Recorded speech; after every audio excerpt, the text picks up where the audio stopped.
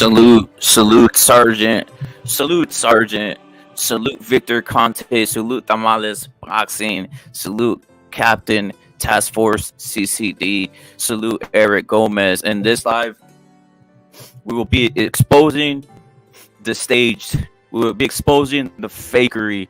We will be exposing Teofimo Lopez and Devin Haney, both of them for ducking Mexican boxers. And it's all facts. We will also be exposing Junior Lopez, who says black boxers are number one. That's what we're doing in this live. We're exposing all this. 18th Street salute. We're exposing all this, guys. Again, in this live, we'll be exposing Teofimo Lopez, who's ducking Mexican boxers and calls out Mexican boxers as trash. We're exposing Teofimo Lopez for calling Mexican boxers trash. We're exposing Devin Haney for staging a fake arrest. We're exposing these ducking guys who don't want to give Lindolfo, Ryan Garcia, Jose Ramirez a chance. By the way, Jose Ramirez said, I can beat Teofimo Lopez. He was in the ring. He was in the ring with Teofimo Lopez, and he ducked Jose Ramirez. We will be exposing the entire thing right here. Cesar Torres, we will expose what's going on here, where his dad said black boxers are better, Cesar. His dad said black boxers are better. And then he said Mexican boxers suck. Teofimo said Mexican boxer like Barboza sucks. That's what he said. A Mexican boxer like Barboza is what he said. We'll be exposing that today. Salute to the producers out here. Salute to Killer Be Killed. Salute to Sergeant for breaking out the. He said salute. He said salute and broke out one of the OG CCD alien salute. Right? Again, salute to pounds times a billion. That's what this live is gonna be. Exposing the staged, the phoniness, the weird shit. It's staged. It's phony. These guys are never going to fight each other. It's staged and it's phony. Teofimo Lopez and Haney are staged and phony bums. Teofimo said that Canelo is a bum. Teofimo said that Canelo is a bum. We're going to expose that today in this live. Sergeant salute times a billion.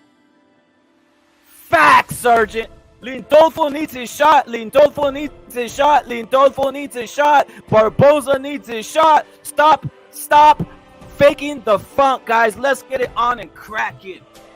Salute to J-Rock. Cesar, you're saluted anyway. If you are Mexican, you're always saluted. Here times a billion pounds. J-Rock, 18th Street to the death. Salute. Salute. This is what this live is about, guys. This is what this live is about. Oh, you guys thought it was funny? How about some of this? Fighters, I mean, they're the best at what they do. You know, black people are fucking very athletic, bro. They nobody can beat them, and I understand that. You know. Oh, okay. Nobody can beat them. Salute to Pounds, another producer out here. Salute to Pounds. Let's play it one more time. I mean, they're the best at what they do. You know. Black people are fucking very athletic, bro. They nobody can beat them, and I understand that. You know. Beat them. All right, let's get it on and started again. Salute to the CCD. Here's the intro, guys. Let's get it on and cracking.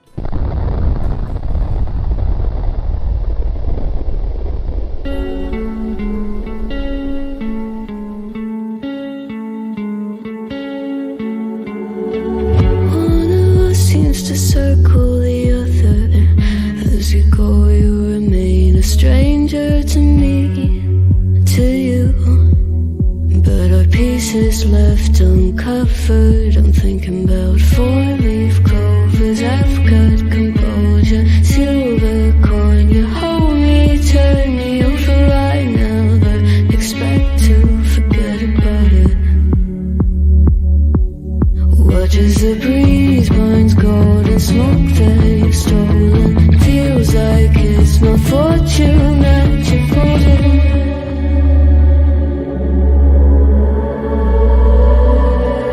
I was swimming with the sharks.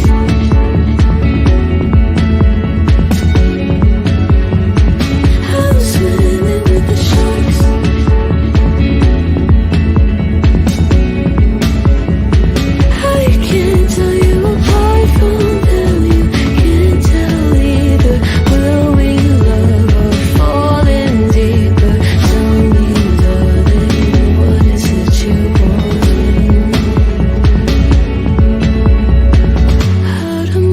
doesn't work like it used to.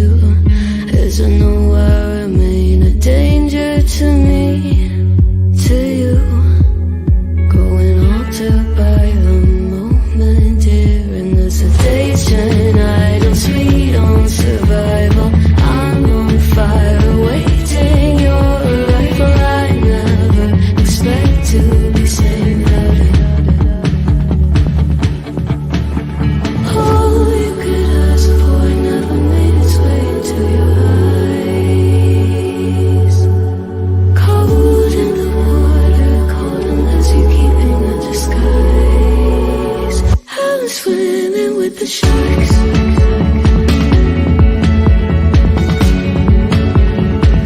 I was swimming with the sharks.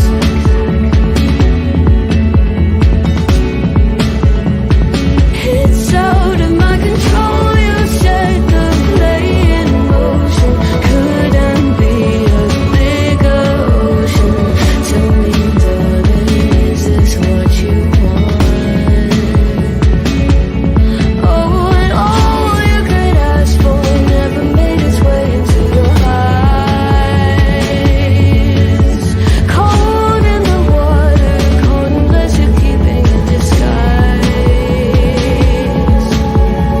All you could ask for never made its way into your eyes. So very clever, leaving me to wonder what you hide.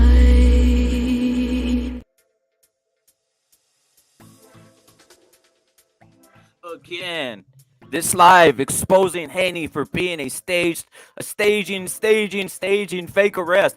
This live exposing Teofimo and Junior Lopez for being stagers of themselves and being fake. And here's the tip: we're not done with the intros. But you know what? Black How about some of fighters, this? I mean, they're the best at what they do.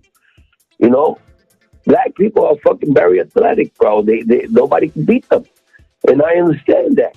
You know, Nobody could beat them.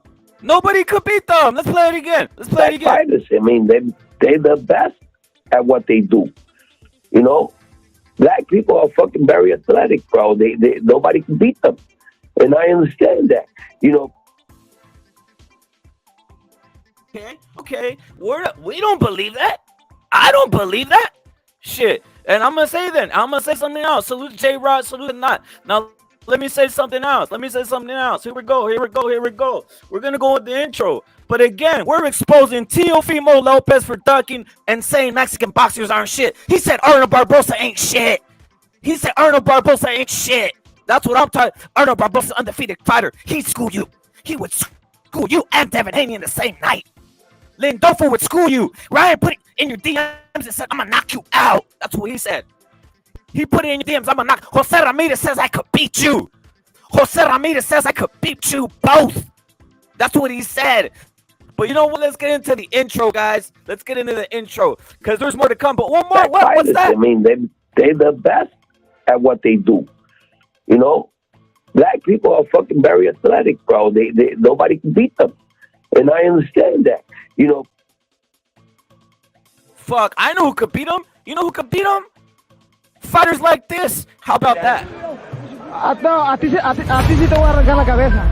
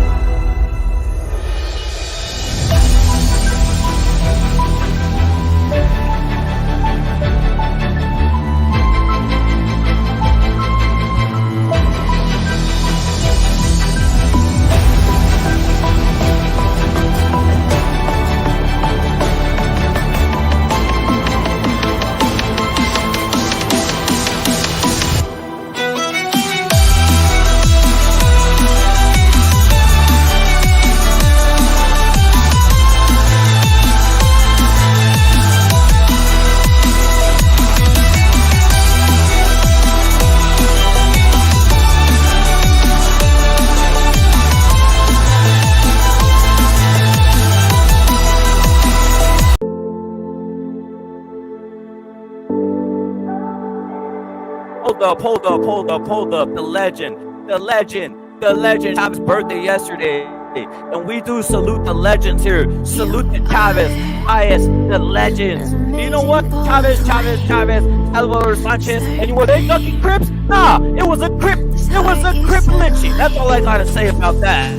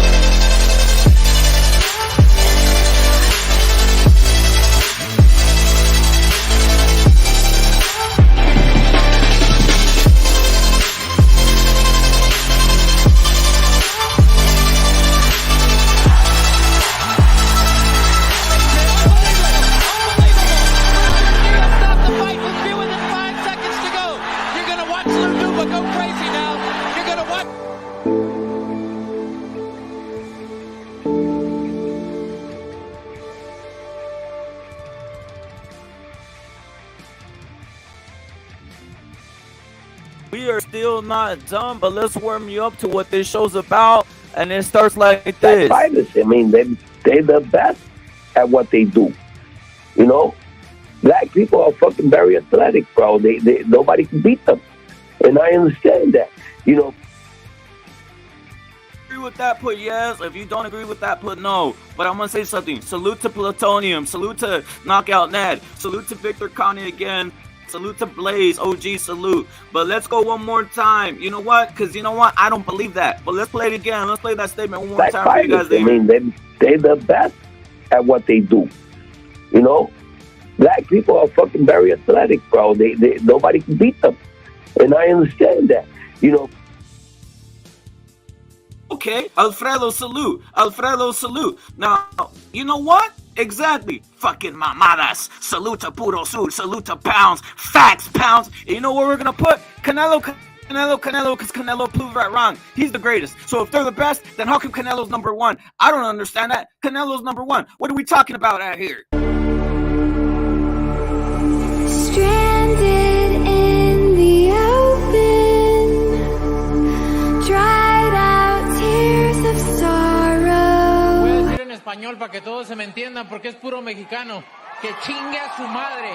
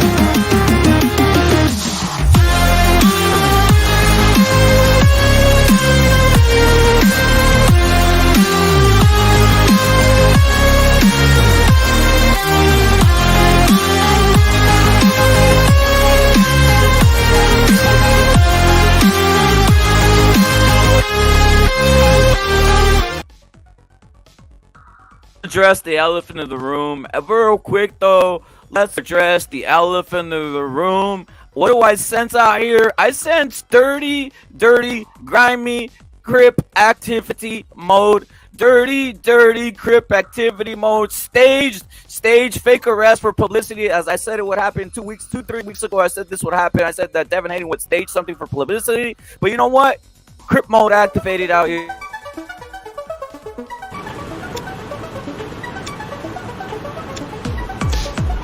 My hand, hold that shit. I'm gonna kill somebody. You think I'm a fucking joke? Fucking try me. You think it's a fucking joke?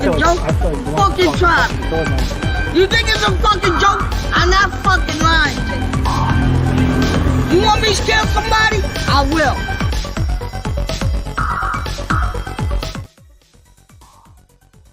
Fake staged. Nothing happened. This is fake staged right here.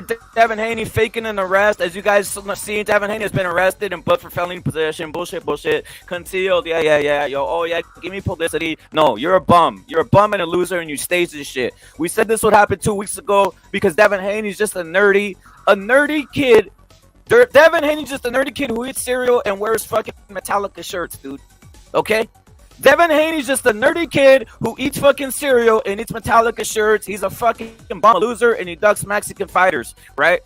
That's all he is. He sits there, he watches Naruto, he watches One Punch Man, he pours himself some fucking Tony the Tiger cereal, you know, with almond milk or whatever the hell substance he put in there, you know? He puts on his new pair of Vans and then he puts his frosted tips and then goes and stages fake arrests. That's what he does, right? But even more despicable. Salute to Alfredo. Salute to everybody. We're going to get into something else. 18th Street salute. Robin Hood salute. Let's get into something else, though. Breaking more news.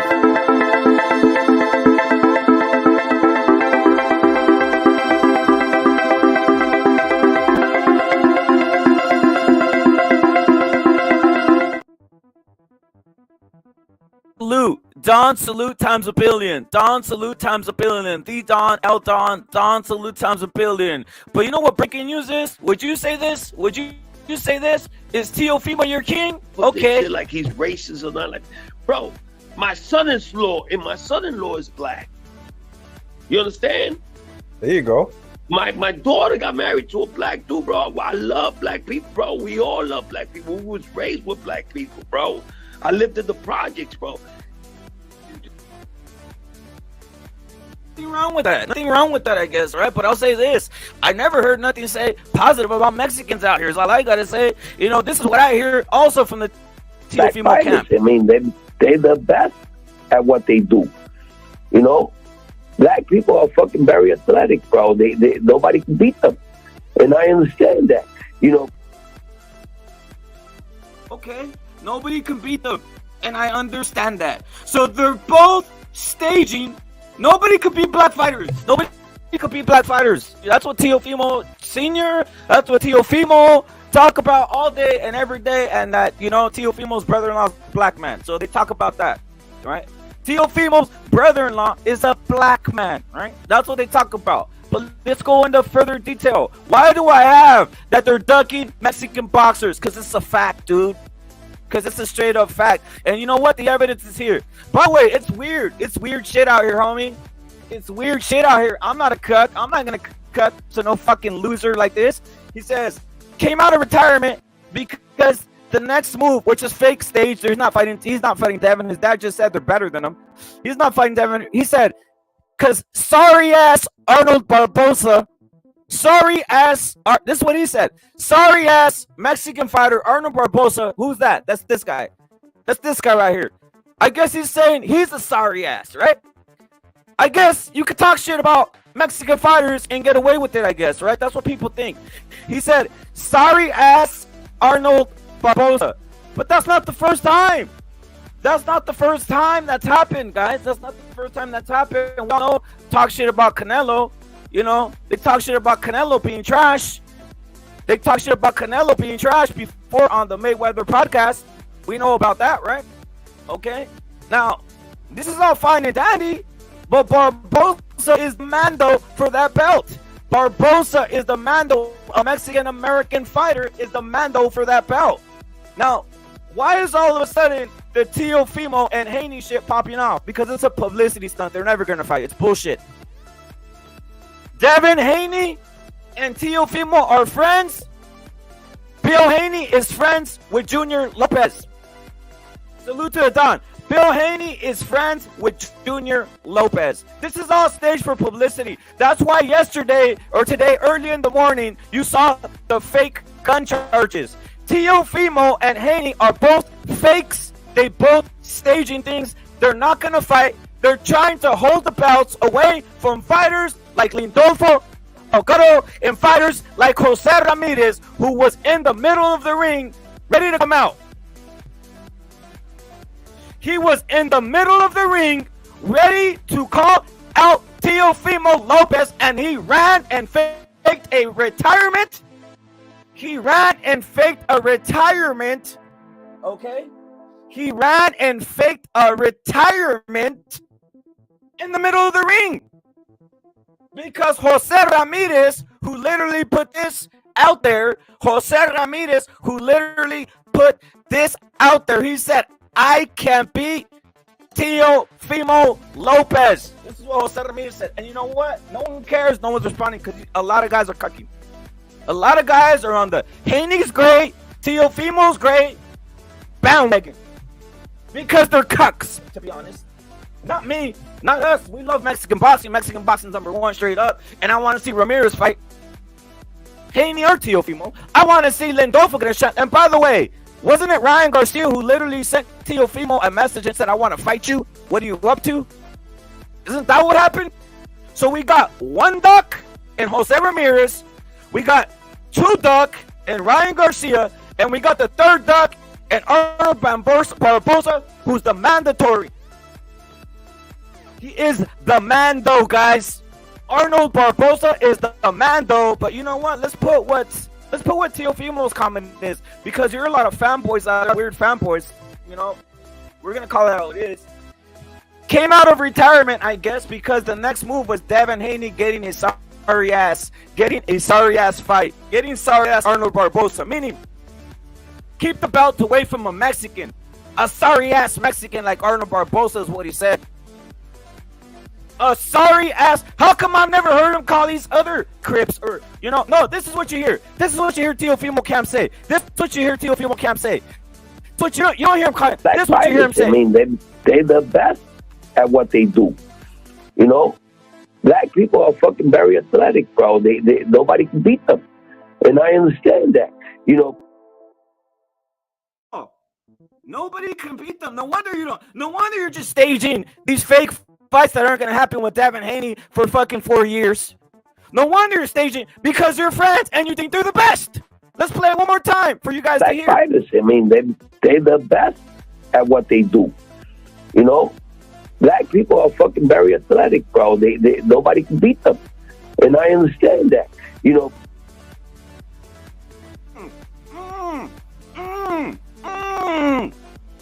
I would like to know if you in the comment section agree with that statement. Put yes or no. I would really like to know that. If you agree with this, let's play this again one more time, because you guys are, you know, fighters, I mean, they're the best at what they do. You know, black people are fucking very athletic, bro. They nobody can beat them, and I understand that.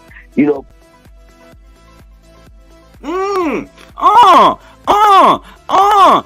Again, one more time, and let's play one more time. You guys agree with Teofimo and Junior Lopez? Fighters, I mean, they're the best at what they do. You know, black people are fucking very athletic, bro. They nobody can beat them, and I understand that. You know. Do you understand that? Salute to Ed Dog. Do you understand that, Ultra Instinct? Do you understand that, Ultra Instinct? Or is that the camp you're in? Or is anybody in the camp? I want to see Arnold Barboza get a chance. What are we talking about? What are you talking about?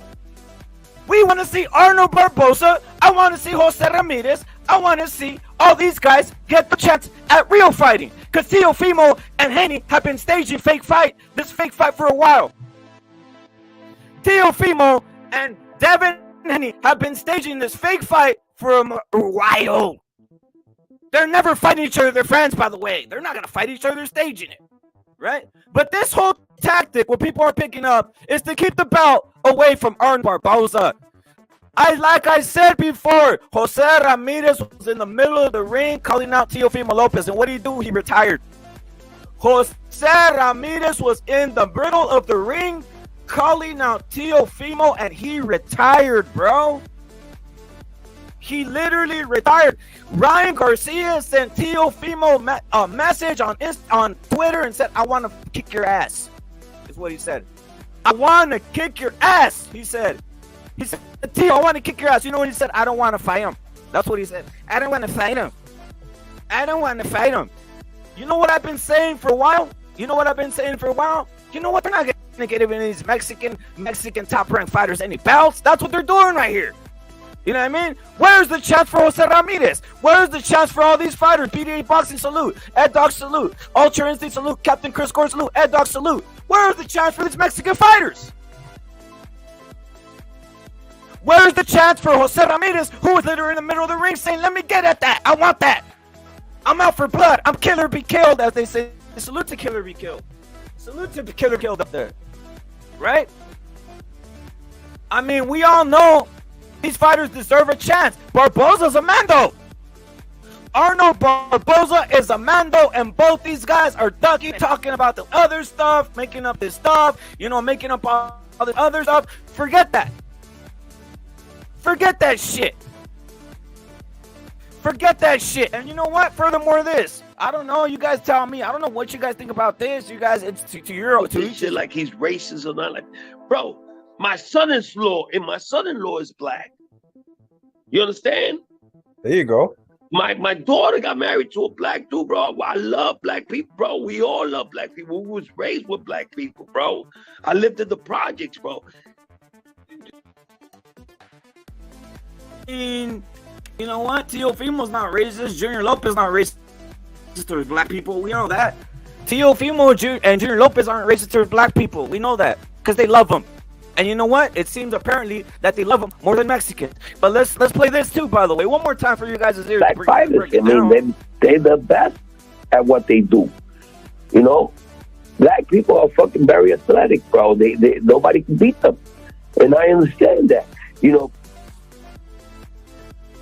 I wasn't raised that way.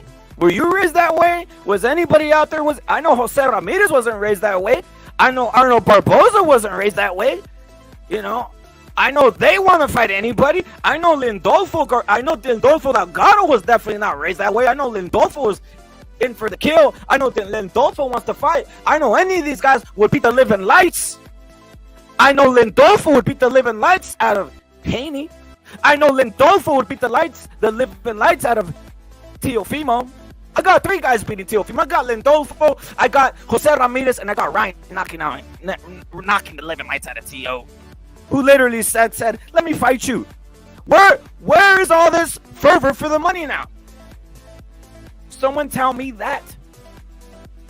Where is all this fervor for the money now, guys? Right? Where is all this fervor for the money? Is what I want to know, right? That's what I want to know. Look at this fucking stage shit, guys. This is stage right here. Let me read it to you guys. This is stage, guys. Again, J-Rock salute. This is stage, guys. Let me tell you why this is stage. Yo, Devin Haney, since you were quick jump on the mix of my WBO championship out, let's make the fight happen so the world can see. Look, why make that fight? Fight Arnold Barboza. Arnold Barboza was sitting at the ring. By the way, Arnold Barboza was sitting ringside. Let me tell you guys something. Arnold Barboza was sitting ringside of the Sandor Martin fight, and he called him out then. Arnold Barboza was sitting ringside of the Teofimo Sandor Martin fight, and he called him out then. Now, it's hard, bro. It's hard out here, It's hard out here, I guess, when guys don't want to call out the bullshit, but that's what we're here. That's what we're here. We saw what happened yesterday on Twitter, as they say, when shit going haywire, and guess what? Salute to Killer Be Killed. Salute to John Blaze, CCD, because it's seemed like it was Killer Be Killed, John Play CCD, and CCD in general against all the cucketry out there, guys. Where we was literally the only ones banging and saying, Barboza, Barboza, Barboza. Why is everybody cucking out here when this is a fucking fake stage fight? Teofimo, brown Mexican, says it the best. Teofimo clearly fears Arnold Barboza. And that's brown Mexican saying it. And I'm saying it times a billion. Give him his chance. Teofimo fears Barboza. Teofimo fears Barboza. Teofimo fears Jose Ramirez. Teofimo fears all these guys, and so does Devin Haney. That's why they're making publicity stunts. You got Devin Haney faking a gun charge. I said it happened 2-3 weeks ago. Barboza's the man, though. Arnold Barboza's the man, though, but somehow let's go clout chase and make this whole fucking bullshit and let people who are fucking idiots eat it up. Let people who are dummies eat it up. You know what I mean? Let people who are dummies eat it up, guys. Let these idiots eat it up is what they're saying. I'm not eating it up. You know, I know for a fact you're not eating it up. Shit. What are we talking about here? Give Jose Ramirez, who is a bigger fighter than both Devin Haney and Teofimo combined. I've seen Jose Ramirez sell out a fucking arena by him damn self. By his damn self. Okay? A bigger draw. Where's his chance? Barboza beating everybody, undefeated. Ringside versus Sandor Martin. Where's his chance? Well, I'll tell you where his chance is. It might be because black of fighters. I mean, they're the best at what they do. You know, black people are fucking very athletic, bro. They nobody can beat them, and I understand that. You know. Wow.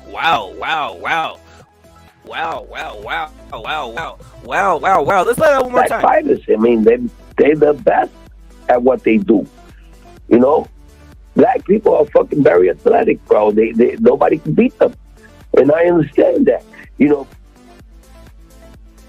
Oh, it's a cuck fest. Oh, so they're better. So you're ducking Arnold Barboza, who's the mandatory. Fuck both of you motherfuckers. Seriously. What are we talking about here? Give Arnold Barboza his chance. Give Jose Ramirez his chance. Why is Top Rank always trying to replace a real Mexican, bro? Someone tell me that. Why is Top Rank always doing what it can to replace a real Mexican?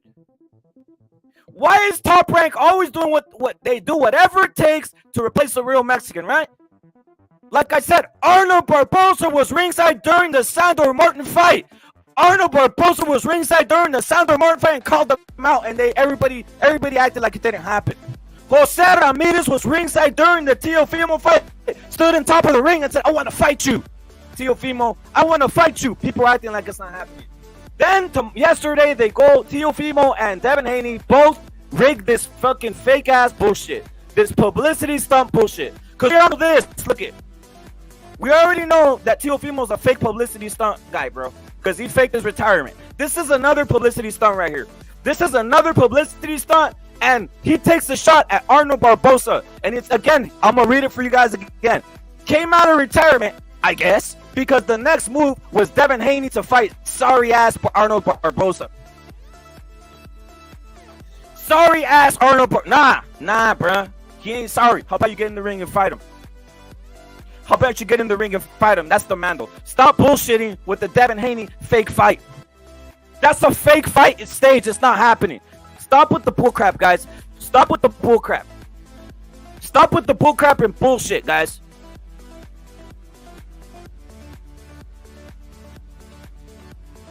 Check this out one more time, guys, and it gets even grittier. Put this shit like he's racist or not. Like, bro, my son-in-law is black.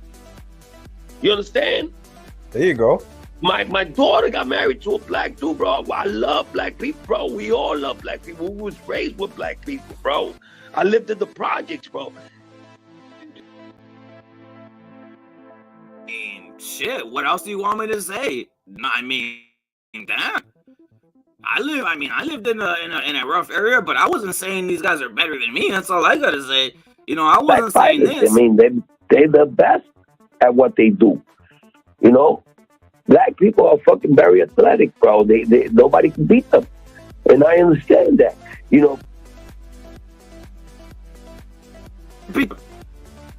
they both did, bro. They both did. Look at this is what people aren't picking up. These guys always have a tendency to want to go in on Mexican people, bro. That's the problem, right? So he literally didn't call Devin Haney a sorry ass, but he sure had the mouth to call Arnold Barboza, a dude who's just straight humble.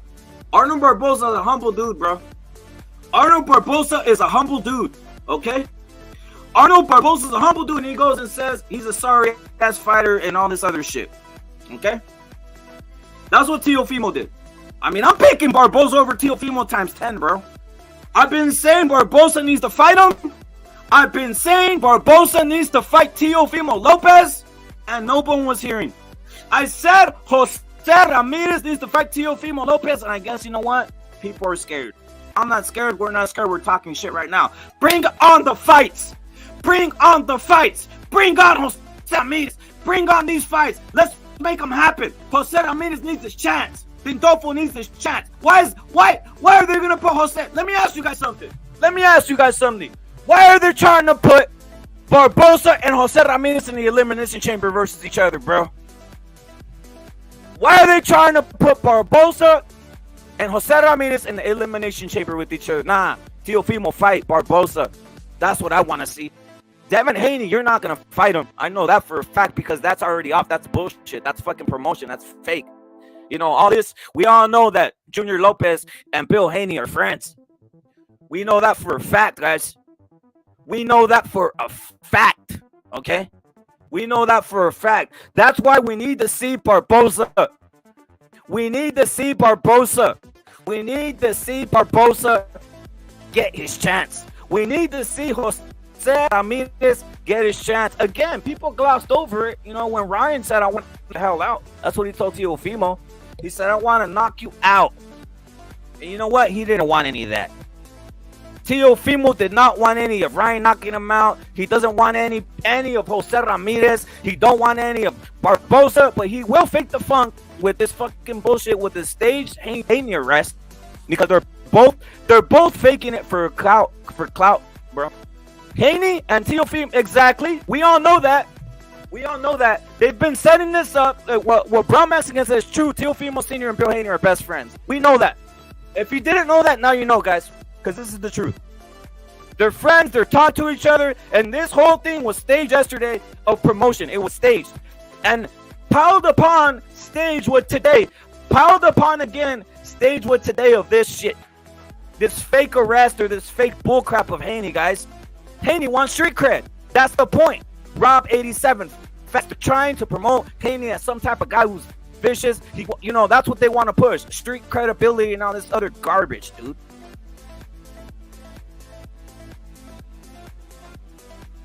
Street credibility and all this other garbage, guys.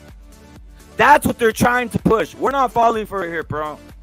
You know, we just want to see the best fighters. That's why in the poll I said it's Teofimo and Haney ducking Mexican fighters. I'm going to make an example. Teofimo doesn't have one good Mexican fighter on his record. Teofimo Lopez does not have one good Mexican fighter on his resume. Not one. Haney doesn't have any. Okay? He has a fucking 130-pound Jojo Diaz. Other than that, he hasn't fought a Mexican fighter of note. These guys are ducking the best fighters, and they're Mexican. Lindolfo, Jose Ramirez, Barboza, they're ducking them. And again, they're never going to fight Haney. What's the point? When people are saying this type of shit? They're the best at what they do. You know? Black people are fucking very athletic, bro. They nobody can beat them. And I understand that. You know. I mean, bruh, Pop with the drop is laughing. You know why he's laughing? He knows what time. Chitlin salute. He knows what time it is. Pop with the drop is laughing. He knows what time it is. Of course. I mean, bruh, this is the epitome of cucking, bruh. It's the epitome of cucking. You know, and like I said, hey, Barboza is so trash, fight him. That's what I want to see. If Barboza is so trash, fight him. That's what I want to see. I don't want to see this stage bullshit. I don't want to see stage fucking fake theatrics. I don't want to see none of this garbage, guys. I want to see none of this fake shit. Let's see these guys fight. Let's see Jose Ramirez get his fight. He deserves it. Let's see Jose Ramirez get his fight. He deserves it. I've already counted 3 ducks, bro. 3 ducks. Teofimo has 3 Mexican ducks. Ryan Garcia, who literally sent him a DM. He says, I want to fight you. He said, I want. Jose Ramirez, who was in the ring. Jose Ramirez, who was in the ring after the Josh Taylor fight. And you know what? You know what Teofimo did? You know what Teofimo did when Jose Ramirez entered the ring after the Josh Taylor fight? He said, I'm retiring. I mean, what happened to that? What happened to the retirement? What happened to the retirement when Jose Ramirez is inside the ring asking for the fight? The third one is the Barboza, Arnold Barboza fight. Arnold Barboza deserves the fight. Arnold Barboza has been working hard. Arnold Barboza is a beast. Arnold Barboza undefeated. Arnold Barboza, the slickest fighter out there in the world. We saw what Sandor did to Tio. We saw what Sandor did to Tio. Barboza slicker, faster, better. Barboza slicker, faster, better. He needs his shot. He needs his shot at the title. Because the Devin Haney shit is bullshit. The Devin Haney versus Teofimo thing is bullcrap. Right? Black fighters, I mean, they're the best at what they do. You know? Black people are fucking very athletic, bro. They nobody can beat them. And I understand that. You know? I mean, do you guys believe that? Do you guys believe that? Were you raised that way? Let me ask you guys. Has anybody been in this chat raised that way? Where you believe someone else is superior than yourself? Were you raised that way? Were you raised of that belief system? I really want to know. Monte Carlo, I really want to know. Salute. You know, Rob 87, you're saluted. Were you raised that way where you believe, you know what I mean? Were you raised that way where you believe that other fighters are better than you? I wasn't. Or I wasn't raised that any human being is above me, you know, or my peoples. That's all I got to say. This is truth of the matter. Facts, Earl Stevens. That's why that fight's not going to happen on stage. All that shit yesterday was promotion, guys. And again, compounded again by today's actions. Promotion. Today's actions were just promotion, dude. Today's actions with Devin Haney was just promotion. Again, people do not pick up. These people know each other. Haney's team, Teofimo's team, they know each other. They co-promote each other. That's what they do. They co-promote each other.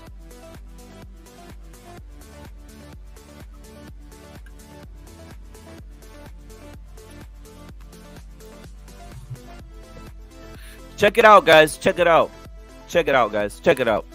Check this out, guys. Check this out. Now, again, I'm just gonna play the clip and it stands where you guys think. Put this shit like he's racist or not. Like, bro, my son-in-law is black. You understand? There you go.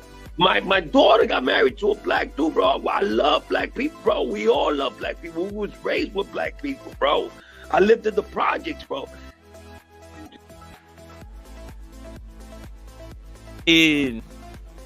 Come on, guys. Nothing says something than someone's own words out of the own word of the person's mouth. Now let me say something else. Again, a guy like this stranded in the open, dried out tears of sorrow. Voy a decir en español para que todos se me entiendan porque es puro mexicano. Que chingue a su madre. Exactly, that's my feeling. That's my feeling times a billion. That's my feeling times 20 billion. That's my feeling times all that shit, dude. That's my feeling. I'm going Arnold Barboza here. I'm going Jose Ramirez. I'm going give these guys a chance. I'm going Ryan Garcia. I'm going Landolfo Delgado. I'm going Landolfo Delgado. Fuck you up. That's what I'm going. Where's their chance? I don't want to see these guys eliminate each other. Where's their chance? Where's their chance? Where's their chance, guys? Bunch of cucks. Check this out one more time. Black fighters, I mean, they're the best at what they do. You know, black people are fucking very athletic, bro. They nobody can beat them, and I understand that. You know. On that chingazos, and then also your thoughts on Arnold Barboza being thugged, and this whole publicity stunt by, it seems, Teofimo Lopez and Junior Lopez, where they're just faking and ducking a Mando like Barboza at this point. What's your thoughts on this whole situation, bro? I mean, I don't know. I disagree with Teofimo Lopez Sr., bro. I think black people are very beatable, just like anybody else, bro. Anybody could get it, bro. To be real with you, this guy's talking about them like they're a separate species, you know, like they're not human, like they're above being human, and they're impossible to beat. But that's not the case. At least that's not the case from my experience. They're just like anybody else, bro. Of course, there's some black people that are athletic, bro. I'm not gonna lie. There is a lot of them. Not every black person is athletic, obviously.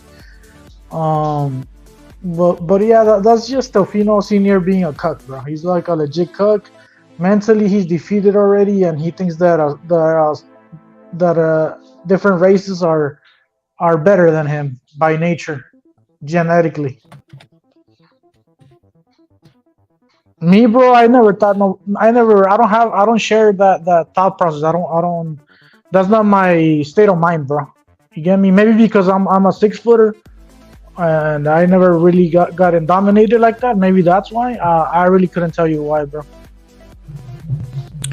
Now, Chingazos, what is your thoughts on that? So right now, Chingazos is already saying he doesn't think, he doesn't agree with any of the statements posted by Junior Lopez and the way Teofimo Lopez was raised. He doesn't agree with that type of raising, right? You don't want to raise your kid to think that, right, Chingazos? Would you tell your kid that? No, I mean, why would I? I mean, that would just weaken them, bro, mentally. And why would I want to cripple them thinking that certain individuals are better by nature? You get me? No, bro, of course I wouldn't, bro. What the fuck are we talking about, bro?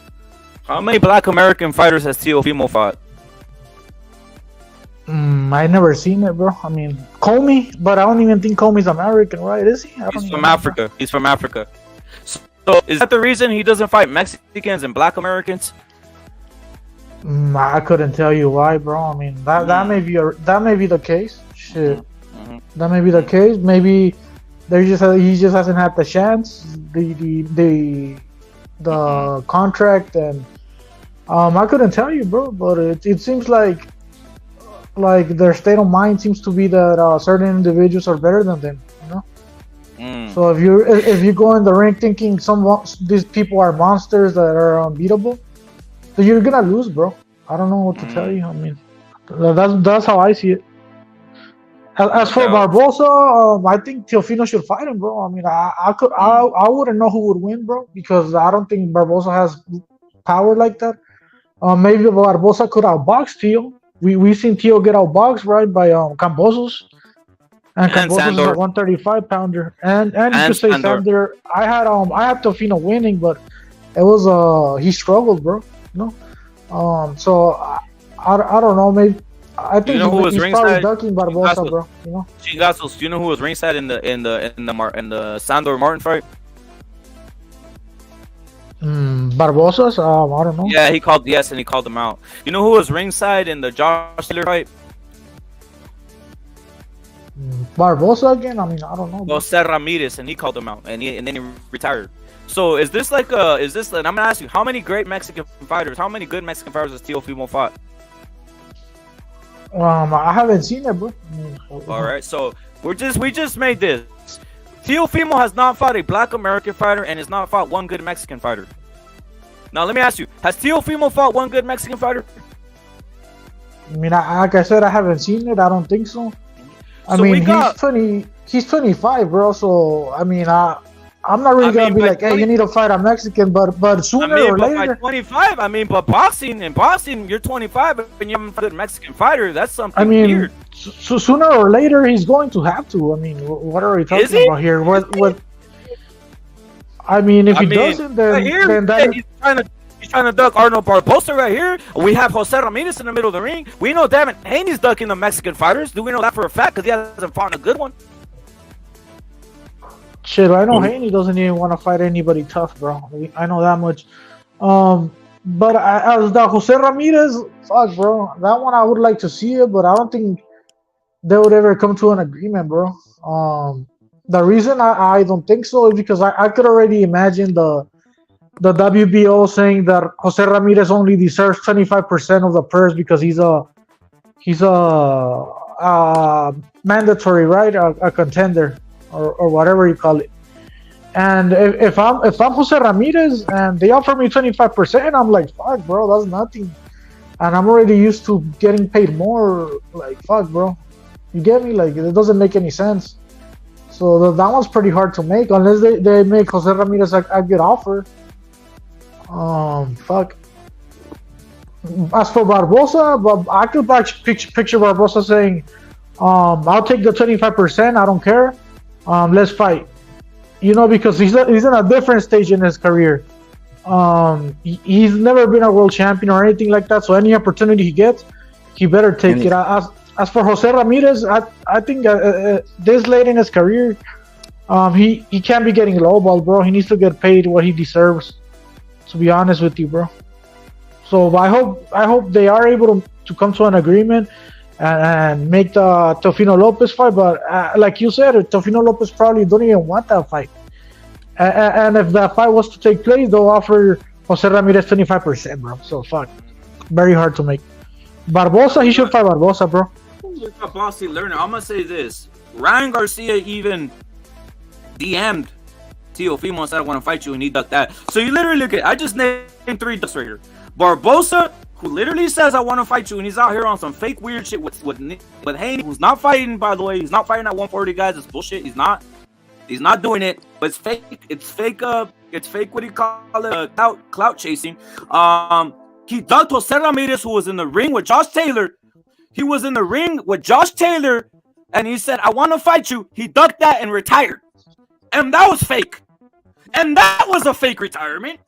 And he's even ducking Barboza. Now I'm gonna say something. At 140, there's many Mexicans, right? There's Lenolfo, there's Barboza, there's Felix, there's Jose Ramirez, there's even Ryan Garcia and others I haven't seen him fight one good guy. At 135, there's various Mexicans. I never saw Teofimo fight one good Mexican at 135. He might fight coming up. He might fight Ryan Garcia, bro. Cruz wasn't even a thing. Isaac Cruz wasn't a thing, and Ryan Garcia was fighting on Golden Boy cards. He might fight Ryan, bro. Two Mexicans. Those are the only 2 Mexicans that were there. There's not a whole lot of Mexicans at 135. Mainly blacks, like Frank Martin, Shakur Stevenson, and so on and so forth. It's really dominated a lot. The guys that are coming up, Floyd Schofield, they're all black. So it's more dominant. It's more leaning towards the black guys at 135. If you're being honest, at 140. Hey, Rep, I'm thinking he might fight Ryan Garcia, bro. The reason I say that shit. Well, let me continue.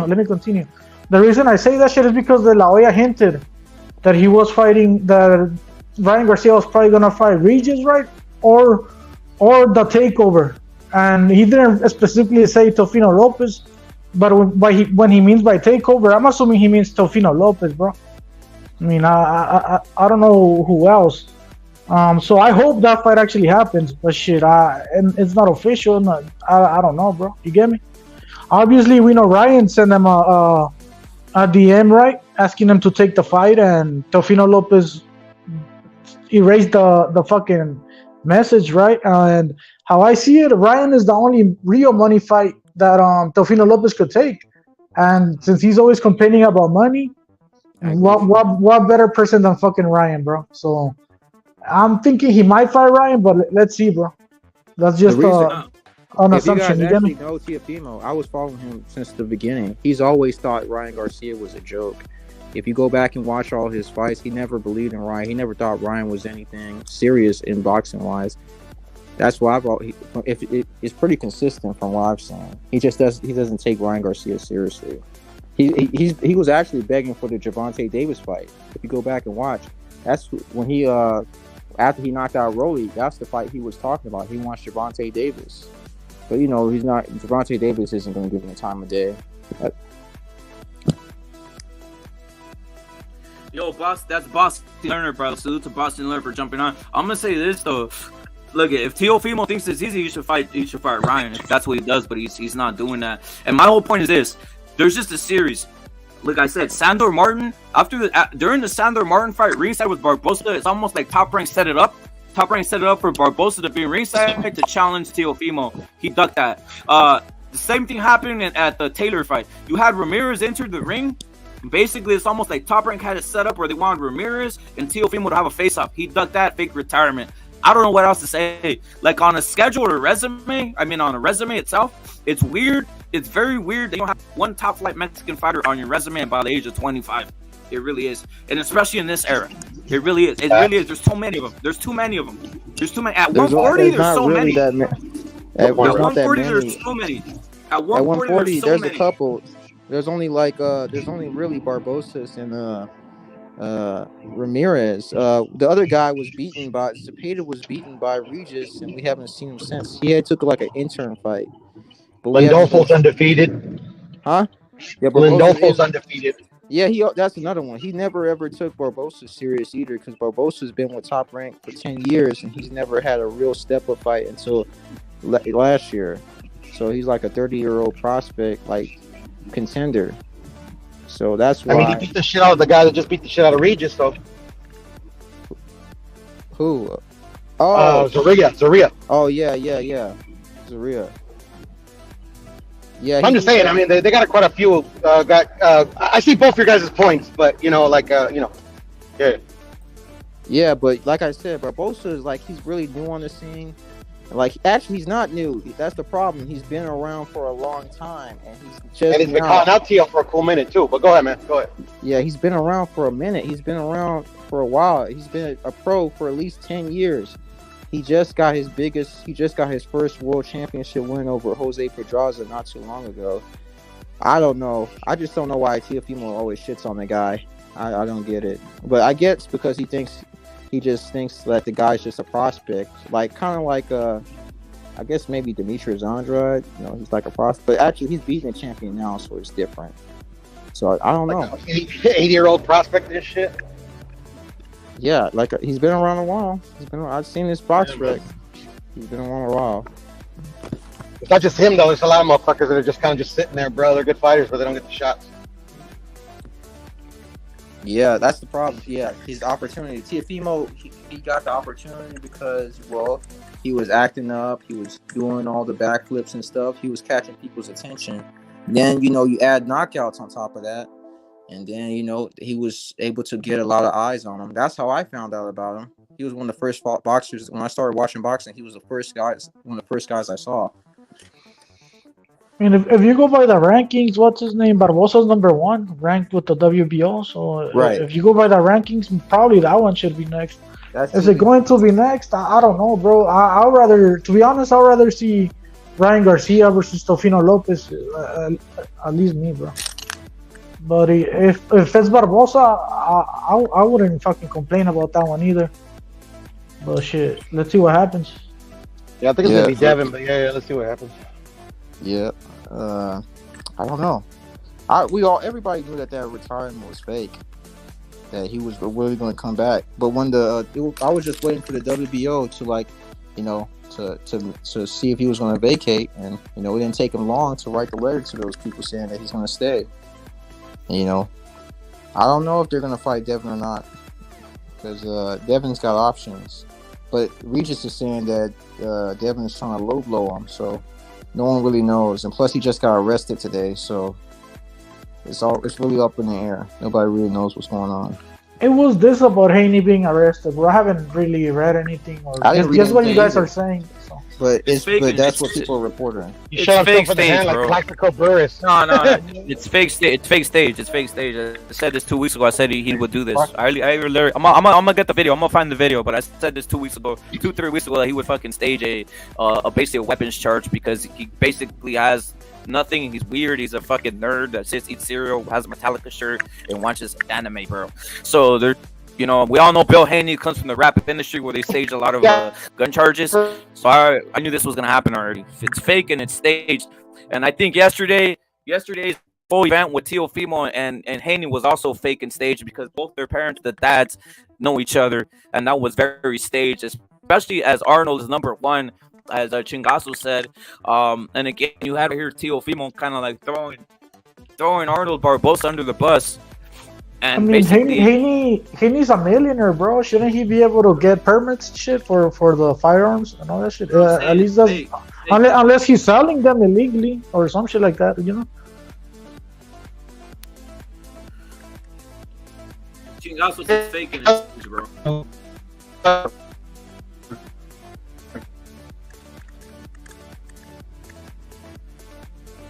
I don't know if it's fake.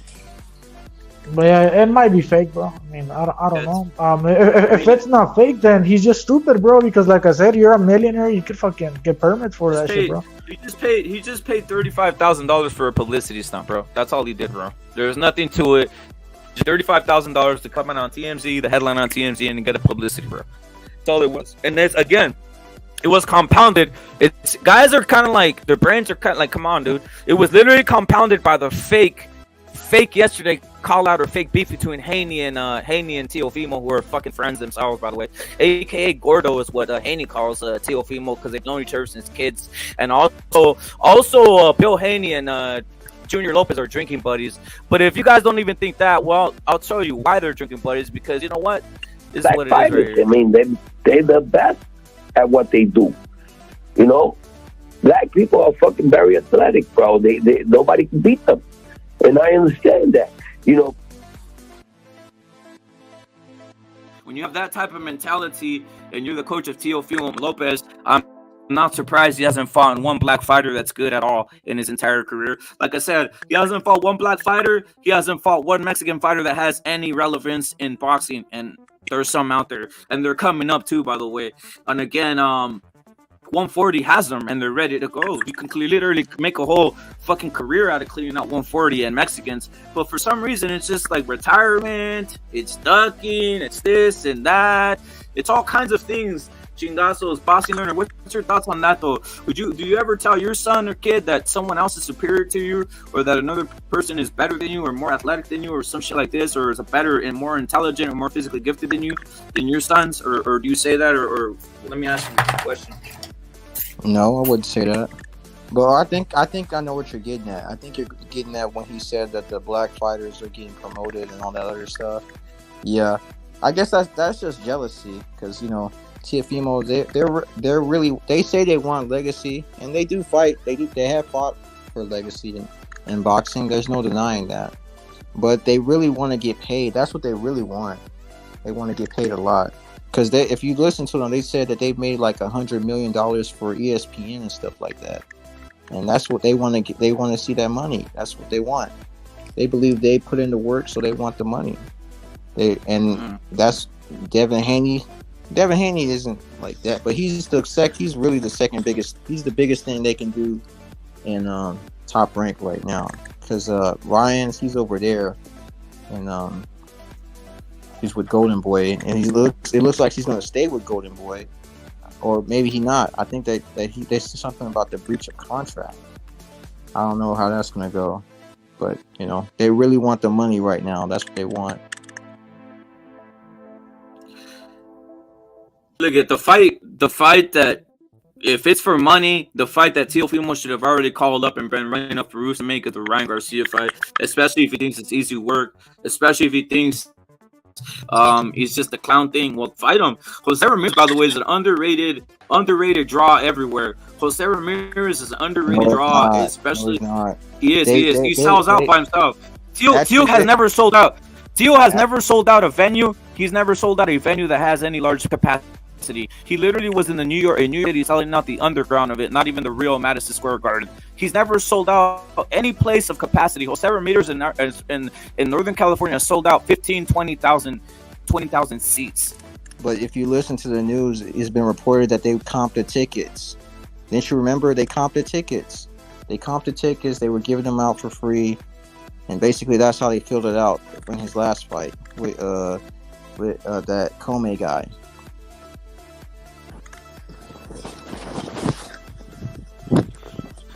Check it, guys. Literally, I'll even do this right here, Boxing Learner. Ranking by 140, the guys that are basically big. I got Ryan number 1. I got Jose Ramirez number 2, and I got probably it's a flip, especially if it's Haney and Teo. Between both those two, it's a flip.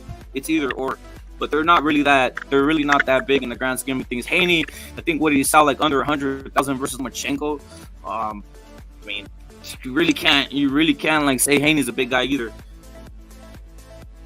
And Ramirez has never been on pay-per-view, so we can't really say how valuable he really is. Ryan, of course, he's number 1. He's been on pay-per-view.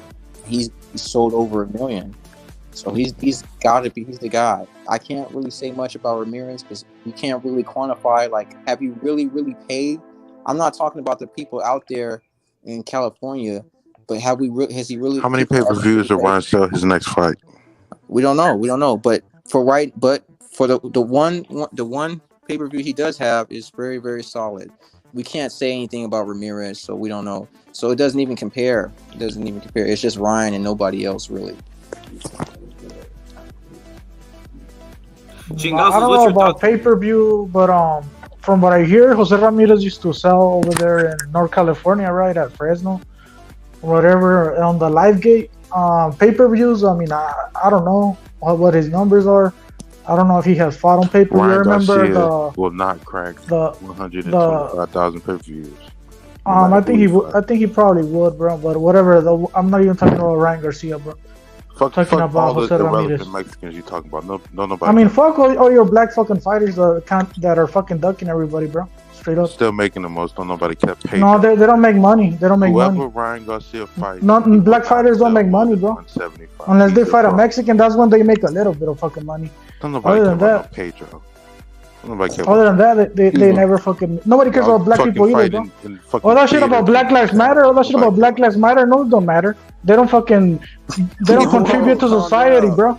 They don't contribute to. No, I mean, you motherfuckers want to come in talk shit about Mexican boxing, about Mexicans. Well, I'm just like being real. Pedro, y'all cut heads off and hang them off the side. Nah, shut up, Jamal. You motherfuckers cut heads off and hang them off the side of the bridge. Shut up.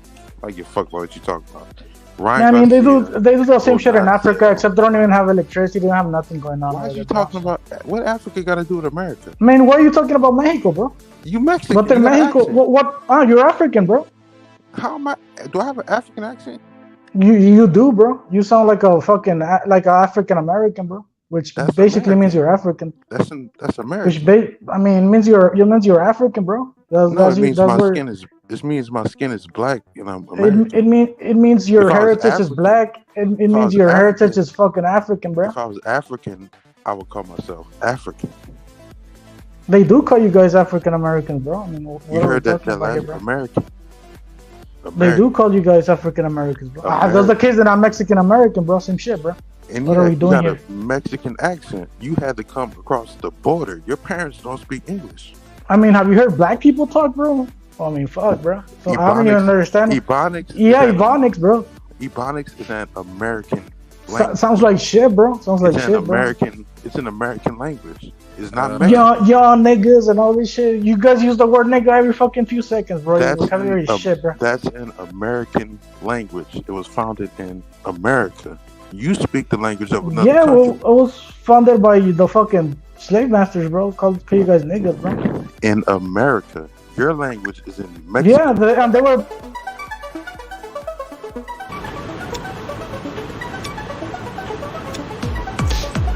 My hand, hold it, please. I would kill somebody. You think I'm a fucking joke? Fucking try me. You think it's a fucking joke? Fucking try me. You think it's a fucking joke? I'm not fucking lying. Your language is foreign. You want me to kill somebody? I will.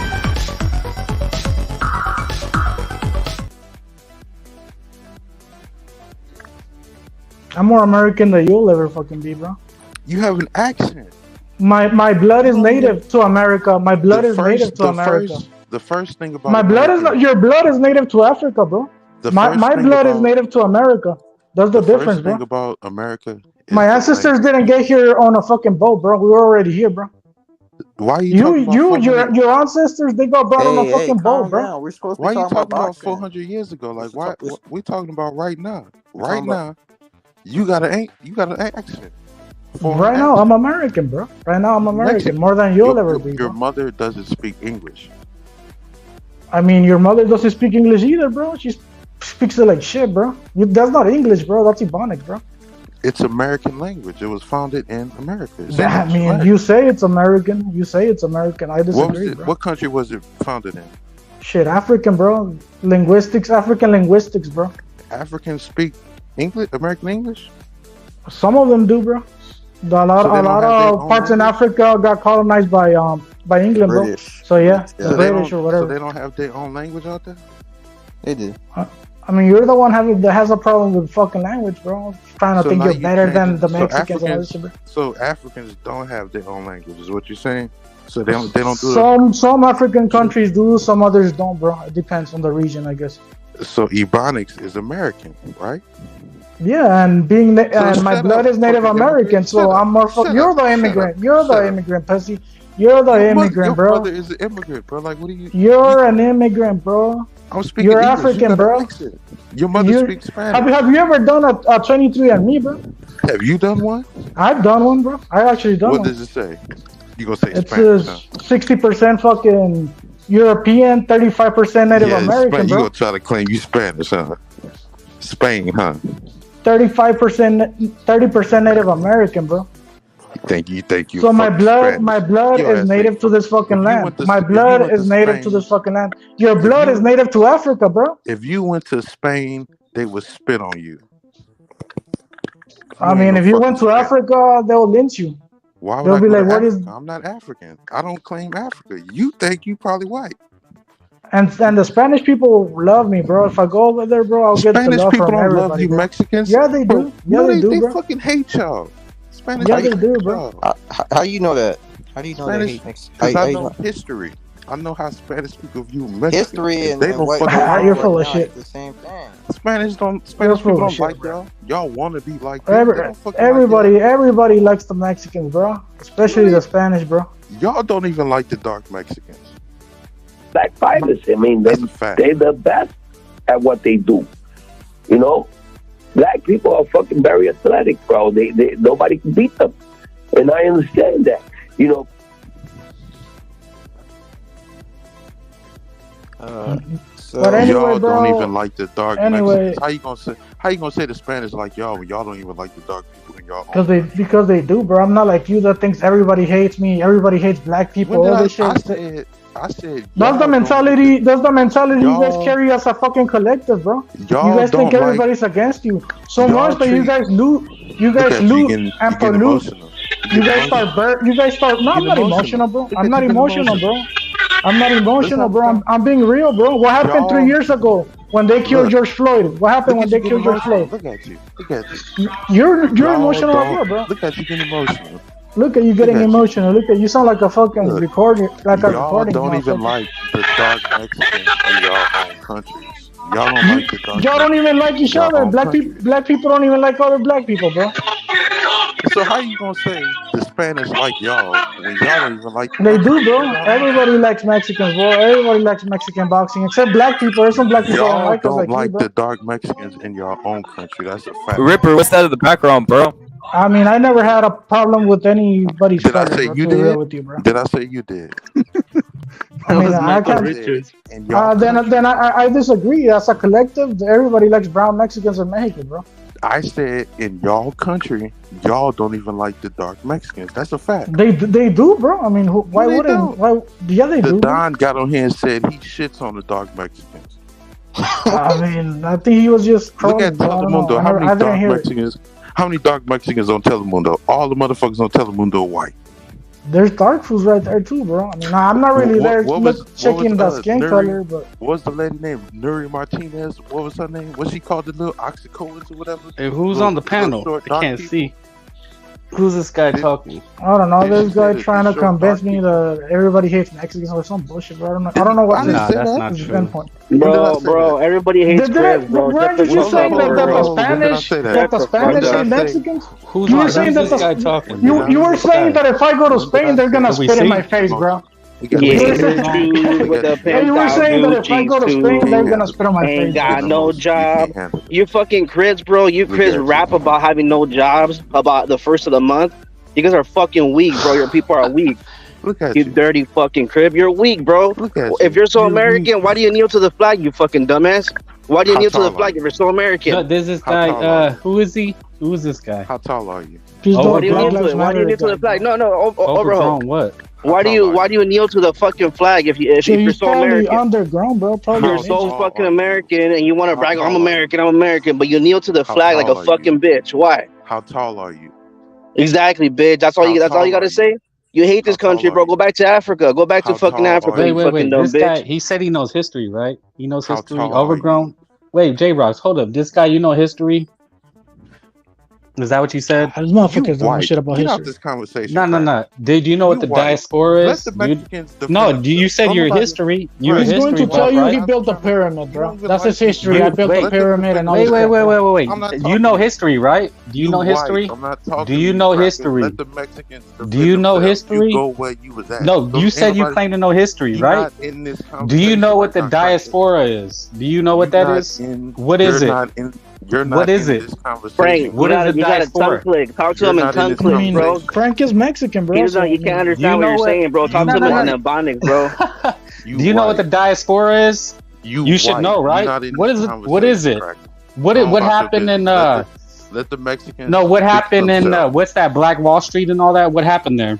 Let the Mexicans speak for themselves. No, what happened? What happened? You don't know, right? You don't know what the diaspora is, right? Let them you don't know your history. Let them fight for That's what I thought. You don't know what it is. But anyway, that's where your culture. That's where your culture came from. Is the diaspora? Do you even know what that was? It's gypsy culture. The diaspora. 5'7" and he still knocked your. No, let me tell you. The diaspora came from. There is no fight though, bro. The southern. It's just you fucking chimping out, bro. You don't even know, right? It's you chimping out like a dumbass, bro. That's what it's you shimping out like a dumbass, bro. No cracker who won't be listening to the diaspora. Your culture is gypsy culture, bro. That's what the diaspora was. You don't dictate. You don't even know, right? It started in Atlanta. Why do you think they have all those monuments in Atlanta and Alabama? Because your culture is a gypsy culture. No, that's why you speak in Ebonics. Because it's a broken language. That's how you communicated. That's how you communicated in the field. You're fucked up in Ebonics, bro. 1, 2, 3, 4. Why don't you just acknowledge your gypsy culture? Go about your business, Pink Toe. Why don't you acknowledge your gypsy culture? Pink Toe. That's why. That's not your master. Overgrowth. Frank is not your master. You can have a conversation with him. Talk to him, right? No, it's just historical. He's not your master, bro.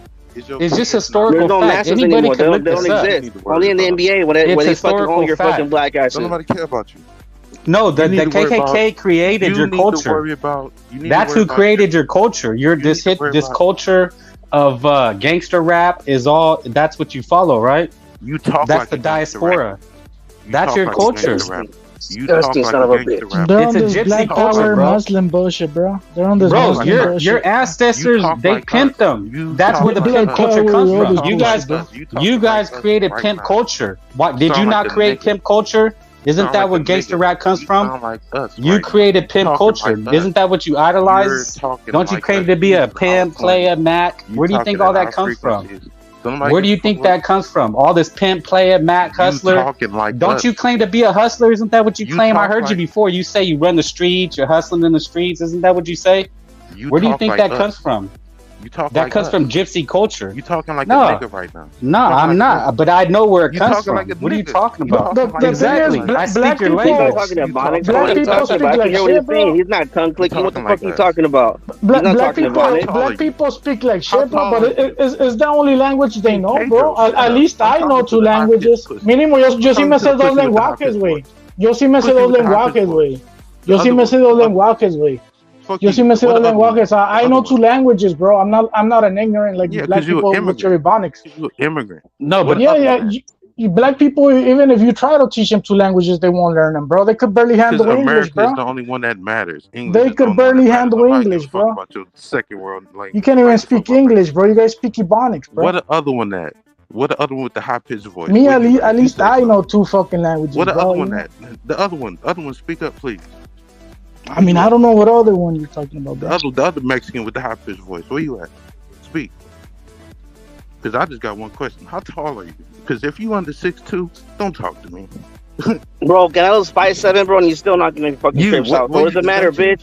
5'7" and knocking your cribs out. What does it matter? I'm 5'11". I'm 5'11". And what? So what? You ain't no fucking 5'11". I'm 5'11". High pitch. Anyways, motherfucker, like I said, fuck your culture, but you got no fucking culture. You're a slave, bro. You're a slave. You collect fucking reparations checks. 190. I weigh 190 pounds. How tall are you, Crip? How tall are you? 190 pounds. How tall are you? Tiny. How tall are you? 6'3", motherfucker. You tiny. How much do you weigh? You fucking fat ass. How much do you weigh? 250, motherfucker. You're a fat ass. You're a fucking fat fuck. Too much KFC. Cut that fucking church shit and stop eating that shit, bro. Your cholesterol's all fucked up. What's your weight? Running out of battery, bro. I'm a fucking. What's your weight, Max? But I'll be back later on. We should recharges, bro. I thought this guy knew history. He doesn't even know his own history. He doesn't even know where his culture comes from. What's your culture? What is your culture? How much do you weigh? What the fuck, bro? Now you're kind of fucking weirding me out, bro. You're on that P. Diddy fucking weird shit, bro. You said I sound like you. What is your culture?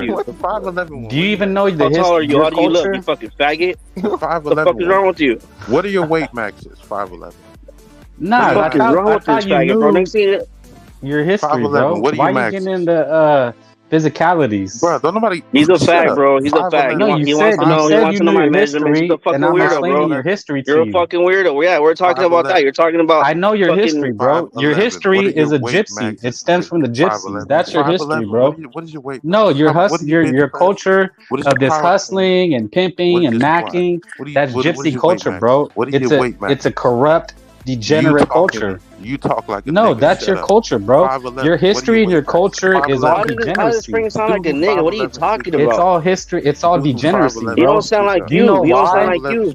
Do you know what Uncle Sam is? Stop letting the cracker speak. You know why do you worship Uncle Sam? No, because you're trying to worship your American culture, right? You're trying to say we're Mexican, but you worship American culture. Is that what you're trying to pin us against the wall by saying we're immigrants? So you worship American culture. You worship Uncle Sam? Is that what it is? Do you know why it's Uncle Sam? Oh, bro, tall ass nigga. He a tall, unemployed ass nigga. Baby. Tall ass, unemployed ass nigga. Why do you worship a culture that unemployed ass nigga? You couldn't make it to the NBA, so you're on here fucking talking shit. What does it matter if you're 6'3"? What does it matter if you're 6'3"? You still get cooked on here. What does it matter? What does it matter? 6'3". What does it matter? Did you make it to the NBA? What does it matter to you? You're still unemployed. What the fuck does it matter? What do you work at? What do you work at? Let me ask you. I answered your question. Where do you work at? Overgrowth. Where do you work at?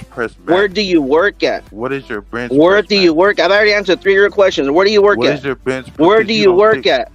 Where do you work at? I answered 3 of your questions, you fucking imbecile. Where do you work at? What is your bench max? Exactly. You don't want to. I'm not going to answer all your fucking questions. Where do you work at? What is your bench press? Where do you work at? What is your deadlift max? Where do you work at? You fucking chimp. Do you work?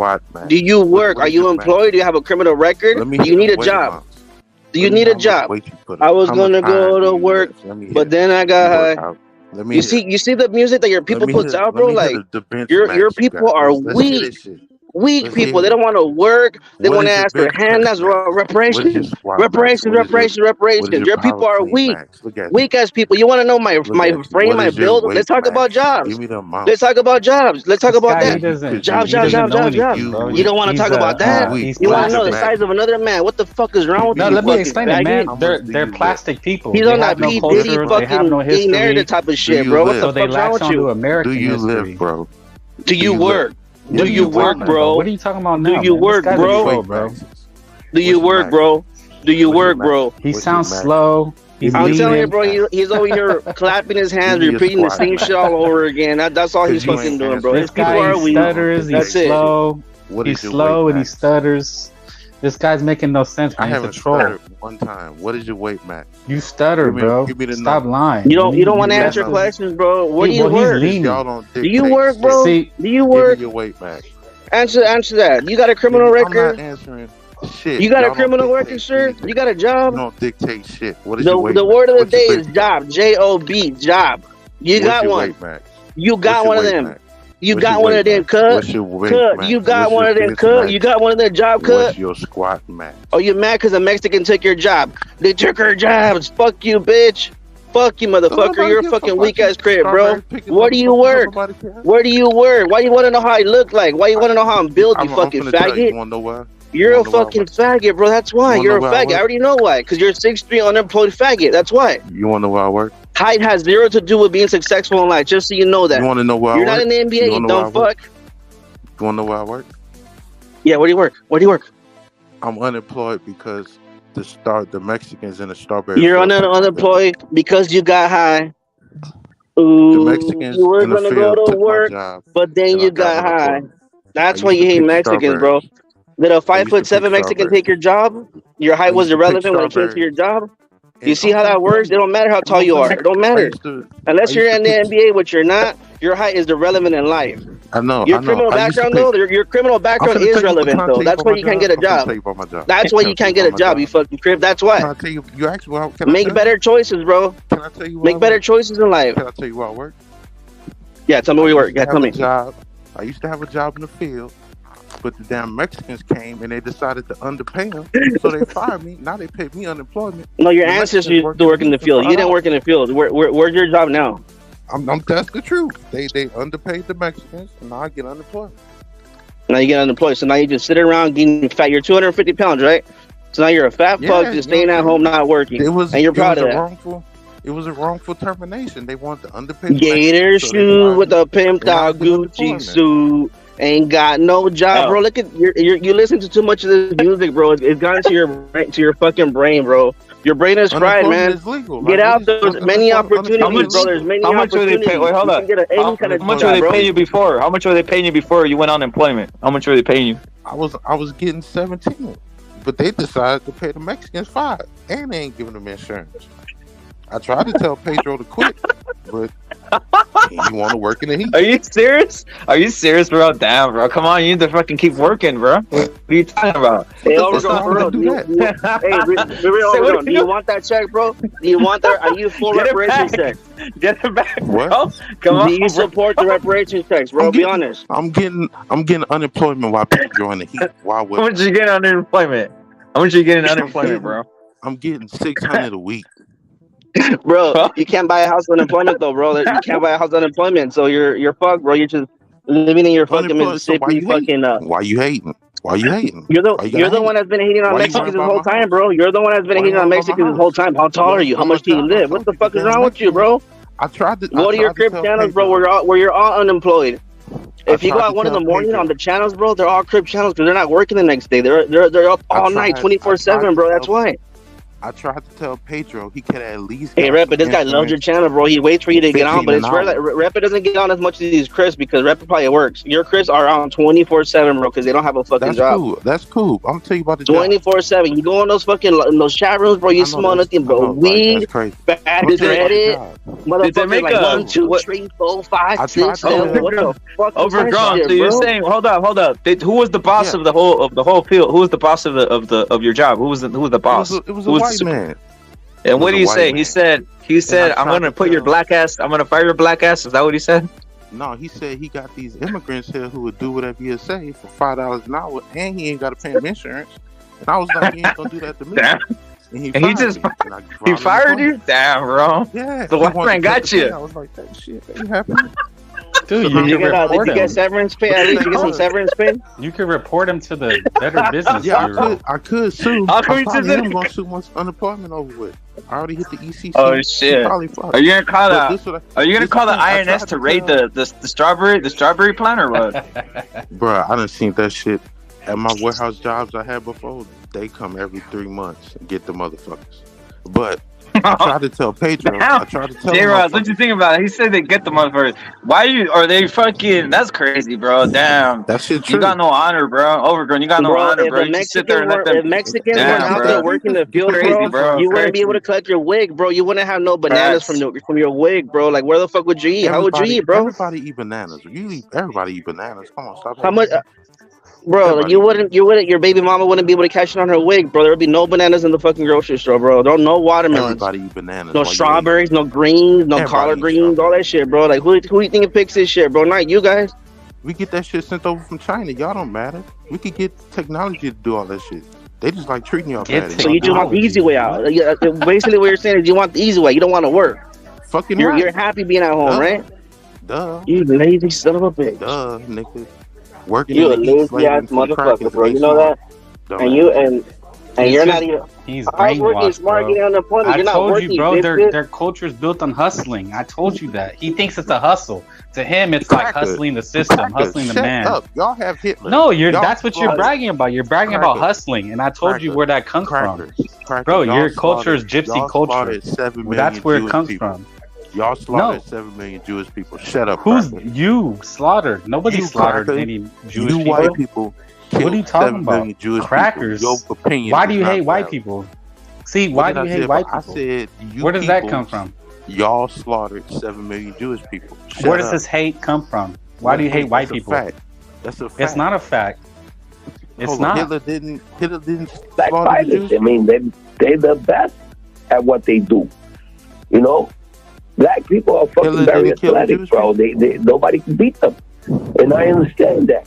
You know, Hitler didn't slaughter the Jewish people. Very athletic. Overgrowth is 6'3", a very athletic, unemployed black man. What does 6'3" black ass get you in life, bro? Nothing. But you're sitting on your couch like a fucking fat fuck, eating KFC, church's chicken, all that fucking chicken, bro. How much do you live? All that motherfucking chicken, bro. All that cholesterol going straight to your heart, bro. You don't eat chicken? That's disgusting, bro. That's sick, bro. You probably sweat gravy, you sick motherfucker. You're sweating gravy, bro. You're sweating motherfucking gravy. Hey, be honest. Overgrown. Are you slipping lean? Are you sipping lean right now? You don't matter, crap. Are you leaning right now? Like, just be honest. Are you leaning right now? Like, be honest. Are you high right now? Are you on something? What are you on? Did Hitler slaughter the Jewish people? No, that's a myth, bro. So it was a war. It was World War II. So the people concentration died. camps didn't happen. No. I mean, maybe in some places that's what happens in times of war. Americans put people in concentrations and common. No, America did it too. It happens in war. Dumb motherfucker. It's just war. No, you're claiming that. You've been fooled, bro. You've been lied to your whole life. So the concentration camps weren't real. No. You've been lied to, bro. There's no such thing. Are you saying the concentration camps with the Jewish people did not? No, it happens in war. Every country's done it to every country. Did the concentration camps with the Jewish people happen? No. People died. They left, but that wasn't history. They left where? And where they left? Their homes? No, they fled to different various European countries. Argentina, they fled everywhere. So you saying the concentration camps are fake? No, none of that. No, not to the scale or degree that you think happened. So did it happen or not? Because scale and degrees mean it might. No, when you overtake a land, you capture the people. Did the concentration camps happen with the Jewish people in Germany? No, it did not. So it didn't happen. What does that? What does that have to do with anything, bro? Y'all gotta know. Like, you're bringing up a relevant point. Yeah, the whole point. I mean, the whole point was this. The whole point was this. I just have the title Teofimo. Well, we gotta. No. Teofimo. No. Haney. Hold on. Teofimo and Haney are ducking Mexican fighters. Teofimo and Haney are ducking Mexican. Keep it boxing, bro.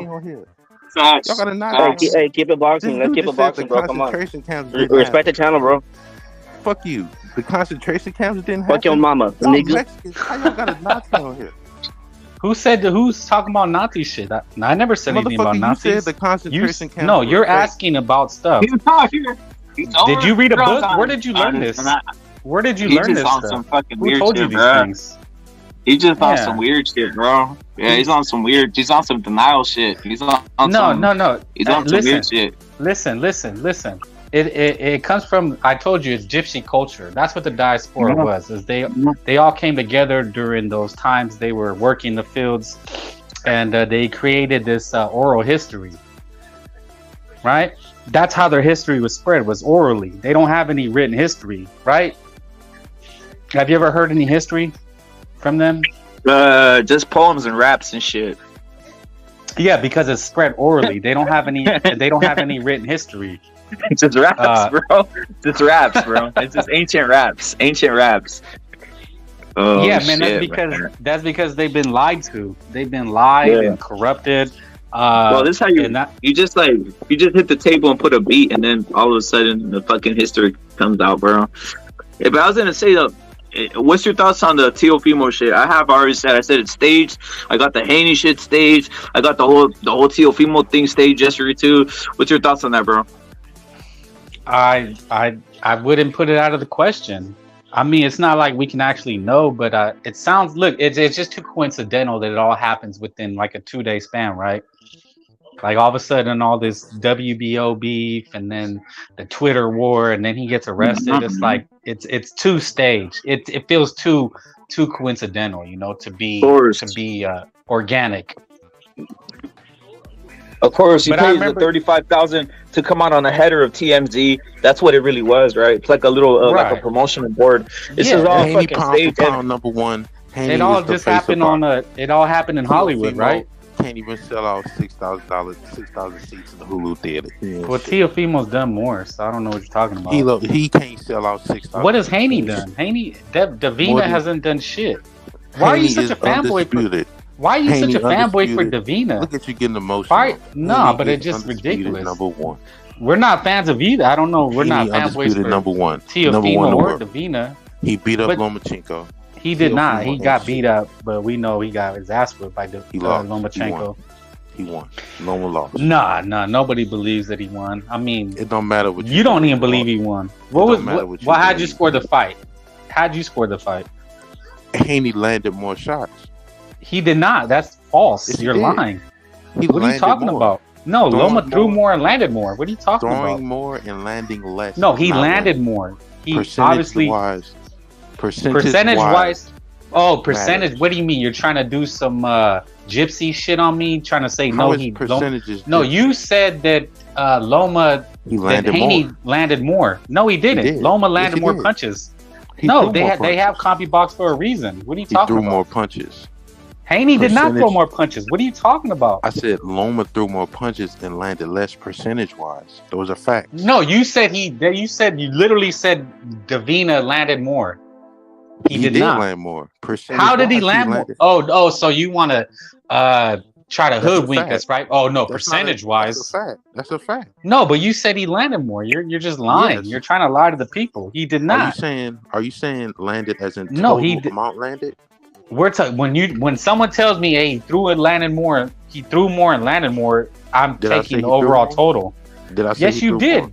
You're trying to hoodwink. You're trying to bamboozle us. I said you're trying to use Crip gypsy culture and try to use semantics. Landed. No, you're trying to use semantics and use Crip language and say no. That's not what I really meant. Yeah, because you're not. You're trying to. You're lying now. You're lying. Can I talk? You're just lying. No. What did you say? What is the first thing that you said? You said he landed more.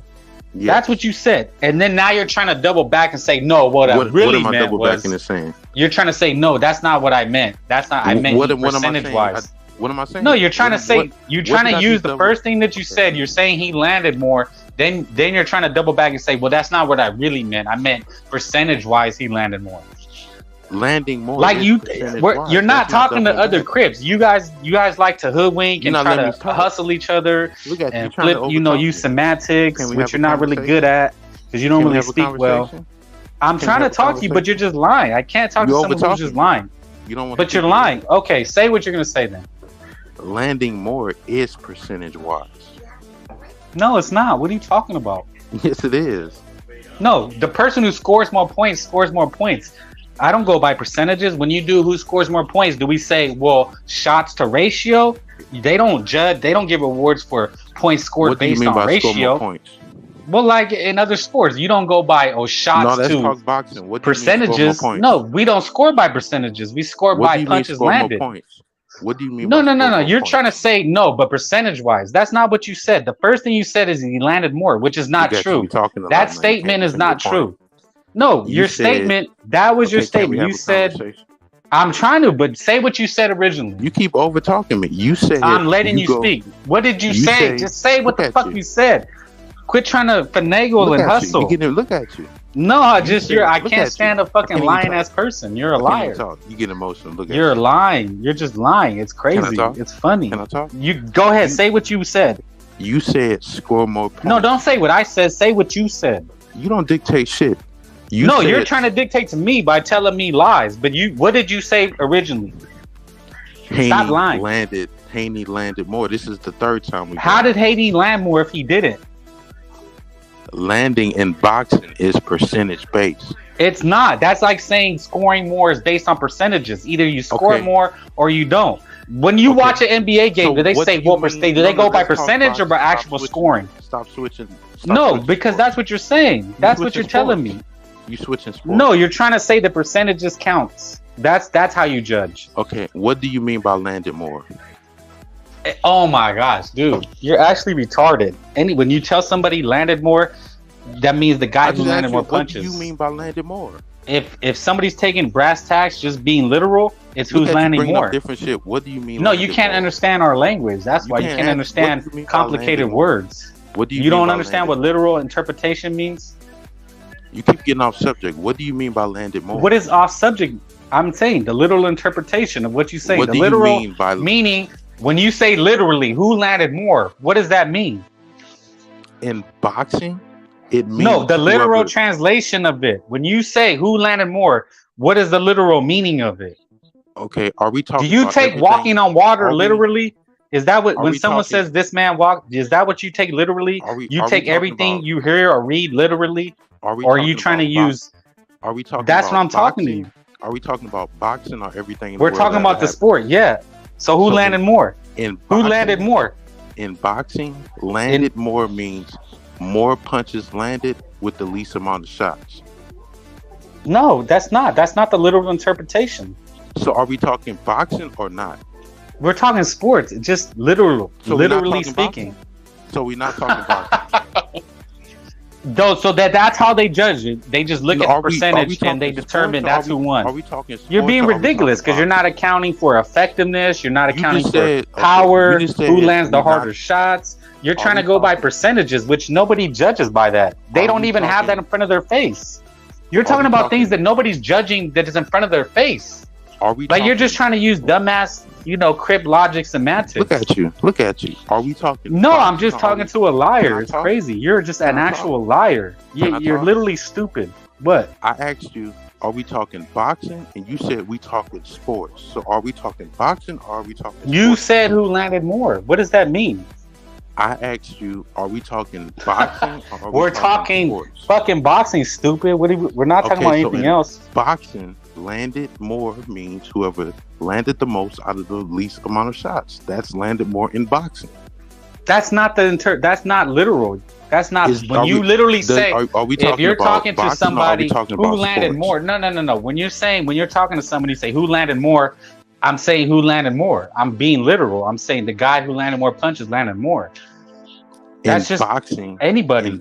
No, what are you talking about? Oh my gosh, this guy boxing, that is a fucking con man. It's about the least amount of shots. I don't think your own family believes anything you say. In boxing, nobody believes anything you say, bro. It's obvious. In boxing, accuracy doesn't count. It's all judging. It depends who lands the hardest shots. So accuracy doesn't count. Are you saying does accuracy count? It depends if it's a hard shot. Does accuracy count in boxing? No, it doesn't count. So accuracy does not count. No, it doesn't. Where's the accuracy percentage? So where do the judges have this percentage in front of them? So you can throw 10,000 punches, land 5, and you win? No, it depends on the nature of the shots. Are they hard? Are they pity pats? So you can throw 10,000 punches, land 5, and win. If they're hard shots and they stun the guy, yeah. Like you don't know boxing by saying this. They don't go by percentages. No, you're trying to say he wins percentage wise. Who has those stats in front of him? Nobody has those stats in front of them. Let's let the audience hear this. You can throw. The audience is hearing it. They don't believe you. You're just lying. You're trying to use semantics. No, I've let you spot. I've let you speak, but you just lie. Okay, so you can throw 10,000 punches, land 5, and win. If they're hard shots and they knock your opponent, they stun them, they hurt them, yeah. You could throw one punch, and if you hurt your man, you can win the round. It's just judging, right? There's no percentages involved in judging. You can win a round. Are you sitting there with the clicker? Are you judging percentages when you judge a round? Because that's what you're trying to tell me. Overall, your argument is pathetic because you're trying to tell me that you're actually watching a fight and you get the percentages. So the judges are doing that. I know. Look at me. You're not judging the fight correctly. You're not even watching the fight. Do you want to know how you could have won that argument just now? If you would have said, "Oh, I'm gonna let you tell me." Go ahead. If you would have said, if you knocked him out, are you gonna keep stuttering or speak? What? Go ahead. Say what you're saying. You could have won that if you said you knocked him out with one of those 5 punches. No, you don't have to knock somebody out. Nobody's gonna knock anybody out. What are we talking about? You're using circular logic. You're trying to bring your argument back to percentages. But who is judging a fight by percentages? Who judges a fight by percentages? Nobody. Do the judges have that in front of them? Is that what you're trying to tell me? They get a percentage at the end? Yeah, I know they're hearing it, bro. They're hearing you sound stupid. You can throw 10,000 I just explained it to you. It's who hurts. It's if the guy gets hurt, yes. We don't know. We have to watch the fight. You just said you don't. What are you talking about? You just have to hurt you, man. So you can. Yeah, it's going nowhere because he's trying to tell me you win a fight based on percentages. So are you saying? No. I mean, look, the only way you can win this is if you win a fight on percentages. Is that what you're saying?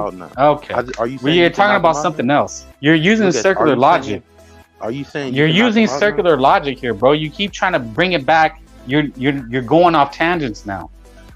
I'm talking about the subject that we were talking about. I'm still. And I said, can you win a boxing on percentages? I'm still talking about. Or can you win a boxing match on percentages? Strict? Is that what you're telling me? So, am I going in circular logic? I'm staying on subject. No, because you're trying to win it with irrelevant tangents. You're not making any sense right now. So it's not circular. No, it is because you're trying to bring it back to percentages, but it's not. I'm not bringing it back when you just brought up percentages. No, because I'm doing it for you. I'm doing it for you. I'm bringing you back to your original argument. You're trying to go on tangents. No, I'm bringing it back for you because I'm showing you how retarded you are. Okay, so 10,005. If one of those 5 punches hits someone hard, they won the round. And the other guy doesn't hurt him? Yeah. Okay. Boxing is about who hurts and inflicts the most damage. It's not this hit and be hit bullshit because that's pity pat. Might as well play tag. Damn, you beat him, bro. Frank beat him, bro. Frank officially beat Overgrown in debate. Basically, he said okay and he fucking jumped, bro. Damn. That's what you have to do with these guys, bro. They're gypsies. No. That was a fucking dog. That was a straight up fucking TKO, bro. TKO Frank with that shit, bro. TK fucking O on some.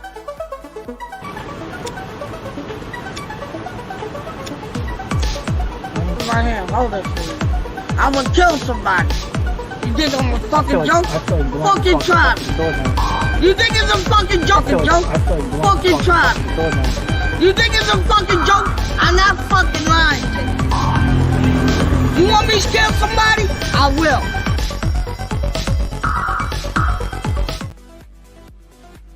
Back them out, straight back them out, put him in the corner, and fucking KO the living lights out of him, bruh. KO the living lights out of him with precision shots. But it's like salute to Never Sober, salute to everybody in the panel, in the panel and in the chat. But I was gonna say, Frank, before you got into that whole fucking beef debate about what are better punches or whatever the fuck, that type of shit, I asked you about the Teofimo publicity stunt. Was that shit a publicity stunt? And even the Devin Haney shit was obviously a publicity stunt. These were all publicity stunts, right? But what was that a publicity stunt in your opinion? It has to be. I mean, it's just too coincidental that all it happens within 2 days. It was literally the WBO making these mandates, and they go on Twitter, and now he's in Hollywood. Bro, it happened in Hollywood. Like, I don't know where else it has to happen for people to believe that it was fake. Now, what's your thoughts on this shit right here? I I think this is fucking bullshit. This is also part of the publicity. I've been saying it. Teofimo and Devin Haney are both together in line. They're never gonna fight each other. There's just a bunch of like a partnership and promotion. And right here you have Teofimo saying came out of retirement. I guess he said. I guess. Because the next move was Devin Haney to fight sorry-ass Arnold Barboza. By the way, sorry-ass Arnold Barboza, who has been waiting ringside at the Sandor Martin fight. Sorry-ass Arnold Barboza, who's been calling him out. Sorry supposedly asked Arnold Barboza, who is basically the Mando at WBO for the WBO 140 title. He says, I'm tired of helping this kid. Any case, why is he trying to throw Arnold Barboza? Why is he ducking Jose Ramirez? Why is he just giving clout to fucking Devin Haney in a sense? I don't understand what's going on here. And even the Ryan Garcia who sent him a message and said, I want to knock you out, he doesn't want to answer that. So what's happening here is what I want to know. And like I've asked, who does Teofimo have on his resume that's a Mexican fighter that he's beat, or even a black fighter that he's beat, of any relevance in a sense? You know, Rep, I think what I see is, you know, you ask us these questions and it's like people don't want to believe it, right? Yeah. I keep saying this. It's like we seen with Wilder, Ruiz, we want to believe the shit is real, right? Like, no, it's a sport, it's real. I think these guys want to fight, but after so long, you kind of gotta believe that it's fake. That sounds like a conundrum, right? It sounds heavy duty. It sounds like bullshit. It sounds like you're fucking almost semi-conspiracy, but this looks fucking hella staged, bro. I mean, after a certain point, bro, it is, right? Yeah. Because look, here's what happened. Because like sometimes, like I would listen to you and I think you're on crack. I'm just keeping a buck with Rhett. Go ahead, bro. Go ahead. And but when it all starts to happen, you go, man, maybe this guy, maybe he's onto something. Because here's what happened, right? If Teo would have dropped the belt, it was already set up for Ramirez and Barboza to fight. It was gonna happen. And it's like these guys come in with their crib tactics, and now you just screw both Ramirez and Barboza. Facts. So that's what happened. Check this out, bro. 2 weeks ago, didn't I say, go back, I might have been on your live. I basically said, hey, dude, this dude's gonna invent a fake fucking basic weapons charge because he has no clout. He eats cereal. He's a nerd. I was saying this fucking too. I was saying it was funny. I need to clip it, but I literally predicted what happened today with Devin Haney, which is fucking nuts. That's what happened. Yeah, man. Yeah, that's what happened. And boxing fans get screwed out of a legit fight between Barboza and Ramirez. Well, I want to see Barboza fight Teofimo. That's my whole thing. How come Teofimo hasn't fought one Mexican of any relevance is what I want to know. Like, usually champions or guys that are fighters, I mean, we'll say, who are the guys who haven't fought basically a Mexican guy of relevance, we'll say, right? Loma fought a guy. He fought, what's his name, Salito. I mean, Broner fought fucking Mikey. You know, guys like this are fighting Mexican. Like, how does Teofimo not have any Mexican of relevance on his fucking resume? And obviously with this whole right here, check this out, Frank. Check this out. With this horror deal right here, comment right here. Salute to the Don. Black fighters. This comment. They're the best at what they do. You know? Black people are fucking very athletic, bro. They nobody can beat them. And I understand that. You know, I mean, maybe that's why these fights aren't lined up with black fighters or Mexican fighters. Something's off right here. You know, that's why I really don't think this Haney fight, I think it's staged, it's bullshit. They did this at 135, salute to the Don. They did this at these other weight classes where they were just fucking making this promotion scams, bro. Scams. It was crazy. Yeah, you know what? And here's the thing, man. You're not going to get this on any other boxing show, podcast. You're not going to get this anywhere else, guys. I'm telling you. I listened to them all, heard them all, and you're not going to get this nitty-gritty explanation. It's like being at a magic show, right? It's like you have to pull the curtain back. And, you know, most people are watching the magic show. And Huh? Hey, wait a minute, bro. Look at dude. Teofimo Jr. Lopez literally said black fighters are the best. Jaden, yes, that is. And for one more time, I'll play it again for you and for I'm your leader. Anybody coming through. This is Teofimo, the coach of Junior Lopez, the coach of Teofimo, saying this. Fighters. I mean, they're the best at what they do. You know, black people are fucking very athletic, bro. They nobody can beat them, and I understand that. You know. I mean, I don't understand that. I wasn't raised that way, bruh. You know what I mean? That's the whole point. I don't understand that. I mean, I could only imagine if my dad or anybody had guidance over me, was telling me that these guys, if I'm in an event or something like that, or going like, hey, you know, someone's better than you because they're black or whatever color the fuck they are, bro. You know, like to me. Yeah, you know what? I mean, come on, guys. I had posters of Jordan and LeBron and everything. You know, I had posters of Mike Tyson. That's just how people are raised, bro. Look, if you've been, it's without talking to this guy overgrown, bro. You've been conditioned to believe a certain way. It's not likely that you're going to be snapped out of it. It's the magic show, bro, right? It's Wizard of Oz. So did your dad ever tell you can't be black? You can't be black fighters or something like that, or what? No, man. No, hell no. Hell no. I mean, I'm just gonna say the resume of Tio speaks of. All I heard is Junior Lopez for fucking 5 years calling out two guys, Lomachenko and Taylor, white guys. So, I mean, you know what? Maybe they do really believe that. I mean, if he's on video saying that. But you know what? Tio fights in a certain style and manner, so maybe he say it. What? How does he fight? Well, he fights more African American. Oh, so he's like a black fighter in a sense. Well, it's just what he's seen, right? Like that's what he thinks is great fighting. Is to be slick, counter puncher, back foot. You know, it's just what he's trying to emulate. You know, that's what it is, like emulation. I mean, if you grow up in the streets deep in Mexico, you're not going to be exposed to that. And you're going to see more of a Chavez style. And that's what you're going to fight like. You know, like Canelo's like a hybrid, right? Let me ask you something, Frank. Let me ask you something. Do blacks or like the American black mindset, do they think white fighters are good? No, they hate white fighters. Basically, okay. They say isn't Devin Haney famous for saying, "I will never lose to a white guy"? He in fact did say that. Yes, he did. Look, there's nothing worse you can do. There's nothing worse you can do. Isn't that kind of I mean, so do they look as white guys as victims? Is that why Haney was like, "Hey, I want to fight Cambosos because he's a victim"? I'm not sure. I don't follow you on that, man. I'll tell you, Junior Lopez. Let me play the clip again. Let me play the clip again. Let me play the clip again. This is the same. Fighters. I mean, they're the best at what they do. You know, black people are fucking very athletic, bro. They nobody can beat them, and I understand that. You know, if I'm raised in the hood and I'm a Crip and I have Crips around me, I'm gonna think the same thing. Give me the white fucking losers. Yeah. Okay.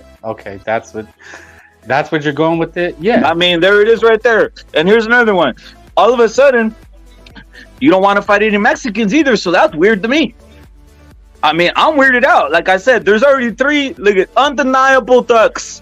3 undeniable ducks, bro. 3 undeniable ducks. Look at Ryan DM Teofimo. You could say, all right, it's whatever. He wanted money. He didn't want that. He said no. Ramirez was in the ring right after the Taylor fight. He was in the ring literally, and what did Teofimo did? Fake retirement. Okay. After the Sandor Martin fight, you had Barboza ringside right there waiting to fight. What happened to that? So it's just like a series of things that are happening, and I'm like, when's someone gonna call it out? Is no one seeing it? Is this a fucking figment of my imagination? What's going on here? How come he's ducking these guys?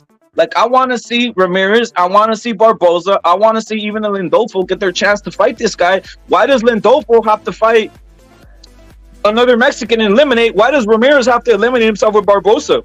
What's going on here, bro? Is what I'm trying to say. Literally, what's happening is they're treating Teofimo like a Crip. He's getting the Crip treatment. He's not having to fight anybody. If that's what it's looking like, I want to see him clear out these guys that I contend will beat him. I mean, you have you have right here, right after the Teofimo fight, you have Jose Ramirez says I could beat Teofimo. He literally was in the ring and all this other shit. Where's it at?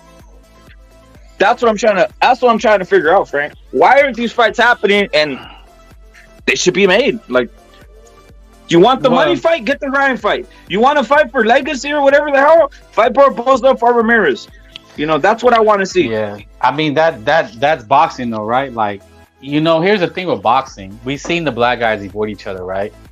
They avoid each other, and the white guys. There's two white guys, right? Well, there's only one really white guys. Is the UK guys, right? Because there's really no American white fighters. Good. But here's the thing, man. You can't avoid a Mexican in boxing. There's no weight class that you can avoid them. Like Zerto, How are right? you 25? Wait. Huh? How are you 25 and having to find a good one? Is what I'm asking. How is Teofimo 25 having found? How is Haney 25 hasn't found a good Mexican fighter himself, like a top-notch one? Like at a certain point, what's happening here is what I'm asking.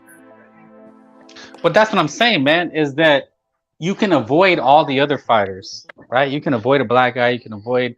Well, no, you want to fight a UK guy, but you can't avoid a Mexican fighter. It's just not possible. Yo. Because then it's ducking. Because isn't that what they're trying to do to Canelo? Like, their only argument out of all of boxing, the only argument they have with Canelo is that he's avoiding a Mexican fighter. Yo, yeah, you're right. They're again, CR salute, boxing learner salute on the panel. But again, Canelo's cleared them all, bro. Loud and clear, loud and clear. All right, bet. So, in boxing, bro, like, yeah, you can avoid Mexicans, but you can't avoid them that long. I'm telling you, every division in boxing, there's a Mexican that is gonna have to be dealt with. When's Teofimo gonna deal with one? He's gonna be forced to, bro. Like, there's just no way around it. He will be he's gonna be forced to, bro. It may not be now, today, tomorrow, but eventually, like, he's doing his best to avoid it, right? If that's what you're saying. Teofimo's so fucking delusional. I just can't even. I wish he would have retired. Seriously. Break it down, CR. What do you see out there? What do you see with some of this shit, like the shit's cracking on? Because I know people are seeing it.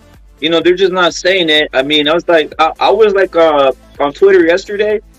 Frank, you probably, you know, you guys have Twitter. Follow the CCD bot, follow all of those Twitters. But I was gonna say I was on there, bro, and literally I saw the Teofimo shit cracking off, and literally Barboza by himself saying, "I want to fight this motherfucker," but guys were just like cucking and just following this whole like game plan that Teo and Haney put together of basically making this fake publicity stunt tour that was going on. It's wild to me, dude. It's just wild. And coincidentally, Of course it was staged. Of course it was staged. 135 they staged it. 135 they staged it. The Haney shit was You're telling me Haney's riding around without security detail in LA? Staged. Thank you, bro. Exactly. It's staged like You're a gonna tell me that? Stop, dude. Dude, it's LA, like Frank said. There was a gun found in the car, but it's probably belonged to security detail, which is licensed to carry one. You're never gonna hear about it again. You heard about the arrest today and yesterday? You're not gonna hear about it again. Hey, by the way, they have a special cop, by the way, for that. I didn't know that. I didn't know if you knew that. Over there, they got Hollywood has like a special designated like these Hollywood star cops where they'll basically say, hey, hit them up, pull them over. This is a fucking TMZ arrest. So they hit him with the TMZ arrest, bro. So it's like, here, pay the $35,000 and I'll put him on TMZ. I think he's trying to gain tank status. That's what I said. He's trying to gain tank status, like, oh, I got arrested. I'm a criminal now.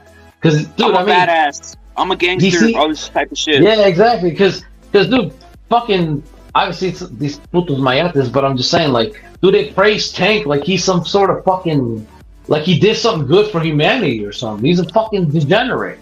Fucking woman beater fucking piece of shit. That's what he is. He's a fucking degenerate woman beater piece of shit fucking criminal. Whether he could throw a punch or not, that's irrelevant. You know what I'm saying? Facts. So it's like, Haney's what? He wants to have this clean image and shit, and now all of a sudden, dude, because he wants to gain like Tank status. He's like, why am I not making money? I've been manufactured. My whole career has been steered properly. I just robbed Loma of the biggest win of his or one of the biggest wins of his career, and dude, he's a fucking fraud, dude. Haney's a fucking fraud. Hey, Frank, what you think of the apparent ducking of Teofimo right here? I want to see who he fights next, but they're basically making the whole bullshit of Haney's gonna fight. He's not fighting, bro. Haney's not fighting Teofimo. I'm just breaking that ahead of time. Haney's not fighting Teofimo. They both know that they're not fighting each other. Do you guys remember the infamous fake stare down when it was Teofimo versus Haney about like a year and a half ago for the 135 belts? They were fucking fake staring down all the time. They were fucking fake promotional fighting all over the time. Dude, wait, you know what these Mayatas are saying now? Because look, Shakur's been challenging Haney, right? Which, in my opinion, since Loma got robbed, that's the best fight in the division. That's what I think. Fucking Shakur versus Haney. And fucking Haney's ducking him flat out. And these fucking Mayatas are like, oh, well, Shakur's resume isn't up to par with Haney's. What fucking resume? He won undisputed off of one fight. One fight because fucking Teofimo is such a fucking head case that he got his ass whooped by motherfucking Cambosos. So it's like, dude, Haney didn't earn undisputed status. You know what Hey, I was gonna ask Frank CR, obviously boxing learner. Do Muslims or boxing learners on here? Salute to Frank for jumping off. Do Muslims carry weapons? I don't know. I'm not a Muslim. CR, do you know any of that? Do you know? Do Muslims carry weapons?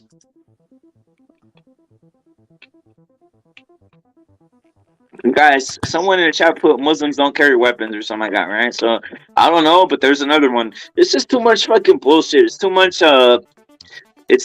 fakery to me that I see, dude. You go from being a Muslim one day, you go from being a fucking Amalat, whatever the fuck you call that shit, whatever the fuck they say, Amdullah, whatever the fuck, to fucking packing a pistol the next day.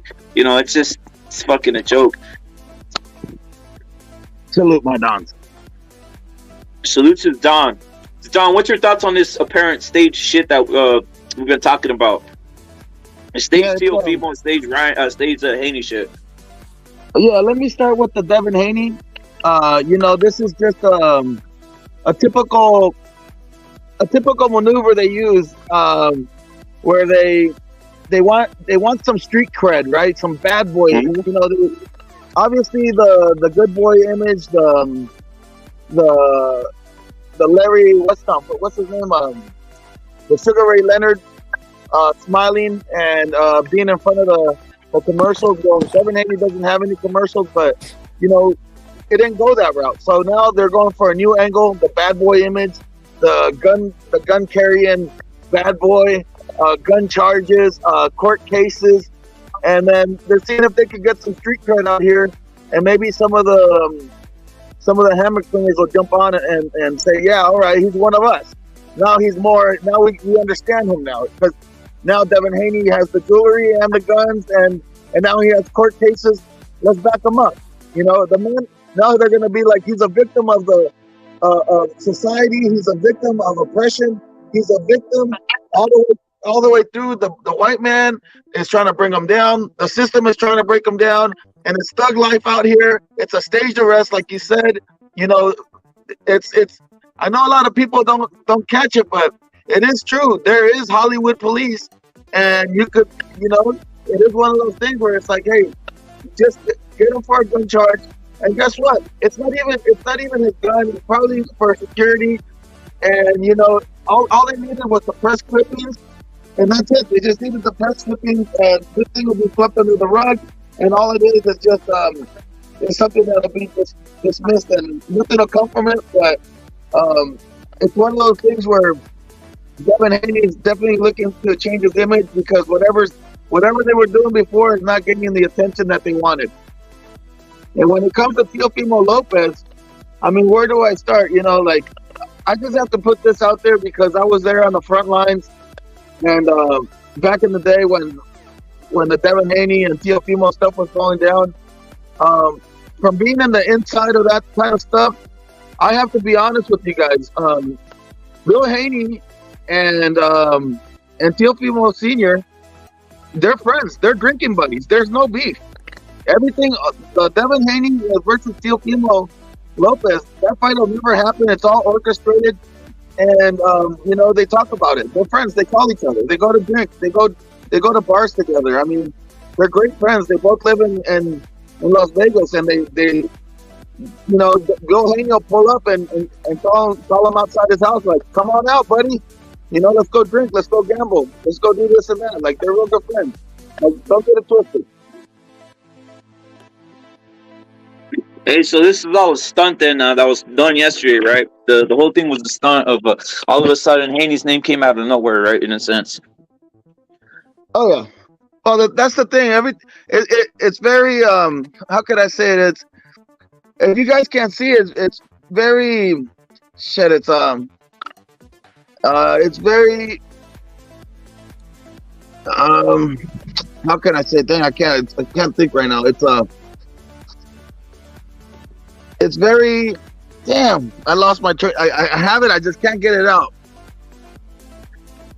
I'll just say suspicious that all of a sudden all these things start happening all within a week when they started talking about it, right? And so, I mean, it just so happens to be that, all of a sudden the gun, all of a sudden they're trying to like, basically they're trying to say, oh my God, the belt, we're going to remove the belt. Like, why, really? Since when? That's orchestrated as well. That's fake. That's just fake too. Like, hey, tell them that you're going to take the belt from me so we could get some going here. You know what I mean? Because obviously the retirement thing, that shit didn't fly over. Nobody worried. Nobody cared. Teofimo wanted everybody to say, oh my God, Teo, don't leave, Teo. But at the end of the day, nothing happened. Nobody flexed. Nobody cried. So that's that. So they were like, damn, we need another angle, I guess. Because Teofimo swears he's like this big star. I mean, he's a good fighter and all, but I mean, I'm not gonna say he's selling out everywhere. He still has a long way to go, and he thinks he's bigger than he is. That's the problem. So when he thought he was going to be brilliant by saying I'm retiring, and it just didn't work out that way. Hey, what's your thoughts on the ducking? I brought up some points, and I'm gonna keep on asking, and someone can tell me this. How many Mexican fighters has Teofimo fought? How many Mexican fighters has Haney fought? And any of relevance, any good ones of relevance, he really hasn't. Man, really hasn't, right? it wouldn't be relevant, but I think Linares is probably the best name. But he was already old over the hill.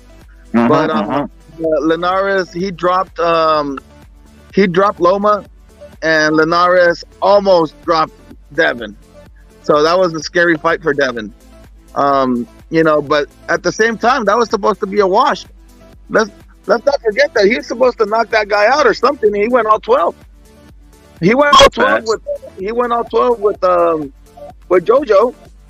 And, there's been arguments here made on the CCD and the CCD network that, he had JoJo had the better on the inside with Devin. So, there is no Mexican that he's beat with relevance. I mean, JoJo, great amateur.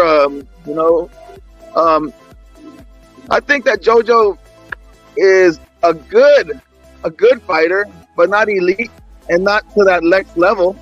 I mean, he made it so far. He won a belt. He became champion. And I mean, he started moving up and tried to get more money in the higher weight classes, and he reached this peak, and then he looked fat and slow. So, I mean, really, what are we talking about? Devin Haney beating up on a 126 pounder, right? That's JoJo's, JoJo's not that big, but he came up trying to get a big payday, right? Trying to get that $1 million cut. So I can't blame JoJo for that. But at the end of the day, he was getting the better of Devin, and he got exposed. So people know how to beat Devin. The classic Mexican style, as they say, which I don't believe in because I believe that Mexican style is every style. But you know, as they say, like the old Julio Cesar Chavez style, right in the pocket, that'll destroy Devin. He's uncomfortable there. He doesn't know what to do. He's just he's a 1-2 kind of guy. But yeah, I don't know, man. Everything's orchestrated, bro. At the end of the day, that's what we need to bring to light here is that there is no big panic about, oh my God, Devin Haney, the harsh criminal, he's in trouble now. No, it's orchestrated. Teofimo Lopez and Devin Haney fight, that'll never happen. They'll keep dangling here. They're orchestrating that as well. And go ahead. I was gonna say, I just find it interesting that this is just the same shit over and over again that happened at 135, right? Yeah, it seems like it's almost like deja vu, right? Yeah. They did the same exact fucking bullshit, dude. And again, neither. Go on, the Dom. My bad. No, it's okay. I'm sorry, but let me just say this before I forget. Let's not forget that Bill Haney was out there in an SUV looking for Teofimo. You think Teofimo didn't have no say in that? You think that he didn't say, "Oh yeah, let's do it"? I mean, they have each other's phone number. Come on, what the hell are we talking about? They hang out together. They go to the bar together. I know, dude. I know, man. It's just crazy. Like I'm telling you guys this from an insider position where I was like, God damn. I was like, these guys are fucking friends. You know, they're just pulling the strings of the fans. There is no hate.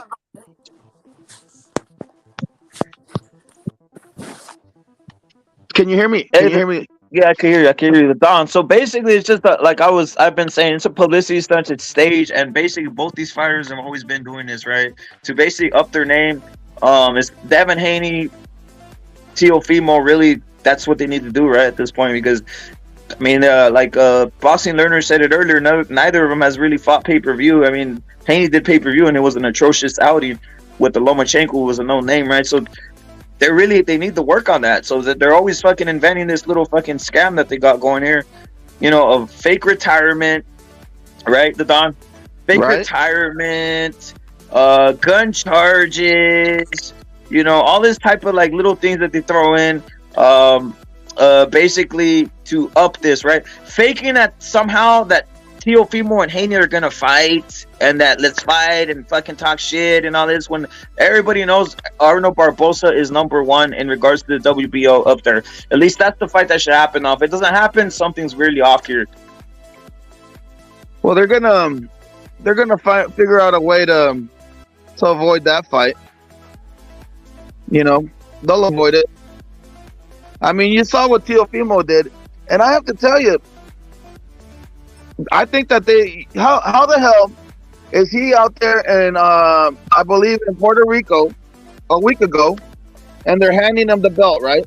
It was an official ceremony with a lot of old ex-champions, and they're on the beach, they're celebrating, Teofimo's happy, they hand him his official belt, and then it comes out that you know, like, I'm thinking like, okay, he's retiring, but they're doing a ceremony for him. That's weird, but that's all right, I guess.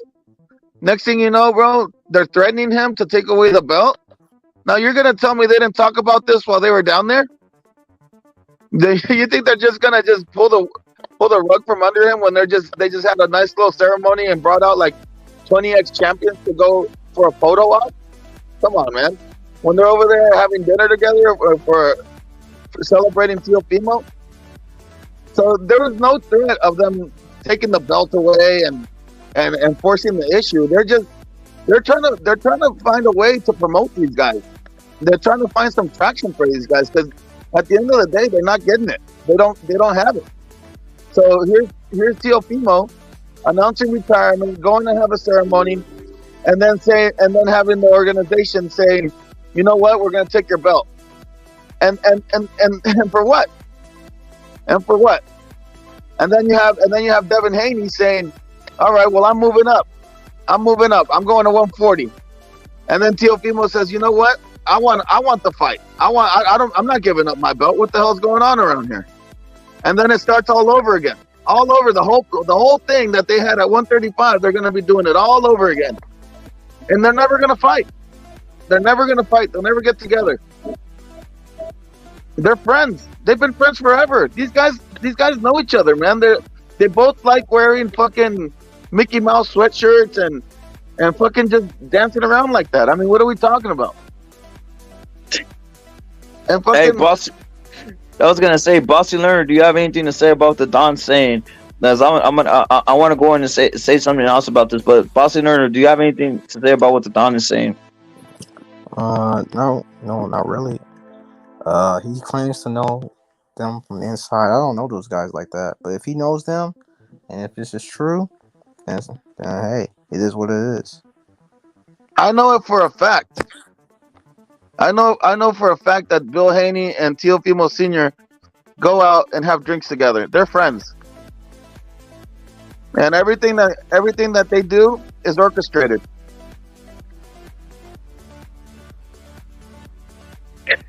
The Don, I was gonna say something else. You kind of brought this to light the other day too, right?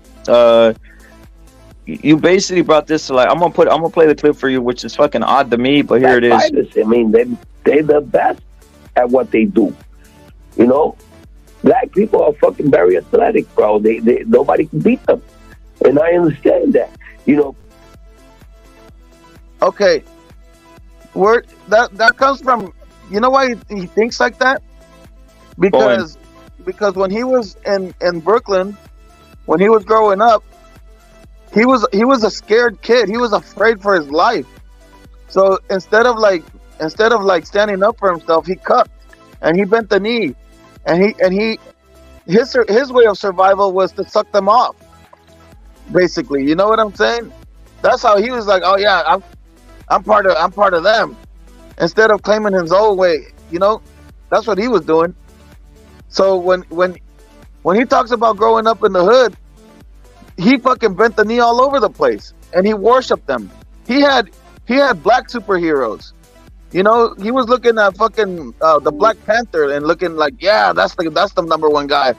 That's what he was doing. He was worshiping them. So he felt like his whole life they were better than him. They were taller than him. They were smarter than him.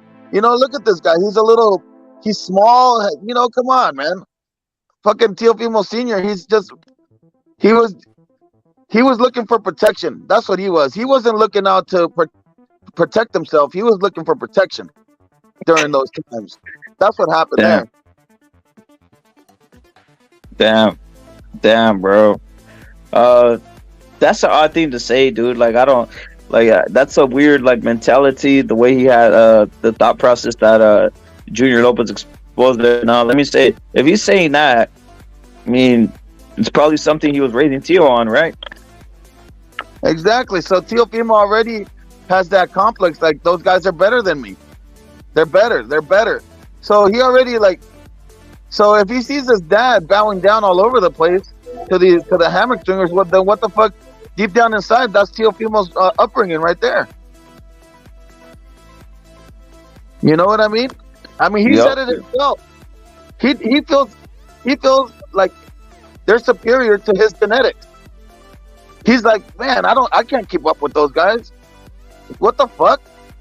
So that right there, that probably shows why Teofimo's all weird and has problems like being able to talk, because he feels like fucking everybody's better than him somehow, you know, like he feels like fuck, you know, like I the only people I can fight is like an African, a Japanese dude, and a white guy. I can't fight a black.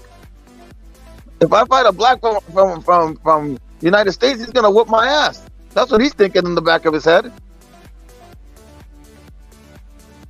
Man, that's a horrible way of being raised and thinking, man. Exactly. Why would you raise your son like that? Like, you never want to raise your son like that. You want to raise your son as a fucking as a don, you know, like fuck, like be the best you can be, like, you know, like none of that. Nobody's better than you kind of shit, you know?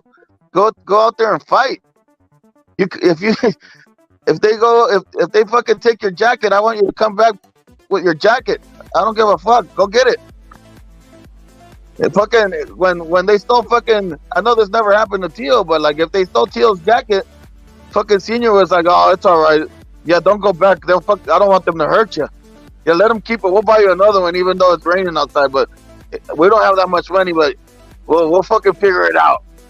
Just go around them. Next time you see them, just go around them. That's what he was saying. That's the truth. That's the truth, the Don. That's the truth. Hey, the Don.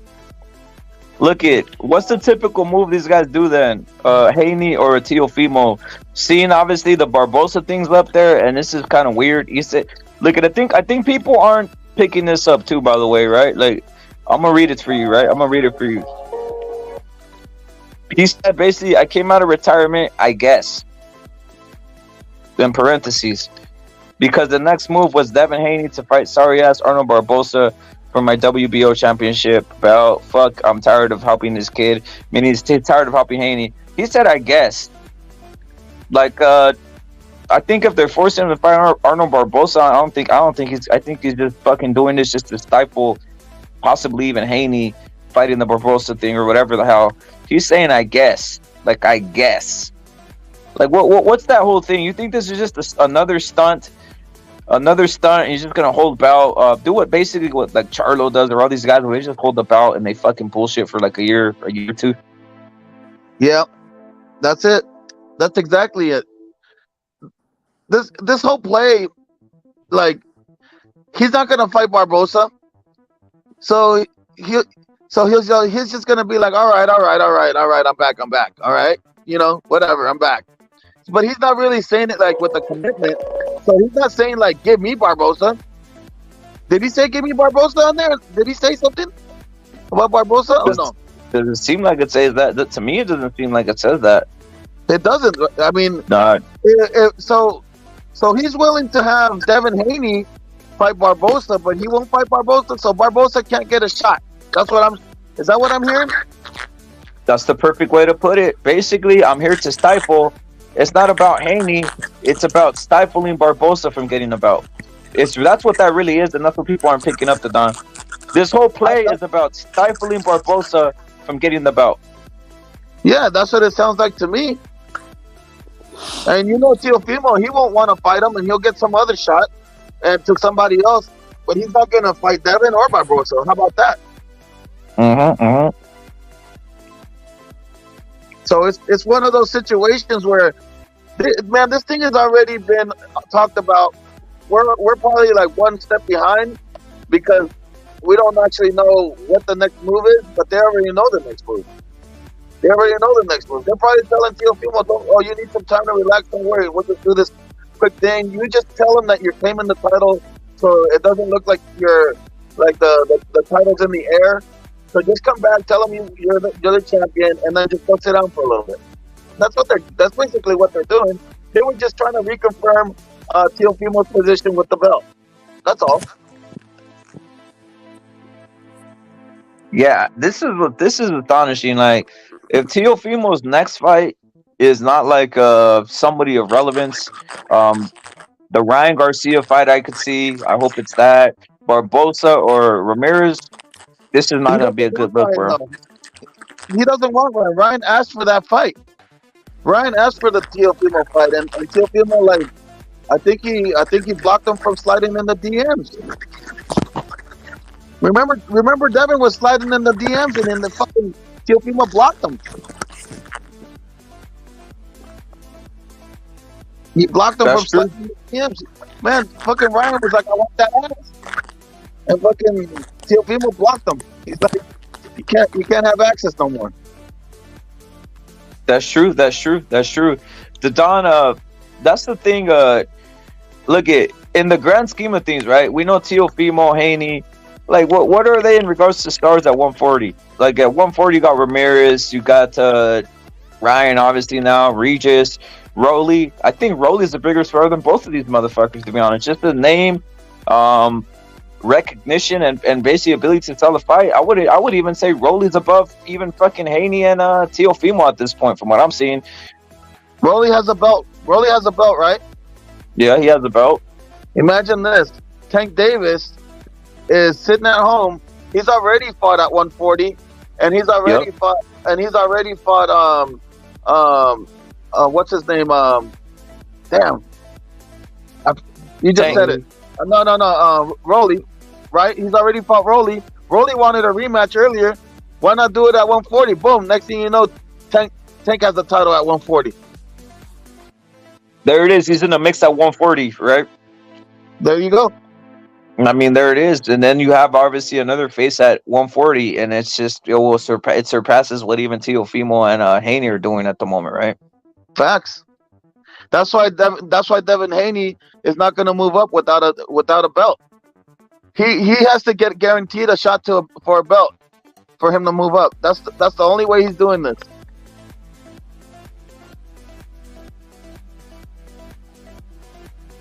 Yo, the Don.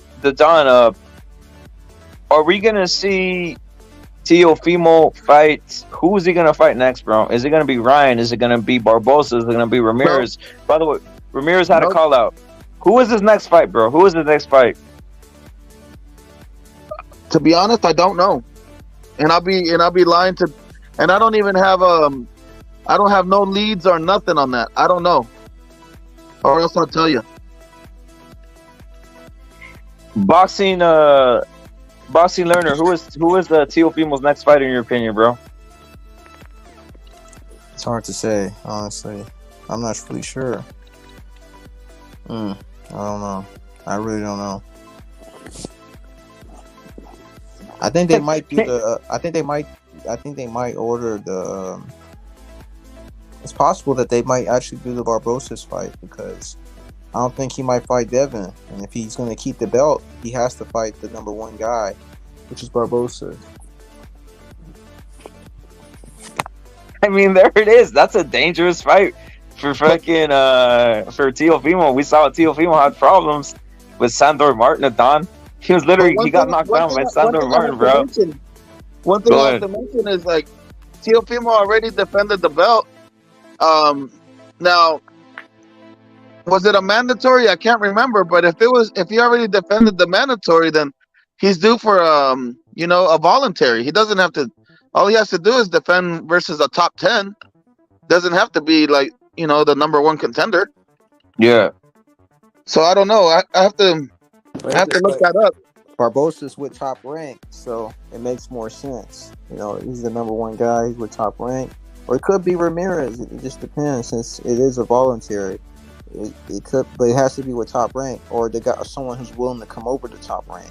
He can't just fight anybody that's in the top 10. Oh yeah, I mean, I understand the whole promotional aspect. So yeah, it is easier to fight within the same side of the street, I guess we could call it, but the same promotional company.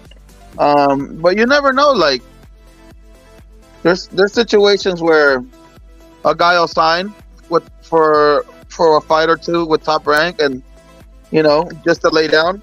You never know.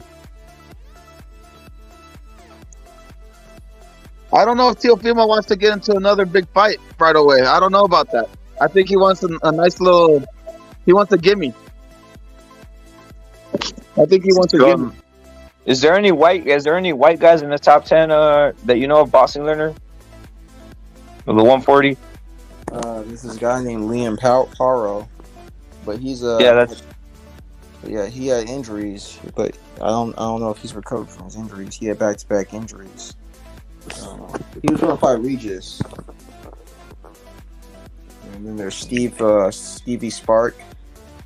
That seems like a plan right there. Maybe it's Stevie Sparks. That name sounds perfect.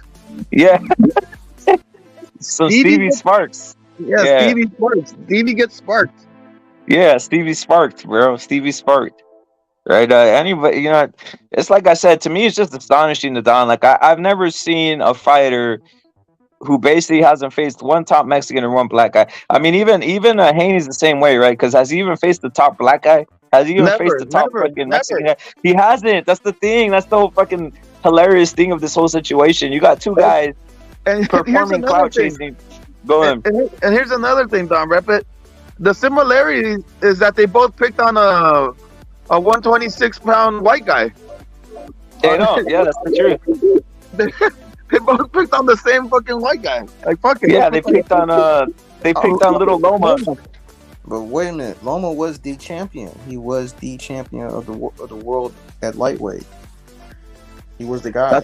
That's a fact. He was, but I'm not taking away from Teofimo. But it's just a coincidence that both of them beat up on him. You know, they both beat up on a couple white guys in a sense, right? Like Cambosos. They both have Cambosos and Haney and Loma in a sense. Think about that.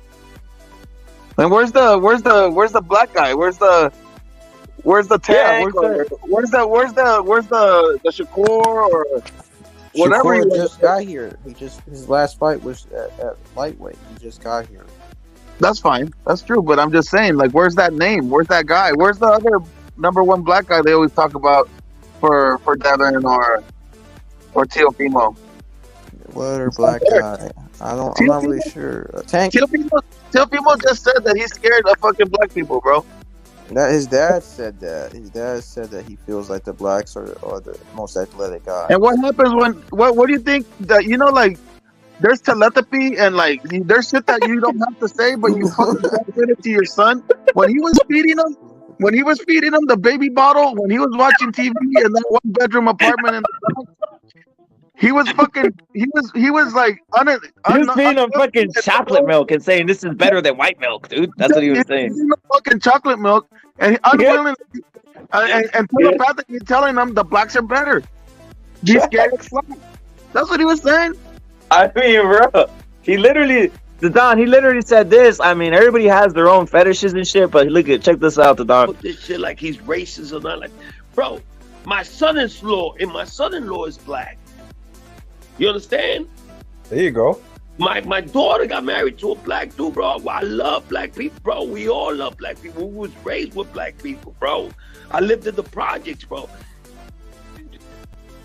So now, when you hear something like that, when he was fucking giving her the chocolate milk and the baby bottle, when he was in the fucking living room of that one bedroom apartment in the fucking hood in the Bronx, sounds some fucking Adam 22, the Don. He was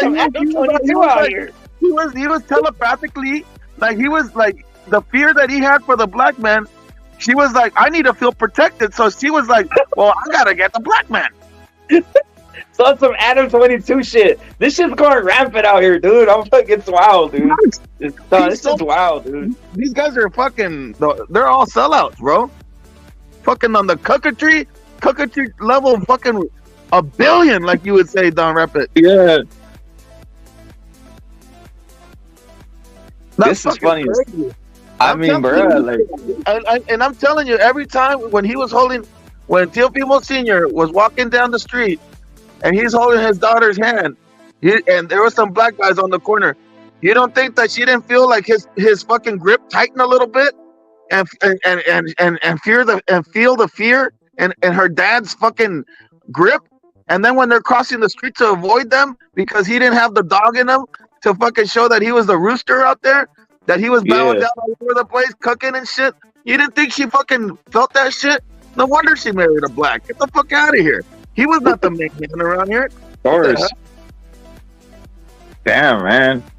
That's the whole wild situation, dude. Because it's like we compound. It's just a series of like fucking like.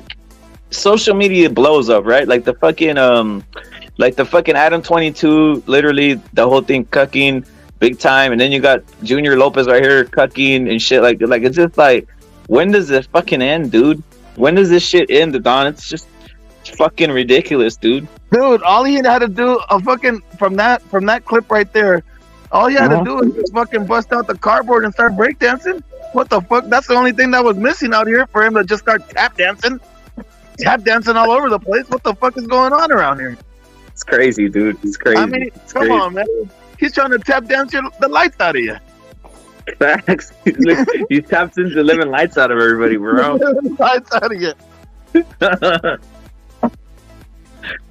I mean, dude. The mentality, bro. The mentality you have to have, bro. I don't know, man. I don't know. Hey, Alejandro, you're saluted. You're saluted. For my assessment, the fight that I hope is made is Ryan versus Teofimo. I would like to see that. Wins. I hope money wins. So people say they want money. People say all this. I mean, Line up Ryan and Teofimo. That's the money fight. That's the one that I said would make the most sense, the most money for Teofimo.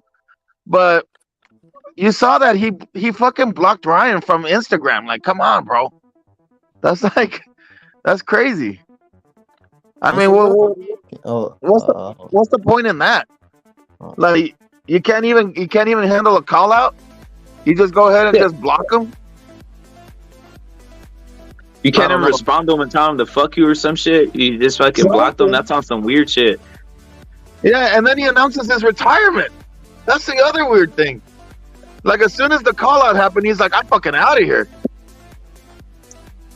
Like, it doesn't make sense. It doesn't. And I was saying when it first happened, I was like, dude, that makes a lot of money right there. Why not? I'm pretty sure Golden Boy does not have a problem putting Ryan against Teofimo and sending him over to fucking Top Rank. Fuck it. You sent them over to fucking to the Crips over there with Showtime. You might as well send them over there to fucking Top Rank. So fuck it. Who cares? I don't know. I think they at least want Ryan to get a win first. I mean, he could get one win. You obviously see that fucking Teofimo doesn't want the fight. So I mean, he has no choice but to do a fight without him. But to be honest with you, that makes too much sense. If Teofimo wants that big payday, that big pay-per-view, he needs Ryan to do it.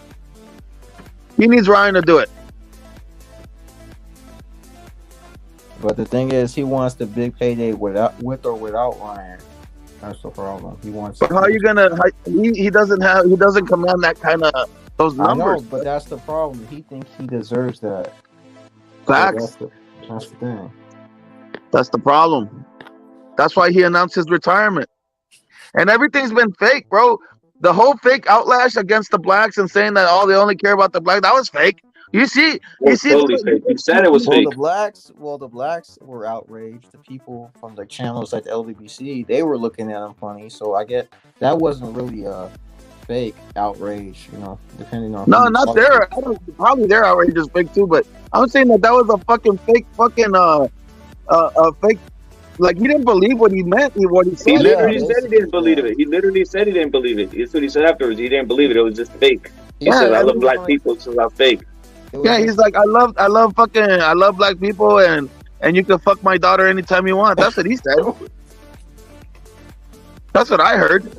And they're the best. I mean, let's just put the clips back to back, and you tell me what this sounds like, right? So first, we'll go with this one, Don. We'll break it down, because you know what? Let's put them back to back, because you said it twice, but people say, "Oh, he's fucking exaggerating." Here it goes. I mean, they're the best at what they do. Black people are fucking very athletic, bro. They nobody can beat them, and I understand that.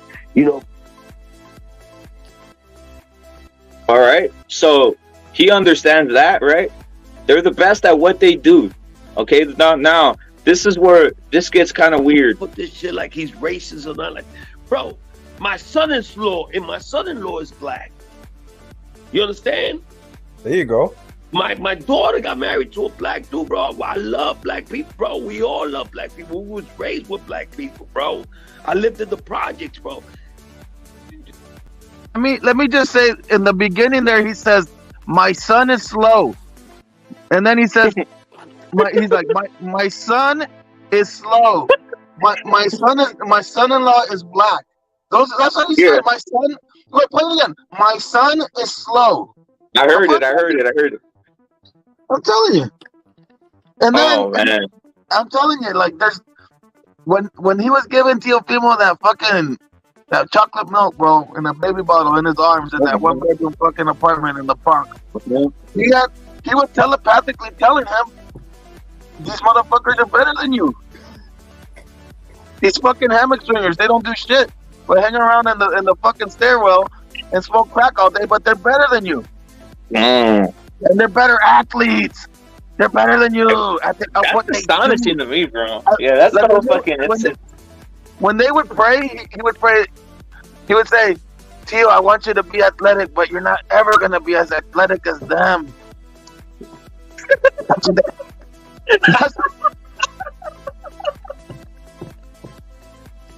Hey, bro. You're always gonna be second best, mijo.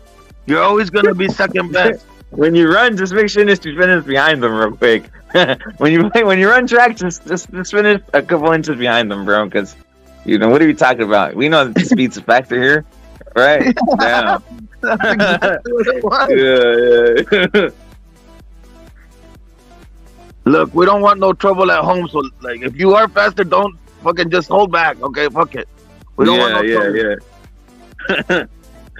Fuck, dude. It's crazy shit, guys. It's crazy shit. The Don, look at seeing all that. We put it in the context. Let me say something. Who was Teofimo's favorite fighter? Who was Teofimo's favorite fighter? Teofimo's favorite fighter is fucking like, probably like Sugar Ray Leonard or some shit. I don't know. Do you know? Because I know,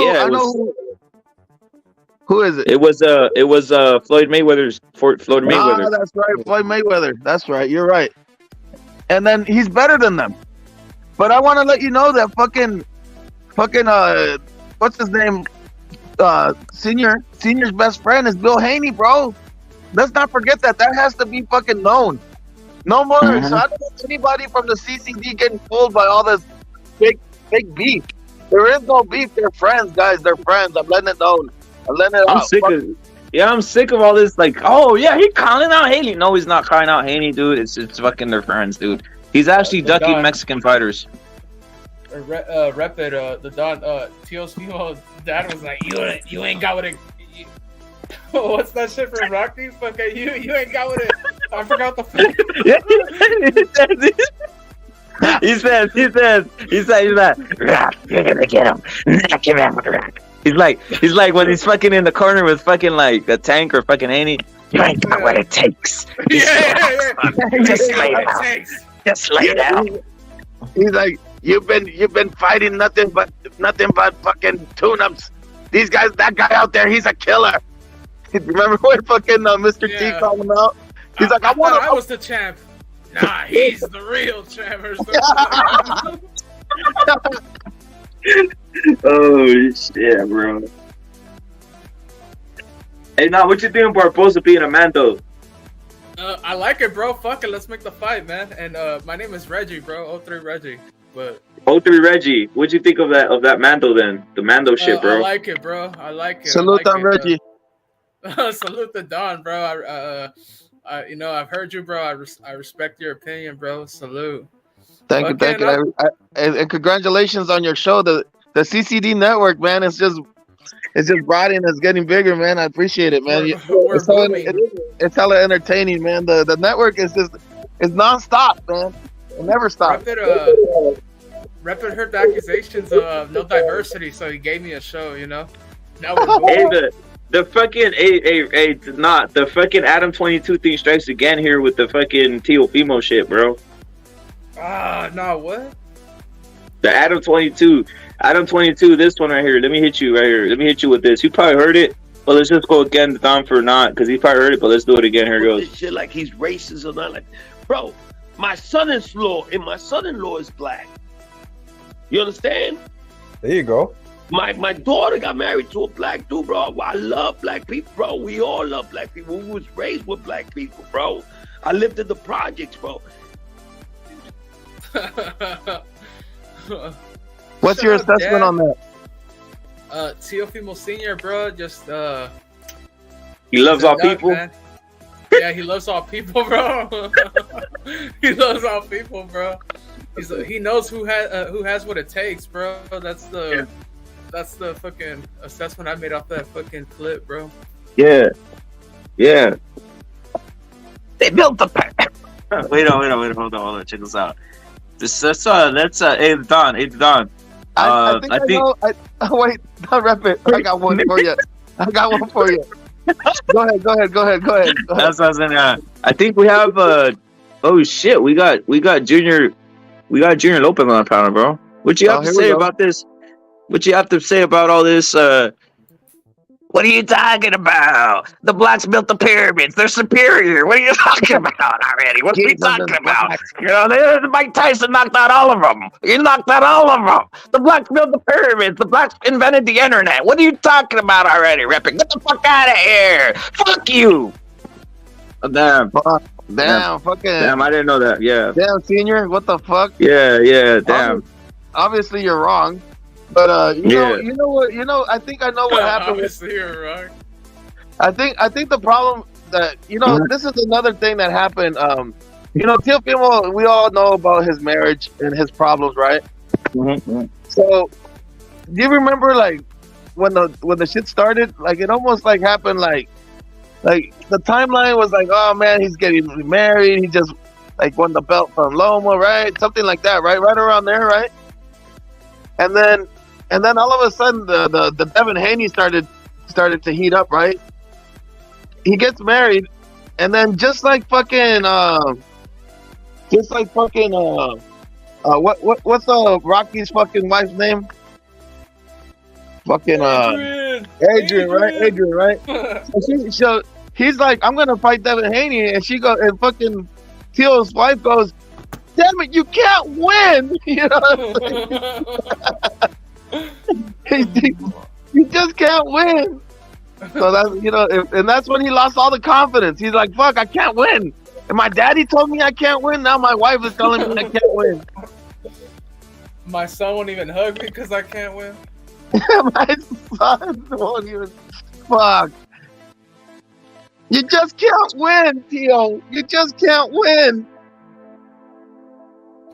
Fuck, bro. What happened to it with all the Bud Light shit, bro? He stopped bringing that up. He stopped bringing up that Bud Light shit. There's more of that shit to come, bro. There's more of that shit to come. Oh, shit. No, but what'd you think of Arnold being at the Sandor Martin fight? He didn't get acknowledged. Jose Ramirez being at the Taylor fight, and he didn't get acknowledged. Matter of fact, it turned into a retirement party in a sense. That's what's weird to me. I feel like I have to ask this constantly because I don't think anybody even talked about this shit. The acknowledgement. Right after the fight, I was like, Jose Ramirez is in the ring. How come no one's seeing this? What's the big plan here? By the way, people don't realize Jose Ramirez and Teofimo had exchanged words in the past, so he knows who he is. So have Arnold and fucking Teo been going at it for like for years, right? Like the last 2-3 years, building this fight up, and out of nowhere, Teofimo went full fucking like cuck and was like, "Who's that? I don't know who that is. Oh, I don't know. I don't want to waste my time fighting guys like, bro, you just wasted 2 years of your life getting into it with this idiot like on fucking Instagram and shit. Like, what the fuck was the point of that, bro?"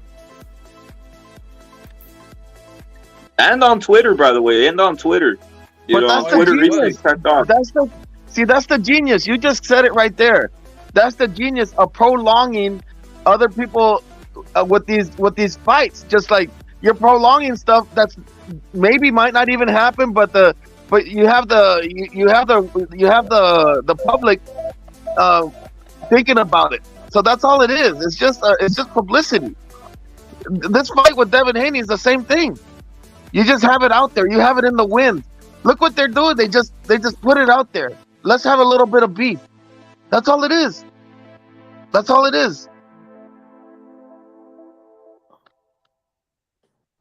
This is like some Errol Spence, fucking Terrence Crawford tactics, man. Like, but they're fighting. Prolong it as long as you can, bro. Just trying to hold out for a nice payday. It's like, hey, bro, you're at 140. There aren't any paydays except these guys, bro. So deal with it and fight them. They're gonna wait. They'll be like 140. They'll be like 154, both of them. Then it might happen. Heavyweight, fuck it. And they'll be like after years of back and forth, the showdown finally comes. Like, oh my god! And they come out in their fucking in their wheelchairs and a fucking walker. Like, here they come. Bro, by then, bro, the only thing that would exist would be like fucking Black Prime pay-per-view type shit or something. Fucking on Hulu pay-per-view, fucking Teofimo versus fucking Devin Haney, bro. Fact. Some shit like that. Well, hopefully fucking Golden Boy is around and it's on Golden Boy. Fuck it. Well, the fight right there is ready to be made with Ryan. Like I said, that's a money fight. I thought all this shit was retirement for $100 million. That was a fucking mega lie right there. I only come back for $100 million. Apparently, you'll just come back to talk shit to Devin Haney, bro. There it is. Dude, I don't know if you guys know this, but there's actual bench pressing competitions, and there's dudes actually bench pressing 1,000 pounds out here. Crazy. I'm just putting it out there. 1,000 pounds? Yeah, I'm watching it right now. There's an actual league. It's called the IPA, and it's a league of, and it's on TV. It's on TV right now, and they're fucking. It's a bench pressing competition. Oh, 1,000 pounds.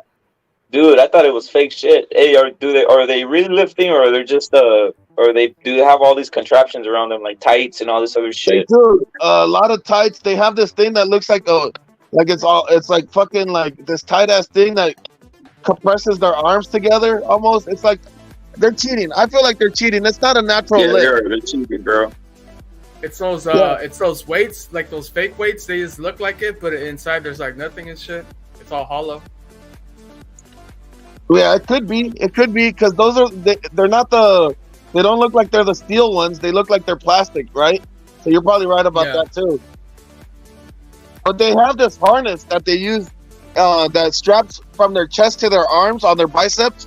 So it's almost like an elastic kind of situation where it for sure helps.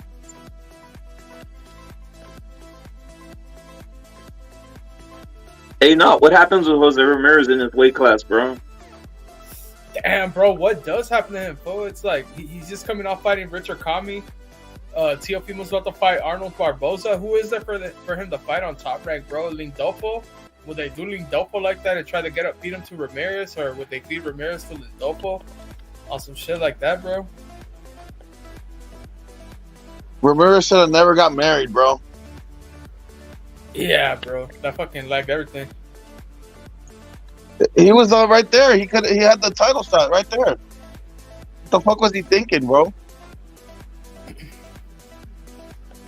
I mean, he could have been the one fighting Regis, right? On that pay-per-view and that fucking in the one it was him. Yeah, it was supposed to be him. It was supposed to be him. I don't know what the fuck.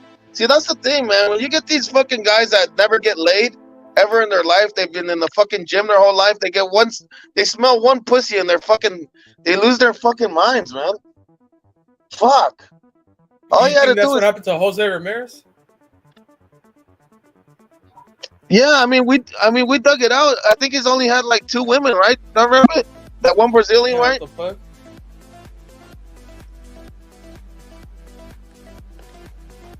Don rep it.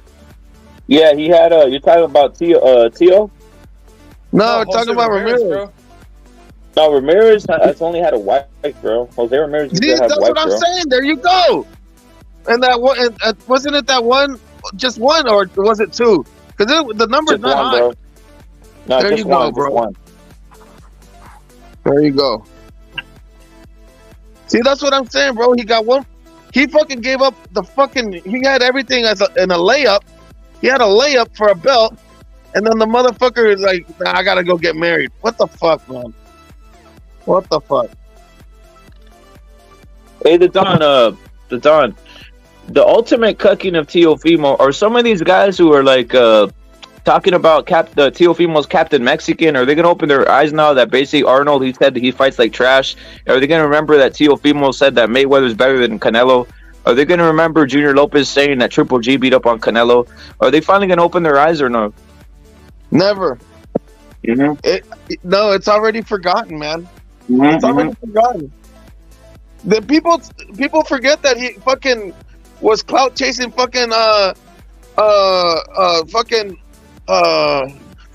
Canelo and saying we did it first. Let's not forget that they were saying we did it first, and they didn't even have the, and then they didn't even have the WBC belt, Devin Haney's belt that made it actually official.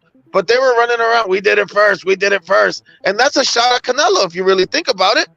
The Don, didn't he get on stage with Canelo too, with all his belts, asking if he could take pictures too? Yeah, fucking Canelo's over here trying to conduct a fucking post fight, and here comes these two idiots coming from the airport and fucking and throwing their belts around trying to get on stage. What the fuck was going on? And you know, Canelo's so gracious and nice, he fucking let it happen. But fuck, man, all it was a photo op for these two fucking idiots. You know, they wouldn't do that to fucking. I bet you they wouldn't do that to Jamel Charlo or whatever the fuck, the Jamal, whoever. The undisputed, they wouldn't go running around saying that or pulling out the belts on a Showtime post presser. Never. They wouldn't do that. They did it to Canelo.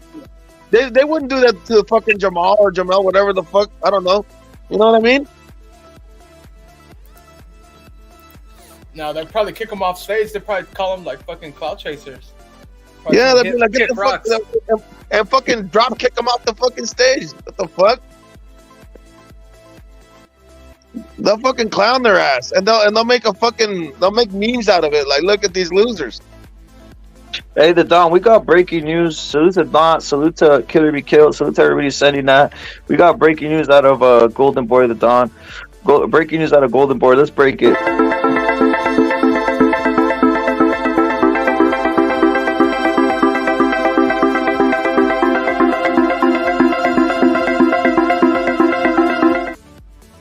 I just hope it's good news. Let it be good news. I mean, it's decent news. It's good news. Eddie Hearn, Golden Boy, working on possibly making Jaime Munguia versus Berlanga at the moment. Jaime Munguia versus Berlanga in Los Angeles, possibly in Los Angeles, sometime coming soon. What do you think about that? Not. Hey, bro, I think it's an exciting fight, bro. It's pound for pound type fight. I think it's better than Spence versus Crawford. Probably more competitive too. I think it's fucking two killers, bro. I'm excited, bro. I hope it's in LA. We'll fucking dude. If it's in LA, I might go. If it's in LA, I might go. For real. Yeah, we're rolling deep in that one. Facts. Fucking at Staples, bro. They should have it at Staples, bro. And I'm Munguia all the way, man. Fuck that. Let's go. Jaime. This the fight to make, bro. This is the fight to make at that division of two guys. Both have ability. Both have the KO power. That's a great fight. A warrior, Puerto Rico versus Mexico. That's the typical Puerto Rico-Mexico rivalry, bro. That's one of the biggest. I mean, that used to be a big rivalry. Right now, obviously, with the Puerto Ricans missing a lot of fighters, it's not as it used to be. But damn, dude, that's a great fight. I'll go to that one for sure. Dude, I think. Oh, my bad. Don, go. No. Go ahead, Don. Don Reggie. No, I was gonna say the winner of this fight, bro, is a future champion in this weight class for sure. Now, bro, the winner of this fight is for sure a future champion, bro, and that's fucking guaranteed. Dude, this is great, bro. Just the contrast in styles. I mean, come on, bro. Like, I would love to see that, bro. And I want to see fucking I want to see Berlanga on some boxing shit. That shit'll be making me laugh, bro. Imagine Berlanga, because you know Berlanga, he was known as the KO guy, and all of a sudden he kind of switched a little bit more to like a little bit more of a boxer. I just think if he does that boxing shit with Jaime, Jaime's gonna eat him up, man. It's funny. I got Munguia by Vicious KO too, bro. I got Munguia by Vicious KO too. Hell yeah. Dude, if it's in LA, I might be out there. I'm serious, guys. I might be out there on some serious shit. The Dons would be. The Don's gonna make an appearance over there, bro. Me too, bro. I'm gonna be out there, bro. That's a fight. That's a good one. Yep. You can't like that. That's actually a blockbuster, and that's actually a fight of the year type shit, right? That's the thing I do like about the Golden Boy. They do line up those fights that basically two fighters that are always gonna like go forward and make a fight, bro. No bullshit. Facts. That thing, and you know what? And you know, Berlanga Berlanga has that. He can go into a dogfight. That's another thing too. Like, I think he has the capabilities of getting into a dogfight. So he's not gonna be on some running shit. I mean, it can be, he might be, but you know, like Jaime's gonna cut him off. He's not that good of a boxer. But I'm just saying, like, he might get caught in a dogfight, and that's when it, dude, that's Jaime's bread and butter, bro. Damn, Rep, you got Nard in the chat saying Berlanga's gonna beat Berlanga. No, you got Nard in the chat saying Berlanga's gonna beat Munguia. Easy, bro. I mean, let him think what he wants. We want people to think that. We want people to think both have a side of chance. I'm gonna say this: Berlanga he has a chance to prove what type of a fighter he is in that fight, bro.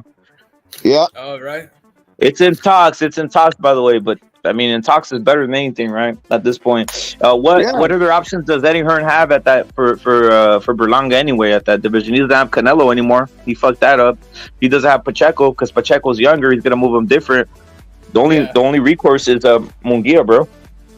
I know, right? Who's it gonna have Berlanga fight Gongora? You know, and risk him getting fucking knocked out or some shit? It's like, fuck it, put him in there with Munguia. Let's see what happens.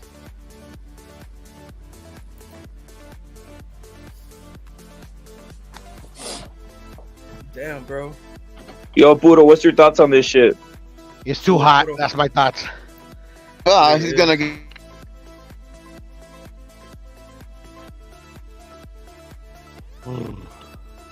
Damn, Puro just said it's too hot. Yeah, pinche calorón, güey. Pero a mí a Munguia versus Berlanga, bro. Let's get it. Let's get it. What's up, Don? What you say? What did Don Puro say? He says it's hot as hell over there, and he says if it's Munguia, I hear you loud and clear, Don. Yeah, we hear hello. Yes, Don. Breaker 1 2. There you go. We can hear you, Don. We can hear you. Yeah, is it me? I might be having bad connection. No, you're good. You're good. I hear you, Don. Yeah, okay. Salute. Hey, Buddha, what's your thoughts on the Teofimo situation there? I think he's gonna fight Devin. You know, fucking. You know, it's like it was before he lost to Cambozo, bro. You know, talking shit to each other. You know, like you said, rep it earlier in the stream, and what we've been saying for a cool minute. You know, fucking Junior and Bill are like best friends and shit, bro. It's facts.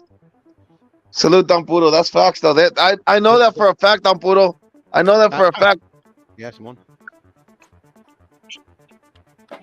From my previous life. That? When I used to take boxing like a lot more serious. You had to kill that motherfucker or what? I think boxing killed me. That's all good, bro. No, yeah, but it's true though. From behind the scenes, bro, they're out there at the bars drinking. Are you kidding me? I know that. Echándose pericazos and shit, bro. Yeah. Fucking, they're great friends. Fucking Bill Haney pulls up, honks the horn. You know, and fucking Senior cops out. He's skipping to the car and shit. You know, like best friends. Yeah, you know, I think you guys are on the money. Buddha, are you going to Munguia Berlanga if it's held in LA? That it's mandatory, right? Fuck. Fucking, I think I might go, Don Puro. Oh, that'd be dope, man. Yeah, hell yeah. I think I might do that one, man. That's a big one. I like that one. That's a mega fight, bro. Or we won't be able to give tickets away and shit. One of the two. Hell yeah. It won't be that expensive either, but I'm just saying, like. No, that's a big fight, bro. That's a big fight right there. That's a sellout right there. That's a sellout fight. Facts. You think it could do Staples? I'm sorry. I'm eating a sandwich. Excuse me. Don Puro is eating, bro. You know what? He needs to eat, man. Let him eat. Damn, bro. It says Staples. My bad. They're saying Staples is right under 19,000 capacity, bro. I thought Staples was much bigger, bro. That's crazy. That's a basketball arena. They're usually around that, 22, 19, something like that. That's standard, yeah. That's standard size. That makes sense. That makes sense. Damn, bro. Could they do more? Yeah, because I hear the Warriors. I mean, I think the biggest one would probably be like like an arena. John Blay is getting very technical. He's saying it says Eddie will meet with Golden Boy in LA to talk about the fight. It didn't say the fight will be in LA. I mean, the reason I'm going that it's in LA, John Blay, is because Munguia, that's where the biggest fight will be made, in my opinion. Not Texas. Vegas? Golden Boy doesn't make fights in Texas for the most. Well, yeah, Texas. You're right. Could be in Texas, but Berlanga, does he have a fan base around there? Like, being LA, bro, the spot. LA sounds perfect, man. Yeah, it sounds perfect for real. I'll hop on a plane. Be down there in an hour. Facts. Hop on the BART. Hop on the BART. Dude, no, I might not do the plane because I might want to. I might want to be on some super energy. So yeah, maybe no plane, but definitely going. I thought that was cool though that the BART goes directly into fucking SFO and shit. I thought that was badass. Yeah, and you could go to it makes it to the Oakland airport too, BART. Nice. Yeah, I'll definitely, if I go, I'll fly out of Oakland. Cool. Hey, Don, what's the last fight you went? What's the last fight? Big fight, not a just regular fight, like the mega fight that you went to, that you bought some huge tickets to. It was Mayweather versus Cotto. Oh, nice. That one was a $1,000 ticket. That was a good fight, man. Yeah, it was. I like the fight. The whole thing was pretty cool, but I only got to see the main card because me and my buddy were gambling, but everything about that event was fucking dope. Right. I was drinking a lot and doing a lot of stuff, but it was amazing. Fuck, man, Cotto almost had that motherfucker. It was a good competitive fight, man. I liked it. Did you go to that fight or what, Puro? Nah, I watched on TV. And you know what? I didn't. And for $1,000, it wasn't like I was like in the fucking with the rich people. I was like, I mean, every seat in the MGM was good though, but I was like kind of in the middle.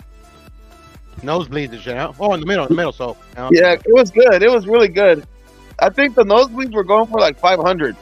Oh, yeah. Are you serious? There was that much hype for that fight back then, or what? Dude, they were expensive as fuck. I mean, I think it's because it's so limited. Like, there's not that many seats, and then like, yeah, Mayweather events, bro, and fucking Cotto with the fucking my buddy's Puerto Rican and with the Puerto Rican people there, bro. The tickets were fucking selling like a motherfucker. We're actually lucky to get some. Cotto popular. Dude, I don't even know how many the MGM holds, but it feels small, man. It does, huh? Yeah. That one 20,000 too. I'm pretty sure that one's 20,000 too. It probably is, but I'm just saying, just the way it feels. Even like when you're walking around getting beer, it's like fucking it seems packed. Like it just seems so tiny in there. Yeah, the lines are a motherfucker. 1,600 the capacity. 16, so it's smaller than a fucking Staples. 1,600 or 16,000. Oh, 16,800. Okay, there we go. Okay, that's more like it, because then I was like, God damn. Like, they fucking fought in an auditorium if it's only 1,600 in a fucking lunch cafeteria. Yeah, that's some Andrade type shit, huh? Like a fucking... Andrade, right? You'll see Andrade fight in the back of a gas station pretty soon, bro. Yeah, inside an AutoZone, the Don, they used to bring inside the AutoZone. They're like, fuck it, let's do it right here. Hell yeah. And they only sell 2 tickets. Fucking and they're fucking already telling them to get the fuck out, like. Right.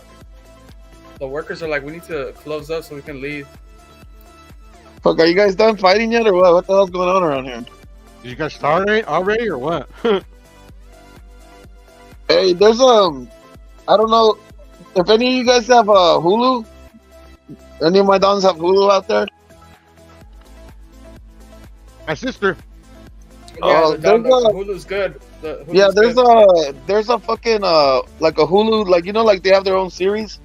So there's a series called Ringo, and it's Oscar Ringo, Bonavia, an Argentinian heavyweight fighter. Okay. ¿Cómo se llama, güey?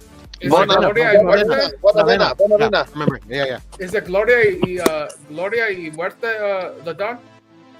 What was that? Gloria y Muerte. Ringo, Gloria y Muerte. No. It's called Ringo. I know Ringo, Gloria y Muerte, or is this? Oh yeah. Ringo, Gloria y Muerte. Yep. That's the one. That's the one, and it's in English, so like, don't be scared of it, bro. Like, for all my English-speaking dons out there, I saw one episode already. That shit was fire. Oh, okay.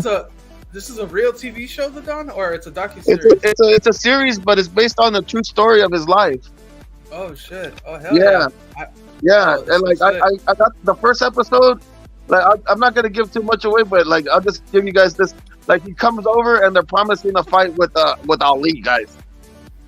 And and promoters are sneaky, and they're trying to. And he's working at a kitchen, and these fucking promoters are trying to like buy, like, offering him. Oh man, you guys got to see it, man. Like, the whole, like, you never see this kind of shit. Like the back shit. Like, you know, back in the day, like he was working, like, washing dishes, and then these guys are fucking stealing his money and a whole bunch of shit, bro. Oh, wow. Some shady ass promoters, like lifetime contracts and shit. Like, what the fuck? Yeah, just like today. Nothing's changed. Yeah, nothing's changed. Yeah, man. Yeah, I heard about him. Yeah, he fought I think Ali and Joe Frazier, and he dropped Joe Frazier, but I think Ali stopped him. I think both of them stopped him. No, I don't think Joe Frazier stopped him, but I think Muhammad Ali stopped him. And yeah, I heard he was like a very popular character out there in Argentina, but he got shot and killed. I remember. Oh, he's dead? Oh shit. Yeah, he got shot and killed. Crazy. He used to drink a lot, I remember. That's how he got into like a fight, and the guy shot him. Wow.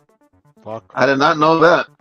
Dang. Well, he just told you how the story is. Oh my god, that's gonna be. Dude, that's Boxy Leonard, you just told him how the story that's gonna be crazy. You know, watching this shit and then just the ending might. Yeah, but you know, I guess I don't have to watch the goddamn documentary. Yeah, bro. You the Boxy Leonard just saved you a couple hours. The dog. Fucking man. All right, I get it, man. Nah, but I mean, I'm not gonna stop watching the damn thing. The fucking thing is interesting. But I mean, the fucking, what do they call it? You fucking, what do they say when you give the shit away? You fucking, what do they say? You fucking. Spoiler alert. Spoiler alert. You're supposed to say spoiler alert, and then fucking like cover your ears. Fucking hey, now I know the motherfucker ended up being a drunk and on the street getting shot. Boxing Learner doesn't know he just made an enemy for life right there, huh? No, I'm not. I'm not beefing right now with nobody, man. It's all peace right now. I wonder if they're gonna make one about the other guy, the guy that's really famous. Monzon, yeah. I think they have one, bro. I think they already have one out there somewhere. Yeah, no? Or like a documentary. They did, but not like a Hulu series though. That would be dope. With the production value that they have, that's just fucking sick. Can you imagine the detail of him beating his wife? That'd be fucking awesome. Like, fucking. Yeah, you know, he's the reason why domestic laws, the domestic violence laws are there because of him. You know, because he was beating up everybody. He was beating up reporters and stuff like that. Yeah, no, I remember my pops used to tell me he used to beat up everybody. Yeah. Yeah, this dude he didn't care. He was fuck. He's fucking. You don't cook his hamburger right, he's kicking your ass. Pretty much. That's the old school fighter right there. Those are the fierce fighters, bro. Yeah, they don't make them like that no more. Yeah. Hey, you think Devin Haney? he had a gun in his car because he has pillow fists, so he knew that he can't knock nobody out. He has to shoot him. Well, he was on this podcast talking to this bodybuilder, said like, yeah, I knock you out. I'm like, some people, because bodybuilders can't necessarily fight. That's true, but knocking the guy out, I'm not so sure about that. Yeah, he lacks that power, man. But the whole push is that they're saying that at 140 he will have power. I know, right? Fucking ridiculous. Well, we gotta wait and see. I'm sure I don't know what's gonna happen. He used to knock out guys that went at 135. He used to knock out some guys, but yeah, I don't know. Just don't knock him out. He knocked out that guy. The last knockout. The Mexican dude. He was a Russian guy. That was the last guy he knocked out. Oh yeah. No, yeah, I know what you're talking about. Yeah, okay, I got you. Yeah, that was the last guy. Knockout. It was that Mexican dude. I forgot his name. Oh, that's the biggest knockout he ever had. That's the biggest knockout. Yeah. But he threw that shit from fucking Pacoima, bruh. How you fucking telegraph that shit? Fucking. Like, come on. Hey, it looked like he came off the top rope. Yeah, I remember it vividly. It was a fucking haymaker of all haymakers, bro. Mm-hmm. Oh fuck! And it got knocked out of the year. It got knocked out of the year. So I don't know. Yeah, you're right. I don't know that, but I guess that was kind of like everybody got excited. I mean, I was excited. I was like thinking like, wow, Devin Haney got some power. That's gonna change the game right now. But it was just one fight, man. Yep. That's pretty much it for Devin Haney. He's just going to be boxing now. Just a 12-round guy, just like Shakur. Yeah. Didn't Shakur get a knockout in his last fight, though? Stoppage. Stoppage all day. Mature, too, but whatever. Yeah, the guy said he would feel like he could keep going, but they just stopped it. That's the thing I don't like. Like, if a guy's still like functioning and throwing and defending himself, like he could be getting his ass kicked, whatever, in somebody's opinion or eyes, whatever, the eye test, whatever they're looking at. But if the guy's still like responding and fighting, like you never know, like that motherfucker, like just like Devin Haney had that haymaker, like that shit could pop off. You never know, bro. You know what I'm saying? That classic moment might happen. I just feel like if the guy's not out on his feet on some like fucking on some Tommy Gunn shit, then fucking let him keep fighting, man. Mm-hmm. I think they stop it on purpose most of the time. They just don't. They know that Shakur can't stop them, so they just. Hey Don, I noticed Golden Boy lets these guys beat the shit out living lights out of each other, bro, without stopping. Let me finish this. Let me just finish it because I want to say, like they stop it on purpose so then they can acquire a fucking KO on the record. So all of a sudden, like fucking Shakur has like an outstanding KO ratio. Like, oh my God, he knocks out 78% of his opponents. But they're really just these stoppages, and most of the time the fan doesn't even go back in time to research who he actually stopped and how.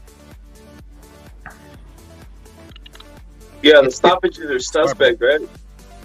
Yeah, but you're right. Golden Boy does let them fucking. I think it's because they're catering more to the Latino Mexican audience, so we kind of see through the whole shit. So we're like, that we can't. You can't give us those fake ass stoppages, and then we proclaim victory. Like we'll be like, what the fuck?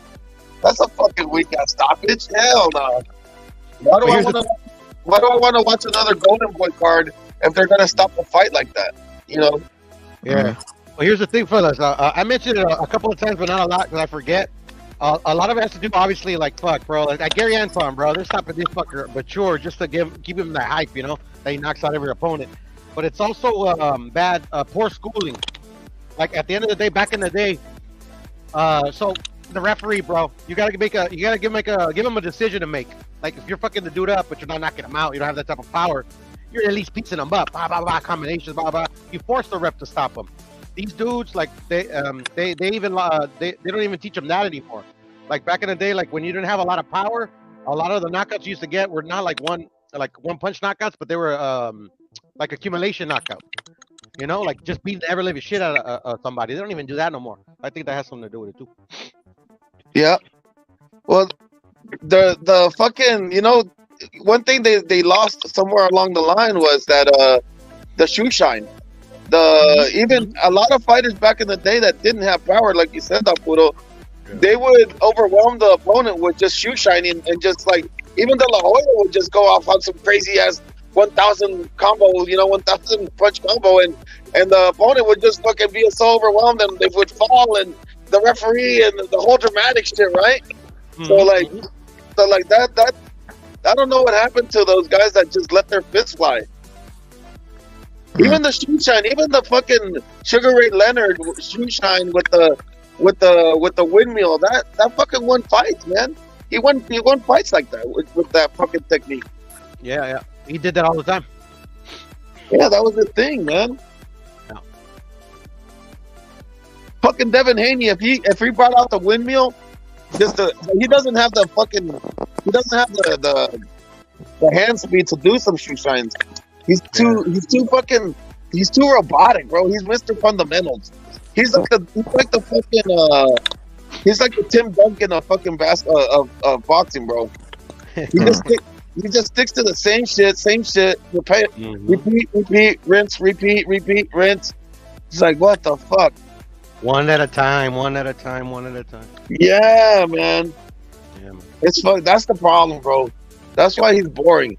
And no gun case is gonna fucking wash that away. It doesn't matter. The thing is, like, you could be a badass or you could be a good boy. As long as you're producing knockouts or excitement in the fucking ring, people don't care. People didn't care that fucking Mike Tyson was a criminal or anything, but he brought excitement. The people were tuned in. Same thing with Tank Davis. Even though he hasn't knocked out his opponents, all of them, but there's still that potential that he's gonna knock him out or do something to make you want to watch. So that's the thing, bro. That's the thing. Like, if you're just a 12-round fighter, it doesn't matter if you accumulate 20 fucking gun charges and five fist fights in the street. If you're not knocking them out in the ring, nobody cares. Yeah, that's a fact, bro. I mean, they should just stay amateurs, bro. Why the fuck when you become pros? Ain't nobody gonna buy your style, bro. That's facts. Nobody wants to see no points, no accumulation thing here, man. Unless you're that El Untouchable, but unless you're him, then I don't think that they're gonna watch you. Well, that's the art of professional boxing. Is that it's not that's why there's only like a select few that they call them all-time greats or like Hall of Famers or whatever. Is because it takes a special fighter to transition from amateur to pros and make money doing it. Exactly. And here's the thing too, it's like a lot of people get the misconception of like a person like myself that likes to see the intricacies inside the pocket. It's like I like to see those things because the art is to hit and not get hit, and that applies when you're in the pocket. Like, you know, just subtle movements and finding openings and delivering a devastating shot. You know, like somewhere along the line they made it so like hit and not get hit meant sticking with the jab and backing off all the time, like, you know, and reset. Like, what the fuck? That's not what they meant by hit or not get hit. They made it to the point where like they're applauding a guy being on the back foot all night. Like I like fucking Shakur didn't even make it interesting versus Valdez. He was just on. Come on, bro. He was on the back foot all night. What the fuck are we talking about? Valdez was chasing him all the way to the pump. Using illegal tactics, holding up the hand and shit, bro. Yeah, like controlling them with the stiff arm. Yep. Yeah, man. Like, fuck, bro. I went to Vegas to watch that fight, bro. Like fuck it. You know, I went for Valdez. I had money on it. Whatever. Fuck the easy come, easy go. But at the end of the day, bro, I didn't want to go fucking. I didn't want like. I'm more pissed off that I paid to watch that bullshit. Well, you guys know that Shakur actually revealed that Valdez had hurt him to the body. So if he did try to fight coming forward, he probably would have got knocked out or stopped. Yeah, I know. I mean, at the end of the day, whatever, bro. Like, I understand the fighters, bro. They're there to win. But at the end of the day, like, the fighters gotta understand me. You're asking me to pay to watch you fucking nah. Like, bro, come on. And the thing is, Don Puro is like, when they become so predictable, it's like I'm already knowing, like I already know, no matter what hype they try to sell me with Devin Haney or Shakur, I know that I'm in for 12 rounds. That's a commitment that I know I have to take when I watch their fights. I'm gonna sit down for 12 rounds. That's what it is. No. So that's the problem. That's the problem. Where's the unpredictability? Where's the danger? Right? Yeah, I hear you. Hey, Don, tell them your theory of the sponsors and shit like that, or basically why they look for certain fighters now in a sense, certain 12-round fighters. Oh yeah, I haven't said that one in a while. Because okay, so it's all about when you have a fighter that you know is gonna go 12 rounds. So that means you could allocate your time in the TV watching, right? So like for the TV network, that means that you have a consistent time of ads, of commercial breaks, so you can guarantee your advertisements or your advertisers that you can guarantee their spot on TV this many several times, and then you could and you supplement the fight and the network and everybody through the advertisement, right? So it's beneficial for them to be able to predict how long an event's going to carry out. So if you have a guy that's that's unpredictable, basically you have a 3 or 4 hour time slot, and because of that fighter, that time slot gets cut in half, because all of a sudden, if you have, I don't know if you guys noticed this, but sometimes when there's early KOs and some of the undercards, they throw in another card. They have fucking guys in the back that are getting ready to just fight just in case, because they need to have the show go on for a certain amount of time. So with the consistency with a 12-round fighter is that you're guaranteed the sponsors a certain amount of commercial airtime, because you already know this guy's going 12. So and then you're fulfilling the 3 or 4 hour block on TV, and you don't have to cut it short. There's times they lose money when they have an event and it's cut by an hour because they got KO'd, and then next thing you know they have to do fill-in. So they throw in some old reruns of some old shit just to cover that small block, right? Have you guys seen that? Yep. In Tijuana, I saw 3 fights after the main Munguia fight. There you go. It's very common.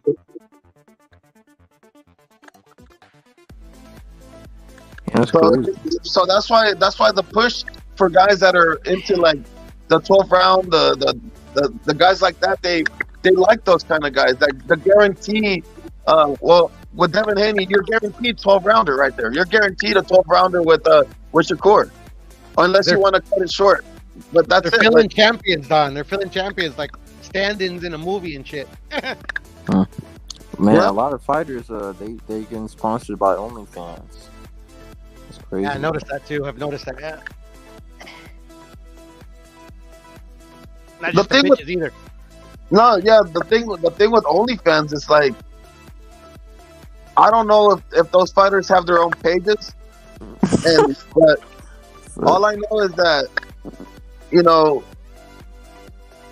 all I know is that OnlyFans is mostly their traffic is for guys that pay for whatever content they want to see from women, right?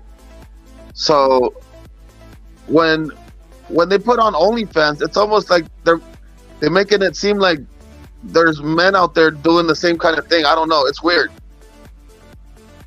Well, that's why I was asking, like, why are these guys?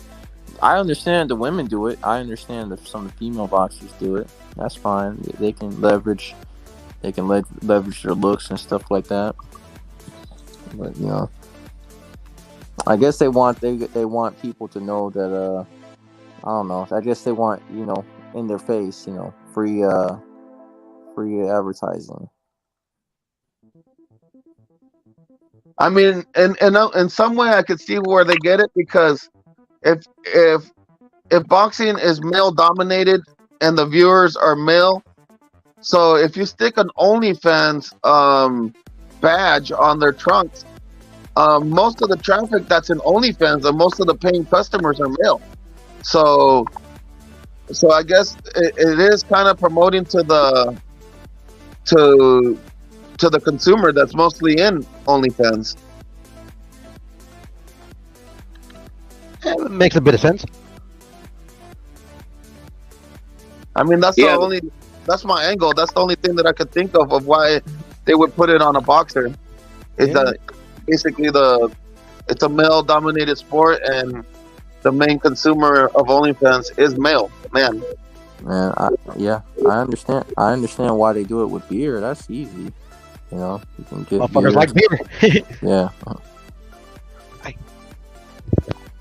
Also, I listened to a couple of podcasts, like comedy podcasts, and it looks kind of like OnlyFans is also trying to be like a YouTube or like a video, you know, where people go see their favorite content creator stuff on there, you know.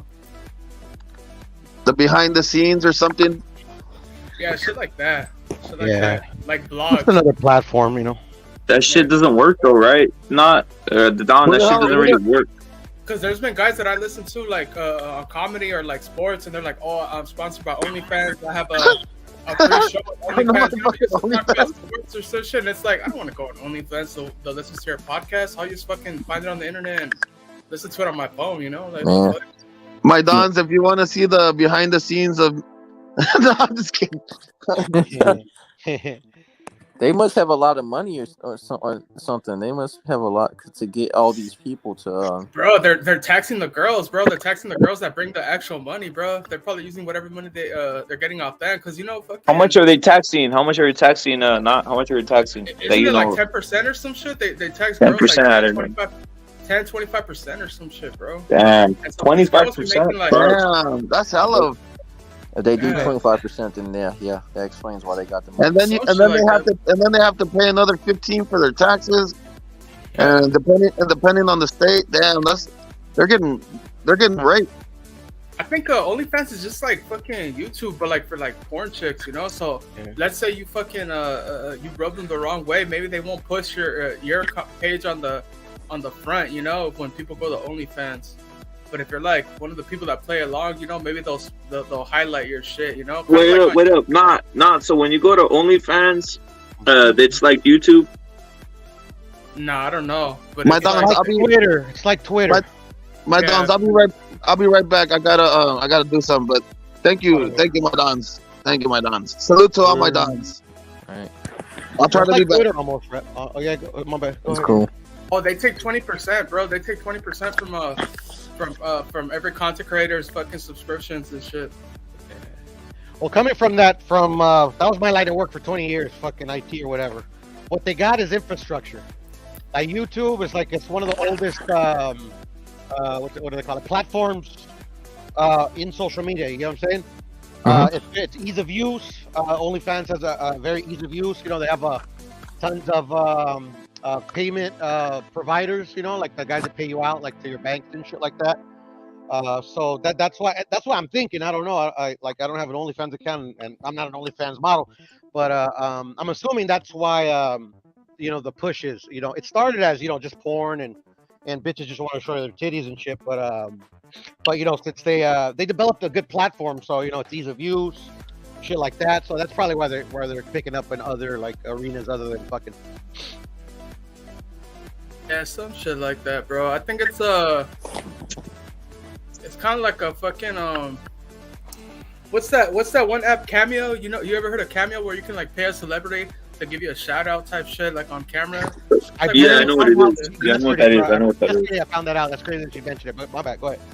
Yeah. It's like one of those type of scams, bro, where you fucking you have a following on YouTube, bring them to fucking OnlyFans, and fucking so they can see like the bonus episode type shit, you know? Yeah. But isn't like Patreon the same shit, kind of? Yes, it's basically it's Patreon. But see, a lot of these guys, bro, like the guy I was talking about, the comedian, they pay him to put his shit on OnlyFans, and then you can go on there and just watch whatever for free, you know? So it's not even like those guys are charging. They're paying them like a little fee, like We just want more people to come over here and shit. So they And know it's it's not just not censored porn. like YouTube. Yeah, yeah, basically. Yeah, you can do whatever you want over there, because for whatever reason, what a loophole they find.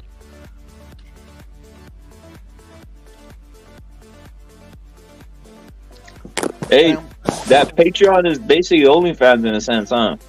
Yeah, that's exactly what it is. It's just like I said, it's just a platform. It used to be Rapid. It used to be like an OnlyFans type thing until they started cracking down on content. Now it's just for like content creators. They'll put up like bonus episodes or like behind the scenes stuff. But no one really wants to see shit like that. No one's like, oh, hey, fucking, like not Don Knott or Don Puro or even Boxing Learner or even myself. We're all gonna fucking do this, and then hey, you could only see this on Patreon. No one gives a fuck like that, right? To be honest. I mean, nah, bro, you'd be surprised. Some do, You'd be brother. surprised. Some do.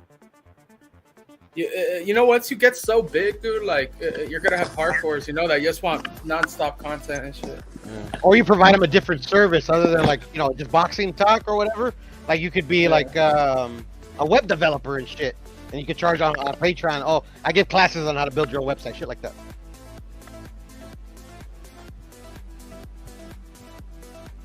Damn, that's the route to go. Yeah, I Hey, have a Puro. Patreon. I have a Patreon. Hey, oh, he has a Patreon. Puro has a Patreon. If you guys want to join that, go over there. I got nothing there. I think I fucking said what up? Patreon and shit. Oh, yeah. Like you don't have to charge. Like on Patreon, you don't have to. You got a charge. Patreon? You can do lives. You can do videos and shit, and you don't have to charge for the people. But people. Oh wow, that's pretty cool. Yeah, Patreon's cool. Not just subscribe to your Patreon, bro.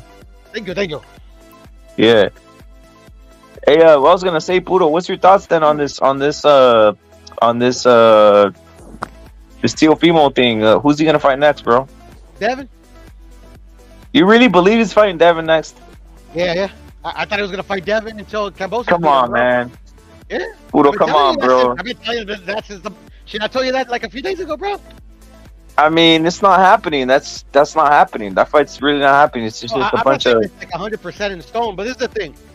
So the only way that he can fight Tio anyways for that title is that Devin has to, petition. He has to use his super status with the WBO. But the thing is, obviously, Tio's been saying, I want 20 million. Don't talk about it. But say he doesn't give him the 20 million. Devin could still force the WBO to take that shit to purse bid. And they'll force the Bob Arum pretty much to make that fight for whatever the designated amount that was deemed by the sanctioning body. And if Tio or Devin doesn't abide by it, they're both fucked. They're Devin would obviously not fight for that title, and then Tio would lose his title. So at the end of the day, that's why I think it's gonna happen, bro. Because literally, shit's in motion. But at the end of the day, the sanctioning bodies go against their orders all the time. So, I think it's gonna be Devin. What about the money factor? Well, that's the thing. Give me 1 second. The wife asked me something real quick. I'll be right back. Yo, salute to the Don. Pounds is saying it's never gonna happen. I think the money factor is gonna be something not there's no money in that fight, bro. I don't know, Boxing Learner. I think you're saying there is. I don't think there's any money in that fight, bro. For the risk reward, there really isn't that much money in a Haney. Those guys are irrelevant, bro. They need each That's other. what I'm saying, bro.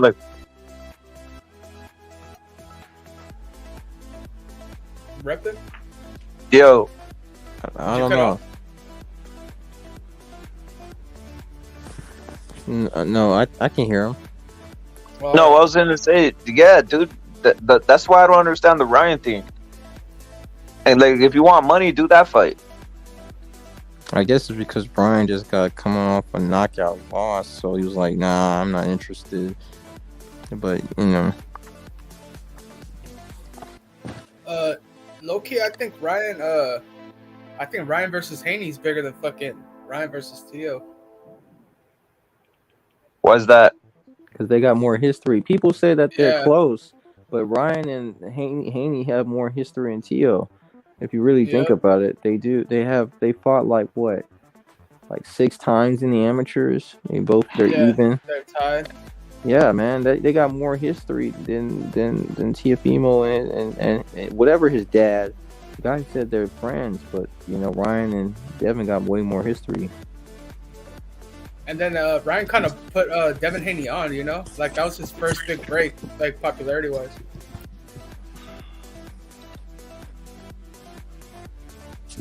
My bad, but I'm back. But yeah, I think Devin and Teo is next. Why not Ryan? For Teo. Fight Rolly. Oh, for Teo. Oh, you think? Ryan? Because I think he's gonna fight. Because I think he's gonna fight Rolly. I think. I'm not sure. To be honest. No sé. I don't think he's gonna fight Rolly. He's gonna fight someone else. The WBA is. He could fight Rolly. But they're saying O'Hara Davis for the WBA. They're saying O'Hara Davis. Yeah, for who? I was gonna say that. No, for Rolly. Rolly. For Rolly. Okay, I heard that. Rolly could drop his belt and fight Ryan. That's what's probably gonna happen. Yeah, that's what he probably wants to do. Yeah. Yeah, man. He wants the money, fucker. Because O'Hara Davis would beat him. Even though O'Hara Davis isn't even that great, O'Hara Davis would beat him. I agree. Yeah, man. You know, maybe Regis versus Ryan. You know, I think Regis has been talking about that fight too. Yeah. Regis has been talking about. He's been saying that Devin's been lowballing him and stuff like that. So you know, Regis has options too. Yeah. No, that's facts. You know, with Ryan, they see the money and shit, but they're gonna fuck around and get beat, bro. Ryan ain't, you know, he lost the tank, whatever, bro. Ryan's still a good fighter, man. Yeah, he's a good fighter. He's a good fighter, definitely. But we got. I don't know. We'll see. We'll see what happens when he fights whoever we don't even know who's gonna fight next. I was just saying that O'Hara's gonna take step aside money, bro. I don't think so, man. I don't think so. Like, he's been pushing for this fight, man. I never heard him say it. He's been pushing for it. From what I've been seeing, he's really been pushing for it. At the end of the day, don't give a fuck, man. Whoever Ryan fights, I'm watching. Right. But, you know, I heard that Ryan's going to be fighting in August. From what Derek James says, he's going to be fighting in August. Okay. It's crazy. He said he even moved down here to Texas. He did, man. That's good, man. You know, because, like, you know, for him, it's like a lot of people say he's not disciplined. What it is for him is he's got a lot of shit on his plate. He needs to, fucking get rid of that noise, bro. Like, you already got, like, your fans are there, bro. You don't have to fucking, you know, like, just fucking forget all that. You don't have to do that no more. Yeah, from what I hear, he's pretty popular down here, too. I think he did some good numbers with the Luke Campbell fight. Yeah, he did. You know, he's a popular fighter. He's popular. Who are you guys talking about, bro? Ryan Garcia. You. Ryan? Yeah, Ryan's probably the most popular, bro, after Canelo, obviously. Yeah. In my opinion. I mean, I could be wrong, obviously. Pounds is saying the fight's in late October. Ryan's fight. October, okay. I thought you said August, but okay. You should fight Barboza. That's the one I want him to fight.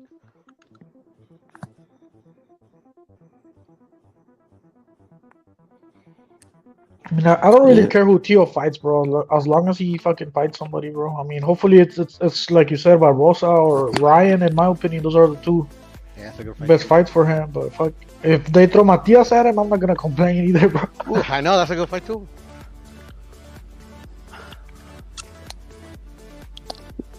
I wonder if Matias will ever get another champion to fight. You know, he's over there in PBC, and the only guy he can really fight is Rolly. But Rolly, like, he probably gonna drop that belt. Yeah, Matias, he gonna be over there. He not gonna fight nobody unless he goes to Matchroom. They say. Yeah, I don't expect. Yeah, why would Rolly fight Matias? You know, that's kind of fucking crazy. I mean, they're both PVC, but it's not happening. I think Rolly may be an industry plant. He is. I think so. What do you mean he is? Floyd fucking even openly says, "Oh, I just found this guy at a gym, dude." Oh, I found this guy at a gym and was like, "Fuck it, I like him." He's got a bit of power, you know. We could dupe the stupid ass fans. Yeah. He's from Las Vegas and everything, so. Yeah, right. Shit. I mean, he started boxing late, bro. Like when he was 18 or some shit, bro. So fuck. I wish he would have found ballet better. Fuck him. He was like a judo guy, bro. So that's why he's I kind heard of something weird, like bro. that. Yeah, you're right. Yeah. Si mira sus stance, a veces se para así normal, güey, parado when he's transitioning or moving forward, bro. And if you look at Tank versus Rolly, they catch him like that, bro, kind of standing like that, and that's a judo stance, bro. They don't stand like in boxing. They stand differently, bro. So that's an old habit, I guess, from him. I did judo for like 2 weeks, bro. So I know the stance is way different, bro. You recognize it.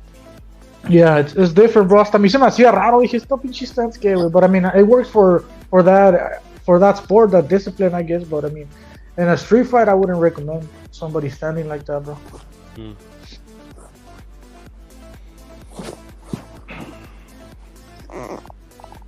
Do you think Regis gets Es como los de sumo, güey. You know, los de sumo, they don't stand like boxing. You know, they stand kind of straight. You know, they're like crouched and shit. Yeah, the judo one is not crouched like that, but it's straight. It's not like boxing. You get me? But yeah, go in, Red. My bad. I was gonna say, you think how does that clear up? How does the division clear up then? So you say Ryan gets who does Ryan fight then, bro? You say Rolly. People are saying Rolly. Does he fight Rolly or what? Chingazos? It's possible that Rolly's gonna fight Ryan. Yeah, very possible that he's gonna drop his belt and fight Ryan. I mean, I think Ryan's getting Teo, bro. That's what I'm thinking right now. That'd be dope. Shit, that's a big fight. If that happens, that's a good fight, bro. I want to see that shit. Teo versus Ryan. Right. Yeah, I think that's the one that might happen. That or Regis for Ryan, based on what De La Hoya said, bro. Where he said he was working on making 2 fights, and he did bring up Regis, so we know that one. They were trying to come to an agreement to make that one. I don't know what happened there. Maybe it's still in negotiations. I don't know. But he also said they were also negotiating with the takeover. There was something about the takeover. Maybe he was saying Teofimo Lopez, or maybe I don't know. Maybe he just said it for me to assume, people to assume and say that Teofimo versus Ryan might happen. I don't know. But yeah, I think Ryan's probably fighting Teofimo and or Regis. But shit, you never know, bro. Yeah, you gotta wait for the official announcement. You guys, so what do you guys think about Virgil? You guys think he's gonna fight again, or is he? I'm hearing bad things. I mean, you know, but there's just rumors. Like, I don't know Virgil personally and shit, but yeah, I'm hearing it's not good. Yeah, I heard it's not good either. Well, they had to resuscitate his ass. They had to do CPR, and remember that's usually never good. Yeah, CPR is actually a serious thing, guys. It's not a light thing.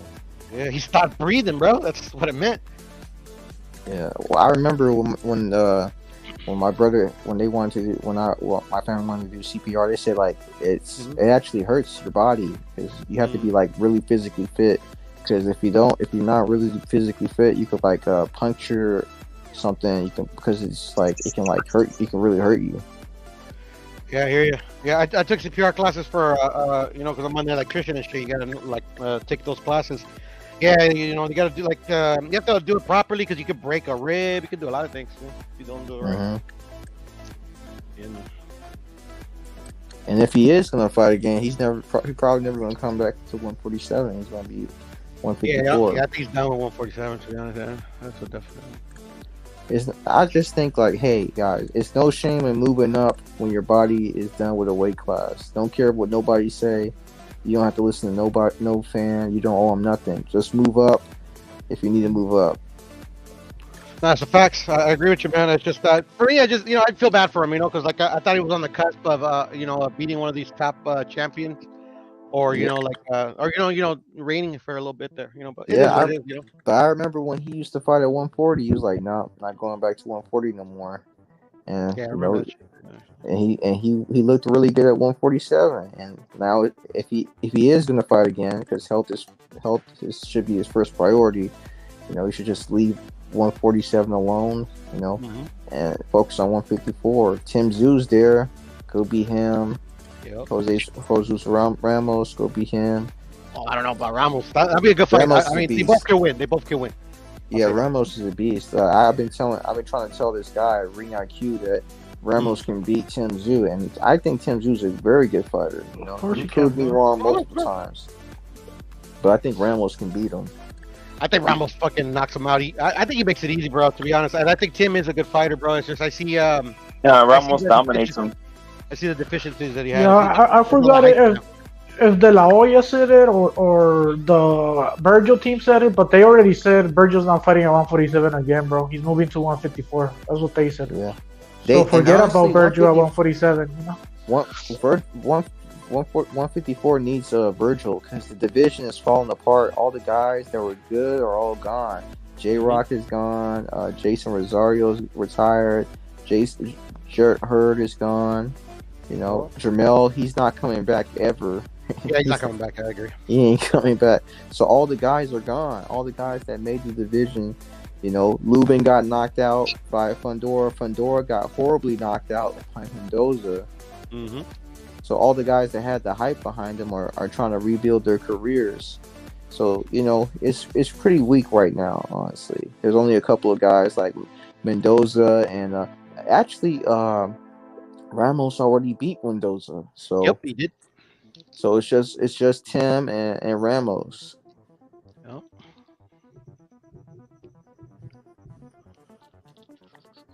And it's this Russian guy who's only fighting in Russia. And from what I hear, he's had some really two sketchy wins against Liam, that guy that Canelo knocked out at 154 for the WBO belt. A lot of people thought he beat Liam Smith. A lot of people thought he beat that undefeated Russian guy, and he had a questionable decision against the Black Frenchman. Which one? The Black Frenchman that fights at 154. And Billy. No, that's 168. That's 168. Michael Soro. Okay, I know him. Yeah, he had a questionable decision against Michael Soro. And there's only one other guy, and that's the Uzbek guy, Israel Madrimov. Those are the only guys left at the division that mean anything. Yeah, facts. Madrimov's alright. Yeah, he's alright. He's alright, but he's like super, like he relies super on his athleticism. Like he's super focused on his athleticism. Like, but you know, he's a good fighter. Yeah. No, but supposedly you might have Spence right there too. Oh yeah, Spence. Yeah. Spence is moving up. That's a fact. Yeah, Spence is going to be the instant cash cow of the division. He moves up. I like to see him and Tim Tszyu fight though. That'd be dope. Spence and Tim Tszyu. That'd be dope. Yeah, that'd be a good fight. Yeah. Shoot. Spence beats Crawford or what? I'm leaning towards Crawford, honestly, because I one thing I don't like inactivity in fighters. Even though Spence is a pretty good, you know, he's been able to pull it off, but I just don't think Crawford's the type of guy you can come on and be inactive against.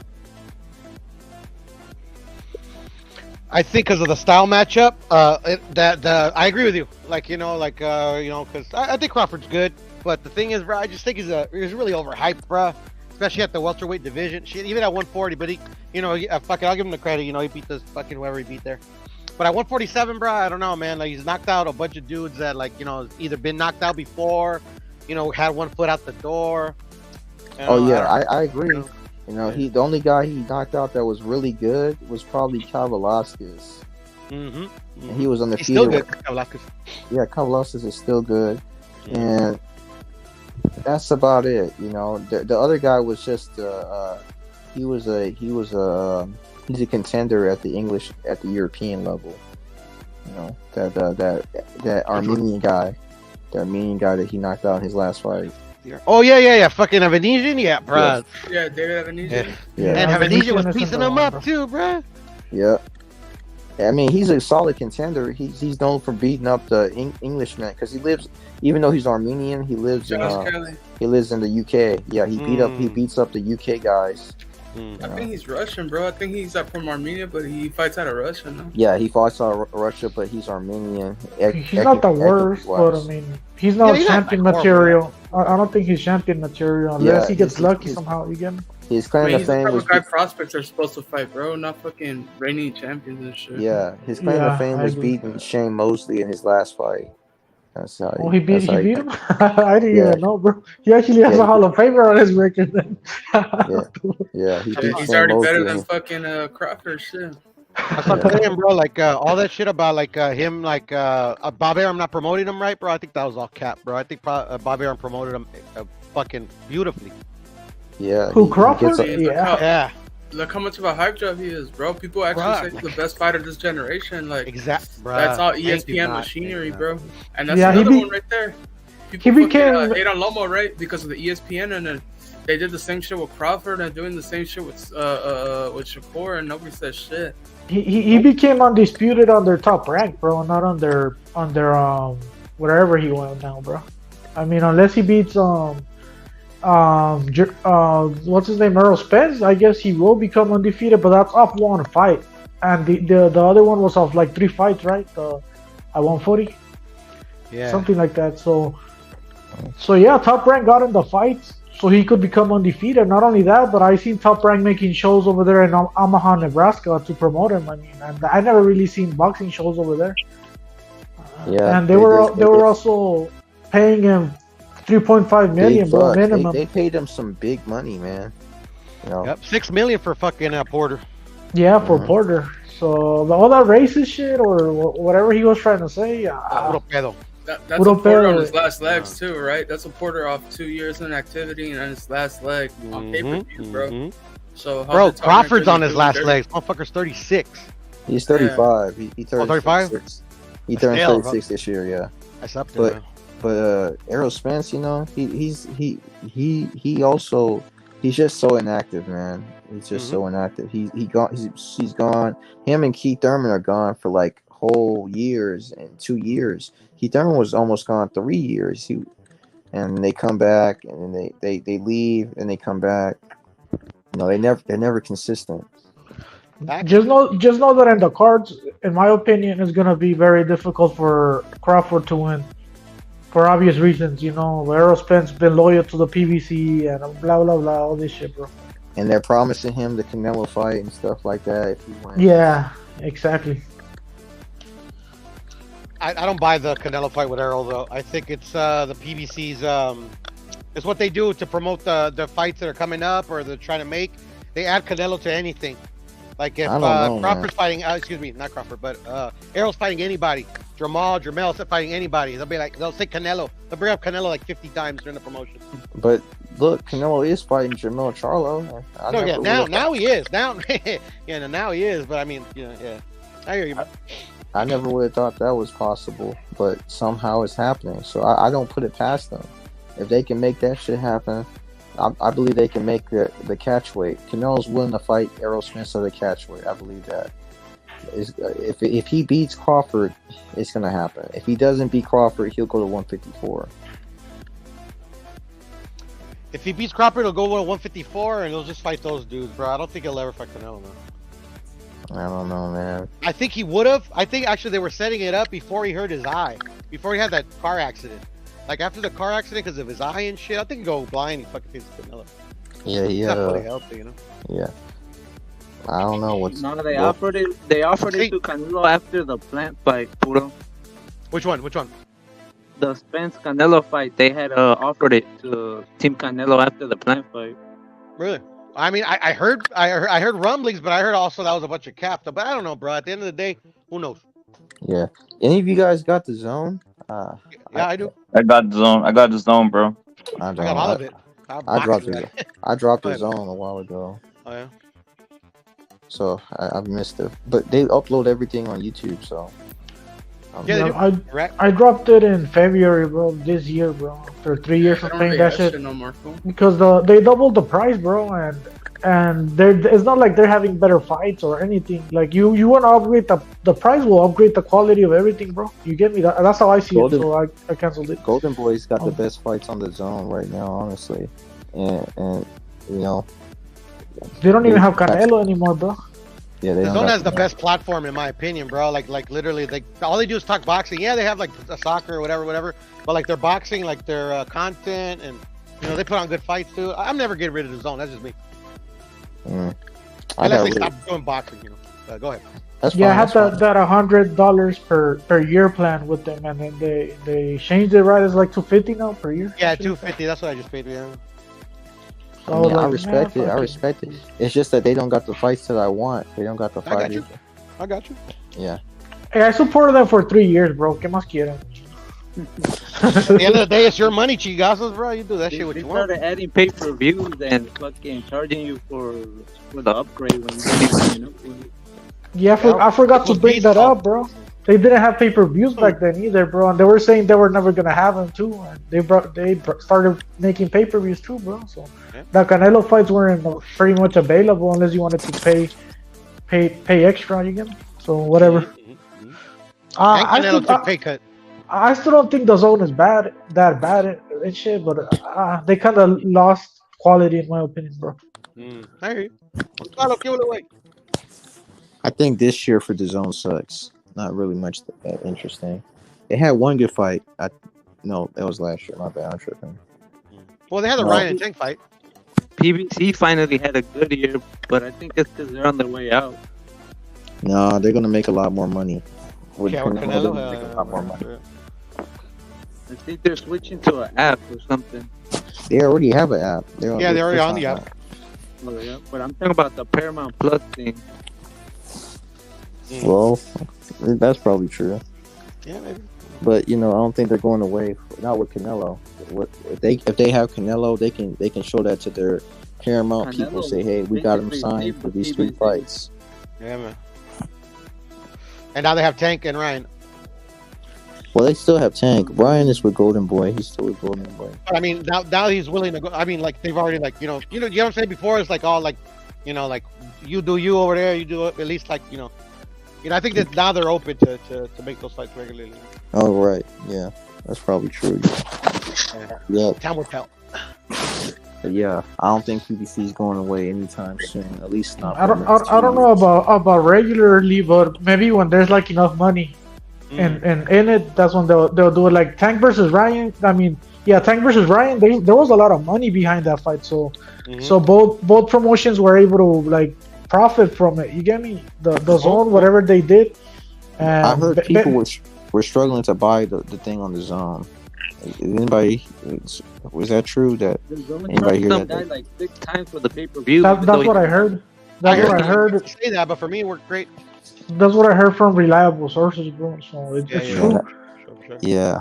So that pay-per-view possibly could have hurt the Zone. Because if it's true that people are complaining about it, I've read about it. I've heard about it. People were not happy with that. I've seen people that make content said that they were charged multiple times. So then I don't know.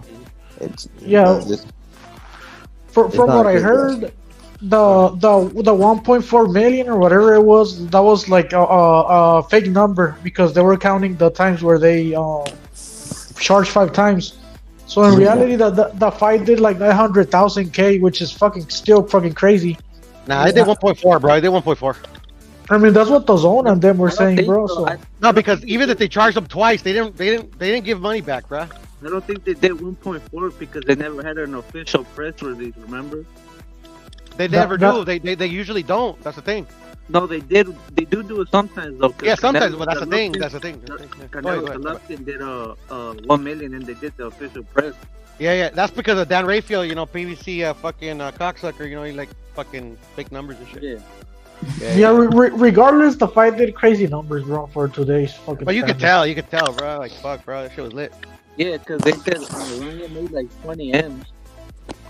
It's $100 million. It's the fight like grossed over $100 million already. Pinchy $85 for that shit, right? Or 90? How much was it?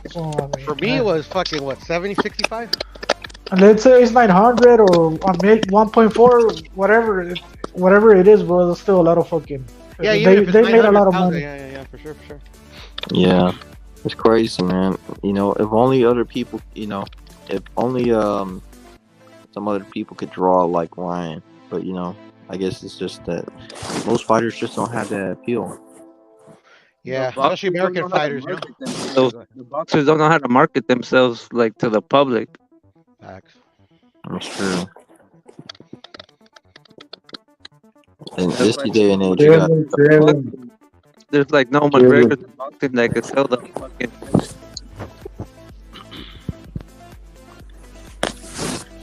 I think they gotta kind of like it, you know, the limelight and all that shit to promote themselves, because like imagine coming out of training camp or whatever and you still gotta promote yourself on the internet and all that shit. That would be that's tiring. Yeah, it is tiring, and I think like Ryan, he likes that shit, bro, like to promote himself and all that shit, the media shit. I think Ryan likes it, so he was able to do it, but not everyone can, bro. Yeah. Well, that's the thing. I mean, there's a lot of different factors. But go ahead, man. There's a lot of different factors, but there's two avenues of approach. Or you start beating motherfuckers down and being exciting and winning because you are the man with your fist, or it's you gotta be that movie star type of dude like Ryan Garcia, or a combination of the two. Or have a built-in fan base. Well, I think it's a combination of things. You got to have knockouts. That's number one. You have to have knockouts. Oh, that's true. That's true also. Knockout power, yeah. If you don't got knockouts, that's how Inoue got popular here in the States. You know, he was knocking guys out, and he don't speak English at all. And so you gotta have knockouts. You got some, you know, the females have to find you somewhat attractive. What else? I guess personality. You got some good personality. If you can talk really well, that's also a bonus. But you know, you gotta be able to, get yourself out there. You gotta be able to get yourself out there. That's another one. And there's also the other one that people some people try to market themselves knowing that they got none of those qualities, but they'll throw themselves out there to be aided. And that was kind of become a little popular, although it's getting played out though. Going the distance like Mayweather, fucking catering to your haters. That way they'll look at you, they'll watch you to lose. That's another one.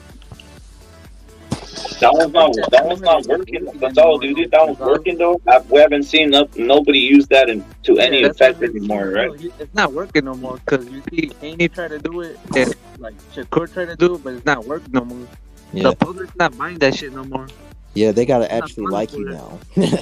They have to actually like you. They can't just be hating you just to be hating you and buying your.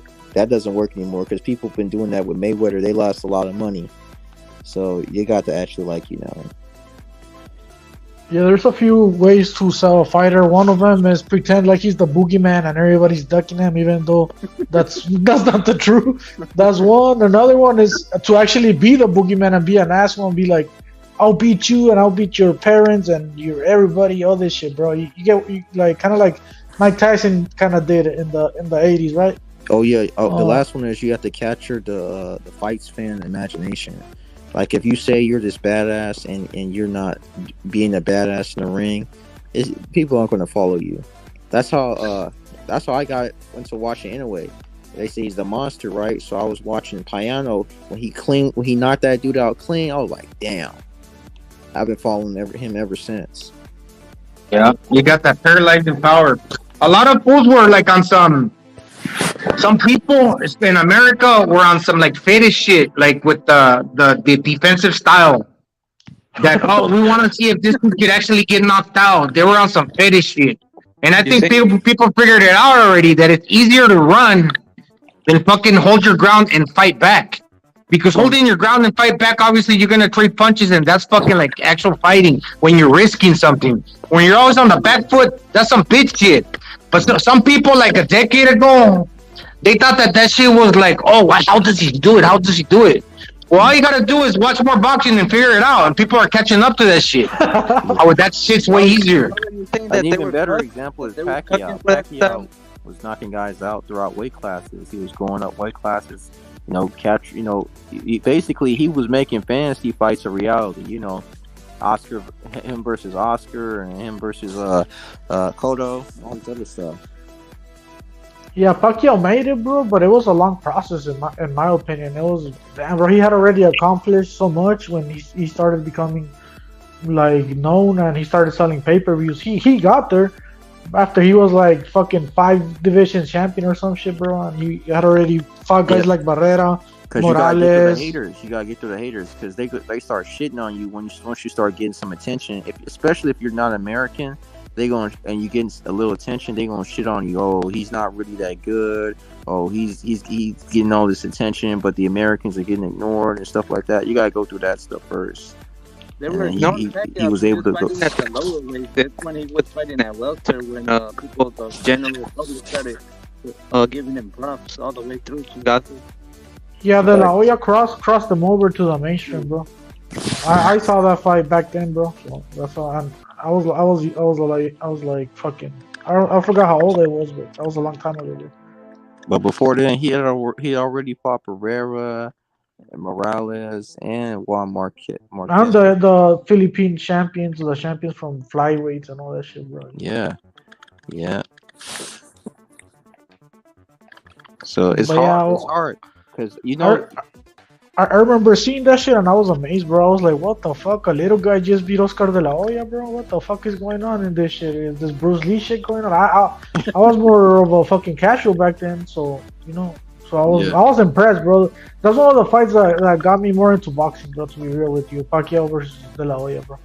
Yeah, Pacquiao, he brought the whole Asian community into a lot of the Asian community back into boxing because most of the Asian guys are small guys, to see. Is that what they call the Pactards? The Pactard, remember? Yeah, they used to hate him. They used to hate him because he was actually, they used to hate him because people actually celebrated him for being, for having all these accomplishments. No, his fans were pretty annoying. They hated him. They hated him. They hated that he had a fan base, basically. Some of their fans fucking took it to the extreme, though, man. Yeah, Pacquiao deserves all the credit in the world, but some of the Pactards, dude, they were like kind of up there with the flow mode, dude.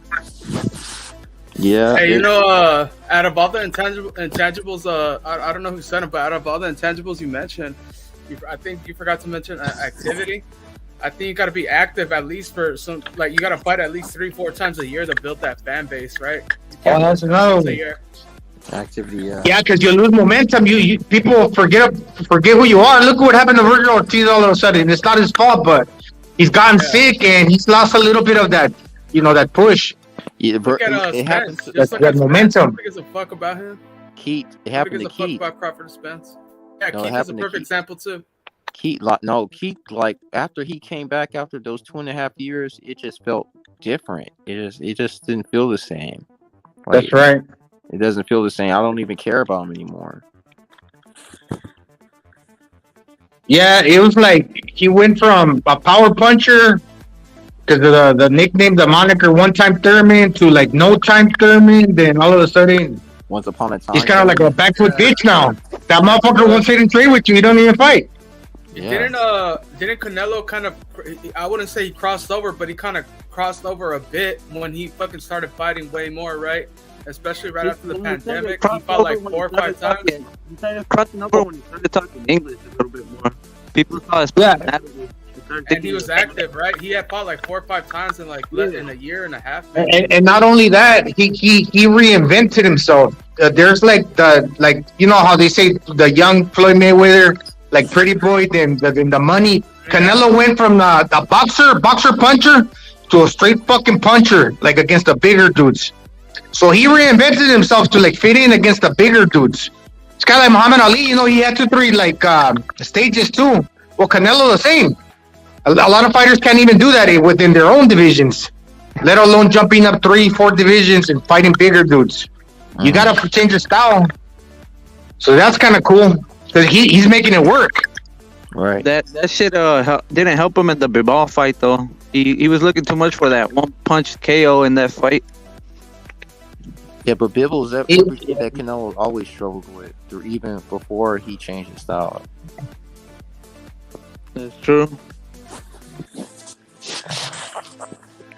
Because the exceptional weight movement allows him to, like, not to specifically need to like use his legs all the time. He could be moving at the waist and he's still giving you the same look if you were like moving on the feet. But actually, like, better because the feet are still planted. So all the while he's moving the waist on the swivel, looking for angles, and get him out of the way of the punches, he's still got the feet faster where he can land with power in any given moment. Hey, Gonzalo, break down the Canelo versus Charlo fight. Man, that dude's gonna look to I think Derek James. So I just read a comment. I'm not watching too much boxing aside from like the channels that I do watch, PDA and you guys. But basically, the dude's gonna utilize speed. He's a smaller dude. Well, he's fighting at 54, 58, 54, man, going up to 68. He's probably gonna fight at like around 62 to 64 pounds. He's just gonna use speed and he's gonna try to run him into something. Basically, boxing move. Yeah, but those guys are really weight bullies, man. Those guys are bigger than those guys. You know, him and Rosario were way bigger than everybody else at 154. He was already. That dude should have had already moved up to 60. So it's not like he's jumping two divisions like Mikey Garcia. Uh-huh. That dude should have been fighting at 60 and Canelo at 68. I mean, he's all right.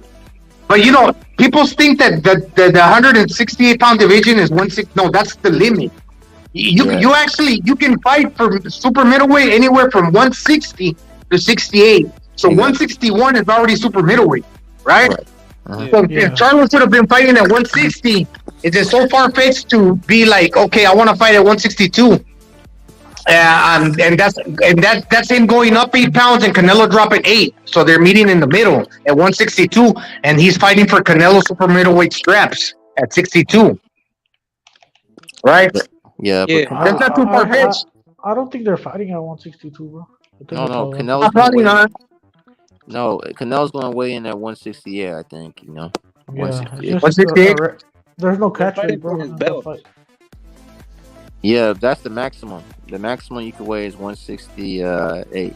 So you can come in whatever from 160 to from 161 all the way to 168. You can come whatever one you feel comfortable. Hey Gonzalo, unless you're saying that Charlo's gonna come in at 161, bro, but I don't think so, bro. That's He's probably coming heavier. Maybe he probably used a strategy. See, remember, Canelo used 2 strategies when he fought at 75. The first one, he just came in as walk-around weight against Kovalev. Basically, he just, like, didn't cut. And the second time, he lifted weights, but then did cut the water weight and added it back on after the weigh-in. So that was 2 different strategies. I think here with Charlo, he's just going to, like, walk in around 160-something. Yeah, basically not cut weight at all. Do you think it's going to stop Charlo on the fight, or you think it's going to go the distance?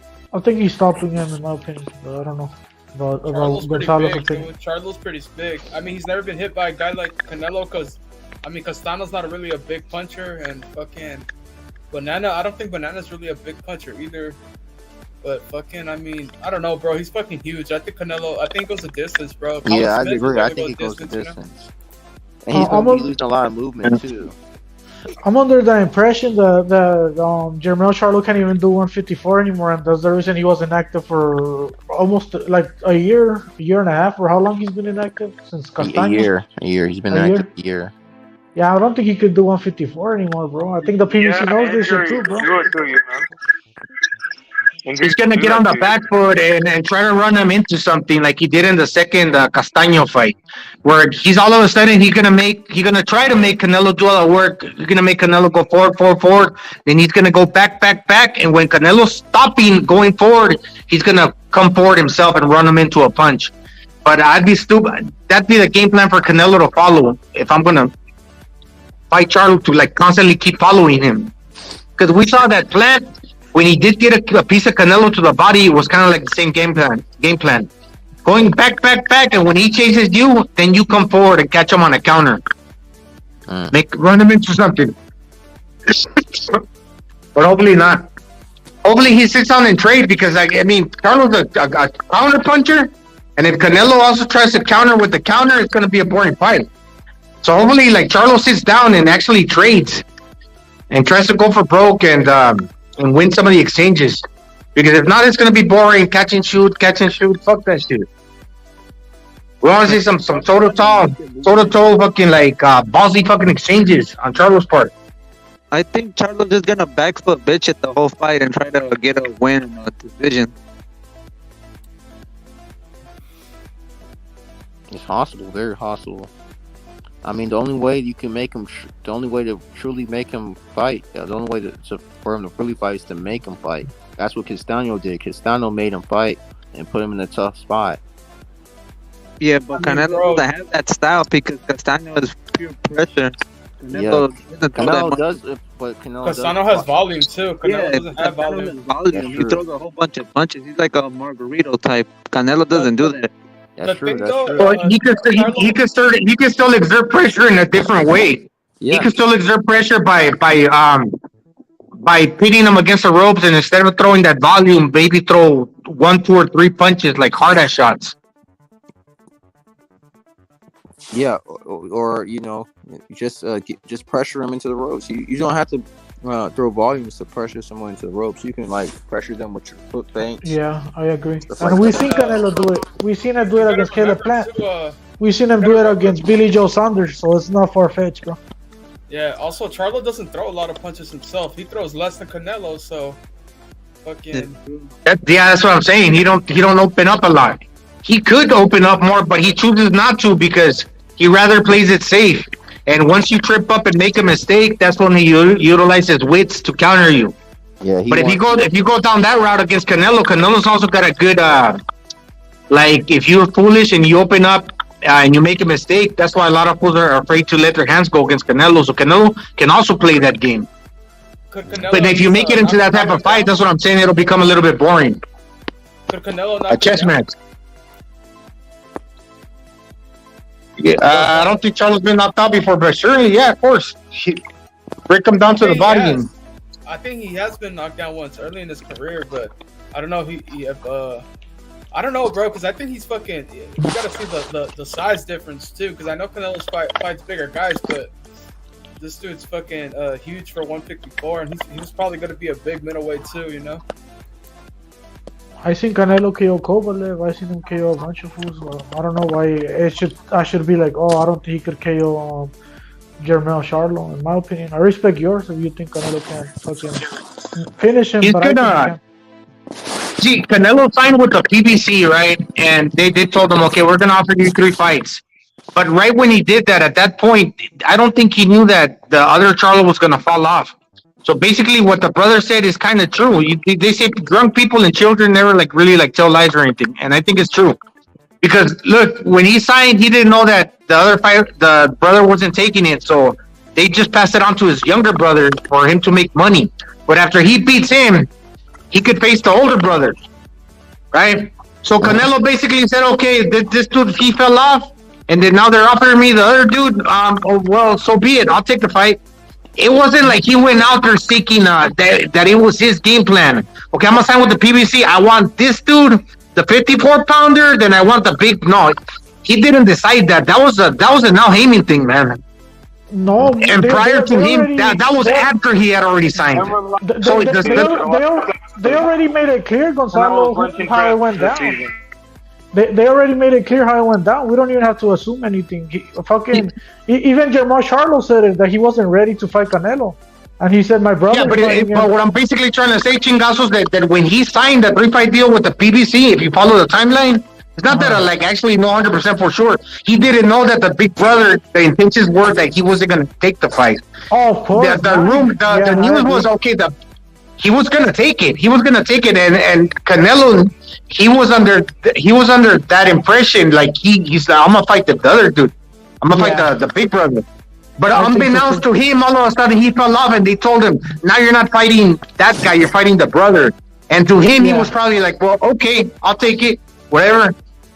It wasn't like this master fucking game plan that Canelo said, fuck that, I'm fighting the little brother all of a sudden. No, that wasn't it. Because then if you go, but that's important because then people will say, well, then he cherry picked the younger brother. No, he just replaced them. But Canelo had no choice but to be like, okay, I'm gonna fight him because that's the PBC's game plan. Yeah, I know. That's how it went down, bro. And Jermall Charlo even said it. So, and Jermall Charlo said he's next after he said we're gonna double team him, some shit like that, right? ¿Qué nos dijo? No, you didn't see that shit. He said triple or double. Yeah, that guy. There's something wrong with that guy. Like he said triple team, bro. Yeah, he said triple team. Right? Yeah, he said triple. Hey, check it out, referee. Did I show you? I'm still waiting on my appointment, but I put this. I put the double leg bag right here in the room.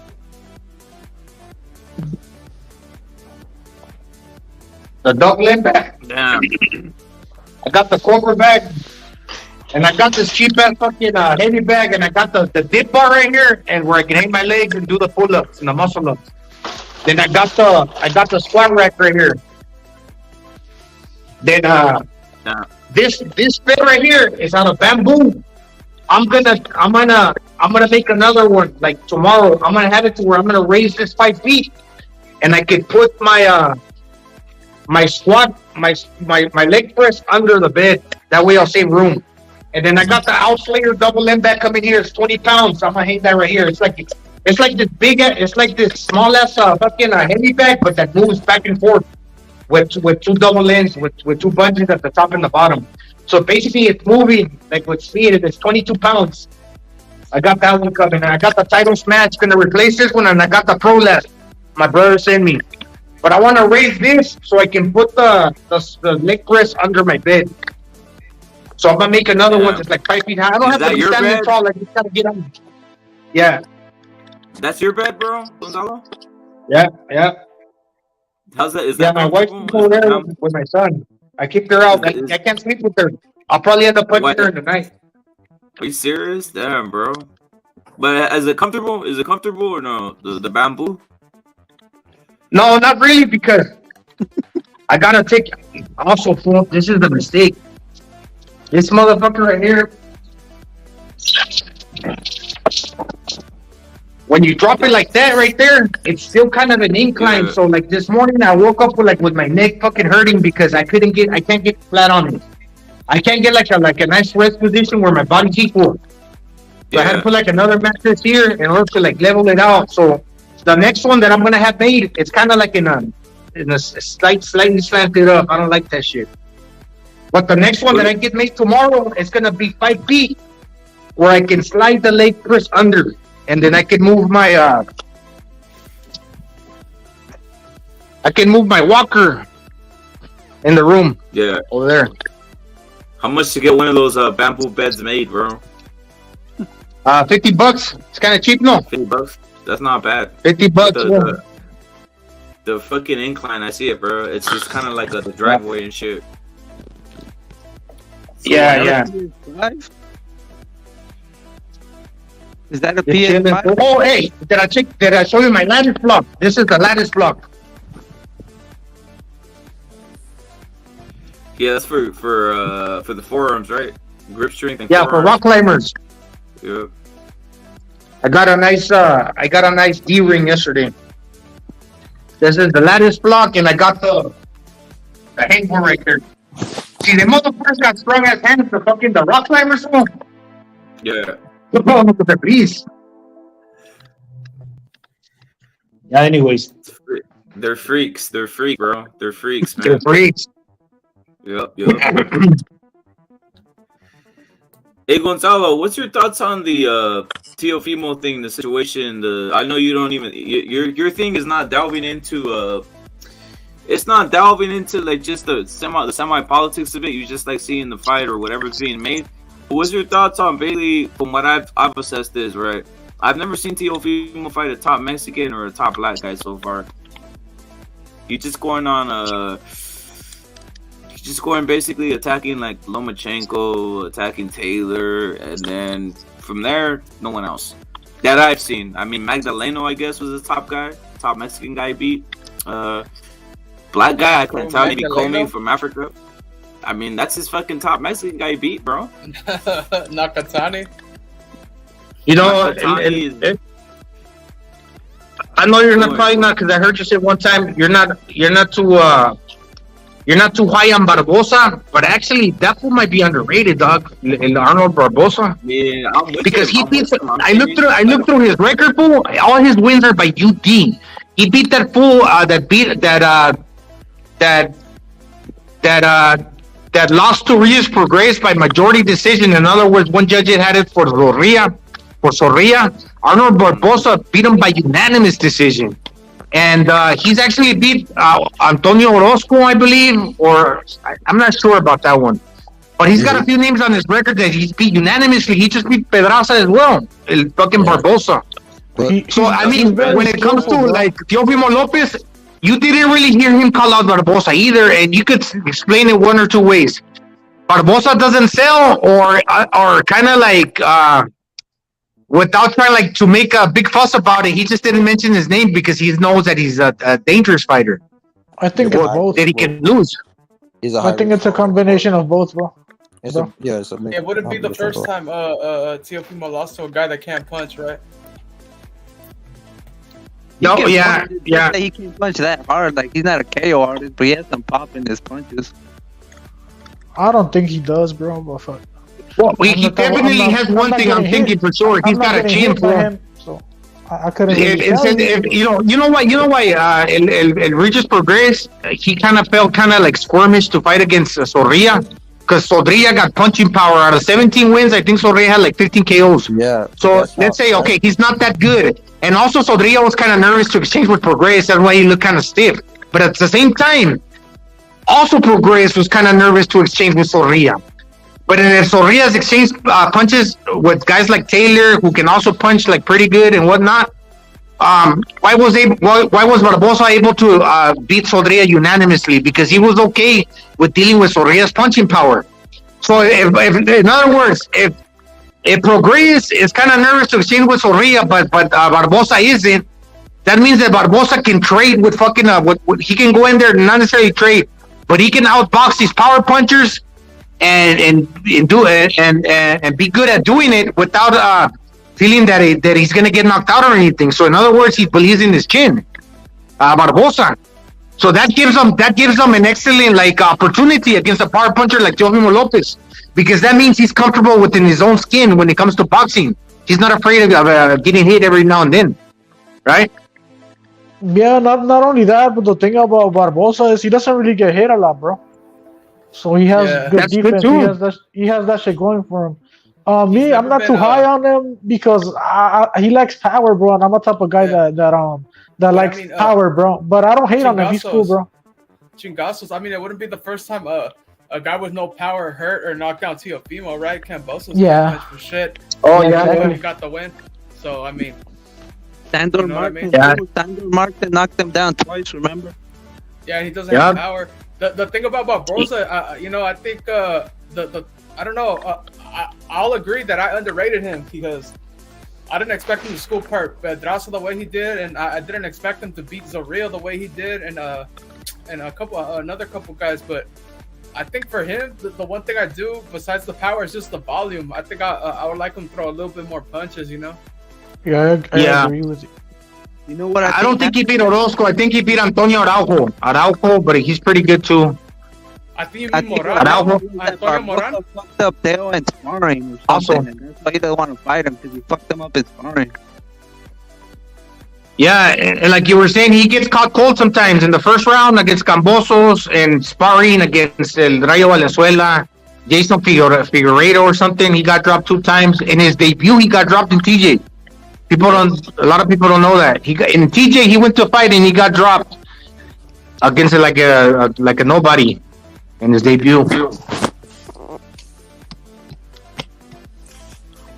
Yeah, he did. I think that's what gave Cambosos so much confidence. He was showing people in some of the fights that Teofimo's been dropped before, so it can happen again. So yeah, Teofimo, even though he's not, but I've never really seen Teofimo like really hurt though. He's been dropped plenty of times. I've never seen him hurt. Yeah, that's true. Big punchers, that's why. Actually, he's fought Comey. Comey's a real puncher, but he didn't let Comey hit him. Yeah, but that only lasted like 3 rounds. That's because he did the deed. He got him out of there. Yeah, he got him out. He look, it worked out just because it works out for you sometimes doesn't mean it always. He gambled. He caught Comey before Comey caught him. So it's basically he landed first. But I mean, if Comey would have landed first, you never know what would have happened. That's true. But credit to him for that. You win some, you lose some. Against Cambosos, Cambosos landed first. There's also other guys that have landed first against him. See, he thinks he's badass because he got like the quick reflexes. So obviously he's got an agile mind. But other fools they got those things. They possess those abilities as well. Yeah. And you're not always gonna win every time. Like at least on the exchange of a punch. I mean, that's just that's the way boxing is. You're not always gonna land first when it comes to boxing. So when you do get hit and you get caught by surprise, don't be like, oh, what the fuck happened? Because although you got quick reflexes, doesn't mean that the other guy doesn't either, right? Right.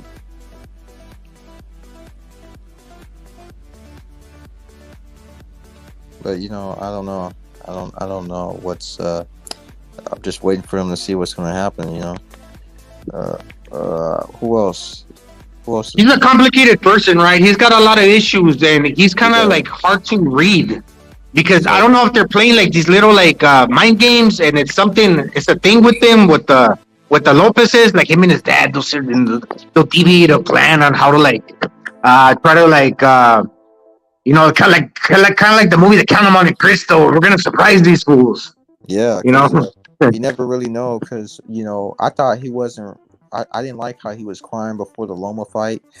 Yeah, that didn't look good to me. But he came out, he won the fight, And then with the Kambosos fight, he was acting up again, but we couldn't really tell until the only real hint was the whole "I'm gonna knock you out in the first round" thing. I'm like, that was the only real hint that could tell you what he was going to try to do. And then with this fight, with the Taylor fight, he was talking about how he was going to kill Taylor and all this other stuff. That was easy to see through. But I didn't know if he was going to win, though. But he got the win. And a lot of people were picking against him. So he was able to beat the odds again. Because like with the whole retirement thing, he sounded like completely sincere. Like if you look at his the way he expressed himself, but then you also got to think he then complained about not getting paid more than like other guys, which I thought was a solid point that he made. How a lot of these fucking dudes under the ESPN banner, Top the Both and Bob Arum, like they're getting paid more even when they're not at his level. Like basically like the black fighters, like the up and comers, they get more of a shine than he does. But then also he's going against his dad. His dad is like, I think from what I heard you guys say, that dad praises the black fighters, but Teofimo goes in on the black fighters. So like I don't know if like they're always got it together. Put the video of the dad saying that about the black fighters because it's not us saying. I mean, they're the best at what they do. Black people are fucking very athletic, bro. They nobody can beat them, and I understand that. Yeah, it's not us saying it, Gonzalo. It's him. No. I didn't say you guys. I know you were saying it because he said it. I just hadn't had the opportunity to hear him say it. But still, for the new listeners or somebody that just hopped on, so they could hear it too, bro. So like that fool, he's fucking. I think he's doing it to supposedly get like in his mind in good graces with. I don't think so much with Bob Arum, but with Top the Bow. Because remember when Top the Bow was doing that press conference when Big Baby Anderson and all these fucking fools fought, like Abdullah Mason, Shakur Stevenson, the other dude, what's his name? The guy that trained with Crawford. The guy that's up and coming, 140 pounds. What's that? Keyshawn Davis and Choo Carrington, all them fools. Like they were like up there clowning and thinking they were like hot shit and fucking as when they were speaking out and something that somebody said that like Top the Both was like right there cooking. Like he was like, I gotta defend these fools and I gotta allow them to say whatever the fuck they want to say because if I sound that I'm going against them, he feels. I think that Top the Bow was thinking in his mind, we might lose the next Mayweather. So we gotta bend the knee to whatever these motherfuckers say and allow them to run the press conference. That way, for whatever fucking reason, but you could see it that dude's reaction stopped the both. He was like basically fucking like being like a little bitch, like fucking. I don't know the word how to explain it, but you could see it. You could see the way he thinks. And basically, these fools can fucking get away with anything. They can say whatever the fuck they want, do whatever the fuck they want, and it's okay to fucking top rank. And basically, to other fucking fighters like Lindolfo Delgado, Like fucking other fools that are Mexican with that promotional company, they don't even get no shine, fool. They get nothing, and like they get no exposure. Remember the press conference with Shakur and Valdez when Shakur brought up the PEDs, and then Valdez tried to defend himself and said, "Well, don't beat up women anymore." They cut that out of the interview, and they kept the Shakur part about the PEDs in. That's right, fool. That's right. Exactly, dog. I remember that shit. It did happen, bro. I was like, what the fuck? They took it off. You know, I was like, they're showing who the fuck they're leaning with. Pretty much, that's what they told me. You know, I don't think they want to get sued again by a black person because of the climate right now. Yeah, and that's why I'm saying, because I think that with Teofimo Lopez Sr., a person that's probably motivated by money, by the millions, by making the money, because obviously he wants his cut. That's his trainer, the dad, and that gets a cut. Obviously, he wants to cater and cook to fucking ESPN because he don't want to get in their bad graces, especially they already got in their bad graces once, right? They don't want to, like, supposedly in his mind bite the hand that feeds them. So, but Teofimo Lopez Jr., he don't give a fuck because he knows that his path to gaining more money is by actually speaking out for himself and like and basically what he basically deserves, because he's already become undisputed once and Lino at 140. So basically he's the guy, and he's not getting he's not reaping those rewards. But there's two ways of them going about it. Teofimo is like demanding that shit, that he get paid, and kind of faking retiring. All the while that dad is trying to keep in the cool graces of like everything that I just mentioned with ESPN, with Top Rank, I mean. Yeah, you pretty much nailed it. Hey, Gonzalo, so they want basically, look, I'm gonna say something.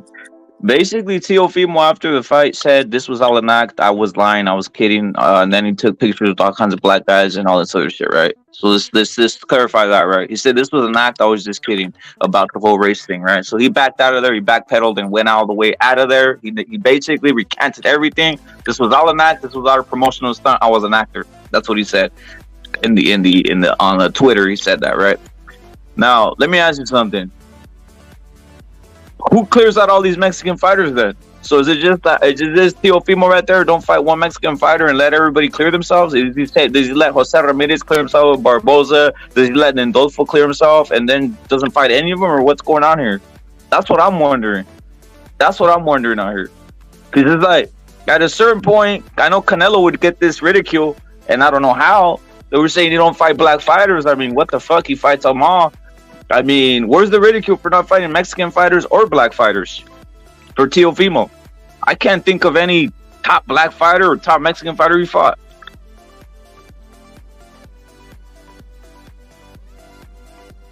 You know what happened is that he saw two Mexicans about to fight for the WBO belt, and then his Central American genes kicked in. Like, those fools have a hatred for Mexican people, so that envy and the hate kicked in. And he said, I have to come back. They can't be champions while I'm around.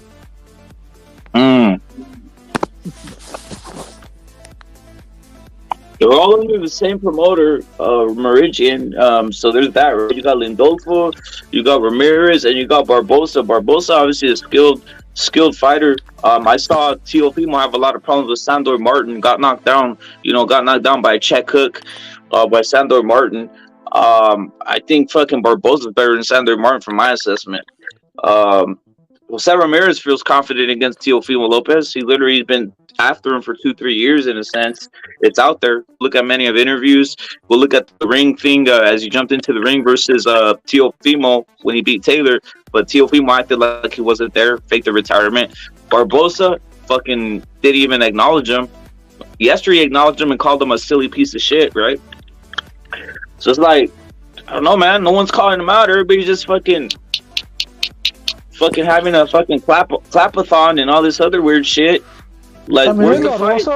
Se pasa de verga, güey. I never seen him with the Mexican flag. I never seen him mention anything Mexican. So he's kind of screwing himself up by not doing that shit, in my opinion. He just started doing that in his last fight against Pedraza. He did?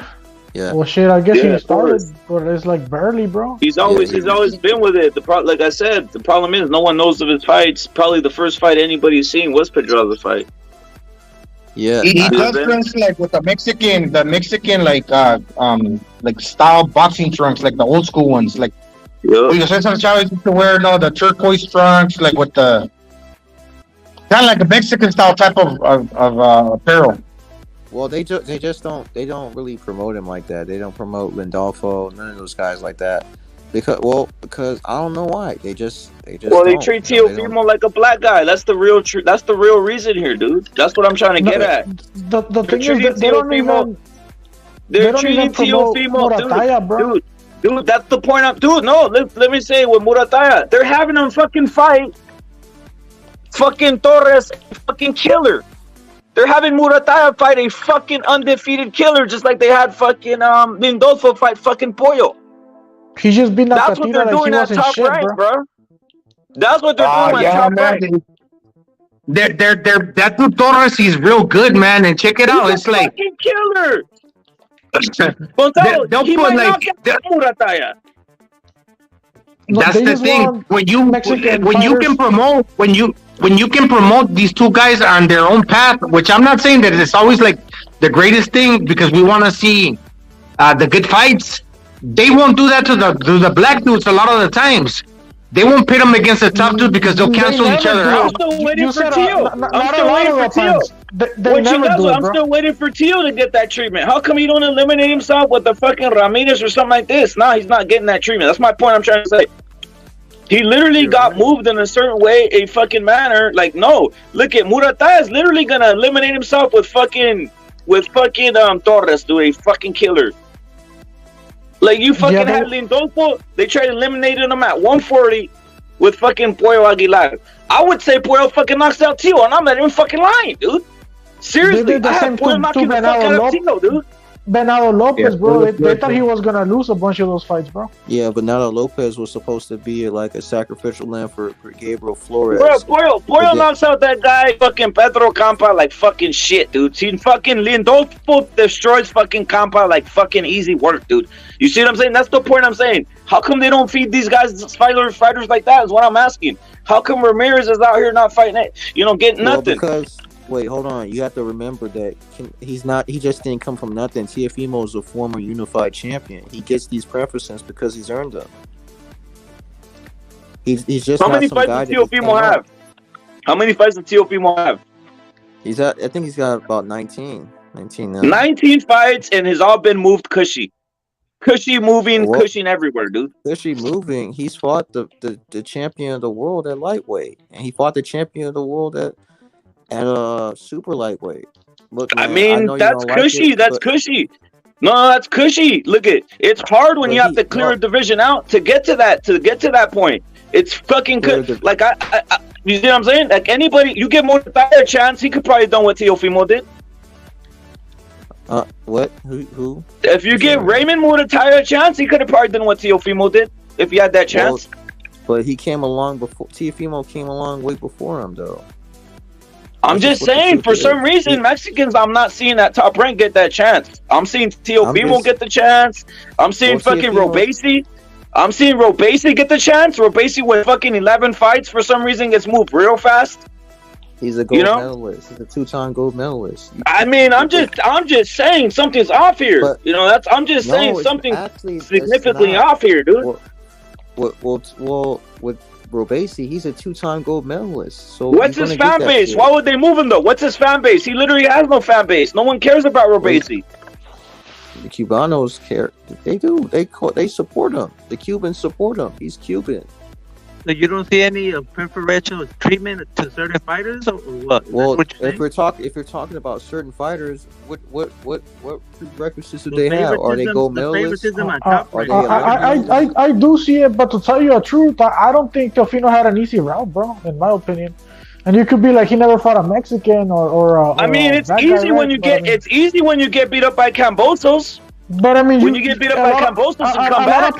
A lot of people from this panel were saying Josh Taylor was gonna win, and everybody thought Lomachenko was going to win. So fuck, bro. Which one is it? It's not that simple. You're trying to just Okay. All right. So coming off of a loss to Kambosos, you just go fight Campa and fight Taylor.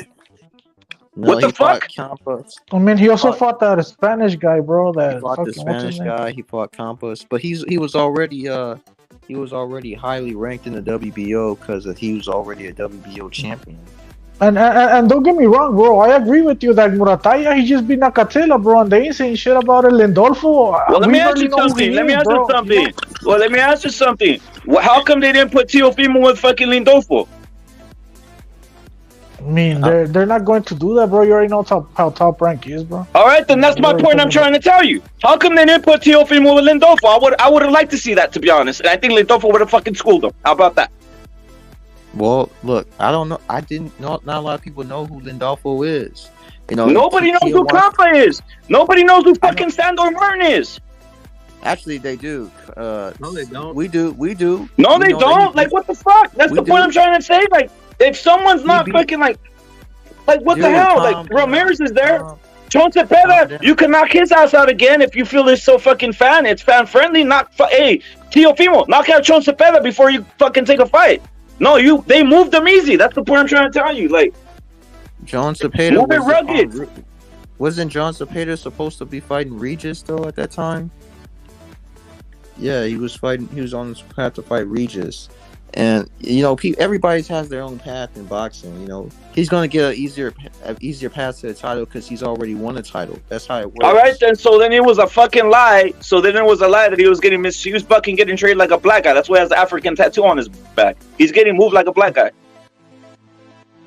Like a black. I don't really know. Not every black guy gets moved like that. Break it down for you. But all I'm saying is that he gets Look at Keyshawn Davis. Keyshawn Davis is fighting some type of fucking weird bum, and then you got Murataya fighting fucking a destroy fucking killer in Torres. That's what I'm trying to say.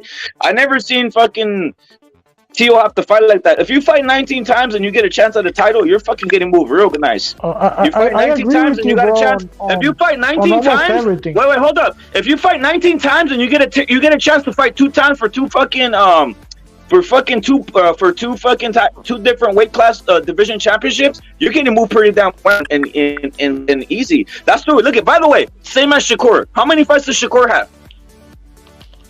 I think he's also got 19. That's my point. So they're moving him like a fucking black guy. That's my whole point. I'm trying to tell people. It's not nothing different. Look, the guy that's getting fucking screwed is Lindolfo, Ramirez, Chon Cepeda, Barboza, and all these guys. Even Murataya, dude. They're the ones getting fucking screwed out here. I don't think Teofimo's getting screwed because he got title shots and all that shit. That's my point. I'm trying to tell you. That's the point I'm trying to say. So what's the fucking point out here, dude? He's not getting screwed, but he also didn't have it easy, bro. Like you're trying to say, bro. In my opinion, trying to make it out that he, you know, to rise your competition to beat these guys. All right, let me ask you something. Let me ask you something. Did Regis looking like shit expose that Taylor's fucking shit at this point? Didn't fucking Taylor get his ass kicked by Catterall with a fucking facial and all fucking knocked out? I was telling people he that shit, and they were telling me Taylor was gonna win. All right, does Lomachenko have 3 losses now? Does Lomachenko have 3 losses now? Shit, I thought Lomachenko was gonna beat him, bro. Straight up. No, I'm just asking. Does Lomachenko have 3 losses? I mean, now he does, but shit. All right, so what does that look like now? So what does that look like now? Then is what I'm asking. He only had one loss back then, bro. When Teofimo. No. I'm just asking. What is that win look like now? I'm letting you know, bro. He only had one loss back then, bro. And if you're trying to say that win didn't age well, I mean, fuck, that's hard to say, bro. Because a lot of people think Loma beat Haney, bro. So fuck. I mean, we can think a lot of things. I agree, but my point is this. I agree that Haney lost Lomachenko from my eyes. But what I'm saying is, on the record, it doesn't look good no more. It doesn't. Let's just keep it real. On the record, Comey doesn't look good at all with all the fucking losses I'm seeing, and he's getting his ass kicked all over the place. Man, that doesn't look good. Now, Nakatani looks like shit. He actually got knocked out by the guy that Shakur knocked out recently. That Japanese guy. That's what happened to Nakatani. That one does look like shit, but I mean, it was fucking Teofimo who broke his orbital bone, bro. You get me? Yeah. But yeah, that one did it. Some of these wins did age look like shit. Is what I'm saying. And you get your ass kicked by Kambosos, who everybody knows isn't shit, bro. Everybody wanted to fucking fight Kambosos because they said he was fucking food. So I'm just asking, like, come on, dude. What are we talking about? Moving tough and all this other shit. It doesn't look tough to me. Shit. Now it doesn't. To me, it did, bro. I mean, that's my opinion. You're not gonna change it with what you're saying right now, because yeah, like I said. But the thing with the Kambosos thing, you know, it happened with the Triller. They kept on postponing it. It took a year for the fight to happen, and by then he just wanted it to be over. What are we gonna say when Kambosos gets beat up by Maxie Hughes? I don't think he is. I think he's. No, I'm just saying. What are we gonna say when it says Maxie Hughes is now beats fucking Kambosos? What are we gonna say about that after that? Are we still gonna be here fucking saying all this other stuff? What are you gonna say if he wins? I do agree with you that they're moving Murataya like shit. They're moving Lindolfo like shit, and a bunch of fucking Mexican fighters. They're moving him like shit over there at Top Rank, bro. Like that. I do agree with you. Do I think Teofimo had the easiest route available? And fuck no, I don't think so, bro. But hey, we all are entitled to our own opinion, bro. He's just trying to say that Teo has favoritism, but he has the privilege that some of these other fighters do. Like they maybe he does. Maybe he does, bro. Himself. Teo promotes himself. He does different. He gets knockouts, which people like. I mean, I haven't seen his power fucking translate recently, dude. To be honest, I haven't seen his power translate recently. You know what I'm talking about. Stop playing games. At 135, he was knocking motherfuckers At 135, he was all right, but his last fight at 135, he was having problems with Kambosos, who looked is not very. It's not like a fucking. He was a 130 pounder. Kambosos was a 130-pound fighter. On the come up, he was very exciting. You know, Nico Ali Walsh has like fucking 9 or 10 knockouts. That's what happens at ESPN. They line you up to knock guys out like that early. Yeah, but to be honest, he didn't do anything to deserve a shot at that 140 title. He had 2 tune-ups, and then they gave him the 140 title versus what's his name, Taylor. Yeah, Taylor. No, it was actually he became the mandatory for the Taylor fight. Yeah, but how did he get the mandatory? Big Baby is looking like a fucking killer out here with all these knockouts. He fights decent competition. At the high level, he's not knocking out no one. He's fucking pathetic versus Martin. Salute to Eric. Well, it is what it is with Big Baby, but Big Baby's not challenging for any he's not a title challenger. You know, but people swear he's like a killing knockout artist, and he gets exposed real quick with the fucking Jermaine Martin, dude. It's crazy, like a ex-champion, obviously, but Top Rank does that. Top Rank will make you look like a knockout fucking artist. That's what they do with photographers. They make them look like knockout artists till they get to the nitty gritty.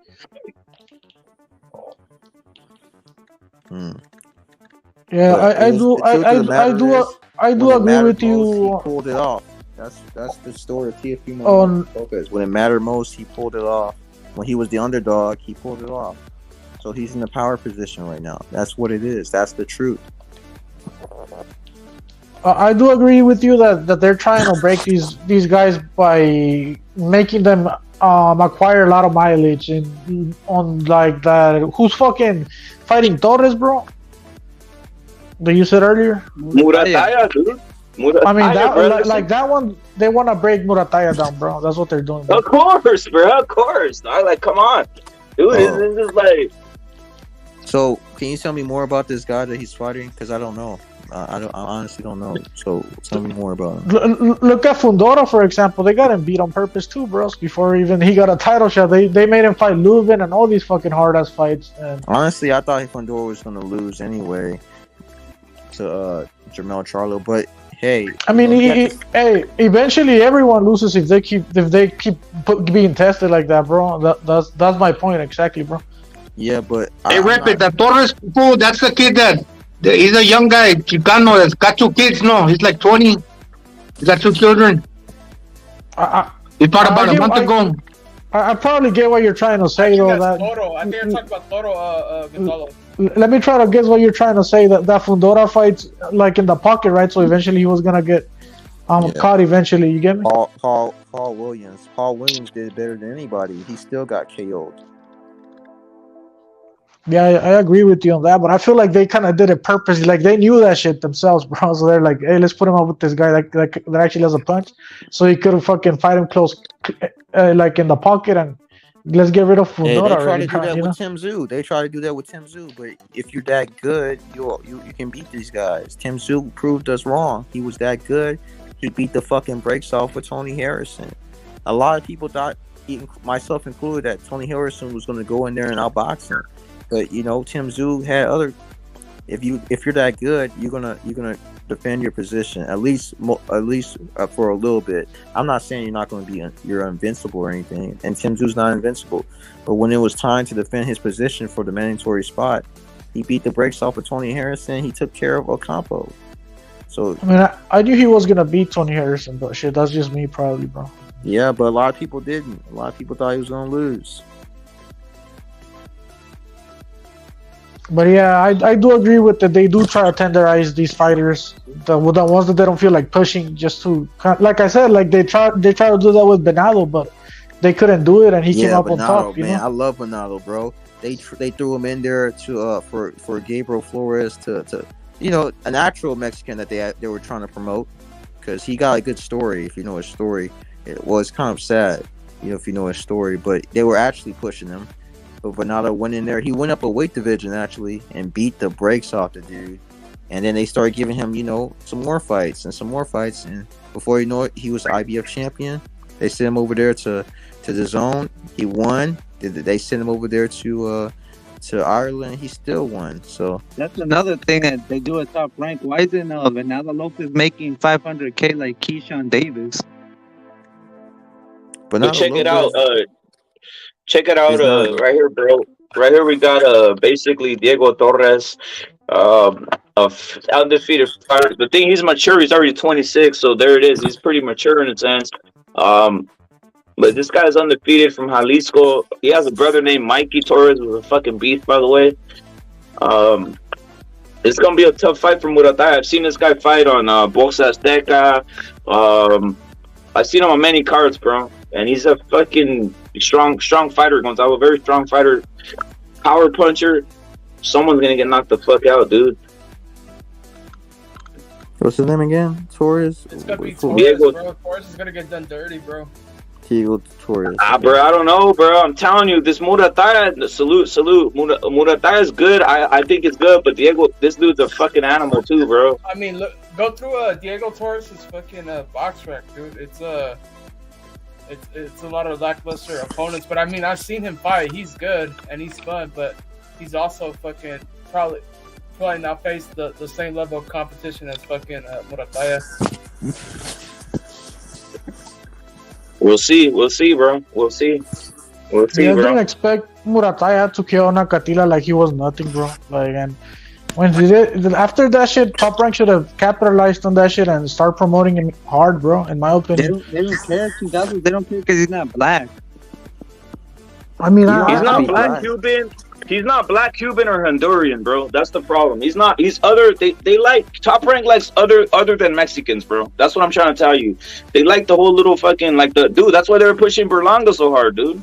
That's why they're pushing fucking Xander Zayas so much, bro. Well, they've actually, they've got, I don't know, they've done a lot with the Puerto you know what? They're ungrateful of they're inconsiderate, and they're ungrateful of the fact that Mexicans or Mexican Americans just watch boxing because, we love it. They're fucking, they take that for granted, bro. That's the word I was looking for. They take it for granted. I agree with you on that. But they all because they know that the Mexicans are going to tune in no matter what, so that's why they're trying to find some all of them do it though. The Zone, PBC has been the most flagrant. I will say that they've been like the most like, let's put this guy against those no fights hopers look like hate crimes over there at the PBC. Yeah, they put him against 20 no hopers, and then fucking they feed him into a guy with power and shit. And it's over. You know what I mean? Yeah, they're aware that when you're Mexican, you don't really need to have that to sell. Chingazos, just have the style. You get me? Eric Salute from H-Town. Your salute times a billion. I was gonna say something, Chingazos. Check this out. There's another thing that's pretty damn. Check this out, boxing learner. There's something else that's kind of alarming in a sense, right? Check this out. Who is Raymond Murataya coached by? I don't know. Is it Garcia? Yeah, Robert Garcia. Now let me say something. This dude's undefeated, a fucking nasty fucking guy. I'm talking about Diego Torres, a nasty, dangerous motherfucker. Now, this isn't the first time a Robert Garcia guy does this. Who was Lindolfo coached by? I don't know who coaches Lindolfo. Robert Garcia. Robert.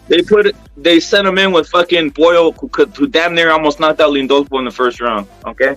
Now, let me say something else. Who coached fucking Tanahara? Garcia. Robert, bro. For sure, Robert. Now, who did they send him against? Williams Zepeda. Camarón. Another fucking... That's what I'm trying to tell you. There's something fucking odd here because they're sending him with fucking dirt, like fucking date. I'm telling you. No one knew Williams Zepeda was. I picked him to beat fucking Tanahara. Yeah, but... They didn't. The thing is, all of these fighters, Robert, they're sending them in. They're sending them in. Shit, bro. With they nasty customers, all I'm trying to tell you, it's the same over and over, the same fucking thing over and over. I told you I agree with you on that subject, and I even brought up examples, but I just don't agree with you where they took the easiest route for Tio and all this shit. I don't see it like that, bro. But so you think Robert is a conspirator trying to set up Mexican fighters? Something's odd right here where you're just sending guys in for fucking like, dude, this is not an easy fight. Why are you sending? Is Keyshawn Davis fighting a guy like this? No. Robert siempre lo pendejean, güey. Robert, either that or they're paying him extra to fuck over his fighters. I don't know, but it's beyond that. Look at you're fighting a guy that you don't see Keyshawn fighting. You don't see fucking Shakur even fucking fighting this guy like this, dude. He's moving up to 135. He's not fighting a guy like this. Well, they're not. Of course, he's not, bro. But you know, well, if Williams Zepeda was on a top rank, I'm sure they would love to have him fight these guys, but they're not. But yeah, I see what you're talking about. Yeah, they go in with these tough fighters with Robert, and they, you know, but that's how it is. You know, these guys are climbing the ranks. These guys aren't exactly known, so they have to beat these guys. but with black people is the same. A lot of these black fighters are not known, but how they do it is, let's marinate this rivalry, right? Like for example, Haney and Shakur, or Spence and Crawford, they didn't fight each other early on, and with the Mexicans they get two Mexicans with talent, and it's like, let's make them cancel each other out early on. But that's what the British do. The British also do this. If they got two guys, that's Dillian White and Anthony Joshua already fought way before Joshua. When they were prospects. Yeah, exactly. So yeah, the British. It's just they're big on domestic fights. Okay, but black American fighters, because like you said, the British, they do kind of make them fight each other. And Teal. That's why I said he never fought anybody like that. He never fought a young fucking. He never fought a guy that's dangerous like that. I don't know. He fought a bunch of fucking weird guys that you're there to fucking clip and shit like that. Like. It's a risk, but again, if he lost to Comey, no one would have said anything. You would have said Comey just older. Come back to you. That's all they would have said. They didn't line him up with the fucking guy. They didn't line him up with the guy who was the full fucking his age and shit or fucking dangerous. They didn't do that. That's the point I'm trying to say. That's what I mean.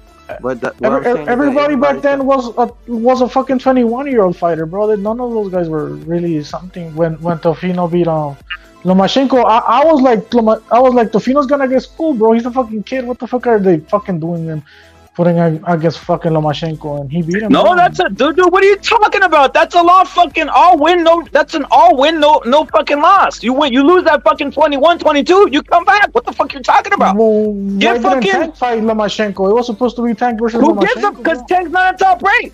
Get fucking Lindolfo a shot when he's right now. Well, fuck it. It's all win, no fucking loss. That's my point I'm trying to say. What the fuck? Well, he has to.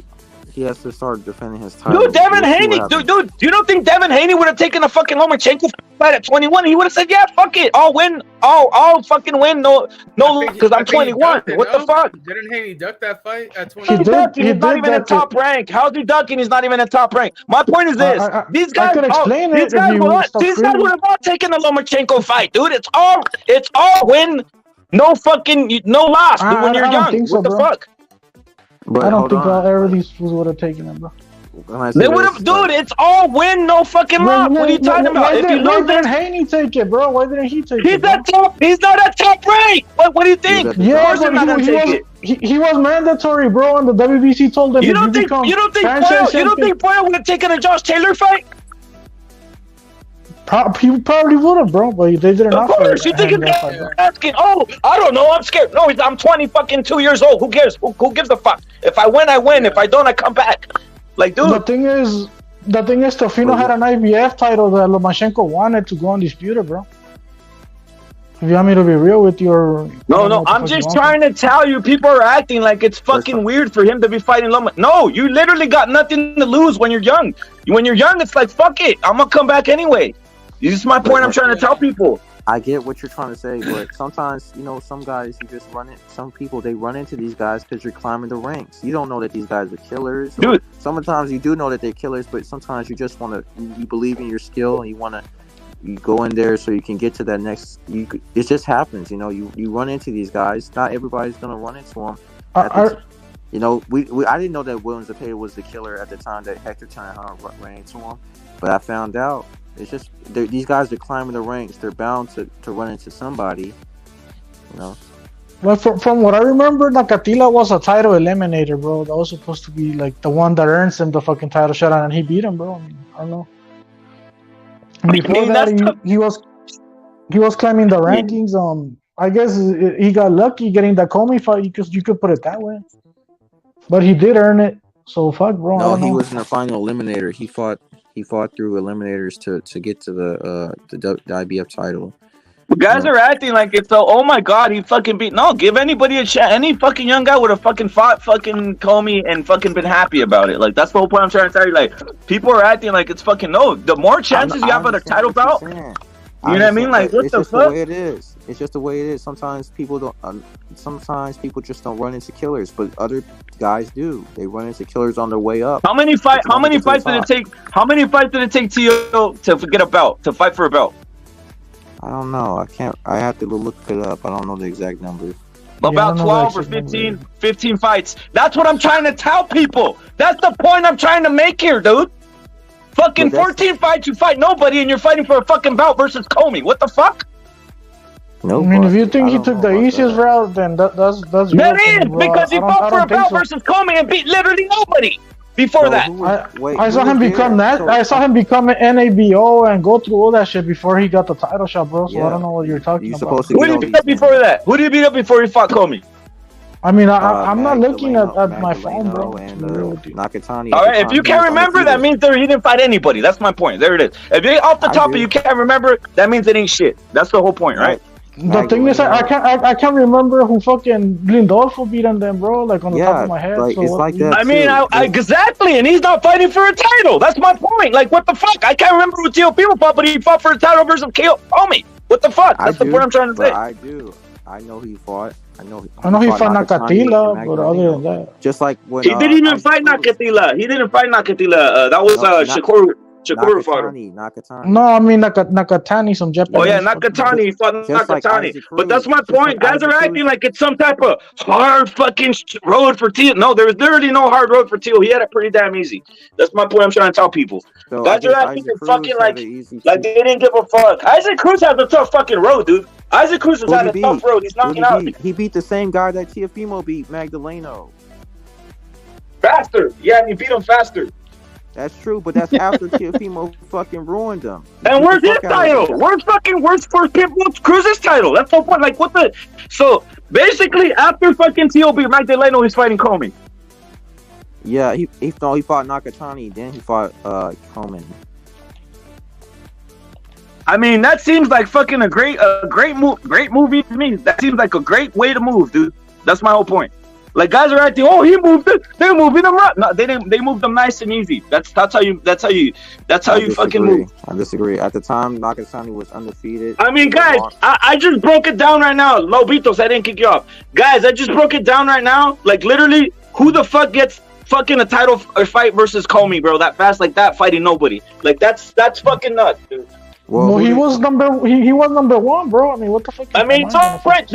Well, how are they moving you like that to number one, fighting nobody? He climbed the rankings, bro. I remember that shit, bro. That's why you're not gonna convince me. All right, so let's just go this. Let's just go this way. How did Robesi? Let's go this way. How did Robesi get to number one so quick to fight for a bout versus fucking Dogbe? I mean, the thing is, I don't disagree about Robesi. I just disagree about Teofimo, bro. I just told you he moved the same way as Robesi. I don't know what else to tell you. He did. He literally did. I disagree, bro. I don't think they moved him like that. I mean, dude, if you're fucking fighting for a title in like 13 fights, I believe if you're fighting for a title in 13 fights, you're getting moved pretty easy, and you're not fighting anybody, and you fight fucking Comey. Like, and someone could tell me I'm fucking tripping. I mean, what the fuck, dude?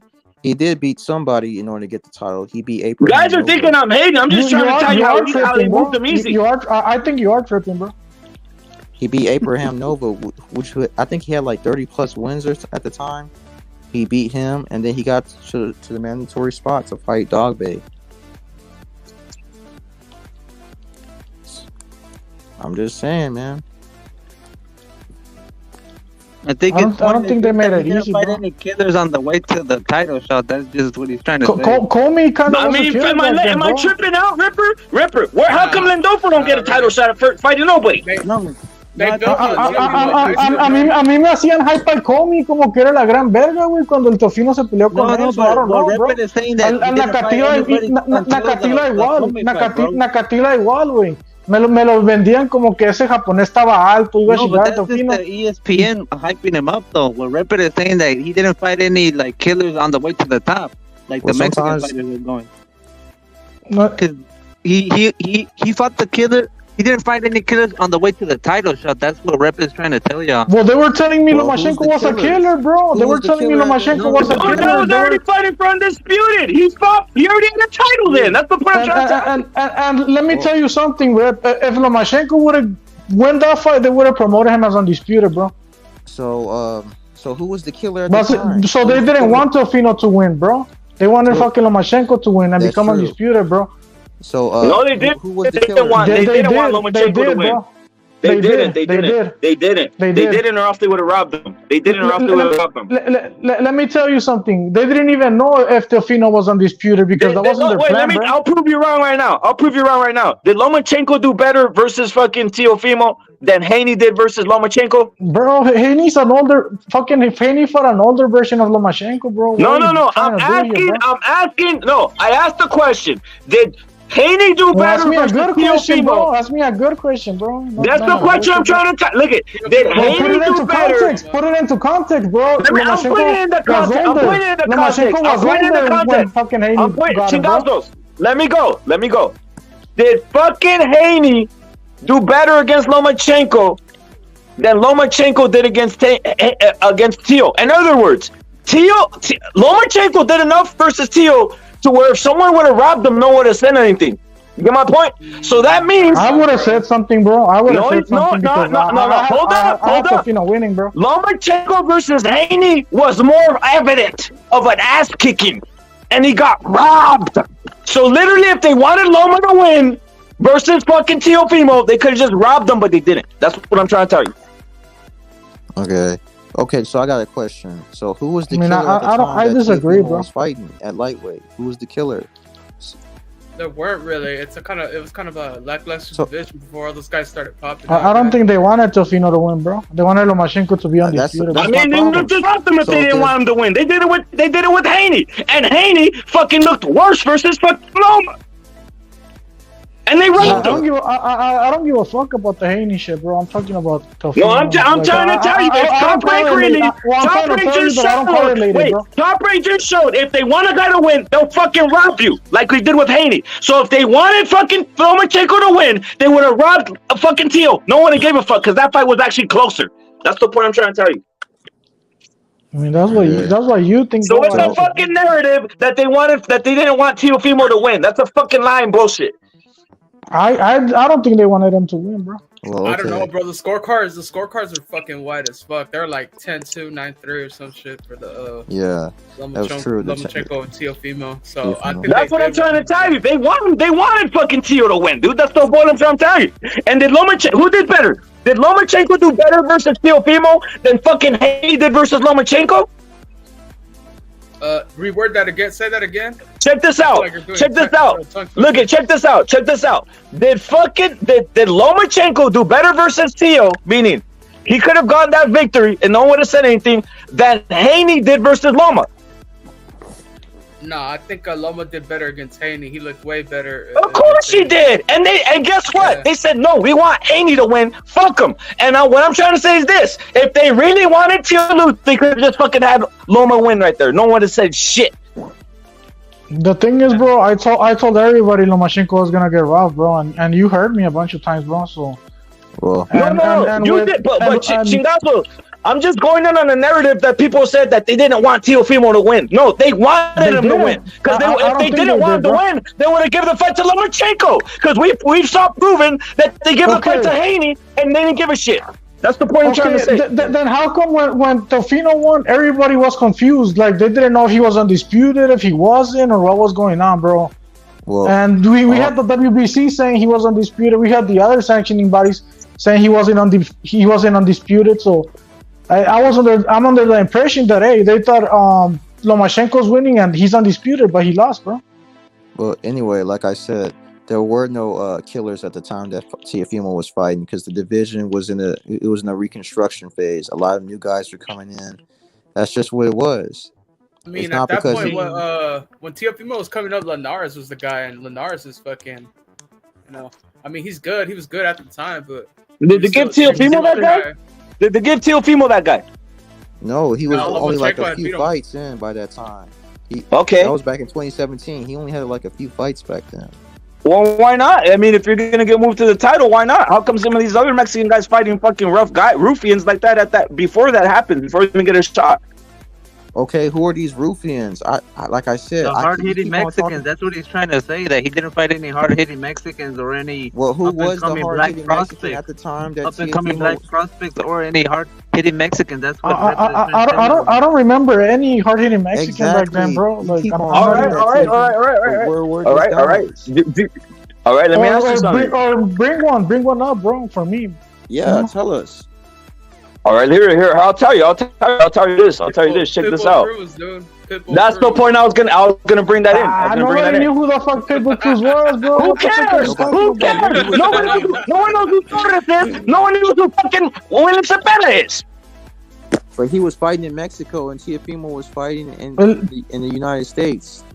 Pitbull wasn't even with fucking what's his name? Anyway, at that time, that's the whole point. No one knew who fucking Pitbull is. What the hell? But it's hard for these guys to just, if they're both randoms, there's not a high chance that they're going to come together. Teofimo wasn't random, and he's still a fucking random, to be honest. He's still not even, what are we talking about out here? Wait, hey, when Lomachenko, hold up. Man. Hey, when Lomachenko fought Jorge Linares, Teofimo was on that same card at 8-0, fighting against a 14-1 guy. There it is. The point he's trying to make is that Teo got moved like a black American. That's just it. I mean, he literally did. That's the point I'm trying to say, and it's facts, dude. There it is. Yep. Hey, if that's what you feel, I don't know. I mean, what about Ryan Garcia, though? Who the fuck did they put Ryan Garcia? I mean, dude, if fucking Teo would have fought Luke Campbell, that would have been fucking better than anything. That would have been better than anything he fought, to be honest, before a championship belt. Yeah, I'm not really new to boxing, bro, so you can't really fuck with me like that, bro. Yeah, I don't. Like I said, there was no real known Mexican that was a power puncher that people knew. Well, Teofimo wasn't known either. That's the whole point. Like, what are we talking about out here? He was known a little bit. He was known. No, he wasn't. Only to fucking super casuals who just want to watch Top Rank all day. You know what the fuck? Like Top Rank fanboys, I guess. Nah, he started doing these little fucking Fortnite dances that went viral, bro. There it is, the Yeah, what I casuals. Thank remember. you. The casuals. The casuals, I guess. Yeah, Right? That's what I said. The the fucking top rank casuals casuals. like The top rank Isn't that casuals. what they want? The casuals to know you. Luke Campbell Isn't that- beats Tio Sergio? Fuck. I disagree with that. I disagree with that. But anyway, like I said, like that's how you get appeal. Like he was known to. That's how I got exposed to him. I started watching boxing in early 2019, and that's how I got to know him. I didn't know Pitbull because I didn't have Mexican TV. If I probably did, I would probably know who Pitbull is. But ESPN, it has more you can get more eyes on people. It's just the way it is, man. And that's how, and more people knew him, and he kept on having these great performances. And like, hey, I want to see this guy against the, even better fighters. That's how it works. So this whole was against Diego Magdaleno. What? I couldn't hear you. But I think he said they put Tio against Diego Magdaleno, bro. Yeah, I think so. Back then, Magdaleno was not the Magdaleno he is today either, bro. That's the thing. You guys, I don't know. Maybe you guys started recently or something. Don't remember how it was back then. Shit, I don't know. Yeah, Magdaleno had like 30 plus wins at the time, and Teofimo had like maybe 11, 12, something like that. I just didn't think putting him he got moved a little bit more carefully than the rest of like the Mexican fighters at top rank. That's all he's saying. Whoa, that's for sure because he got fucking title shots and all that shit. I mean, Yeah, that's but I what mean, Ripley just basically. pero said, that he acá got que se la moved carefully. acá que se la pusieron bien pelada y que todo. I don't think so, bro. It's just the privilege of being American. If you're American, you can have these privileges, but if you're Mexican, you kind of have to go because you got the language barrier, you got the country barrier. So No, but even in the Mexican American fighters, they get treated like fodder. They're like not even looked after. What about guys like Jose Ramirez? So people. That's So let me ask you. That's the point. I mean, bro, how's Jose Ramirez not getting a shot? Like, bro, fucking. But what? Hold on. They sent him over to the zone. He got $7 million to fight fucking Maurice Hooker, knock him out, come did back. he? $7 million? God Yeah. damn. Yes. That boy cashed out, man. Yeah, I think he made a I lot of remember money. that fight. That fight was lit, bro. That was No, let me ask you something. What's the lone loss? What's the lone loss on Jose Ramirez's record? Josh Taylor. All right, now what's the lone loss on Cambosa's on Teofimo's record? Cambosa. Damn, I don't know. Cambosa. Yeah. Now let me ask you something. Who was more accomplished, Cambosa's? Who was more accomplished at the time of the loss, Cambosa's or fucking Taylor for the loss for fucking Jose Ramirez? Taylor, of course. Yeah. Of course. Now, how do you fucking go from fucking Cambosa's to fighting for fucking that bout real quick? That's what I'm trying to say. Teofimo moves real fast. Then now let me ask you something. Jose Ramirez loses and he's fucking digging out water out here. Well, Yeah, he's a garbage man now. He's fighting well, to be honest for like with you, 1,300 people now. Exactly. Teofimo beat Lomachenko and he established himself. So even though he lost, he still established and he became the lineal champion. So he can still go. That's what I'm talking about. You don't factor that in. He's the lineal champion. He gets that right to go up to do that because he did it. Yeah. The thing with Jose Ramirez too, a lot of people think he has some gift decisions. Well, I don't think so, but I've heard people say like he could have had a draw with Posto, lost to Chonzabeda. I mean, Teofimo got a gift.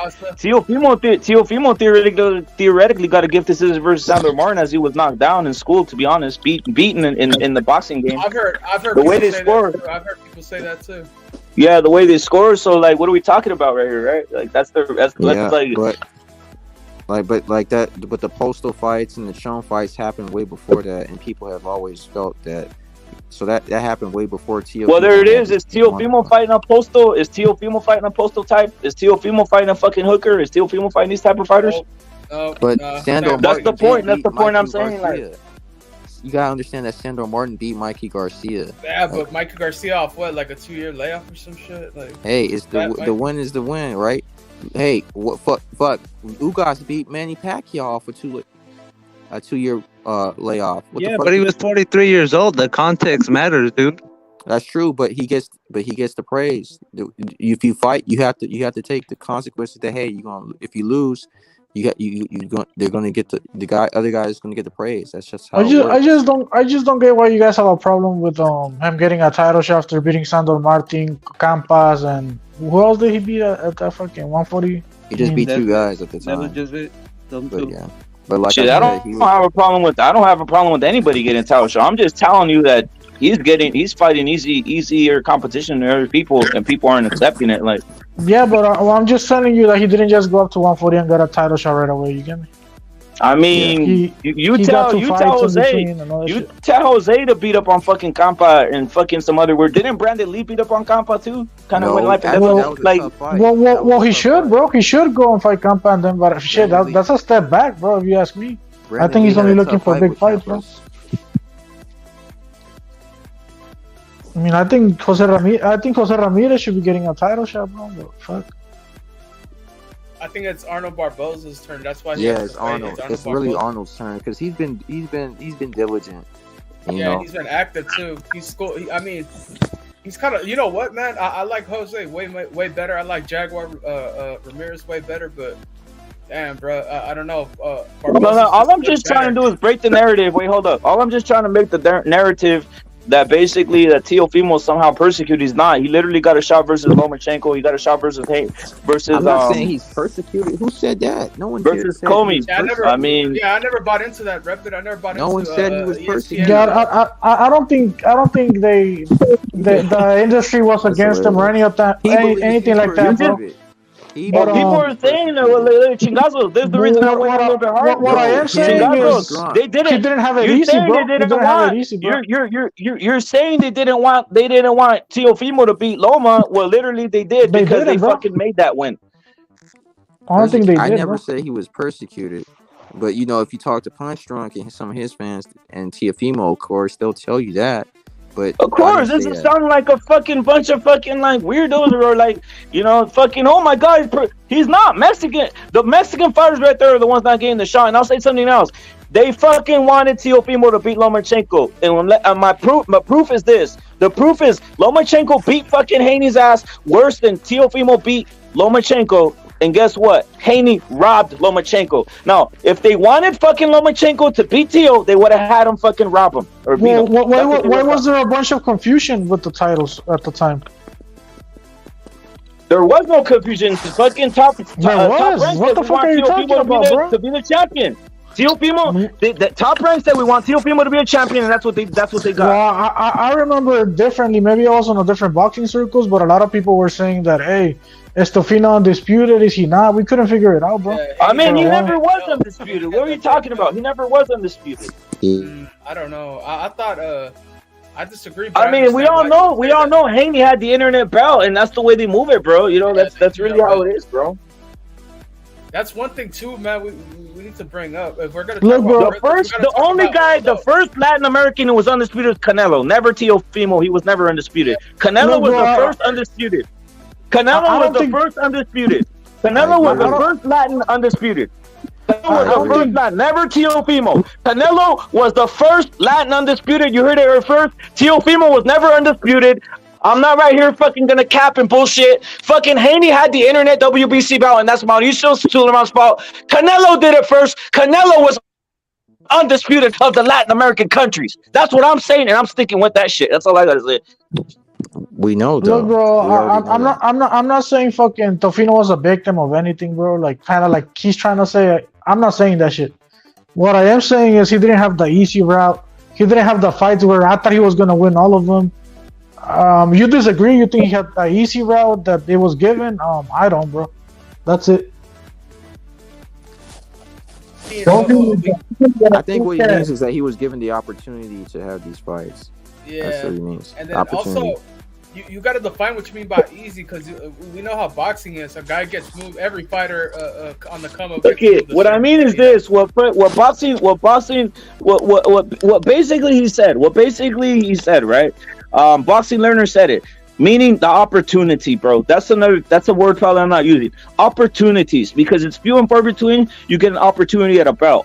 And especially young. When you're young and you get an opportunity, jump all over it because you got nothing to lose. That's my whole point. People are acting like it's some type of fucking tough life. No, dude. You literally get an opportunity young. That's the best time because you got nothing, absolutely nothing to lose. You either win or you just fucking go back to the drawing board. That's the point I'm trying to make, dude. Fair enough. And you think that Top Rank isn't giving these guys the opportunity? Hey, all I'm trying to say, güey, es que Sargent and Pounce, me la pelan, güey. And they should jump on the fucking panel, bro. And instead of just fucking calling me names and all this shit, bro. Like, fuck off, little pussies. You know, I've heard about pinches malinchistas, hijos de la verga. Pinches güeyes que se la pasan mamándosela al Fury, güey. No mames, güey. They're going against Andy for Fury, bro. Get the fuck out of here, bro. Fucking little pussies. That's the only fucking champion we ever fucking had at heavyweight, bro, in more than 100 years, bro. So fuck off. What about you don't count Cain Velasquez or you just fucking UFC, bro. I'm talking about boxing, bro. UFC hasn't even been around for 100 years, bro.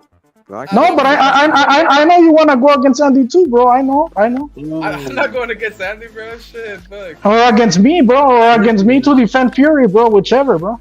But step up, motherfuckers. Pinches jotos a la verga. All right, fool, relax. I'm not going to get you, bro. Yeah. I was just asking, bro, just to make sure. Nah, bro. Motherfuckers want to bring the heat, bro. Bring it, bro. Don't just fucking say shit, bro, on the fucking chat, bro. Like little puñetas, way. Stuff, it's like they don't want to spend money on promotion like that.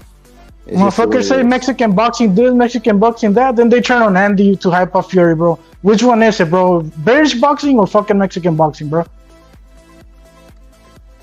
Yeah, like I said, that I know they should probably promote these guys more, but it's going to be hard. You know, it's hard to promote them to a wider audience. I just want, dude, boxing learner. I just want to see Teofimo fight. This is my whole beef. I just want to see Teofimo fight Barboza, bro, or Barboza or Ramirez. Simple as that, dude. Yeah. I would like to. I want Teofimo to fight a Mexican too, but I wish Barboza had a little bit more power, bro, so he can guarantee. I mean, does he need it? Does he need it? Versus, I mean, Cambosa's was a 130-pound fighter. It's not like you need a lot of power. Yeah, but that fight wasn't on ESPN or Top Rank, bro. We know how ESPN and Top Rank are with their fighters, bro. They're gonna have some wide-ass scorecards for fucking doing shit. Look at. I'll just ask real quick, breaking down Teofimo in a sense. Does he do better against a power puncher? Or does he do better against a boxer, bro? Hey, I go against Fury, or I debate rep a little bit, and these motherfuckers lose their fucking mind, bro. Teofimo doesn't really do good against. I'm not a pussy, bro. I debate rep, bro. I don't have to agree with everything he says, bro. He has his fucking opinion. I got my fucking opinion, bro. There's no difference. You motherfuckers have to fucking. If rep says something, you guys agree with them, bro. Not me, motherfuckers. No, I'm just talking about. No, I'm not talking about you. I'm talking about these fucking cucks, bro.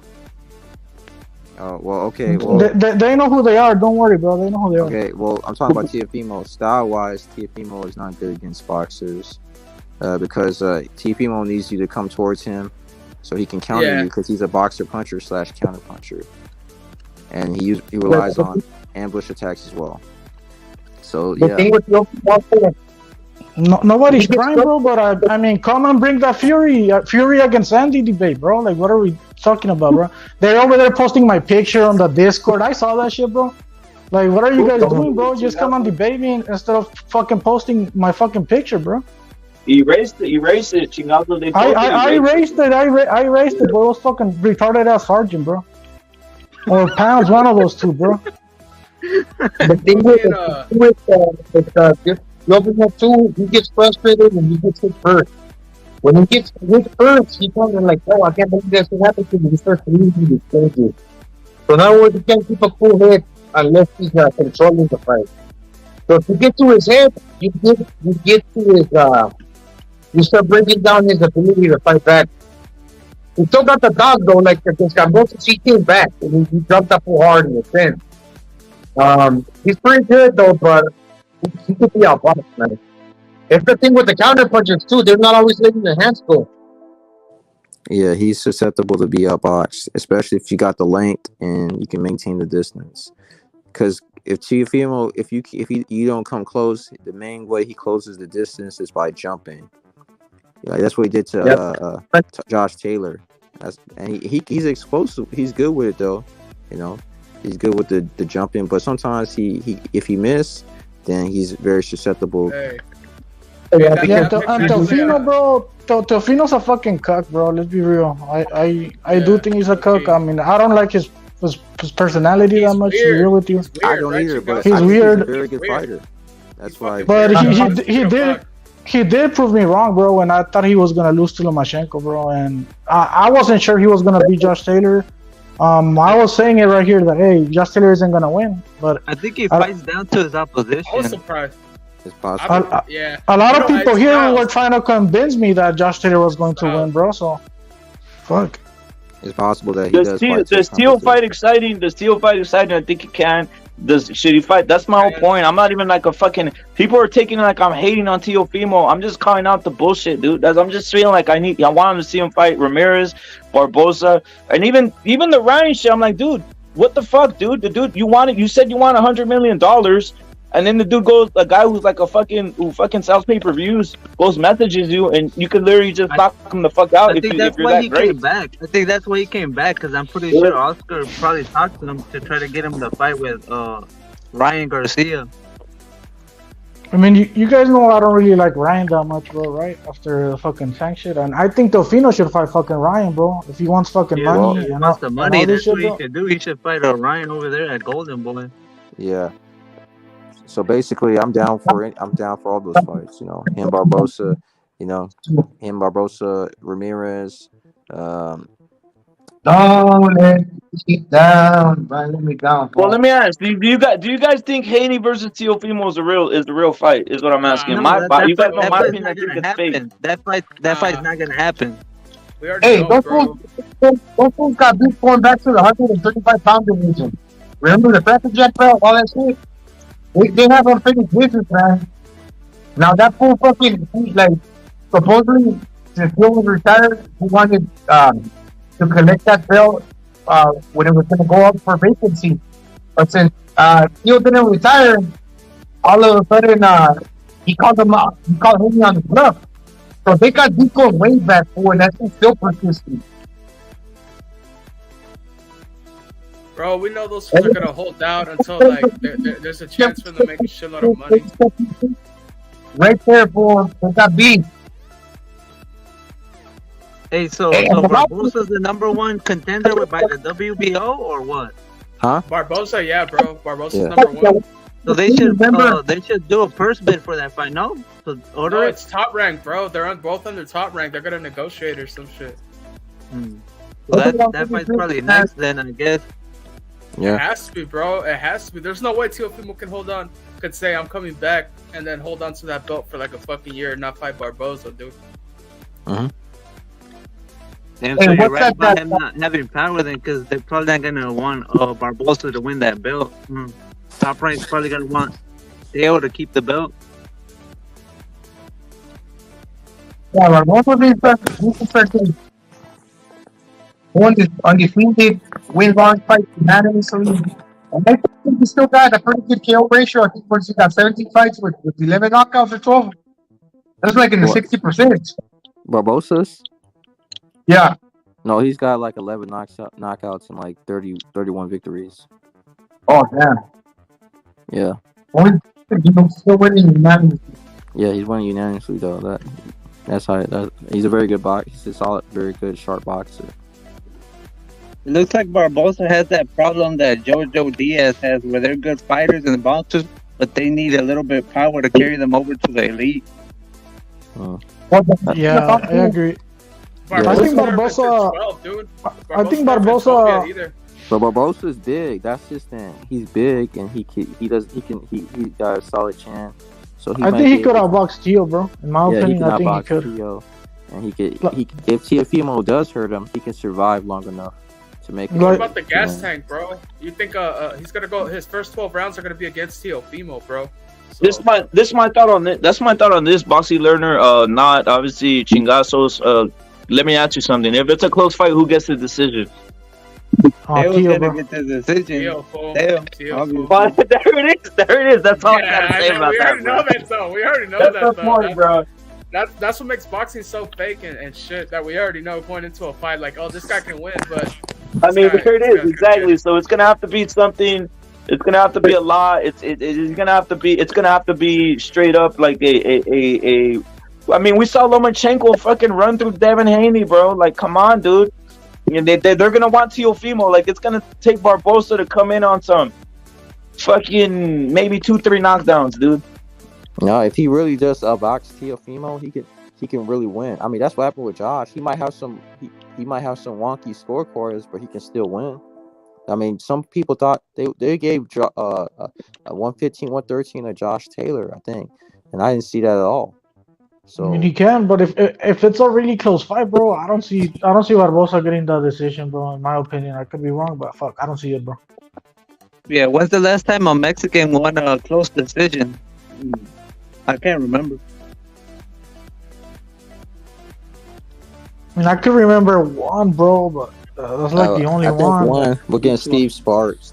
What about Valdez versus that Russian, bro? No, not the Russian. Oh, the Brazilian. Yeah, but he was at home, though. He was in Phoenix or some shit in Arizona.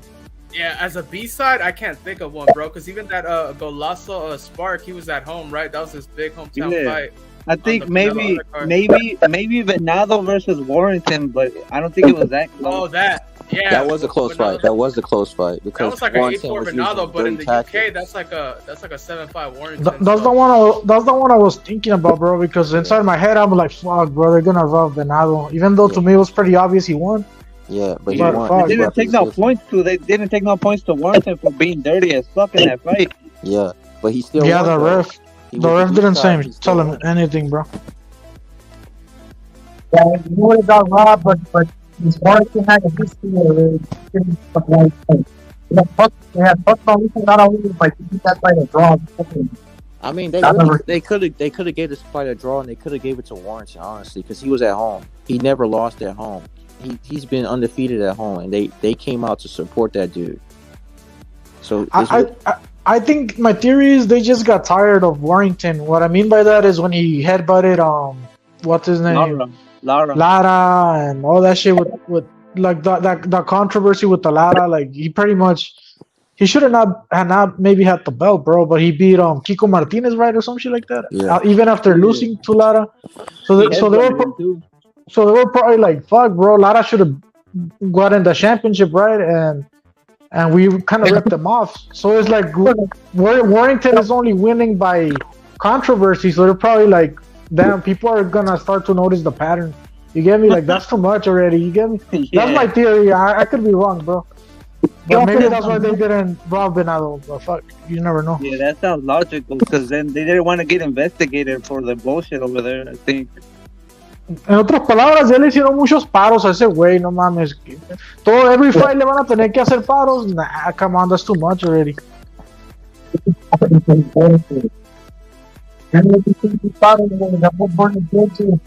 I look back on the British as a whole, as a country, what am I doing anymore in the whole time?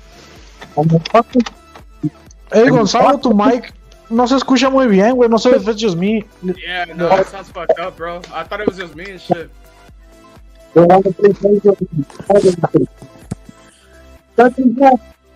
Estás underwater welding, güey. Hey, Gonzalo, your mic is fucked up. Estás soldando una pinche punching bag allá, una stand para punching bag abajo del agua, ¿qué pedo? Got kicked again or what? Yeah, but yeah, that one had me worried, bro. The decision, I was like, fuck, bro. I hope they don't rob my boy Venado, but hey, they didn't, bro. I was like, damn, justice. Didn't they announce a fight for him next? I think with Venado versus Joet Gonzalez. Yeah. Is that a fight? No. Yeah, that's a fight, bro. Joet versus Venado's coming up, bro. That was announced? Yeah.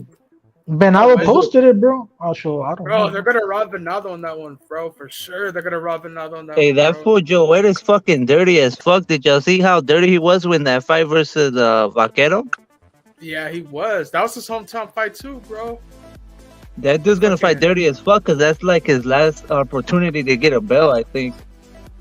Yeah, he should have fought Rabisi for taking a belt off him and try to unify, bro. That was whack, bro. That's something I don't like about fighters like Joet, bro. Like, he could make a big super fight and try to get his own belt with and fight Venado, bro. But instead, he's over here trying to chase Venado and probably rob him, bro. I think Venado finishes him, bro. That's my take. But yeah, Joet has taken quite a bit of punishment in his career, though. Yeah, I mean, Navarrete beat the shit out of him, bro. I don't know if Venado can do the same. I think he breaks him. Looks I like think he he's in breaks his prime. Venado looks like he's in his prime right now. Yeah, he's going up and up. He's going higher and higher in his ability, the way he can perform. That fight didn't even worry me for sure. For when I was like Joet, I was like, that's an easy fight, in my opinion, for Venado. Based on style, I was like, what is Joet going to do, bro? Has anybody stopped Joet, bro? Has anybody stopped Joet? No. No. I don't think so, bro. I think Venado's gonna be the first, bro. Yeah, if he stops him, that's pretty damn impressive, bro. Yeah. I said it first, bro. I said it just so you guys know that I said it, motherfuckers. A lot of people don't give Venado credit for being fighting outside in other people's hometowns and shit either, like they do with Usyk. Nah, I've been following him ever since he beat that Gabriel Flores guy. I've been following him. I watched all his fights, man. He's awesome. Hey, you think Gabriel Flores can bounce back? He has now. He just got a win. I mean, he's not old. I mean, why not? He lost to Venado, right? He didn't lose to no fucking bum. So he lost to Venado and Gio, bro. Gio Cabrera. He has 2 losses already. I thought he only had the Venado loss, bro. So shit, I don't know. Yeah, bro. he knocked out, dude. He knocked out Gabe Flores, bro. Gio knocked him out, bro. Hey, Chingazo, did you see Wilder respond to Andy today? Nah, bro, I haven't seen that shit, bro. What, talking about sex slavery or what? What the fuck are you talking about? He started making fun of his weight now. I mean, that I don't think fucking Andy gives a shit, but I'm pretty sure people have been doing that shit forever. Yeah, Andy knows that, bro. But I think they're negotiating because they keep talking about each other online and shit. So I think maybe they're negotiating behind the scenes and shit. I thought Wilder was guaranteed to fight Joshua in December, though. Isn't that the rumor? That's not set in stone yet. That's just them talking. Yeah, this fucking Englishman tried to convince me of that. I told him that's not real. It's not real. Yeah. I think I'm with you, bro. Boston, I think that's a fake. That fight's not happening. The Wilder Andy's not happening because they already have Wilder set up for something in Saudi, right? Most likely, right? So they're not gonna risk that shit, bro.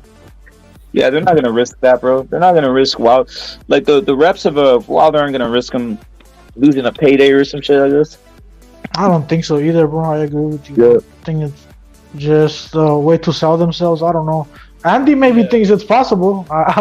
You know how Andy is not the smartest, bro. Not to disrespect that guy. Maybe he thinks Wilder is actually down to go fight him, but I don't think he is, bro. Because he's trying to get that AJ fight, and I think it should be Andy getting the AJ fight because that's the trilogy, bro. Well, I mean, you don't even need anything to sell the fight. Just put clips of the first fight, put clips of the second fight, and people will be like, "Oh, let's see the third one." They already fought over there too. The second fight was over there, right? Mm-hmm. Yeah, I mean, it wouldn't even be. Send it to the Saudis over there. They already know Andy. And the reason I think Andy deserves it is because he actually finished AJ. You get me? As opposed to AJ, who just went the distance with Andy. You know, so Andy does deserve the third one. So it could be. So these motherfuckers could make it clear who's better. Because I don't know. I think Andy's better than AJ. A third fight could make it clear. Yeah, AJ. You know we don't know where he's at right now because that last shit that he pulled against Usyk was crazy. Oh, Franklin, bro, that shit he did against Franklin was atrocious. Oh yeah. Is there any chance, Bossy Leonard? Is there any chance? Obviously not Gonzalo, Ripper, obviously Chingato. Is there any chance that Joshua does lose to White, or is it just a fucking fantasy out here? I think he can lose to White because Joshua looked like shit in his last fight. In his last fight, he got clipped a couple of times by that bum that he fought, and he looked scared to engage in anything. He looked like a shot fighter to me. He looked like he just he didn't look like he wanted to be like Anthony Joshua. He looked scared. He looked like a stiff robot trying to box, bro. Yeah, I mean, Dillian White buckled him in the first fight. He was close to knocking him down. Yeah, but he hurt him the first time. But Dillian White's been knocked out so many times. It's ridiculous. Yeah. The thing is, though, with Dillian White, he might understand, like, oh, I have a compromised AJ. This is my last chance. Let's go for it. Maybe he just fucking, he just goes for it and chins it before he can get chinned,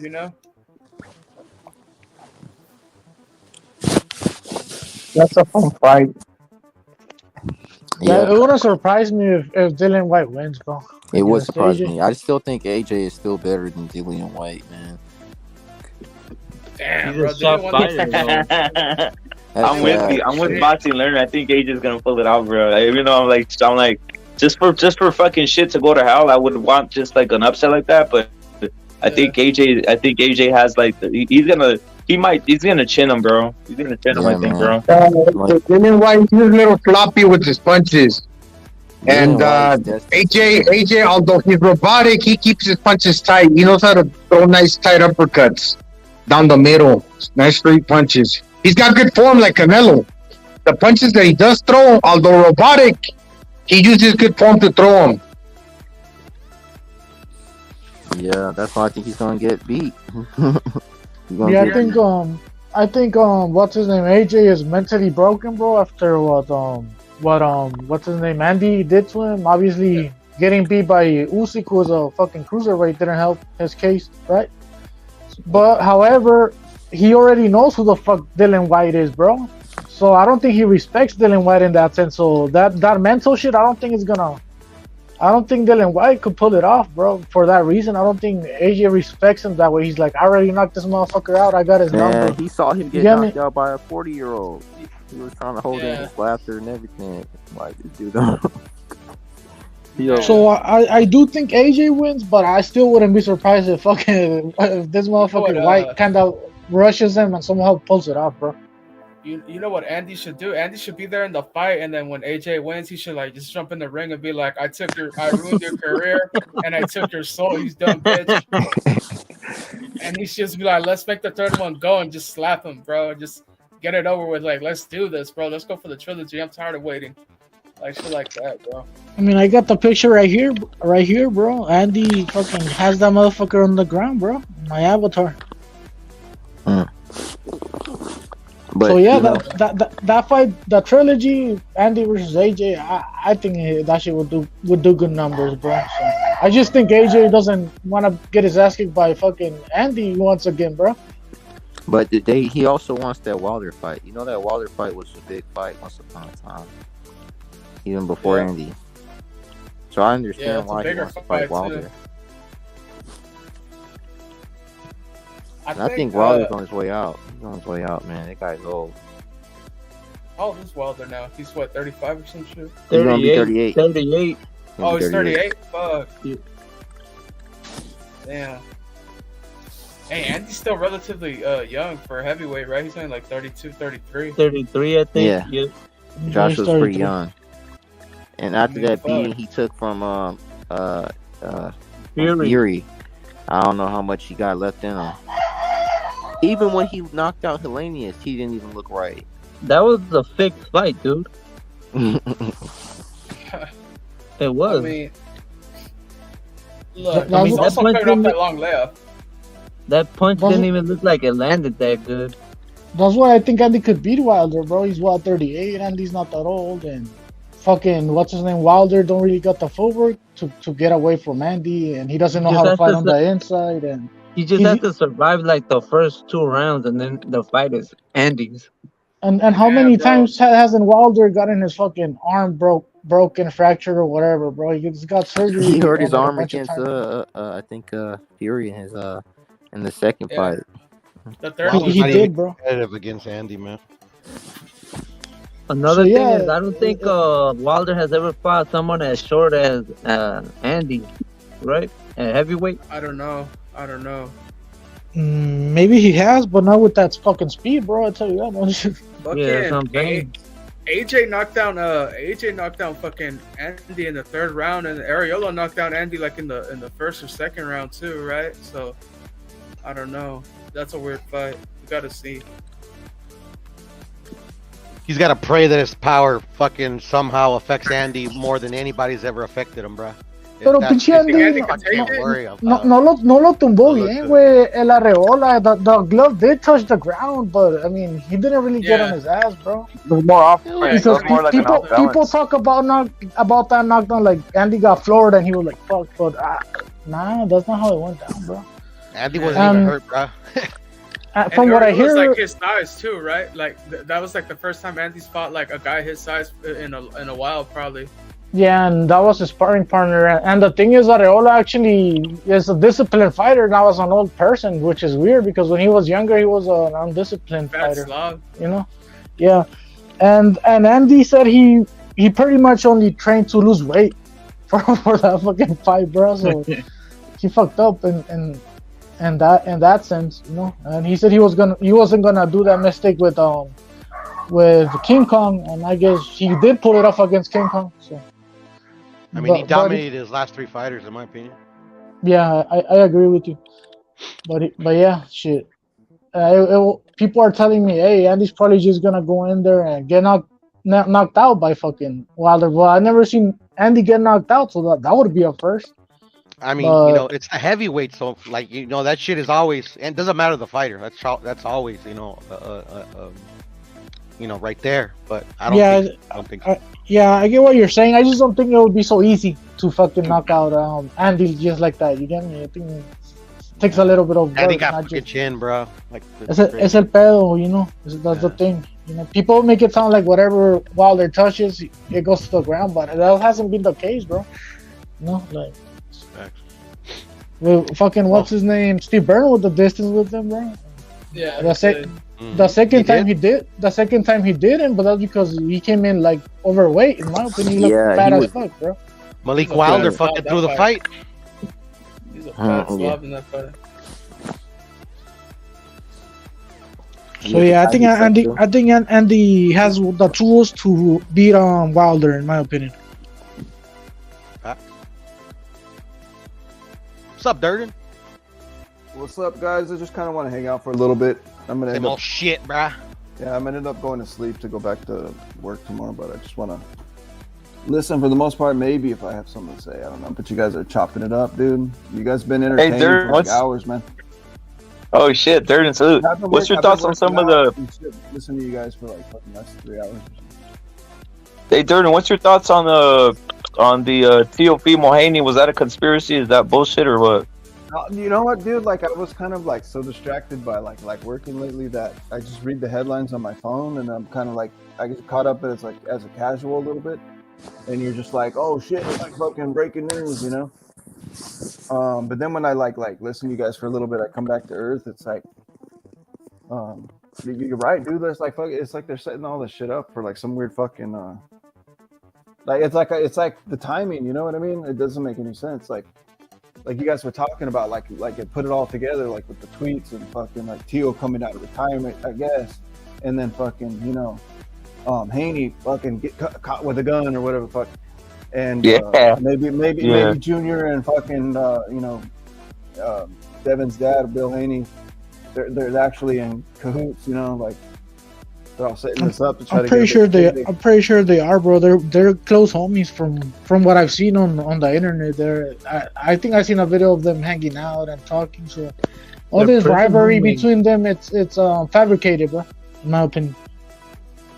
Yeah, it's like you guys break the casual mind. Like if you're a casual, you don't like listen to this kind of perspective. So you're just kind of listening to like the you know, like the main Twitter sphere, or you know, like whatever's going on social media, and like what all the dumb shits are saying in the comments, you know. Like you get caught up into it, but then like you like put it all together. Yeah, dude, there's a conspiracy behind this shit. Hey, hey, Durden, what fight are you looking forward to coming soon? Obviously, there's the Navarrete, Valdez. There's the weights, the Spence and Crawford. What do people talk about if they are talking about around you, bro? Like obviously the casual, on the day to day. You find more casuals, I think, on like social media than anything. But like you're lucky if coworkers or you know, people in your orbit are fucking talking about boxing. You know? Not that many really are. Like, do they know the Canelo? Do you know the Canelo fight's happening? Everybody knows Oh, that. that's good. That's good. I said that's how you know he's the face of boxing. But there are some dumbasses that they hear about Tank and they get all excited, and it's kind of like goddamn fucking casual ass coworkers and shit. And then they know I like boxing, so then that like first thing I gotta fucking hear. What do you think about Tank? Who's Tank fighting next, bro? Who's Tank fighting next? That's what I mean. They haven't talked about him. For sure. Yeah. They haven't talked about him for a while, but when the Ryan Garcia was kind of like, they were all acting like they knew Tank was gonna like knock him the fuck out. And I was like, you guys sound like casuals.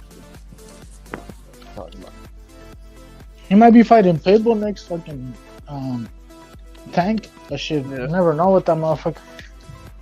I think that's what he's fighting next, and that's the fight I want to see, me personally. But Canelo's What if Giovanni beats him? What if Giovanni Cabrera beats him though? Well, then I don't know. Couldn't tell you. Then it's over. But I mean, I don't think he is, bro. Shit. But you know what I'm looking forward to, dude? Is the Bivol fans.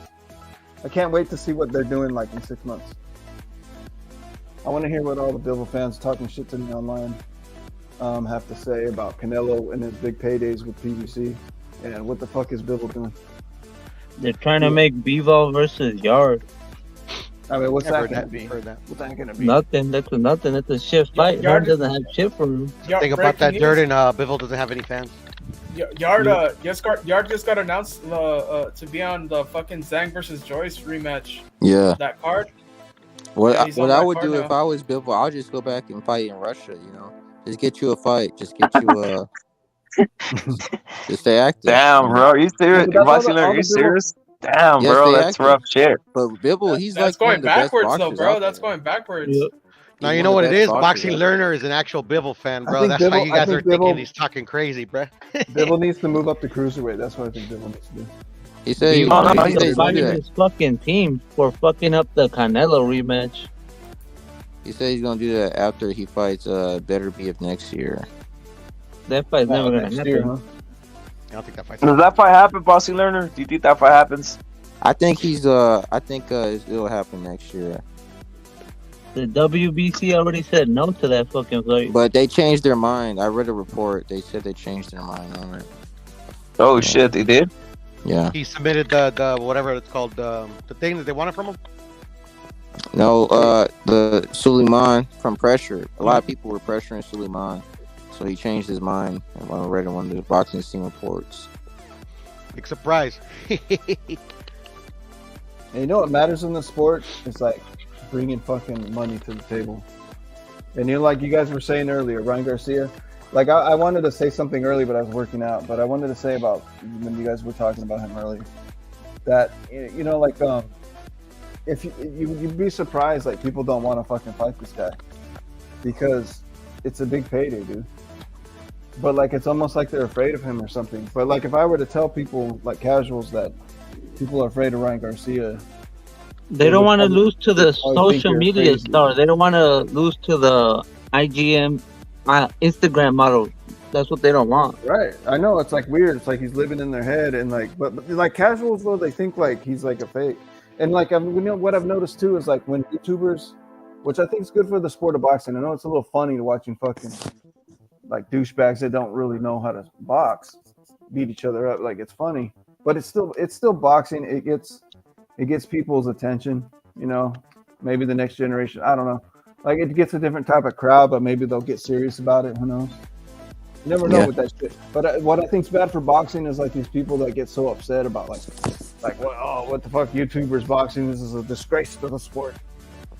You know, and I mean it's funny to watch, but you know, it's still entertaining. But I think people associate that shit with Ryan Garcia because he is a social media star. It was funny to watch the first couple of times, but you know, some of these guys, the way they throw punches, it's just not. Right, but then they associate those people with Ryan Garcia, which Ryan Garcia is the real deal, though. He's a real boxer. You know? He's not only just a social media star; he's a boxer too, like the real thing. He's like Jake Paul, but like, you know, like he can actually box. Right. But they associate that with Jake Paul. You know, they think like he's a Jake Paul or something. Like people really believe that. They believe he's just like a complete phony.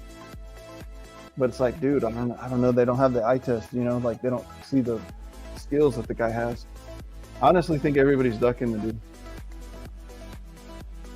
I think that guy's willing to pay people a lot of money just to fucking get the fights going, but that's why this fight, the only way they made the Tank fight was like he had to like just do whatever their camp wanted. I mean, if Teofimo doesn't fight him, it's going to look like he's ducking Ryan Garcia, at least from my point of view. If Teo's so fucking amazing, he's a Hall of Famer already at 25. Fucking just knock this Instagram star out, make yourself famous. You know what I mean? It's not like he is. You guys were talking about it earlier. He's not like a household name. Teofimo, like no one knows who the fuck he is, really. Even though he brags about how many titles, unification titles he's got. Like nobody even knows who the fuck you are, dude. So he's got to make a name for himself, dude. Ryan Garcia, that's his ticket.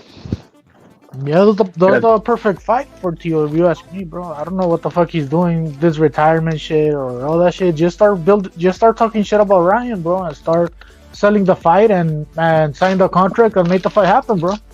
Honestly, because he's not gonna get a bigger payday at 140. I mean, I can't think of anybody else, bro. There are no stars at 140, really. There are no really stars except for Ryan. Yeah, I mean, and yeah, that's the only fight. I'm trying to think of somebody, bro, that could maybe replace a Ryan 125, but I can't, bro. There isn't anybody, bro. He could go at welter or something like that, but that's about it. If he wants to do something. My bad, Rip. No, go on. No, I just was wondering, Ryan and who, Chicazos? Teofimo Lopez, because remember Teofimo Lopez was saying he wants to make 100 million per fight or whatever all these demands. Yeah, I got you. I mean, obviously that Ryan Garcia fight is not gonna make him 100 million, bro. We're talking about too much, but that's the closest thing to 100 million that he could make, in my opinion. To be honest, I think Devin is slightly bigger, because of they have like a little rivalry or whatever. At the end of the day, I don't think Teo and Dev sell like that. I think it's going to be on the back of Ryan. So at the end of the day, it's really like what the Ryan fan really wants to see. Do they want to see Dev or do they want to see Teo? I think that's the one that makes the most money. And then what's funny is Tank's not going to sell shit in his next fight. Ryan's going to make more money off a loss. Same with Canelo. That's what I try to tell people about this shit. Damn, boxers lose, but they could fucking still sell more without your fucking, rematch or whatever. I think didn't Oscar say he has a fight a fight coming up for Ryan as a tune-up? Maybe Mosley. Yeah. I haven't heard it. Yes. Who, Mosley? No, Ryan. There was a fight for Oscar was talking about. They've been saying I think Ryan's even been hinting that they've already got something kind of like reserved, but they just haven't. A learner piece, bro. Yeah, but I don't know. But like with David Haney's like charges, hey Rep, don't you think that Tanker, like these people have done this before? Like, do you think that's a way of ducking? Like they use almost think like Spence purposely like crashed his fucking car just to fucking like duck fucking boxing or something. Like honestly, believe this, or like I maybe believe in that too, bro. Car, you know what I mean? Like it's just like it's all Hollywood and shit. Like it didn't even happen, and they're just like making it like seem like fucking. Like they have a medical reason not to fucking, be in the ring. Like they give him like a stunt car or like from the movie, so he doesn't like kill himself. I mean, I don't know, but it like seems like to benefit them long term. Like these fucking things that should end their career. Yeah, the way you used to end careers, right? All that shit. Like when you used to hear of a fighter getting an accident, it's like ended career because of a car accident or some shit. You don't hear that no more, right? You just hear like, yo, he got in a car accident, but he's still like he's coming back. Like you're right, bro. That's kind of weird. Now that you mentioned, it's pretty weird. What they didn't tell you, Crawford was the one getting them loaded. Mm-hmm. Yeah, I'm just talking shit, but I mean, I think Crawford was the one in that fight. All this shit happened with Tank. Wasn't Choner in the accident? Wasn't Choner in the accident right before Regis too? In some car accident, that's what just popped up and found him like 2 weeks later and shit. Who, bro? Sean got in an accident right before the Regis fight, no? Yeah, I remember something like that. He did, yeah. And then like a week later, he's like, "Fuck it, I'll still do the fight," and then he actually just fought him. mean, that fight underwhelmed, to be honest. You know, like it fucking was kind of boring until somebody landed something. I think these charges, like things, are like wasted, like Duck, like Tank. What the Devin Haney with the gun and shit? Yeah, I think that this whatever's happening with right now with Devin Haney and Teofimo, I think there's something weird going on. But like we've seen like history repeats itself. But we've seen in the past like how Tank did his shit, like with before the Ryan fight and everything too. Yeah, I think maybe the Haney shit is just him trying to get street credit, bro, to sell his fucking personality or his character to the public. But fuck, bro, I don't know. He's trying to be more black. Thing is, like, go ahead. My bad. He's trying to be more black, bro. No, the thing is like that none of that shit sells, bro. Like he could be the biggest G fucking since fucking whatever G you think of, whatever gangster, whatever, ain't gonna sell nothing, bro. Like, cause the casual is the one that like literally like feel like is what the American, at least American boxing scene needs. The casual watches Jake Paul. They watch the Misfits and shit. That's the boxing they care about. They care about Devin. They don't like care the about fundamental punch and jab shit. I mean, you may be right, but I mean, if you can't sell yourself, like you said, fighting, maybe it would be a controversy. Oh, he had a gun and he's the bad boy. Oh, shit, we know the rappers do it. We know that much. Shit, maybe the boxers are doing the same. I could be wrong though, but shit. Like 50 Cent got that's the thing. You gotta fight the rapper though. You gotta fight the rapper. Yeah. Then it'll sell. And then let's not pretend like Devin Haney's like the smartest kid out there. You know, he's not stupid by any means compared to like the other boxers his age, to be fair, but he's also not the brightest. You know, he's the type of dude that take pictures of himself at a club with jewelry, telling everybody where he's at. You know, it's not really surprising.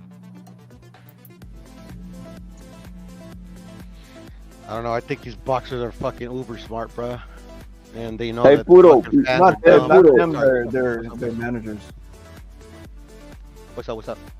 I was gonna say, hey, what's your thoughts on the potential of basically down the line the heavyweights, bro? The heavyweights, bro. Like Usyk, Fury, all this shit happening or no, bro? I don't know. Sometimes I wonder if Fury is just gonna fucking be a circus act at this point. Shit, I'm gonna tell you what I've been saying even before I met y'all fellas, man. The Europeans like ended the heavyweight division, bro. The heavyweight division has been such crap for so long, bro. I don't even watch the heavyweights, to be honest, bro. Yeah, there's not too many good blacks fucking for the heavyweight division, bro. I mean, I mean, like they got that what's his big baby or whatever the fuck. They got that. That's hype job, bro. Yeah, he's not gonna do shit. I think Usyk's gonna be the man, dude. Even though he's boring, kind of a little bit, like a little fundamental fucking shit. But I think that fool Vladimir Klitschko was boring, and he had a long ass range. Right. So, in that sense, yeah, they did fuck it up. But after that, Tyson Fury, I can't really complain about him that much. I mean, he's entertaining, but it's like whatever. Entertaining, but I don't know. Do you think he's gonna dive against Ngannou? Nah, I think he's gonna whoop his ass, bro. You know, it's for money, bro. I mean, that's what I think about it. It's for money. Dude, if he loses, that's not gonna be easy though, Durden. That's because they might like. That's it for Ngannou's career then, because like Dana White's not gonna take him back. Fucking loses that. He is not with Dana White. He's not with the UFC. But I mean, like, I think they're probably like arguing about you know, I think if he wins, I'm pretty sure they're gonna. He's already signed. I don't think he. He's already signed. Yeah, with exactly. Promotion. Exactly, not.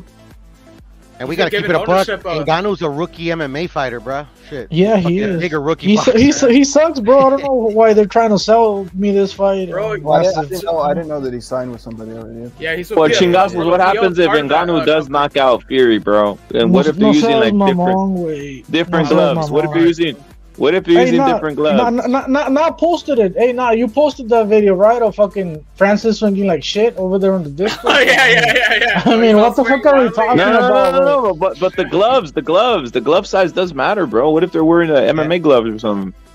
Oh, he's allowed to throw elbows, bro. I mean, they are going to do MMA rules or what? I mean, on MMA rules, then. No, MMA gloves. MMA gloves. I'm saying MMA gloves. because you have to give in. You can't just have like Fury just like I'm assuming Ngannou didn't just say, all right, I'm gonna box you up. I think they probably like had to give and go, and maybe they're gonna use MMA gloves or something. What if it's bare knuckle, bro? What if it's like? That's what I'm saying. It could be something like that. If it's MMA gloves, that does make it more intriguing. Like, hey, maybe this guy could swing wildly at Fury and catch him. I don't know. Well, here's the thing, fellas. That's why I think like Ngannou has no shot. Ngannou has no motivation other than the clout that he would get for beating Tyson Fury, because it's not for a title. It's a 10-rounder. You know, what the fuck? What's his motivation? That clout is money. It could translate. And it's in Saudi Arabia. No, but the thing is that it would be clout for him, but it ends anything that Fury like has, bro.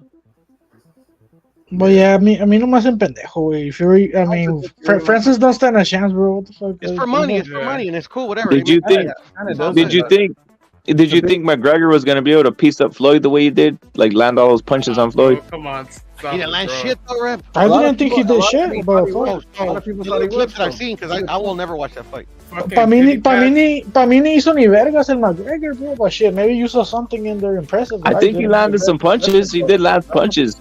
Repito, like you make a good point, because a lot of white people from where I live, like all thought McGregor was gonna beat the shit out of him, bro. Yeah, I know. Yeah, I did hear a lot of people say that shit, and I told them they were fucking retarded, bro. Yeah, that's true. I think it's farce, to be honest. That fight is the biggest farce. Bro, honestly, real shit, I wouldn't even be surprised if Fury took a dive against Ngannou, bro. That sounds like something he would do. That's a huge payday in the bookies, bro. That'd be fucking crazy. That's something Fury would do, bro. Come on, look, think about the things he's done so far. Fury really give a fuck about boxing, though? I don't think so, man.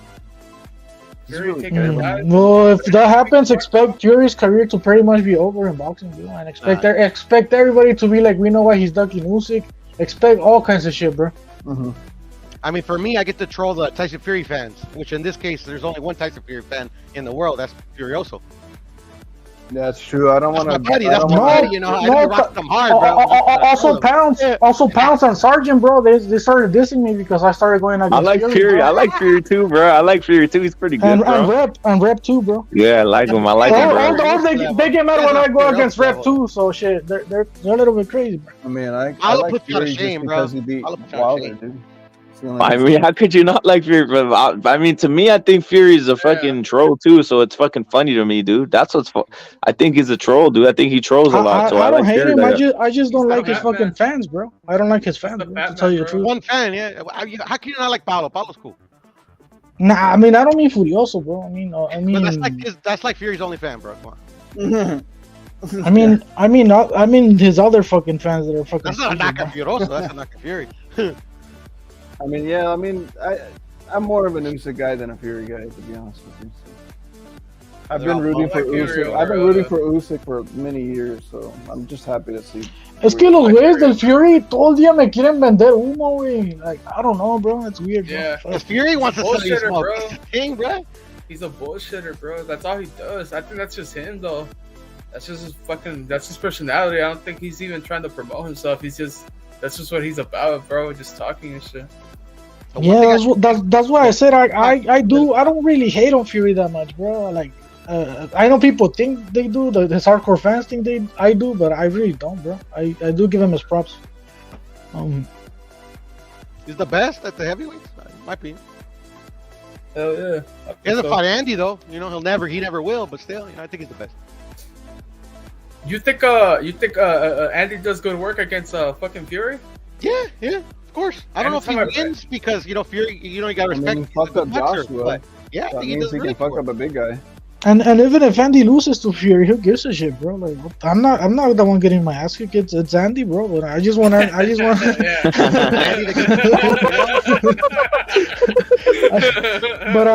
I wouldn't mind seeing that fight, bro. I wouldn't mind seeing that shit, bro. Like, give him the opportunity, bro. Right? Fuck it, bro. Yeah. Hey, you know what? I agree with Blaze. I want to see Andy versus Usyk. I think Andy Usyk too. I think in the pocket, bro. I think Andy could do some nasty things to fucking Usyk in the pocket, bro. I don't know. That's just me though. Problem is Usyk running, bro. Usyk running. That's the problem for Andy. If he, I'd have to see if he could pick. That's the only problem, bro. But I wouldn't mind seeing that fight. Because Usyk's obviously gonna utilize his footwork, bro. I do think that Fury is the hardest fight for Andy at heavyweight by far, in my opinion. Way more hard than Usyk, bro. Way more hard than fucking Wilder, in my opinion. I agree, bro. Yeah. I agree. Damn. Well, fuck it, brother. Right now, fucking all they're doing is talking shit on fucking the internet, bro. Did you see Cejudo move? It looks like he's a heavyweight now, bro. Yeah, he's big, huh? He's big, man. Yeah, he should go to cruiserweight, fight Badu Jack, bro. See if he can, Hey, get that last title for Mexico. Mikey Garcia, bro. Because he beat Badu Jack. I think he could beat Badu Jack. I think he can too. I think he can he can win that cruiser belt. Shit, why not? Maybe he gets motivated, fights against Opataya. That's a tough fight, but still, I mean, maybe he gets motivated. Then Bivol goes up to cruiserweight. There you go. What about fucking? Why didn't Zurdo try to fight Betterby? Is it because Betterby's on Top Rank, or he's just like, fuck that? I don't know, to be honest. Damn.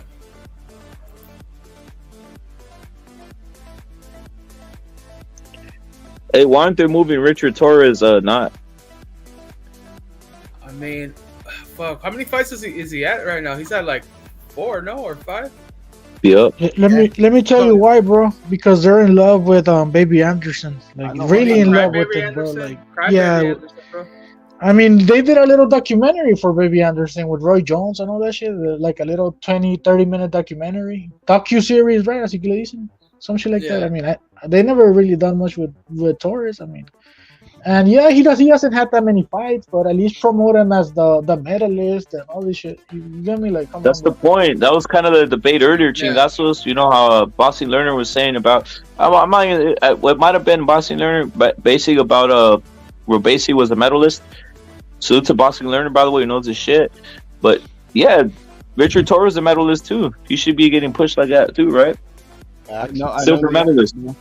I think they should, bro. Instead, you know what they do? They bring in Jalalov and then they start dissing fucking Torres, bro, on the Baby Anderson card, bro. That's what they do, bro. Which is weird.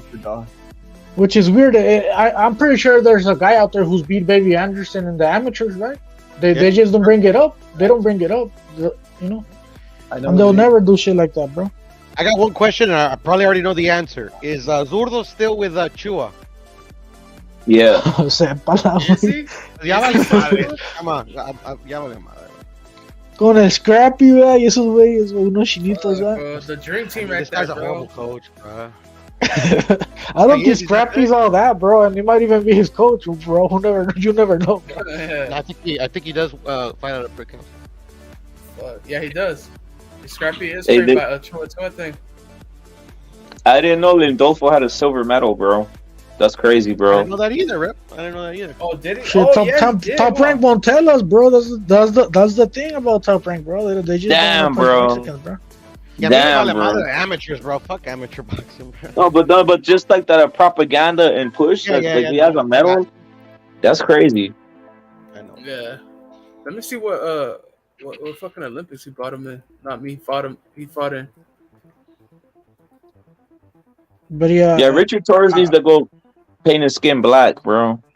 You know why they don't like Richard Torres, bro? Because this motherfucker is just like another Rocky Marciano. A lo mejor por eso los tres tenía como un little afro, ¿no? Porque dijo, así como voy a vender, yo creo. He wanted to be like, I'm Blair Cops' older brother, bro. He's like, I'm Blair Cops' older brother, bro. No, I was saying that for him to get a push. They'll get a push, bro. But yeah, I know what you mean. Yeah. You think that's his natural hair, though?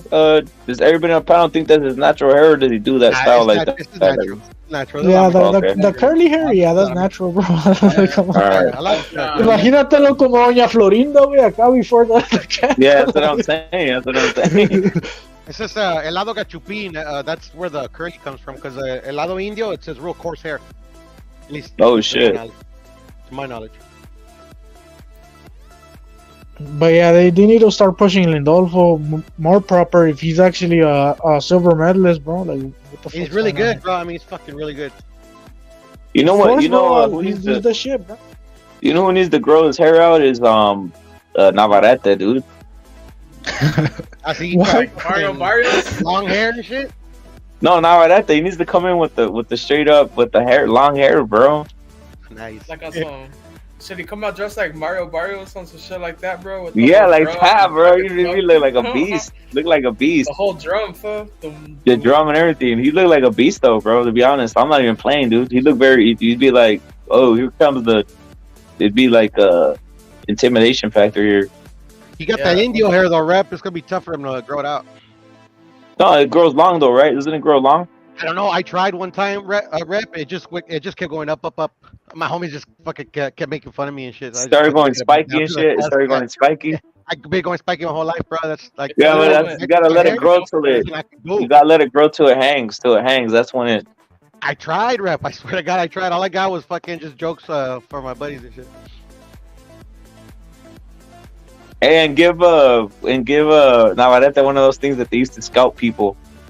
With like the fucking the knife, yeah, the scalping knife. The Bowie knife. Yeah, the Bowie knife. In a cage too, rep it. A dog in a cage, like. No, the scalping. He literally he can be the scalp collector, bro. Like the whole thing. My last name. That's why I took it. I like that name. Yeah, the scalp collector. It's like fucking. I don't know. It just sounds like fucking devious. I don't Hey, know. just out of history, I think the only ones that were scalping were the ones in the only ones were like in the desert Southwest and in parts of in the northern part of Mexico, right? Those were the only ones scalping motherfuckers, right?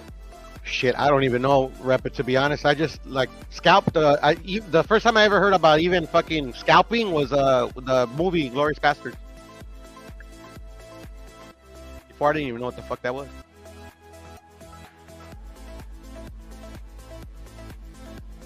Hey, what you think right here of on the screen right here? Suitable kind of outsizing Richard though. Oh yeah, well, that's what I was gonna say. Like fucking, the promotion aside, all that aside, just like his skill set and his dimensions, he's kind of undersized for heavyweight. But until he's like actually gets his first step up and we see what he can do, what he has. Like I don't know. It's we shall see. But he's very undersized for heavyweight. I mean, Zurdo's taller, but I mean, fucking Torres looks obviously stockier. Fucking straight, fucking definitely, Yeah, I think Zurdo's probably going to cruiserweight, right? I don't see him making 175. Fucking Zurdo. How about heavy though, bro? How about heavyweight, bro? He should go to heavyweight eventually, Zurdo. I'm with you, bro. Straight to heavyweight, dude. Why not? He's not looking. He's probably what? How much you think he weighs there? Maybe 220, 230, 230 or something. He's past 200s, right there. Yeah, I agree. Yeah. Yeah, 225, some shit like that, bro. Yep. Fucking Pacheco's brother made his debut last weekend. Did he win? Hey, he's a beast, yeah. He's a beast, bro. Órale.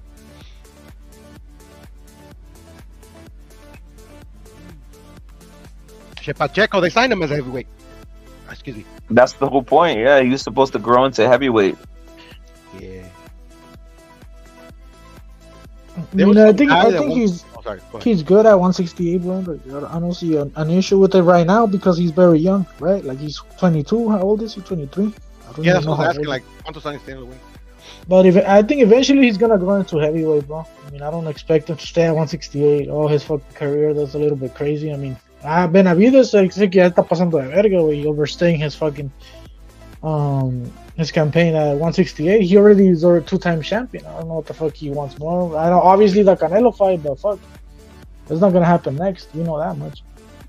I think it's too much of an advantage to pass up. He loses that advantage when he goes up to a light heavy. Couple pounds, what up, bro? Yeah, I mean, the moment he goes to 175, he might not be able to do 168 and Benavides. So the Canelo fight will be lost. So this is the thing, bro, and especially with the like fucking his dad, bro. Like he needs to bring in a trainer like to teach him properly, because like eventually, like fuck, bro. I mean, like unless he plans to stay at 168, now that he has Memo Heredia, he can do it. But shit, if he moves up, bro, like if he loses the the size advantage, he's gonna actually have to fucking sometimes outbox him, use his fucking IQ to beat these guys.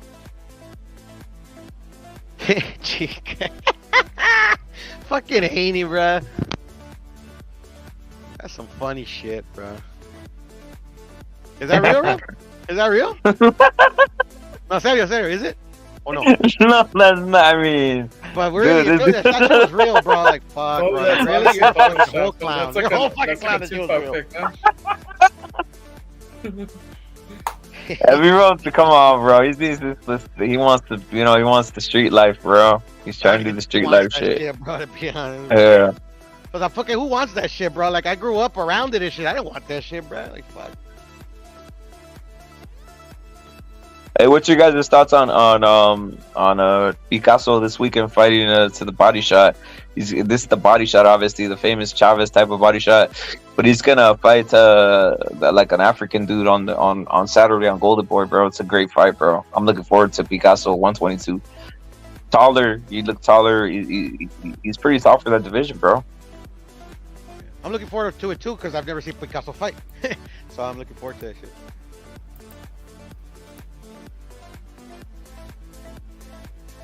Chingazo's not. What's your thought on that, bro? On this fight? Picasso, I like it, bro. It's his Golden Boy debut and shit, so we see what he's about. And fucking, I watched his last fight. He looked pretty good. I'm not gonna lie, he looked pretty good against the guy he was fighting, bro.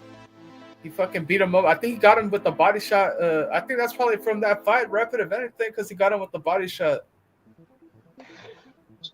I know you guys are gonna hate me for saying this, bro, but pinches mexicanos de pendejos that keep signing with fucking Golden Boy, bro. That's just my opinion, whatever, bro. I mean, there's nowhere else to go. I hear you with that. I was literally about to say that. You read my mind. I mean, where else is there fucking go, bro? Bro, what was the question, bro? I was doing something else on my other phone. I just heard Picasso, bro.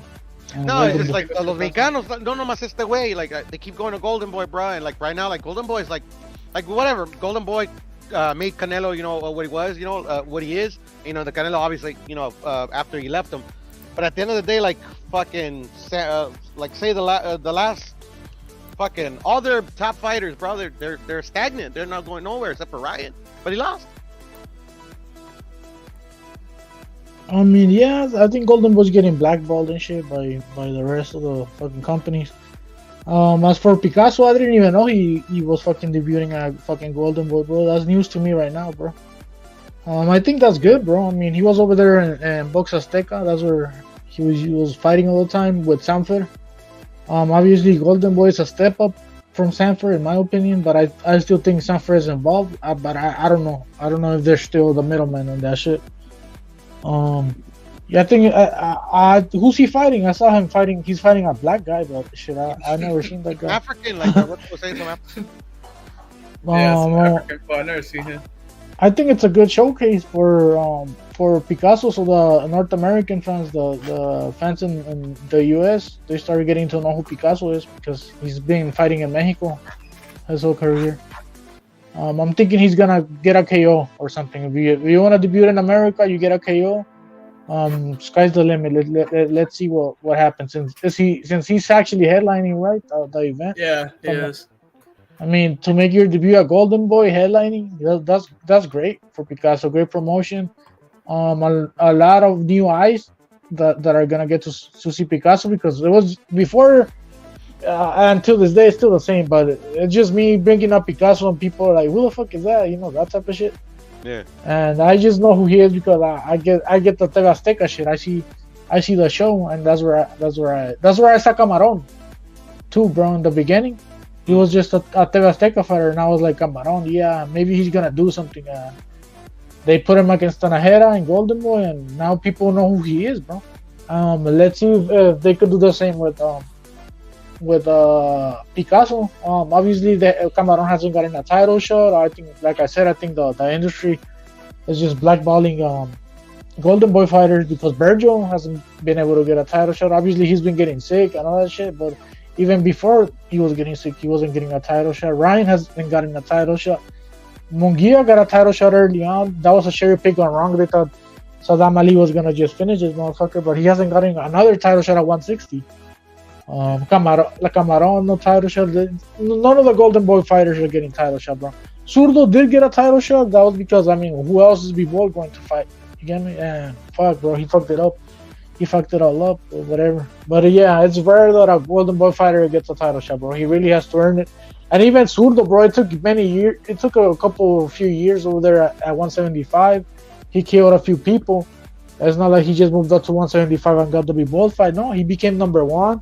He beat the number 2 guy. Blah blah blah. Did the steps that you gotta do to get the title shot, and he got it. But like I said, it's rare that a Golden Boy fighter gets a title shot nowadays.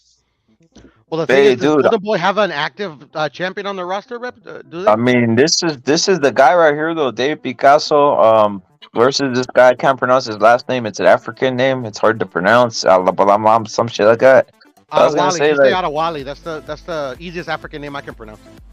Yeah, that shit. It's not La Bombi or some shit, I guess.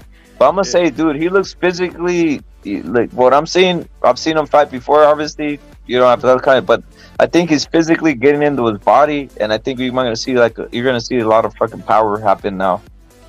He looks different than I've ever seen him before. Just in the facial feature now, he looks different from other fights, and he's bigger and he's looking bigger. Look at here's the little face off at 122. He's obviously bigger. No wonder Aleem ducked him. No wonder he didn't want to fight. Aleem didn't want to fight him. All right, big motherfucker. What was I gonna tell you, bro? Like, Oscar Holtz, this guy fucking makes big. Physically, how does he look in the face though? The jaw and everything. It looks like fucking he's ready to kill it or something. I don't know. He doesn't look too sucked up, so the weight cut it doesn't seem like it was too much of an issue. Yeah, but worst case scenario with fucking Oscar and Golden Boy, Virgil doesn't fight again. Ryan fucking wins his lawsuit. ¿Y quién tiene nomás este güey? I mean, this is the Munguia. This is the. I mean, this is the guy. Munguia's the one. Munguia's the dude. Munguia's the dude. No, look, hold up. Picasso's the guy to have, though. He's a fucking beast. He's a fucking the face of the. Look at. He's gonna have everybody from Mexico City over there. He's gonna have a lot of guests. He's gonna have High Mills over there. He's gonna have a lot of like the celebrities over there at his fight, bro. So this is like literally the guy right there in a sense. Yeah. That they're gonna push the liver shots. Wow, the liver shot, as you can see right here, just as the slow pick. That's what he's famous for. Yeah, but Munguia's right there in pole position though, bro. Because it's like, I mean, he just beat Derevyanchenko. If he beats Berlanga, even though it's, I mean, like, I don't know. I think Munguia's. That's a great fight. I hope they set it up. I hope they set up that fight. Munguia's 168, right? Yep. Hey, Rep, is there any truth to the rumors that Al Heyman made David apologize to Canelo? Nah. No, there's no truth to that. I heard that. Nah. Like I see there's some dumb channel, but it's like, it did come out of nowhere and shit, but Nah, that didn't happen. He did it basically on the pressure of what was happening. He's not dumb, that's how he did it. He did it on the pressure of what was happening around. Maybe just be like, fuck, Canelo's at PBC, might not give me the fight if I keep saying this shit. That, but also like, think about this. What if he's not getting the fight? Who, David? Yeah. Yeah. Well, remember, I was thinking of the theory, like maybe David is just like, fuck it, we're gonna wait out the PBC contract and negotiate with Canelo directly. No, I think they already told him you're not gonna get this fight, and I think he's not gonna ever get the fight. I think Canelo already told him you're never gonna get the fight, bro. Nah, but I haven't heard Canelo say that though. I think Canelo basically like I think Canelo probably thinks you're never gonna. I think they probably already gave him. You're not gonna fight. You're never gonna fight him, dude. Like, stop it already. Like, you passed the line. I get where you're going. You got a point. You passed the line with the shit with the not you, but the guy Likowitz kind of passed the line right there. And the papa and the dad. You got pops. Yeah, but mostly the advisor, right? Because remember, even the advisor, the dad was the one talking all kinds of shit.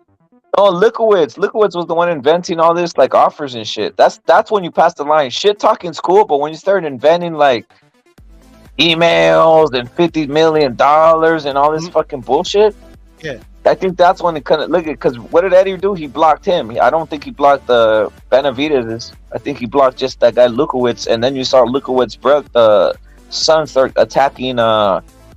The son started attacking Canelo and Eddie Reynoso on Twitter when he got blocked, when the dad was blocked. I hear you. But the thing is, shit. Yeah, I mean, no, you make your points are valid. I get you. Yeah. So yeah, maybe you're right.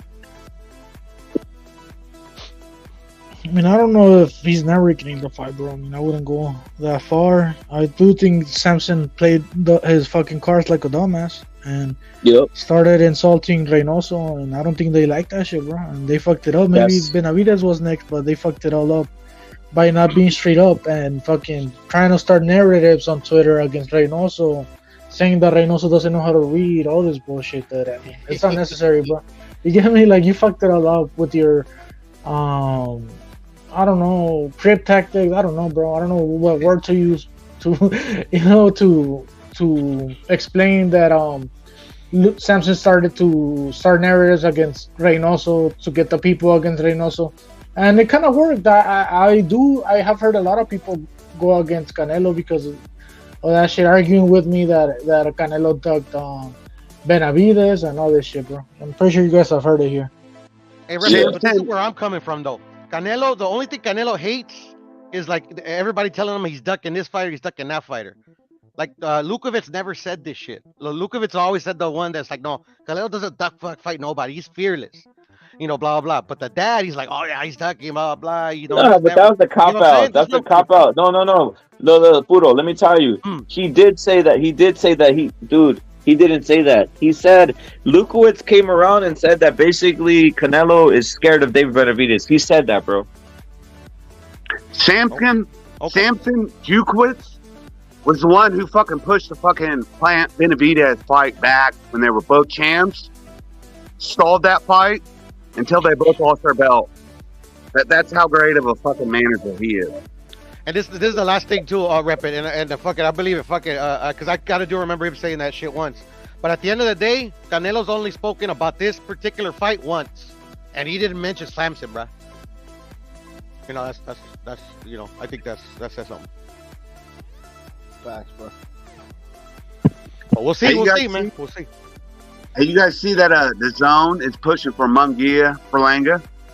Yeah, that's a good fight. I want to see it. I want to see it too, man. Definitely got Munguia in there. Berlanga, he's just hell yeah. Hey, Justin, I gotta ask you, bro, because I know you keep up on it. What do you think of the Crawford Spence thing and what you're seeing there? Because I'm always gonna say this. I think Spence is gonna win because of the PBC shit.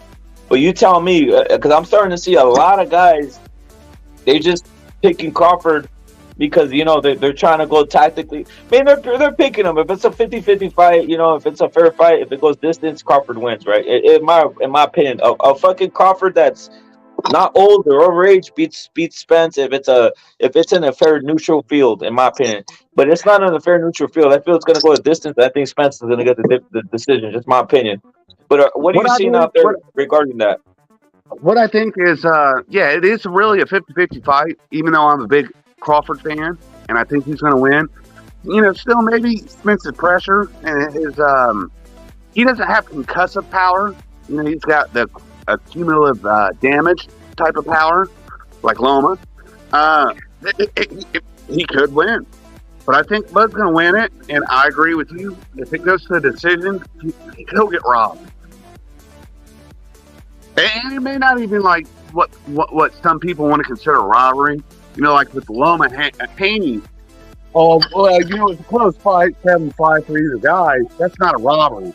Well, when one clearly wins the fight, even if it's close, it's a robbery. If you get robbed, somebody pulls a gun. What if Spence gets knocked down 2 times? What if Spence gets knocked down 2 times, stands up, finishes the fight, and wins? I would not be surprised, especially because it's in Vegas. So we all know that's the easiest town for a promoter to rig a fight. Doesn't matter what promotion company you're talking about. If the fight's in Vegas, a promoter can rig that shit. You just got to pay off the right people. And I believe Bill and Devin Haney, Bill probably knows the right people to pay off, and he did it. And plus, all the late bets were coming in on Loma. So if Loma would have won, the money that the bookies would have won would have had to pay state taxes. I'm sorry, I got that backwards. If Loma would have won, the bookies, all the state taxes, they wouldn't have paid them because they lost their money. And I really think that's why that fight went Haney's way. Because they live there, dude. No, I think Crawford's going to win by knockout. Yeah, I do too. But I think Crawford's going to get his ever living ass kicked. Really? Why do you think that? You think the pressure is going to be too much for him? Nah, I mean, at the end of the day, I'm going to rep it. I think it's 50-50. You know, they're both good fighters, but like Crawford's defense is porous, bro. Like he relies on his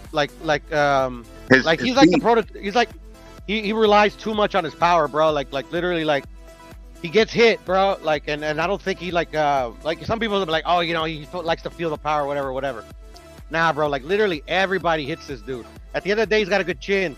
You know, he has been rocked, you know, but he's got a good chin. You know, he hasn't been knocked out. But at the end of the day, he's won, especially at welterweight. He's won all of his fights because, you know, like the power came through for him in the end. It's not like he fucking like, you know, outbox these dudes, you know.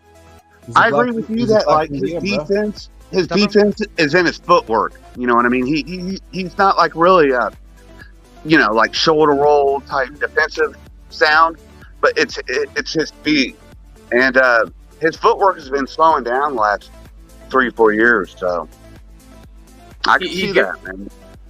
To me, I think it's a lot of what Puro said, and he just gives up too many rounds in the beginning, dude. This guy starts fighting like around 6, 7, like against a guy like Spence. You're not gonna knock him out, bro. He doesn't have any. But like the thing I find really impressive about Crawford, it's like in that 9th round with Porter, they said you're down. And he's like, what? How? It's like, all right, dude. Then he went out there, and you know, whatever excuses or narratives you have for fucking Porter's dad throwing in the towel, that's non-material. I mean, he stopped him. And at the end of the day, he was losing, bro. I had fucking Porter winning that fight. I think 2 or 3 of the judges had him up.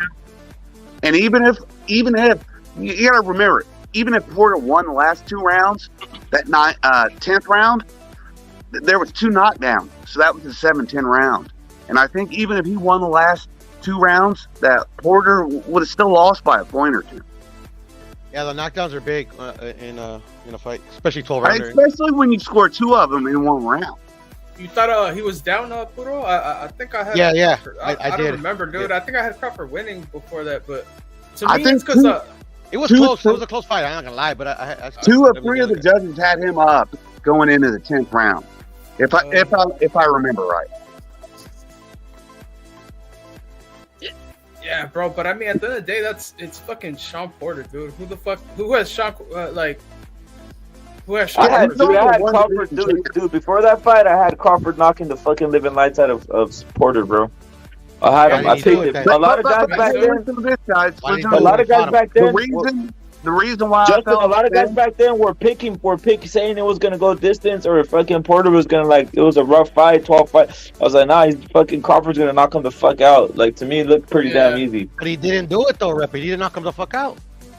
I mean, my big thing is, don't get me wrong, it's a knockout. I'm not debating that, but at the end of the day, he didn't knock him the fuck out, bro. Like literally, like. Yeah. I remember thinking Porter probably beat Spence that first. When I watched that fight live, I remember thinking, like, damn, did fucking Spence win that? Porter exposed Spence. Porter exposed Spence with laxatives. I mean, bro, hold on. If Porter exposed Spence, then what the fuck is Crawford then? That dude's what are you talking about? Like every fight, bro. What are you talking about? Spence didn't stop him. Crawford did. So how are you gonna? Yeah, he fought Porter off a 2-year layoff, bro. And an old Porter, it's not the same shit, bro. No, it wasn't 2-year layoff. It was a year. Whether you think it's a narrative or not, Kenny Porter said before the fight he was gonna stop it, bro. He was saying that shit like all through fight week. Yes, because they've been friends since the amateurs, dude. They know how dangerous Crawford is, and this is why Porter wasn't as wild and sloppy as he was with Spence with Crawford, because he knows Crawford is dangerous. His counter punching abilities and his power, you know, you can't go running up on a motherfucker just swinging like that. But he did with Spence, and this is my thing, dude. It's not a triangle theory, but they have a common opponent, dude. And Spence went life and death with Porter, and fucking Crawford was playing with his food. And when they told him he was down, he was losing, he was like, "What? Oh!" Fight stopped in less than 2 minutes. See, that's where my opinion differs, though. I don't think Crawford was playing with his food. Like, Crawford was getting outboxed until his power ultimately, again, bailed him out. Well, okay, I agree with you that in the sense that when I watched it live about the mid rounds, I was like, damn, Porter might fucking pull this off and win. But when I rewatched it, and then when I rewatched it on YouTube when it came up in 0.75 speed, you can see a lot of those exchanges, dude. Porter wasn't really nailing shit, dude. He was getting a lot of partial hits. Shit was blocked with, Bud's arm, and basically most of the exchanges, Bud was winning. He may have got hit once or twice, but the 1 or 2 punches he landed were, heavier. Porter's punches didn't do shit. He had nothing on them. Even when he landed, it looked like Crawford looked unfazed. It was fucking. Yeah, I mean, but it's El Peine though, not like literally they were effective though. Even if they had nothing on them, they were fucking. No, I'm not disagreeing. No, and I'm not trying to I'm just saying that it's like that was telling to me. Effective, see, when most people think about effective aggression, they think it's power, and that is a big part of it. But another part of effective aggression is how it will make your opponent cautious. Like Loma, we all know Loma doesn't have concussive power. But at 126, 130, when that dude hit you, he made you think twice, 3 times, but before you go in and try to do something. And that's what I think Crawford has too. I mean, y'all making great points, bro. Y'all cooking, but at the end of the day, bro, fucking a couple more weeks, bro. We don't fucking have to guess and shit. We're gonna find out. Yeah, we don't have to argue after this. Yeah, we'll find out who's better. And you know what, dude? Like I've always been a big fan of Spence, and versus any other welterweight, I would root for Spence. But versus Crawford's my dude. I just think he's a better fighter. But even that said, it's still a 50-50 fight. They're both about to face the best opposition they've ever had, and this is what's great about this fight.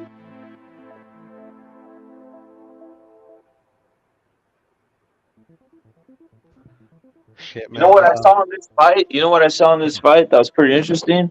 They took what's his name, Mono Ramos off the card, bro. I was like, what the fuck? You got injured, bro. Oh, they put Denoir and Santiago on the undercard. They delayed that shit. And at first I was like, well, I was kind of looking forward to watching that this weekend. But hey, it's on the undercard. Al Heyman, with the pressure of Paramount, being unclear if they'll keep Showtime boxing, this is the move he's doing now. And rep it. I don't even think it might not be even an injury, bro. Watch. I'm not going to be surprised they put Mono on. He's on the Canelo. Yeah, he's on the Canelo card, in my opinion. Okay. Sergio Garcia already got a new opponent, dude. They already got a new opponent for Sergio Garcia. And I'm glad, bro, because Sergio Garcia is I don't know. I mean, I love watching Mono fucking whip some ass, but bro, he beats him easy. Yeah, I didn't like that fight there. I thought he could. Who's he fighting? Tim Tszyu, watch. No, not Tim Tszyu. Tim Tsz유's too big. Yo, breaking news. Breaking news, man. Eric has inside information. He's saying the second Charlo's gonna pull out, bro. The second Charlo's gonna pull out. Man, I like Jermell, but Jamal is a bitch, dude. Jamal is a bitch, dude. His own brother FaceTimed him, put that shit on YouTube, called him out for ducking a Canelo fight 3-4 fucking years ago, dude. Yeah, Jamal is a bitch, dude. But that's what Eric's talking about, right? He's talking about Jamal, right? Yeah, he's saying Jamal's gonna quit because Eric's famous for the 3-man hit list. His 3-man hit list has always been Doodoo, Charlo, and the Monster. The Cookie Monster is what he calls them. It's been Eric's 3-man hit list, right? So he's saying in his assessment, because he knows the Charlos. The Eric does know the Charlos. This is not a joke. This isn't funny. He literally knows them. He's saying that the big Charlo's gonna duck it. He's out of there. Yeah, no, Jamal just put out a fucking FaceTime video, dude, and he was drunker than I am. And y'all know I'm a fucking drunk. Yeah. I think he was high too. Probably, dude. Like, yeah, well, Eric was the one giving him the beers and shit. Eric was the one giving him the beers. Yeah, Eric, bro, come on, I like ball. Isn't David Benavidez the backup for Canelo Charlo? Yeah, maybe the that'll first happen. one. Benavidez versus Jamal. Maybe that'll happen because No. What he's saying, what Not is saying, which is true. You know, for the fight coming up, that David Benavidez is the backup. Is the backup in case Mount Charlo pulls out. Yeah. That's what I've heard. Yeah. I think Canelo will probably fight Benavidez the last fucking fight contract with PBC. That's what I think. You know, he's just marinating this shit. He knows everybody wants to see this. All I know if Garcia's right and fucking Samson's behind this whole thing, I don't think he's gonna fight David on this contract. You could be true because, like I said earlier, Samson Jukowitz, he ruined fucking boxing. But you know what? He's been ruining David, bro. He's making him look like a clown, bro. Yes. And what's funny, dude, is David's dad and him, they say totally opposite things. And it's because his dad is fucking under Lukowitz's arm. Yeah, man. He's the manager. Yeah, man. Like, you know what's funny, though? Lukowitz, he's the one who brought up Pat. He's the one who founded him and put him on the map. Found who, bro? Oh, is that Pacquiao. Oh, yeah, Lukowitz. Yeah. For sure. No, actually, it wasn't Lukowitz. It was Mary Muhammad. Okay, so then Lukowitz smashed him under. Together. I think they worked together, to be honest. Mir Muhammad, and I think they worked together at one point. So you could be right. Actually, I've heard that what you said, but I do remember like Mir Muhammad got him the shot at La Guava. I believe it. It says Zardo Mihaya. What was the guy that discovered Pacquiao or some shit? Oh no! Oh, so, yeah, some other dude. Yeah. I think I know who you're talking about. Shit. Everybody fucking claims they discovered him, right? Yeah, probably. Yeah, it's no shit. He's a cash cow. Yeah. I discovered him, bro, and I fucking saw some Filipino. I'm like, who the fuck is this? Hey, so who is Mono gonna fight then, bro? Who is Mono gonna fight? It's gonna be Tim. Watch. It's gonna be Tim. Watch. I'll tell you who's probably gonna fight. I'll tell you who's gonna probably fight, bro. It would not surprise me if they throw Fundora at him. Okay, all right. No, Fundora has Mendoza, no? Doesn't Fundora have Mendoza rematch? I think Mendoza's gonna fight the guy that killed that dude. ¿Cómo se llama el güey? The guy, fucking Crawford. I forget his name. But yeah, I think he's fighting that dude. I think. Guy, okay, yeah, he killed Patrick Day. What? Oh, Charles Conwell? Conwell. I think Conwell's gonna fight Mendoza. What about is Lubin already at 160?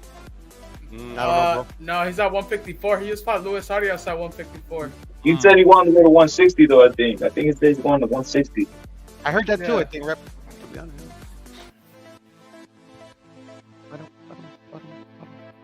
I don't know if Erickson Lubin is on PBC4. I think that's another like random fucking free agent and shit.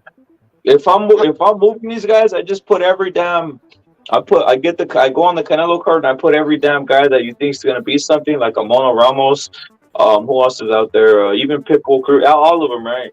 I know he's already scheduled, but you get my point. Like, Toro, put Toro on there? I put them all. Yeah, I put them all on the Canelo card, bro, and knocking out whoever the fuck it is, just like they did with Morale. Look what they did with Morale. You don't think they knew what they were doing with Morale by putting him on the Benavidez undercard like that, or on the Tank and Ryan también? Yeah. They put him right there. They put him around to just knock out a random bum just for like, oh look, and he's not like that. That's what you do with these guys. You think they're building up the fight with Benavidez and Morel? That's why they did that.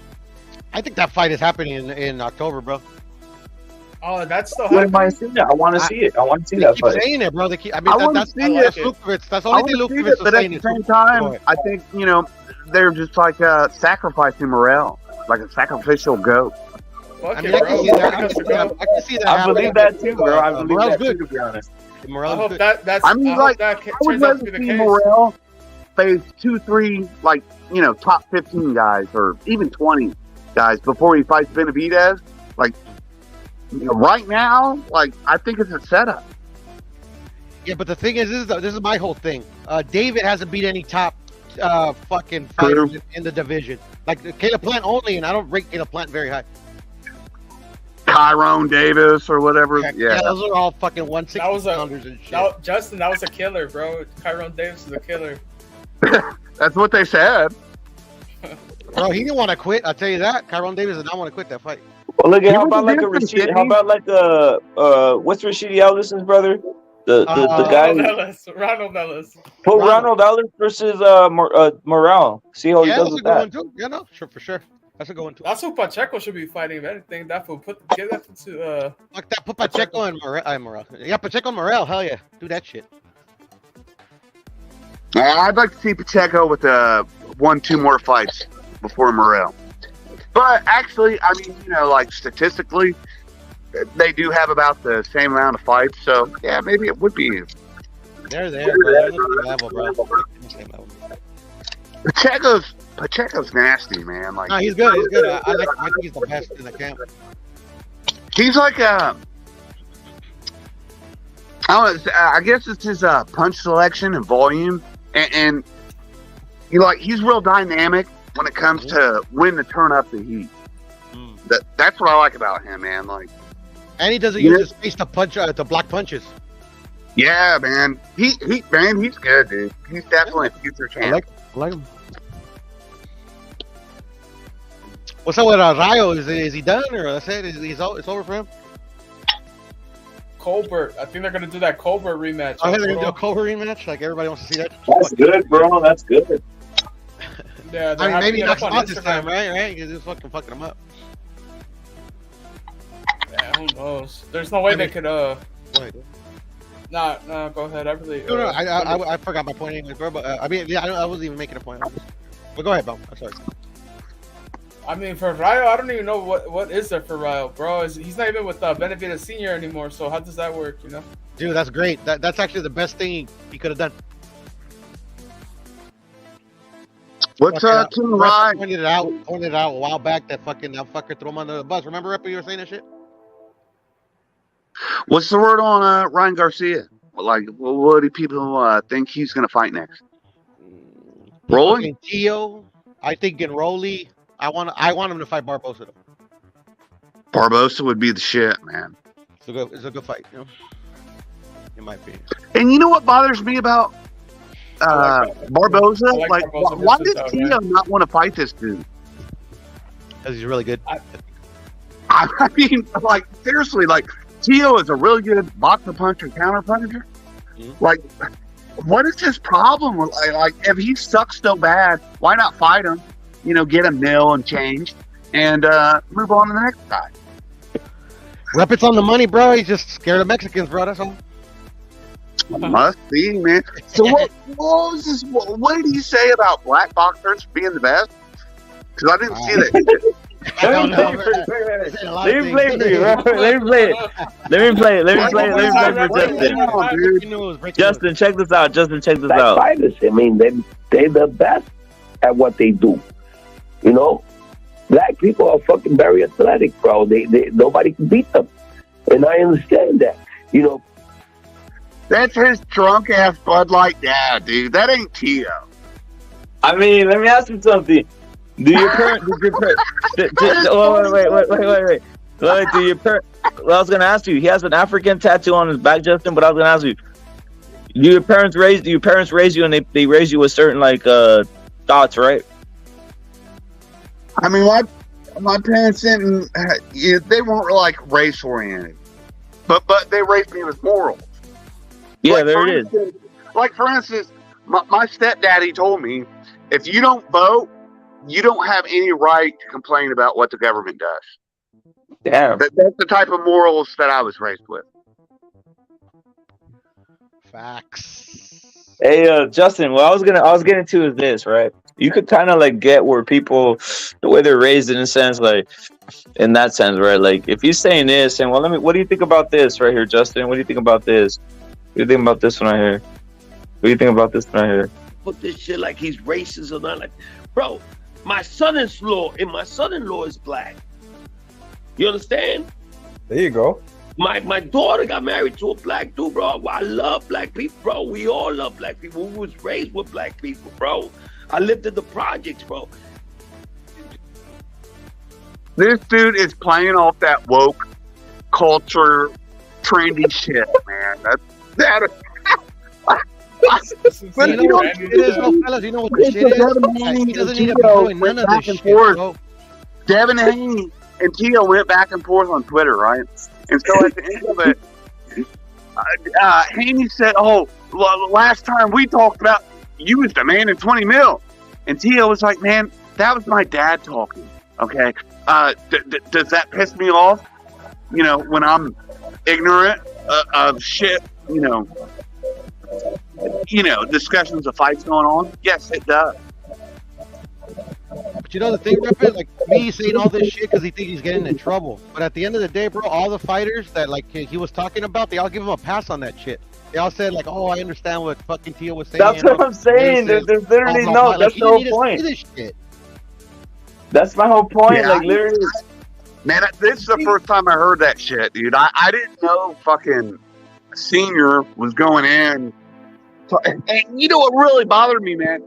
When he lost against Kambosos, his dad was like, "Oh, now we can't say we're better than Mayweather."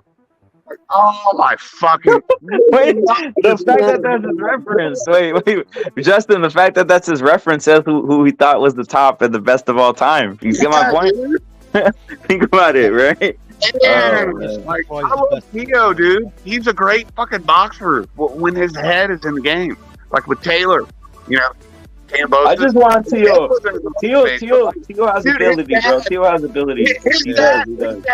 His dad is why fucking Sean Porter's been going on about, you know, the father-son duo training camps. Like I agree with what he's saying halfway, but you know, you got father guys, dude, like Loma and Papachenko.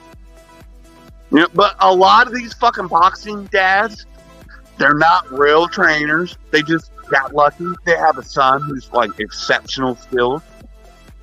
You know what I mean? Like, so I kind of agree with Porter halfway. Like, a lot of these boxing dads, dude, they're fucking trash. You know the crazy thing is, hey, who's saying that though? Was it Sean Porter or was his dad? His dad was saying it, or Sean who? Sean Porter. He was saying, man, yeah, he's like talking shit about his own dad. Father-son boxing duos. Damn. He's on. Huh? But that's what I was gonna say though. Like, I don't know if this is true because I don't fucking know these guys. But I heard that fucking Sean Porter hasn't talked to his pops since that fucking fight with Crawford. Something sounds off. It's probably true.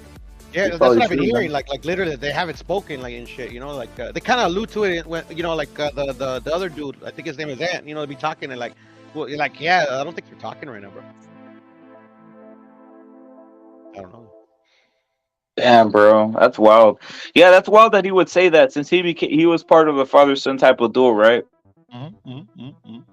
Yeah. I mean, well, yeah, I can't. Maybe he's saying that anger, you know.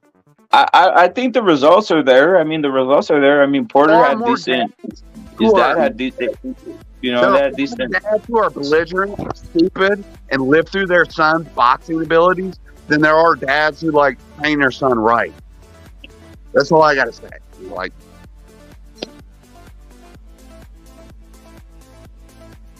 but then you got some dads that like go the other way, bro. Like fucking Eubank Senior stopped training his son because like he didn't want him in the corner and shit. He wanted to do his own thing. He's like, well, fuck you then. yeah. That's exactly what I'm saying. You know, they're like Floyd's dad. Like Floyd's dad. Floyd's dad. Yeah. There you go. A lot of good examples of dad-son combos, but then you have a lot more, I think, you know, that like they're living through their son and they're just not training them right. I mean, shit, if you go through the history, at least what I've seen, my bad, Rapid, go ahead. No, that was me, but go ahead. Oh, no, I was just going to say real quick, like, at the end of the day, I don't think father-sons usually work, bro. It's very, very rare. Yeah. What wasn't when Manalo fought Gabe Flores, his dad was in the corner, right? And he let his son take a worse beating than he had to, right? And that shit kind of fucked up his chin because the next fight he was just getting. Hey, Pluto, what was it with all the Fury hate, bro? From who? That's another toxic dad. For me, I don't hate Fury. It's just I call it like I see it with Fury, bro.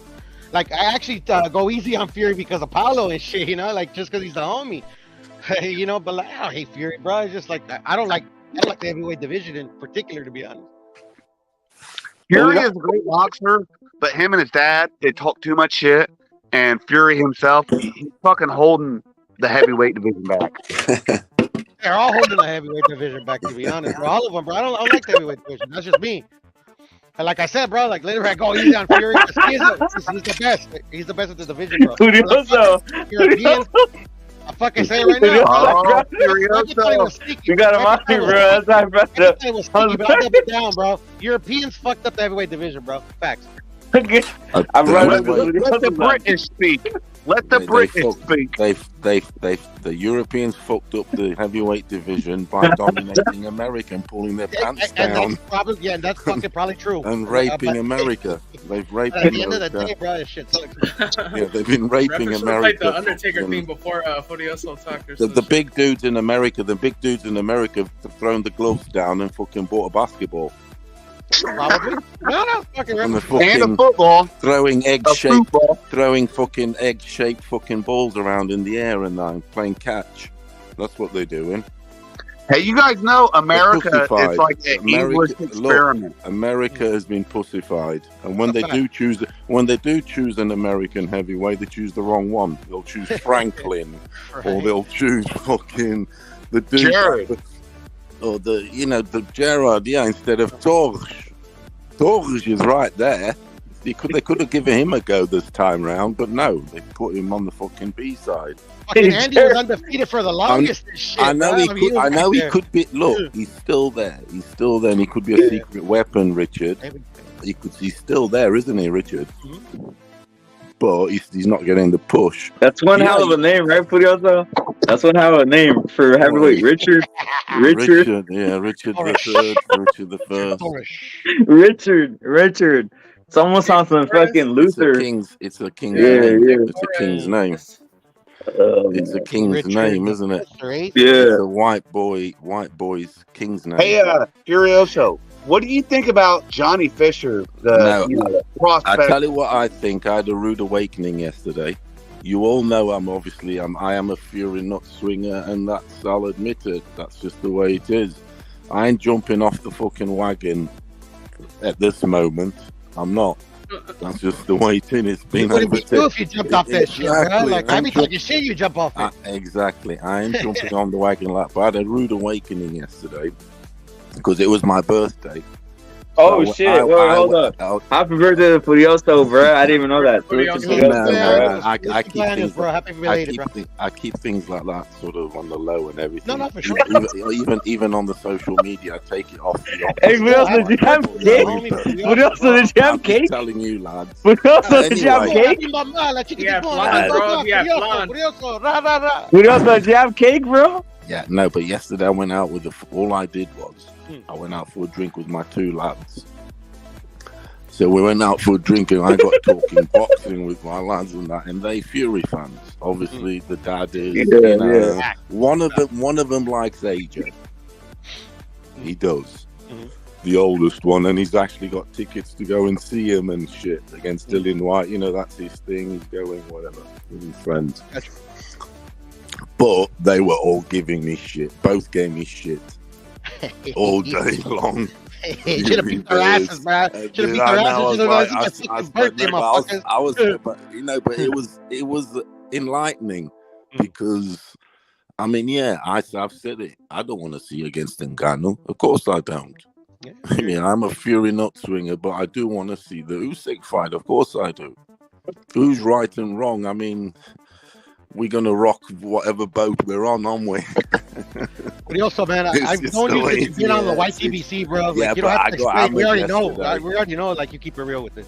Yeah, I got hammered yesterday. My two boys said to me, "Nah, it's a fucking joke. It's a fucking joke. He's never fighting anybody." And but look, I know Fury's about that. Fury's a troll, isn't he? Like, he's just a bitch.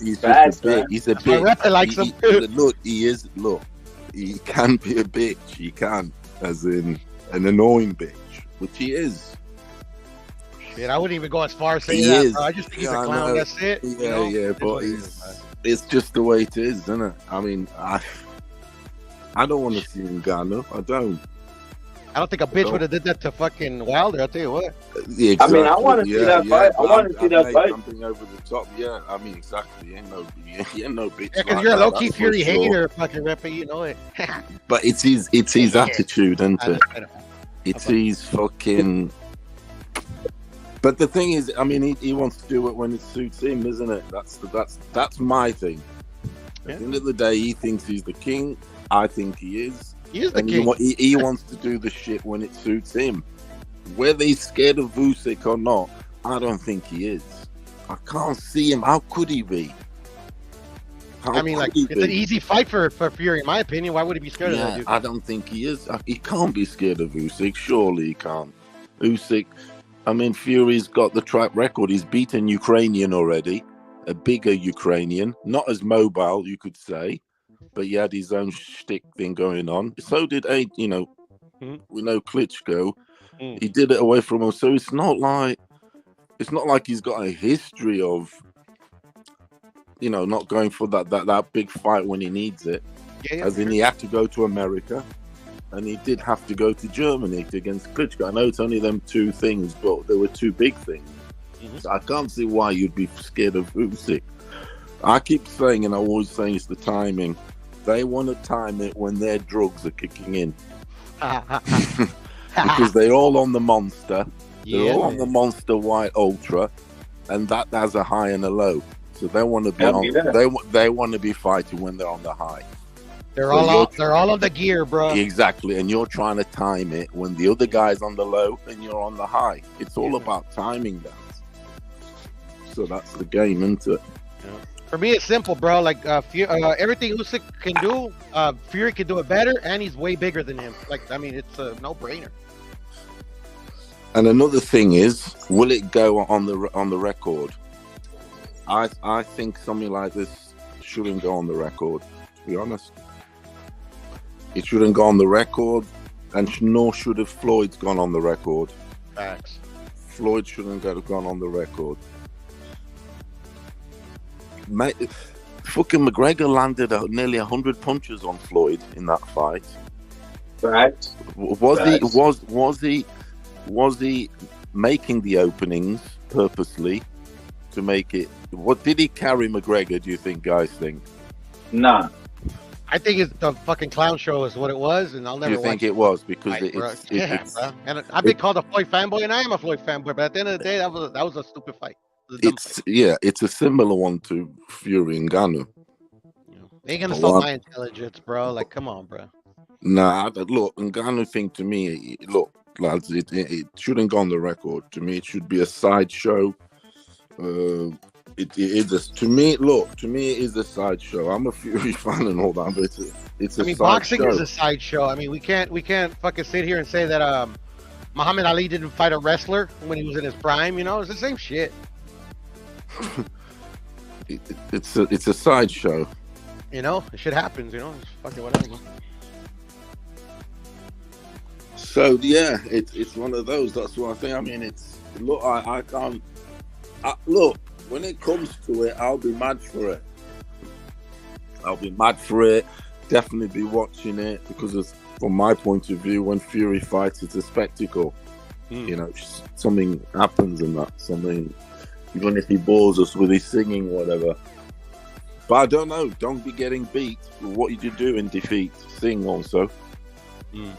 What would he do you reckon, in defeat? I don't know. I have no idea, to be honest. Yeah. But at the end of the day, I got to give him this credit. Like, he did, all of his last fights have been entertaining. Because that's what I didn't like about Fury from, the beginning. Like, before he started doing all the clown shit, it was I thought he just was a boring fighter. But he's been very entertaining, as of late. Gotta give him that.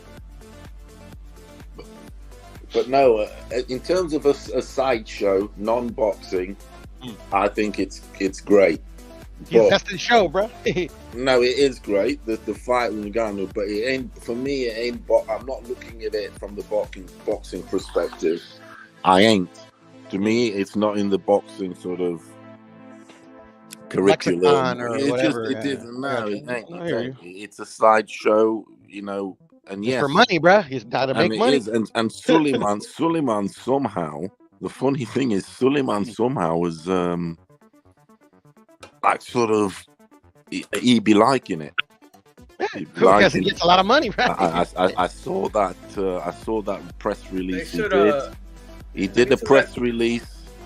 Did you listen to the press release? Special exemptions are not free. That's all I'll say. Yeah, He did a press release in Spanish. He did a press release in Spanish. He says, "Ai, muito cuckoo." Tyson Fury, he's been, trying to get fights with everybody. He's even mentioned Andrew Ruiz, but Andrew Ruiz hadn't. I don't know what something else. I don't know why. Whatever could have been happen. That one, then Usyk, it didn't happen. So we have allowed him, and we have given him discompensation for the Ngannou fight. They gotta let. They should have let Fury put that belt. So on where's the line, that bro. at? Where's that at? Suleiman sort of like that. They've got So some let him put it on ties the line, there. bro. They built some ties there, definitely. Because That's what he does. That's what he's the best at, Yeah, that press release the WBC said. So if Fury's like, okay, if I got this leeway, you giving me that string, that rope, I'm gonna play with it. You know what do they expect him to do? Exactly, and it's profitable. That's the thing. Yeah, make some money. At the end of the day, he's their champion, so whatever they say do is done. So he's been giving the license in essence. So he because he wouldn't have just announced this fight on some willy-nilly, whatever. He would have consultations would have been made. Can I get away with it? Can't I? His people tell him, you that's borderline. That isn't. Yeah, you get away with that, and so be it. And Suleiman then came and gave his press release, and which was, like I said, I don't know if he did an English one, but I listened to the Spanish one. And he was like, Tyson Fury's persevered and he's trying to get the fights and blah blah blah, and for whatever reason they haven't materialized. So for that reason, we give him special Happy Meal for McDonald's, extra toy. And at the end of the day, let's see the other side of the coin. Like, I think we all know that, like, Fury beats Usyk. I don't know if it's to be super easy. I think it actually is, but Usyk is skilled. But at the end of the day, I mean, like, don't you think Usyk knows this shit? Maybe Usyk has a little part to play if this shit didn't happen. I don't know if I look, Fury should, but it ain't that easy. Definitely the only guy that can beat him is Usyk. I think Charlie Zelenoff could beat him, though. Right. I know you're hopeful in Ruiz. We all are. Yeah, but at the end of the day, fuck, these fights aren't happening, bro. So at the end of the day, it's bullshit. It's just hope, bro. Like, fuck, yeah, and people are getting fed up because when my son said to me, "I'll Fury this, that, and the other," they be thinking like that and talking like that because that's what obviously is going around with who they hang around with, the friends, this, that's the word in the street, isn't it, so to speak. He's taking the piss now, it's getting too much, he's ducking everyone, this, that, which it is, people are fed up. Not the ones that matter, though. That's the thing, not the ones that matter. There's many Fury fans, though, isn't there? I mean, even I'm a Fury fan, and I want shit too. I do want the Usyk fight because it's the biggest. I keep saying it's the biggest fight ever. It's quite hard to accept that one. It is actually. I mean, yeah, for you guys, well, I mean, fuck it. I could just see it from a European perspective. No, huge fight. It's a huge fight. Now, hold on a minute. It ain't about you guys. Nah, it's not at all. Dude, it's motherfucking for everything. It's the heavyweight for everything. It's never happened before. Yeah, right. Europeans, fucking two European, going for undisputed, right? I don't think it's ever happened, right? Heavyweight right. champion. I don't think it's ever happened.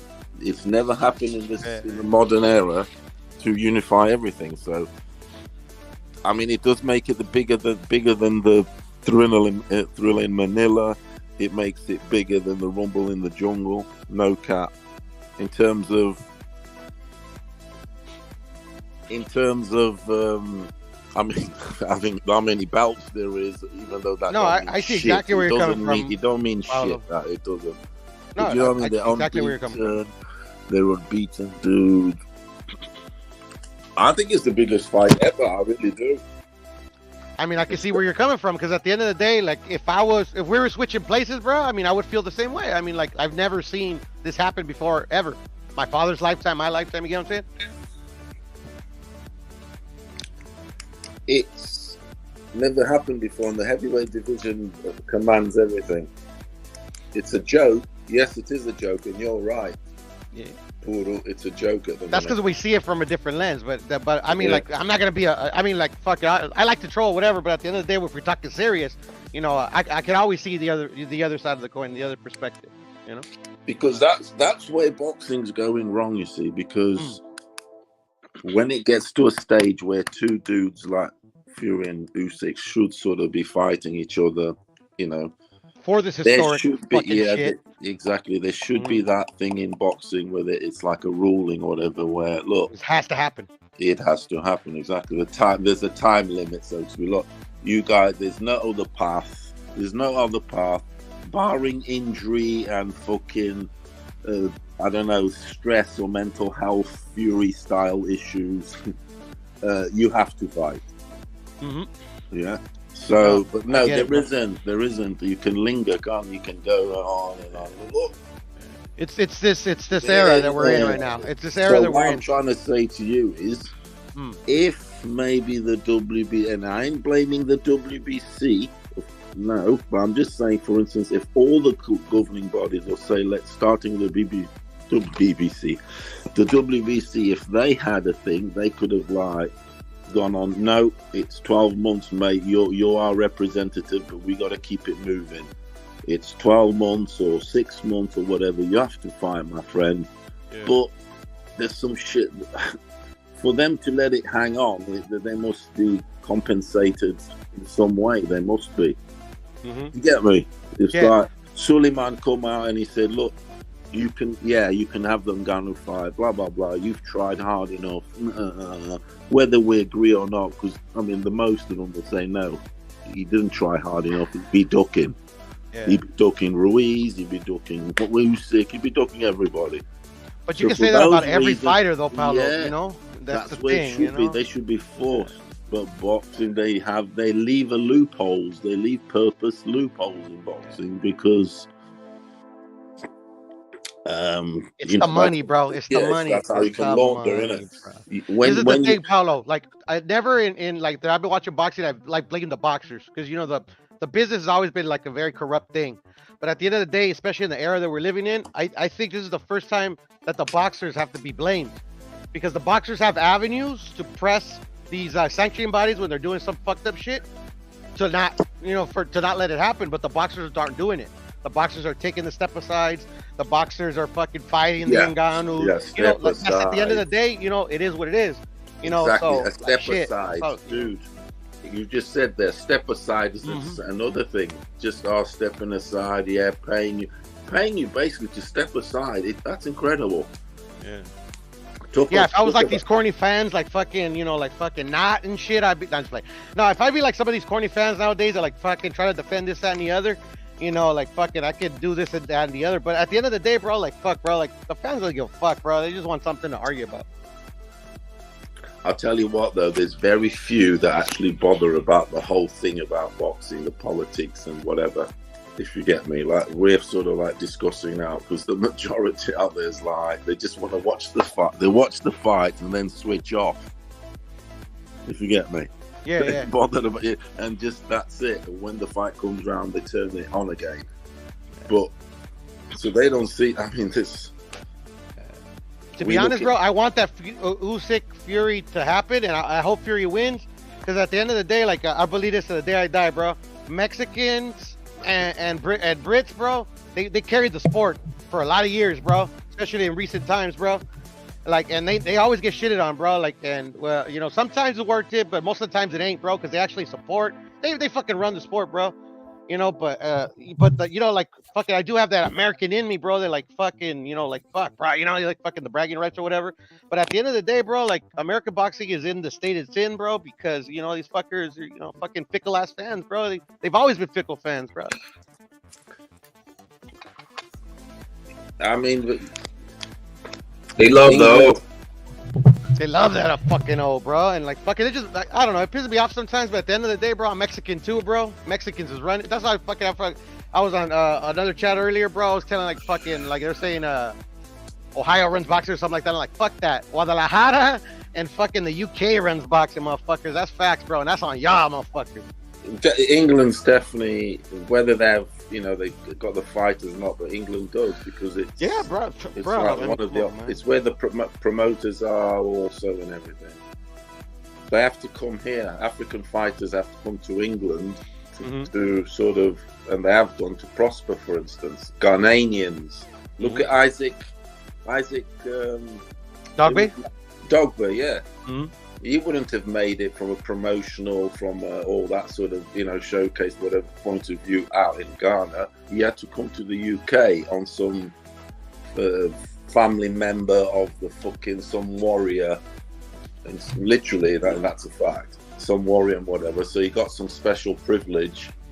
And they gave him that opportunity. I know his story. He claims he's from like a high up sort of warrior family there, some warrior food and all that. Yeah, I remember. Yeah, I remember hearing the backstory and shit like that. Yeah. Yeah. But more to what I was saying though too. Like, other than like to me like engineered hype. Like, is there any American boxer? It doesn't matter like where they come from, like black, American. Is there any American boxer that holds that respect like they used to, bro? I don't think there is one. Like, it's all hype. It's all hype. Like, like I respect all the boxers. It's cool. I love to watch boxing. Obviously, that's why we're here. But at the end of the day, bro, come on, bro. I mean, Terence Crawford ain't getting the respect like Canelo gets respect, bro. I'll tell you what, like, though, the journalists here in the UK, they do go giddy. Giddy. They get all excited, like fucking women in miniskirts, wet at the crouch. On Crawford, they do. But I think, and I don't know, but I'm thinking that's because they think that's what that's what you're supposed to do, so they could be accepted as well. They don't want to be seen as shitting on the supposed #1 American, and then be like, they're just shitting on it because they're jealous. I think it could be something like that too. In England, the journal, the people in the business in this, they do give Crawford extraterrestrial powers, bro. They do. It's like here too, bro. They do. Man. And I think it's, if he beats Spence, they're gonna give him like Hagler crowning and sort of. He's gonna be the new GOAT. Watch, better than Muhammad Ali, bro. Better than everybody, bro. They'll put him in the top 5 ever. I think. He'll be the greatest fighter that's ever laced on gloves. They already think he is that. No, they are. The way they are now, it's like they say this guy's incredible. They go crazy. The people in the boxing world, because your average Joe doesn't know him like that. Yeah. But we are the boxing world now, Paulo. I think that's starting to realize that. Like, literally, there is no like, it's no us against them anymore, bro. Like, we are them. Yeah. Oh yeah. We create the content. Well, not me, but Rep It, people like Rep It, people like other channels. They create the content. They push the sport forward. And they hit multiple demographics. Like literally, like people, like fucking, like people actually. I'm not saying to say bad. I think it's a good thing. Like people, like there's people out there that listen to Rep It, take him real serious, and listen to what he has to say. Which I think is cool. I think Rep It is real knowledgeable. But at the end of the day, then you go to like say the anti-Rep It, like a guy who's just a capper, bro. Just like a guy that wants to like literally like just build up a fighter that doesn't earn it, but there's motherfuckers that listen to him too. You get what I'm saying? Crawford's gonna be that dude. They love him like a motherfucker. They already casted his fucking hands in fucking the Hall of Fame and shit. He's still fucking fighting. Have they? Yeah, I remember that fucking the Hall of Fame weekend, bro. They did the whole thing they would do for a Hall of Famer. They did it for him. Crazy shit. Hey, that Picasso dude who's fighting. Why is he? That's his middle name. Why his surname's Romero? Well, I mean that could be because in Mexico they do the double last names, Yeah, it's not like in America where it's just the father. The father, you know, it's probably Picasso Romero. That's probably his mama, his maiden name. Yeah, it's David. I think it's David. David Picasso Romero. Romero. Okay, so Romero is the surname then. Yeah. Romero is the mom's name. Yeah, because the first name is the dad's. Yeah, I did that with my daughter. I gave her to Really? Yeah. I don't know why, you know, I just fucking, I guess, you know, just fucking, like, I'm real Mexican or whatever. At the end of the day, you know, you look fucking, you know, like, I saw this one video, like, that explained, like, what being Mexican is, you know, kind of real plainly, and, like, you know, a lot of people try to, like, fucking, you know, debate the shit. At the end of the day, bro, like, nobody has to tell you you're Mexican. Like, at the end of the day, either you're Mexican or you're not.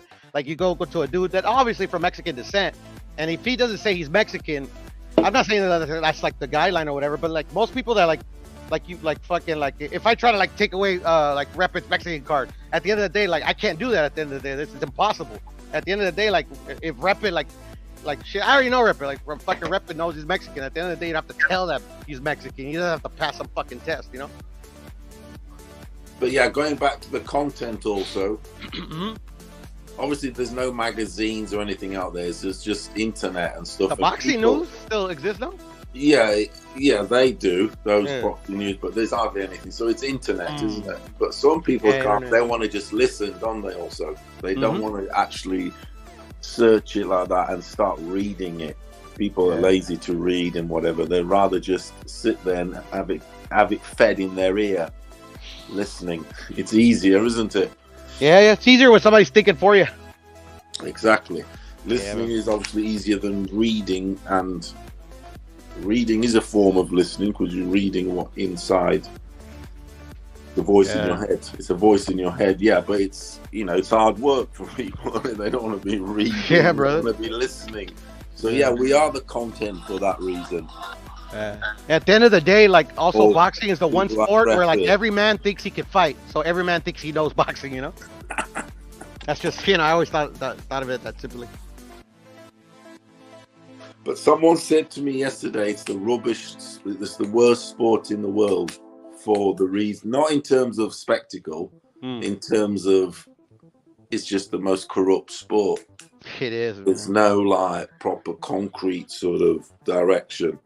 Because this person was a soccer fan, and they were saying, oh, Real Madrid can't just say all of a sudden, I'm not playing Barcelona.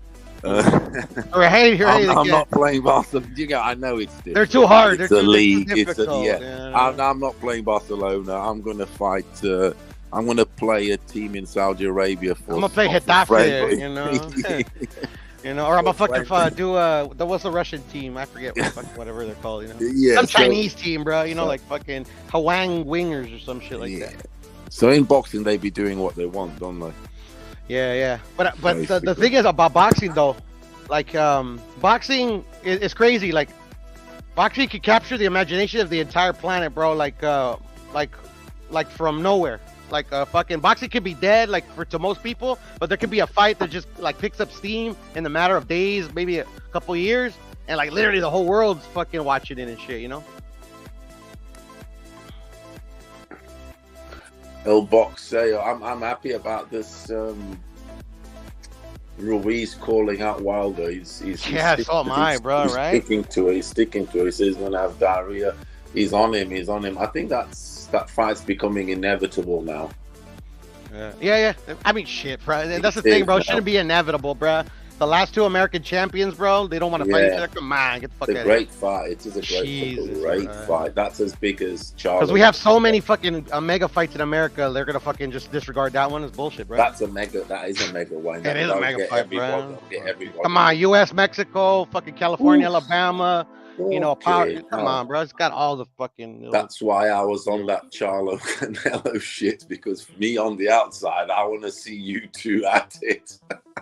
I'll be honest with you, because I know Mexican against a black dude. It's older than the sport, bro. I mean, like it's the two nations with all the glory, you know. That's what you call pay-per-view. Yeah. Pay-per-view. Yeah. So I want pay-per-view too. Yeah. So at the end of the day, I might be conflicted that, you know, fucking American boxing ain't at the fucking place where I want it at. But shit, Mexican boxing, bro, it's never been at this place in a long time, bro. So I'm happy about that shit. I'll tell you what, Canelo, in fairness to him, he's slapped some of the doubt, because the doubters were saying he ain't fighting black dudes, is he? But he also there was, because there was a bit for years they were saying 2 years it's European diet, and then all of a sudden that's what I was saying. To flip that, it had to be a homegrown crib, and he's the king of their den, isn't he? Lions Den. Yeah, but also, oh, sorry. What's up? I was gonna ask you a question about Picasso, bro. Yeah, money. Have you kept up on, dude? This dude's looking. I'm being serious. He looks physically developed. He looks like a terror, bro. Now that I'm looking at him more, and then seeing his development, the way he looks manly now. At the weight, he might be growing still. He's growing. Yeah, look at his. Look at though. He's 25. I think. I know. That's what I'm saying. Looking manly now. Look at that shit. The thing is, he's got medium power. He's got 50% power. I know it could be sort of that division also. They're not knocking each other out that crazy, are they? You get me? I think. I think he's getting. I think look at his face changed though. I'm telling you, also his physical dimensions change from what I'm seeing. Oh, he's massive, dude. He's got big. Yeah, big dude. Se parece al Canelo, güey. The weird thing about the South African dude is he's got another fight scheduled the following month. Crazy, bro. Yeah, he's got. Yeah, I went on his box. They actually have to fight to eat, bro. That's why. Yeah, the next month. The next month he's got a scheduled fight against the dude that's had about less than 10 fights. Like, what the fuck? Like, he's doing like a tour, I reckon. Right. Like, while I'm there, I get another one in. Right? Shit. My kids are hungry. But I've actually seen that black dude fight. He fought an English dude on a card here, because I know it was Grove or something like that, Lee Grove or something like that. But yeah, he's. But also, did you guys have a champion at your African hometown? Did you guys have a champion boxer or no? Champion boxer, yeah, there was a hometown champion boxer in your African hometown. Yeah, when I was in Redcliffe, we did. Yeah, Redcliffe. That's what I'm asking. Yeah, Redcliffe. Redcliffe was a mate of mine. His name was Gary. He was a mix. His race. He had he was like mulatto, but he had a little bit of maybe sort of Indian in him, a bit. But he was like mulatto. You know what I mean? Maybe not. Maybe. So he was like top boy at his weight there in basically in Zimbabwe. So he was prospering, yeah. So he came to England. I've told you this before, actually. He came to England. He came like to London to do his shit. This is like in the late 80s. And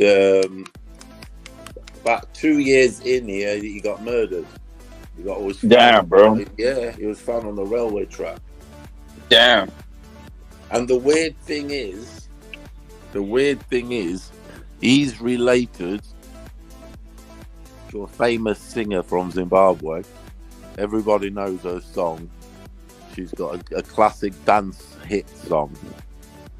And it's the old, you know that song that goes, everybody's free to feel good.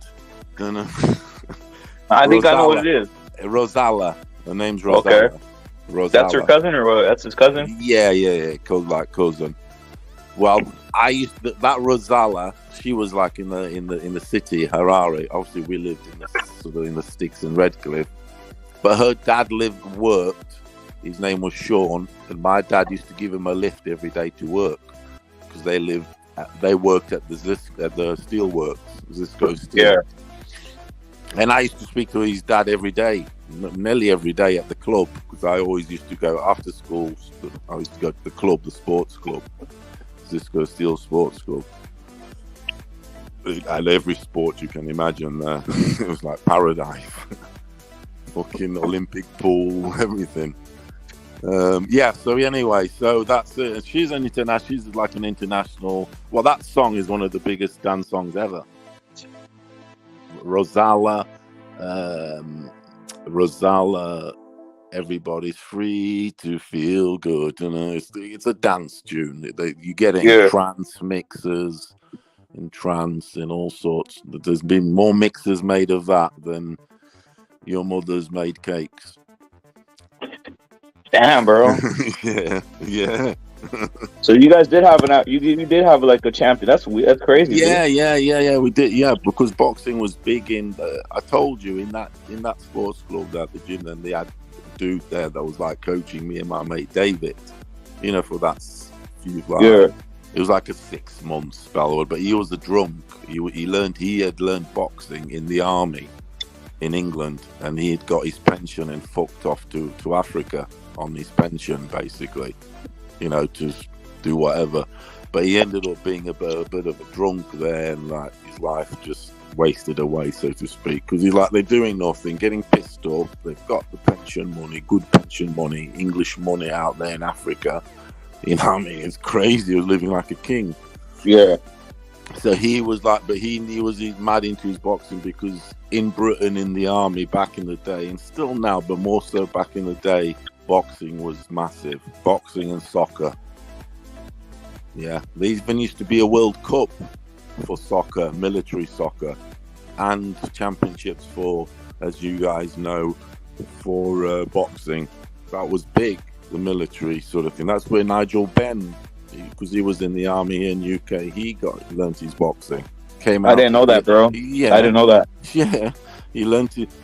Did his boxing there, went into the army, did sort of like picked it up, came out, and then obviously with the physical training they do everything plus learning the boxing skill.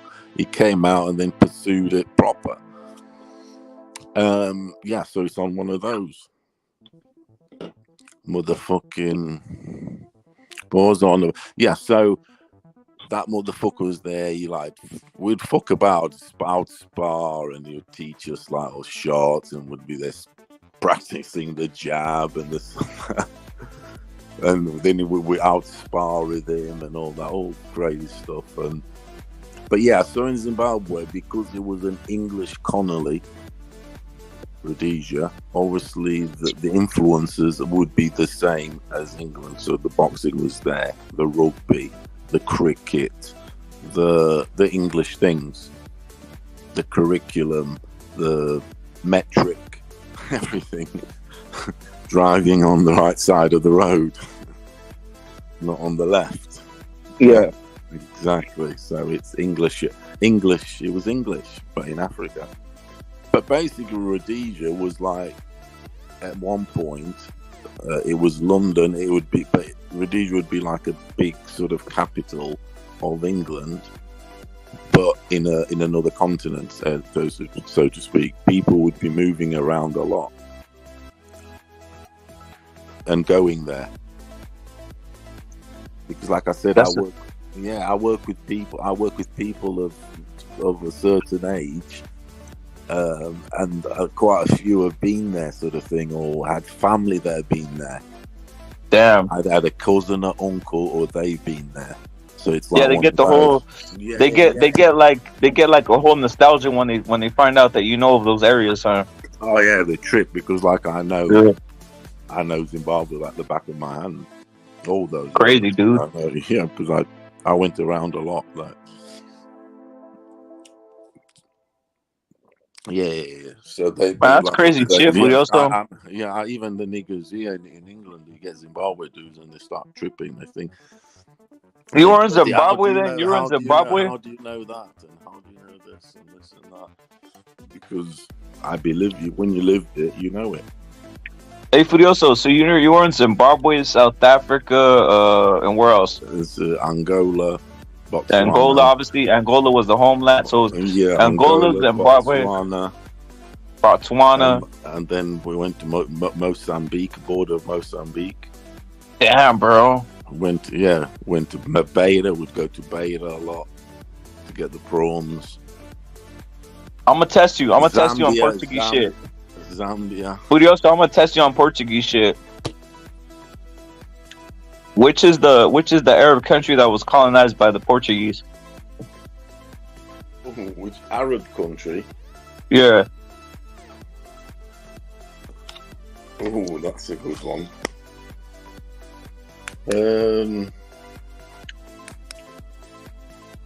Arab. Yep.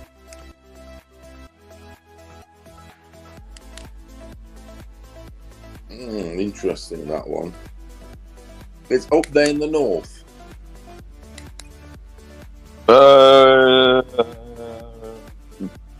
I don't know how. I know where they're at.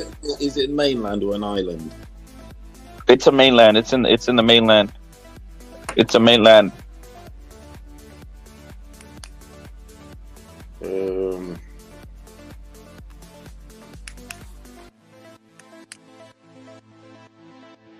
I don't know, mate. Maybe, I mean, I was just thinking, I can't see past over there unless it's, I know it and I didn't realize it was an Arab country. But I was thinking, I can't see any past there. We've been Guinea-Bissau. Oman. I think it's Oman.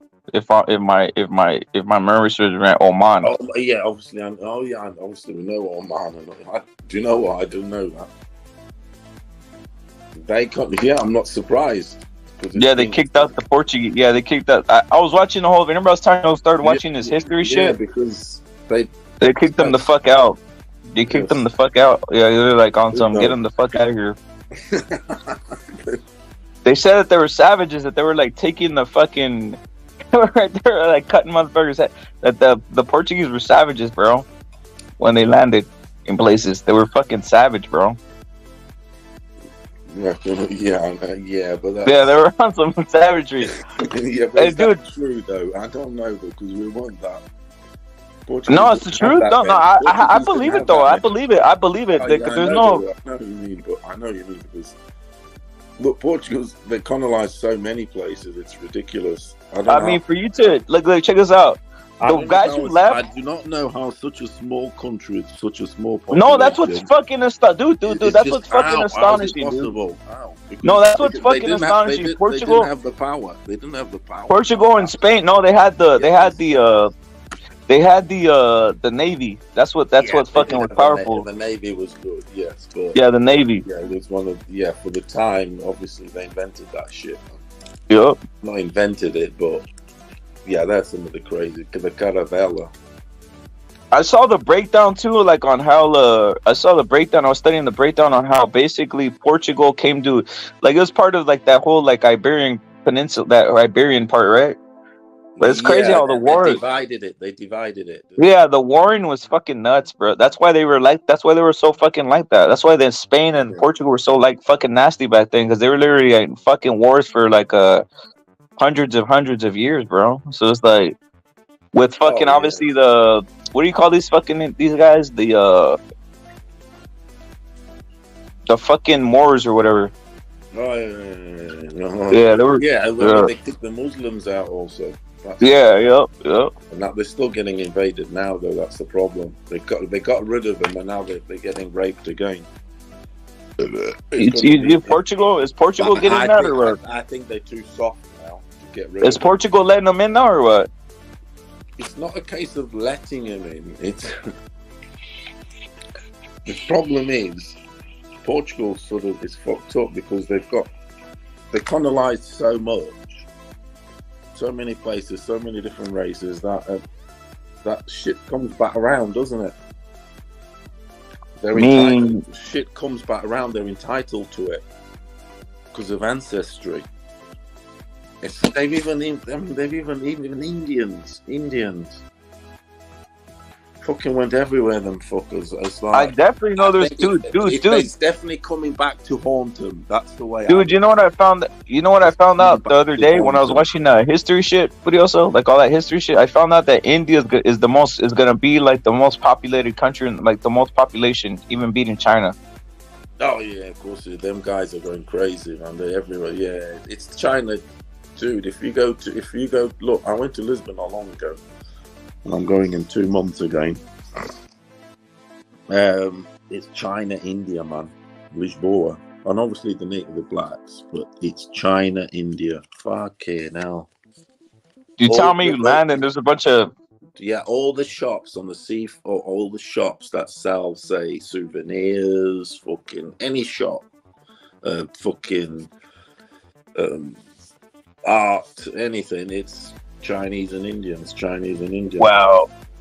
Wow, dude. But the Indians are clever fuckers because they pick Portugal big time, also because they feel they fit in. If you get me, because of they're darker than us. Yeah. They're a little darker, and then someone come in, they think they're fucking.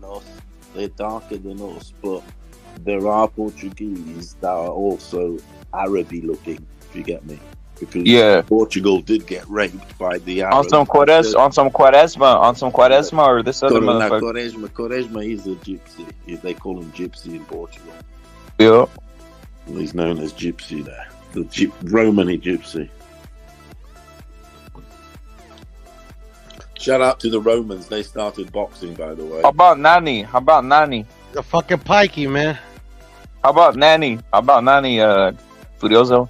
Nani, he's gone back to Turkey, that motherfucker. Now he's an athlete. Well, what is he? What was he? Was he like from Africa or what? He's Cabo Verde. He was like the first port of call from on the coast of Africa. He's fucking Andre's cousin.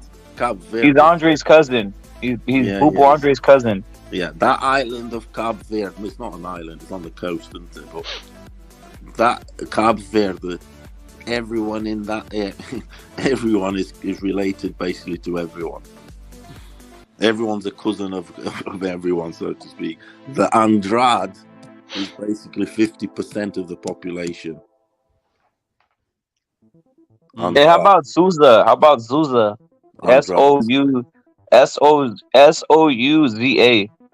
Souza. Yeah. That's fucking Garcia. Yeah, right. In Brazil and in Portugal and shit. Yeah, Souza's. But yeah, Souza. They were the big families that got about, innit? The big ones, the Santos. They're the Rockefellers of that. The Santos. Santos definitely loads. Yeah, Santos, right? Fuck. Yeah, that's the fucking everywhere. My uncle is a Santos. Fernando dos Santos. On some saints. Santos is a saint. Yep. Facts. On some. Yeah, right. So just like humans, fucking call themselves saints and shit, right? Yeah, it's religious. Really. They're religious names. I'm a saint. No, but they're religious names, though. Yeah, they're biblical names. Mexico does the same shit. They all on the religious shit, bro. Yeah. But yeah, I mean, it's Oman. Yeah, Oman. They've been everywhere. Oman's a supermodel, right? Yeah, Oman's supermodel. Wasn't David Bowie fucking her? Yeah, she is. Yeah, she is. When were you watching this then, Rhett? The other day I was watching the whole. I went down the tunnel, bro. So I started watching I went down the tunnel. So I started watching the breakdown of how Spain and not Spain. The whole thing was Iberia, right? So I was watching the whole thing, right, of how like the breakdown of how it started going down, and then obviously it showed like time lapse, but like in a 2-hour time lapse, it was showing like here this, and it was showing how it was breaking up to like Andalusia and all this other shit, and then Portugal obviously became something, and then it was like basically they're all the same peoples in a sense, right? So it's like that, and then it went into fucking how like the Spanish, how they basically became it started the Spanish and the Portuguese started conquering all over the place, right, with the Navy and shit. The Navy was incredible though. For the time to make a fucking thing out of wood to go around seas, and it's fucking nuts, dude. It's nuts if you think about it. It's nuts, bro. Seas are to be that first one to go around. Yeah, man. Basically around the world, basically, which is what they did. It's incredible. It's like to me, it's on some. It's for its time. It's like going to the moon for its time. In terms of advancements and engineering and whatever, because we should be going to the moon by now. But for those times, we wouldn't. We weren't about that, were we? But for the time to go around the world on a ship, and because them seas are tough, man. Yeah, they occupied right here. It's saying it said a decade after Vasco da Gama successful voyage around Cape of Good Hope to India in 1497, the Portuguese arrived in Oman and occupied Muscat for 143 years.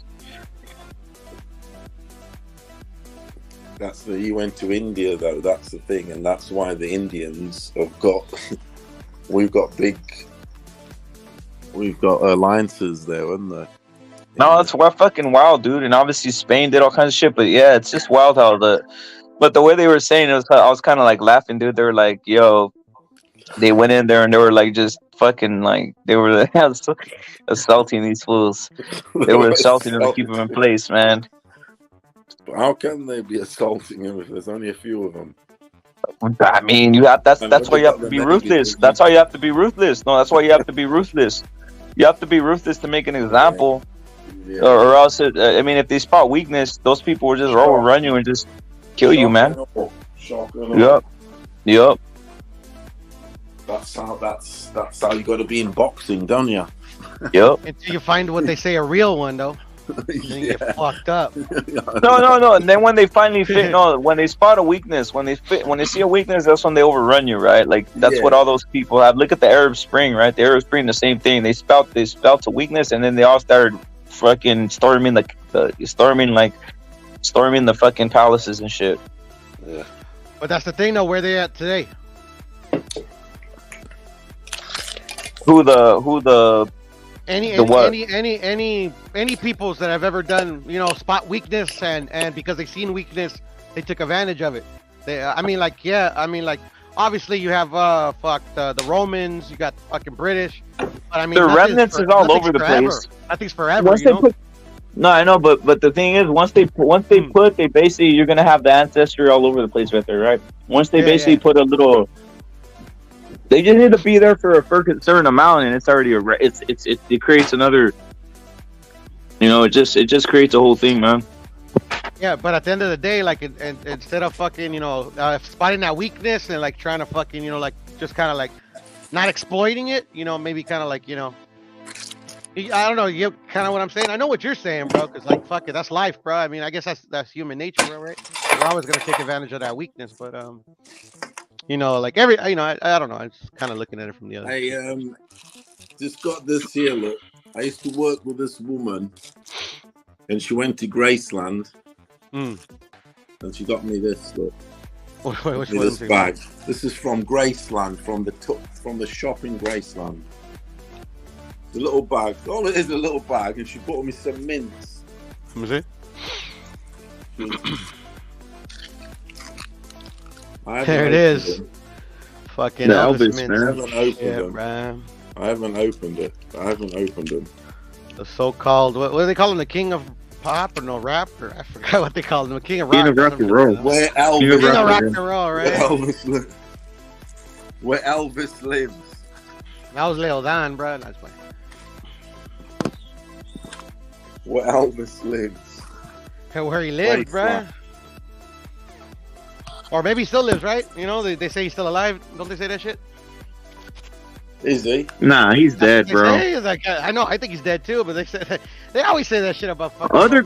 There's other guys that are possibly alive, but Elvis definitely they got him, bro. The way they did it, they got him, bro. Who do you think is alive rap? Madonna. Madonna, they resuscitated her, bro.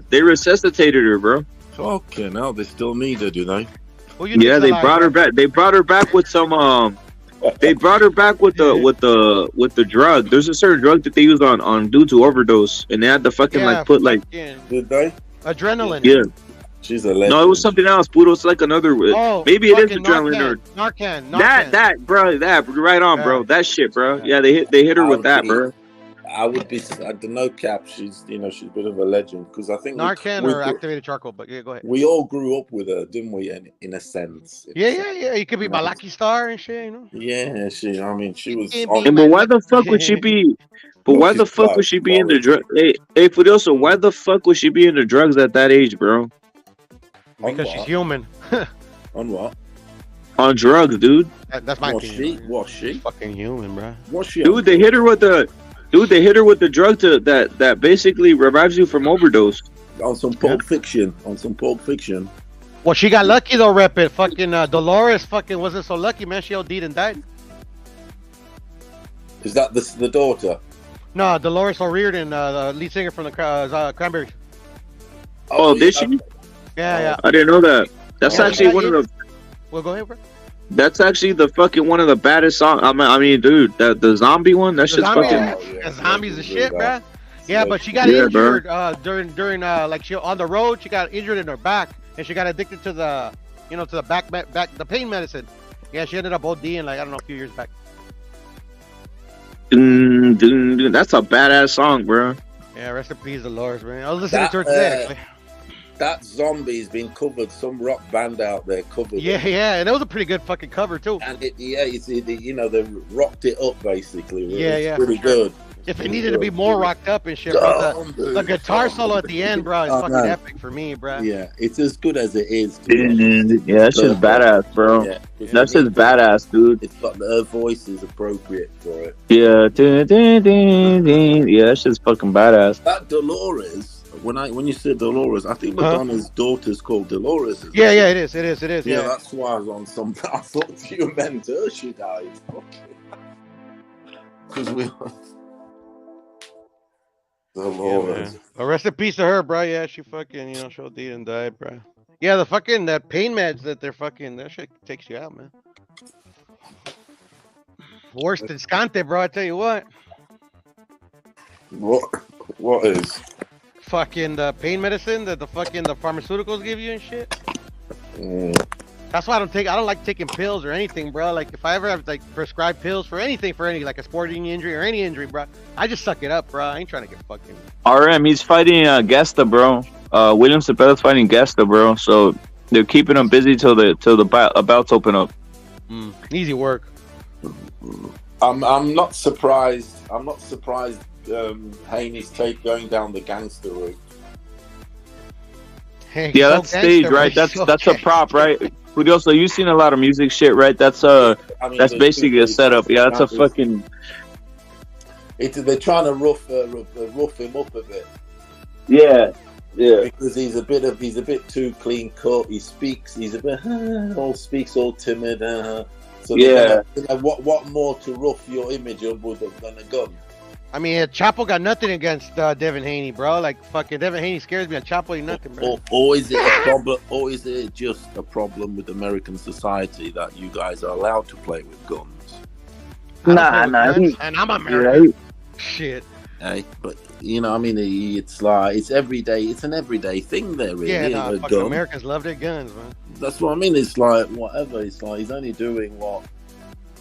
I mean, it's just what the Americans sort of. You're allowed to do, aren't you? But it's like he's keeping it gangster, isn't he? Yeah, very gangster, bro. Fucking a gun. A gun super gangster, bro. You're so tough on a gun. My daughter's like fucking 3 years old. She can use a gun, bro. She's come on, man. He gets arrested with a gun. He's gangster. He's dangerous. Is what it is, bro. Whatever, bro. I've never been into guns, to be honest. I mean, I got Smith & Wesson that the Lord gave me and shit. I think it's he hasn't got any power, has he, in the ring? Yeah, so he's just getting some bullets. Well, it's like you were saying though, Paulo. It's the pussification of the United States, bro. Everybody wants to pull out a gun, bro. Scared of getting the ass beat. Yeah, he's. I mean, he's not like that. Not like. But then when you get money and this and that, they're a nice toy, aren't they? Well, they are.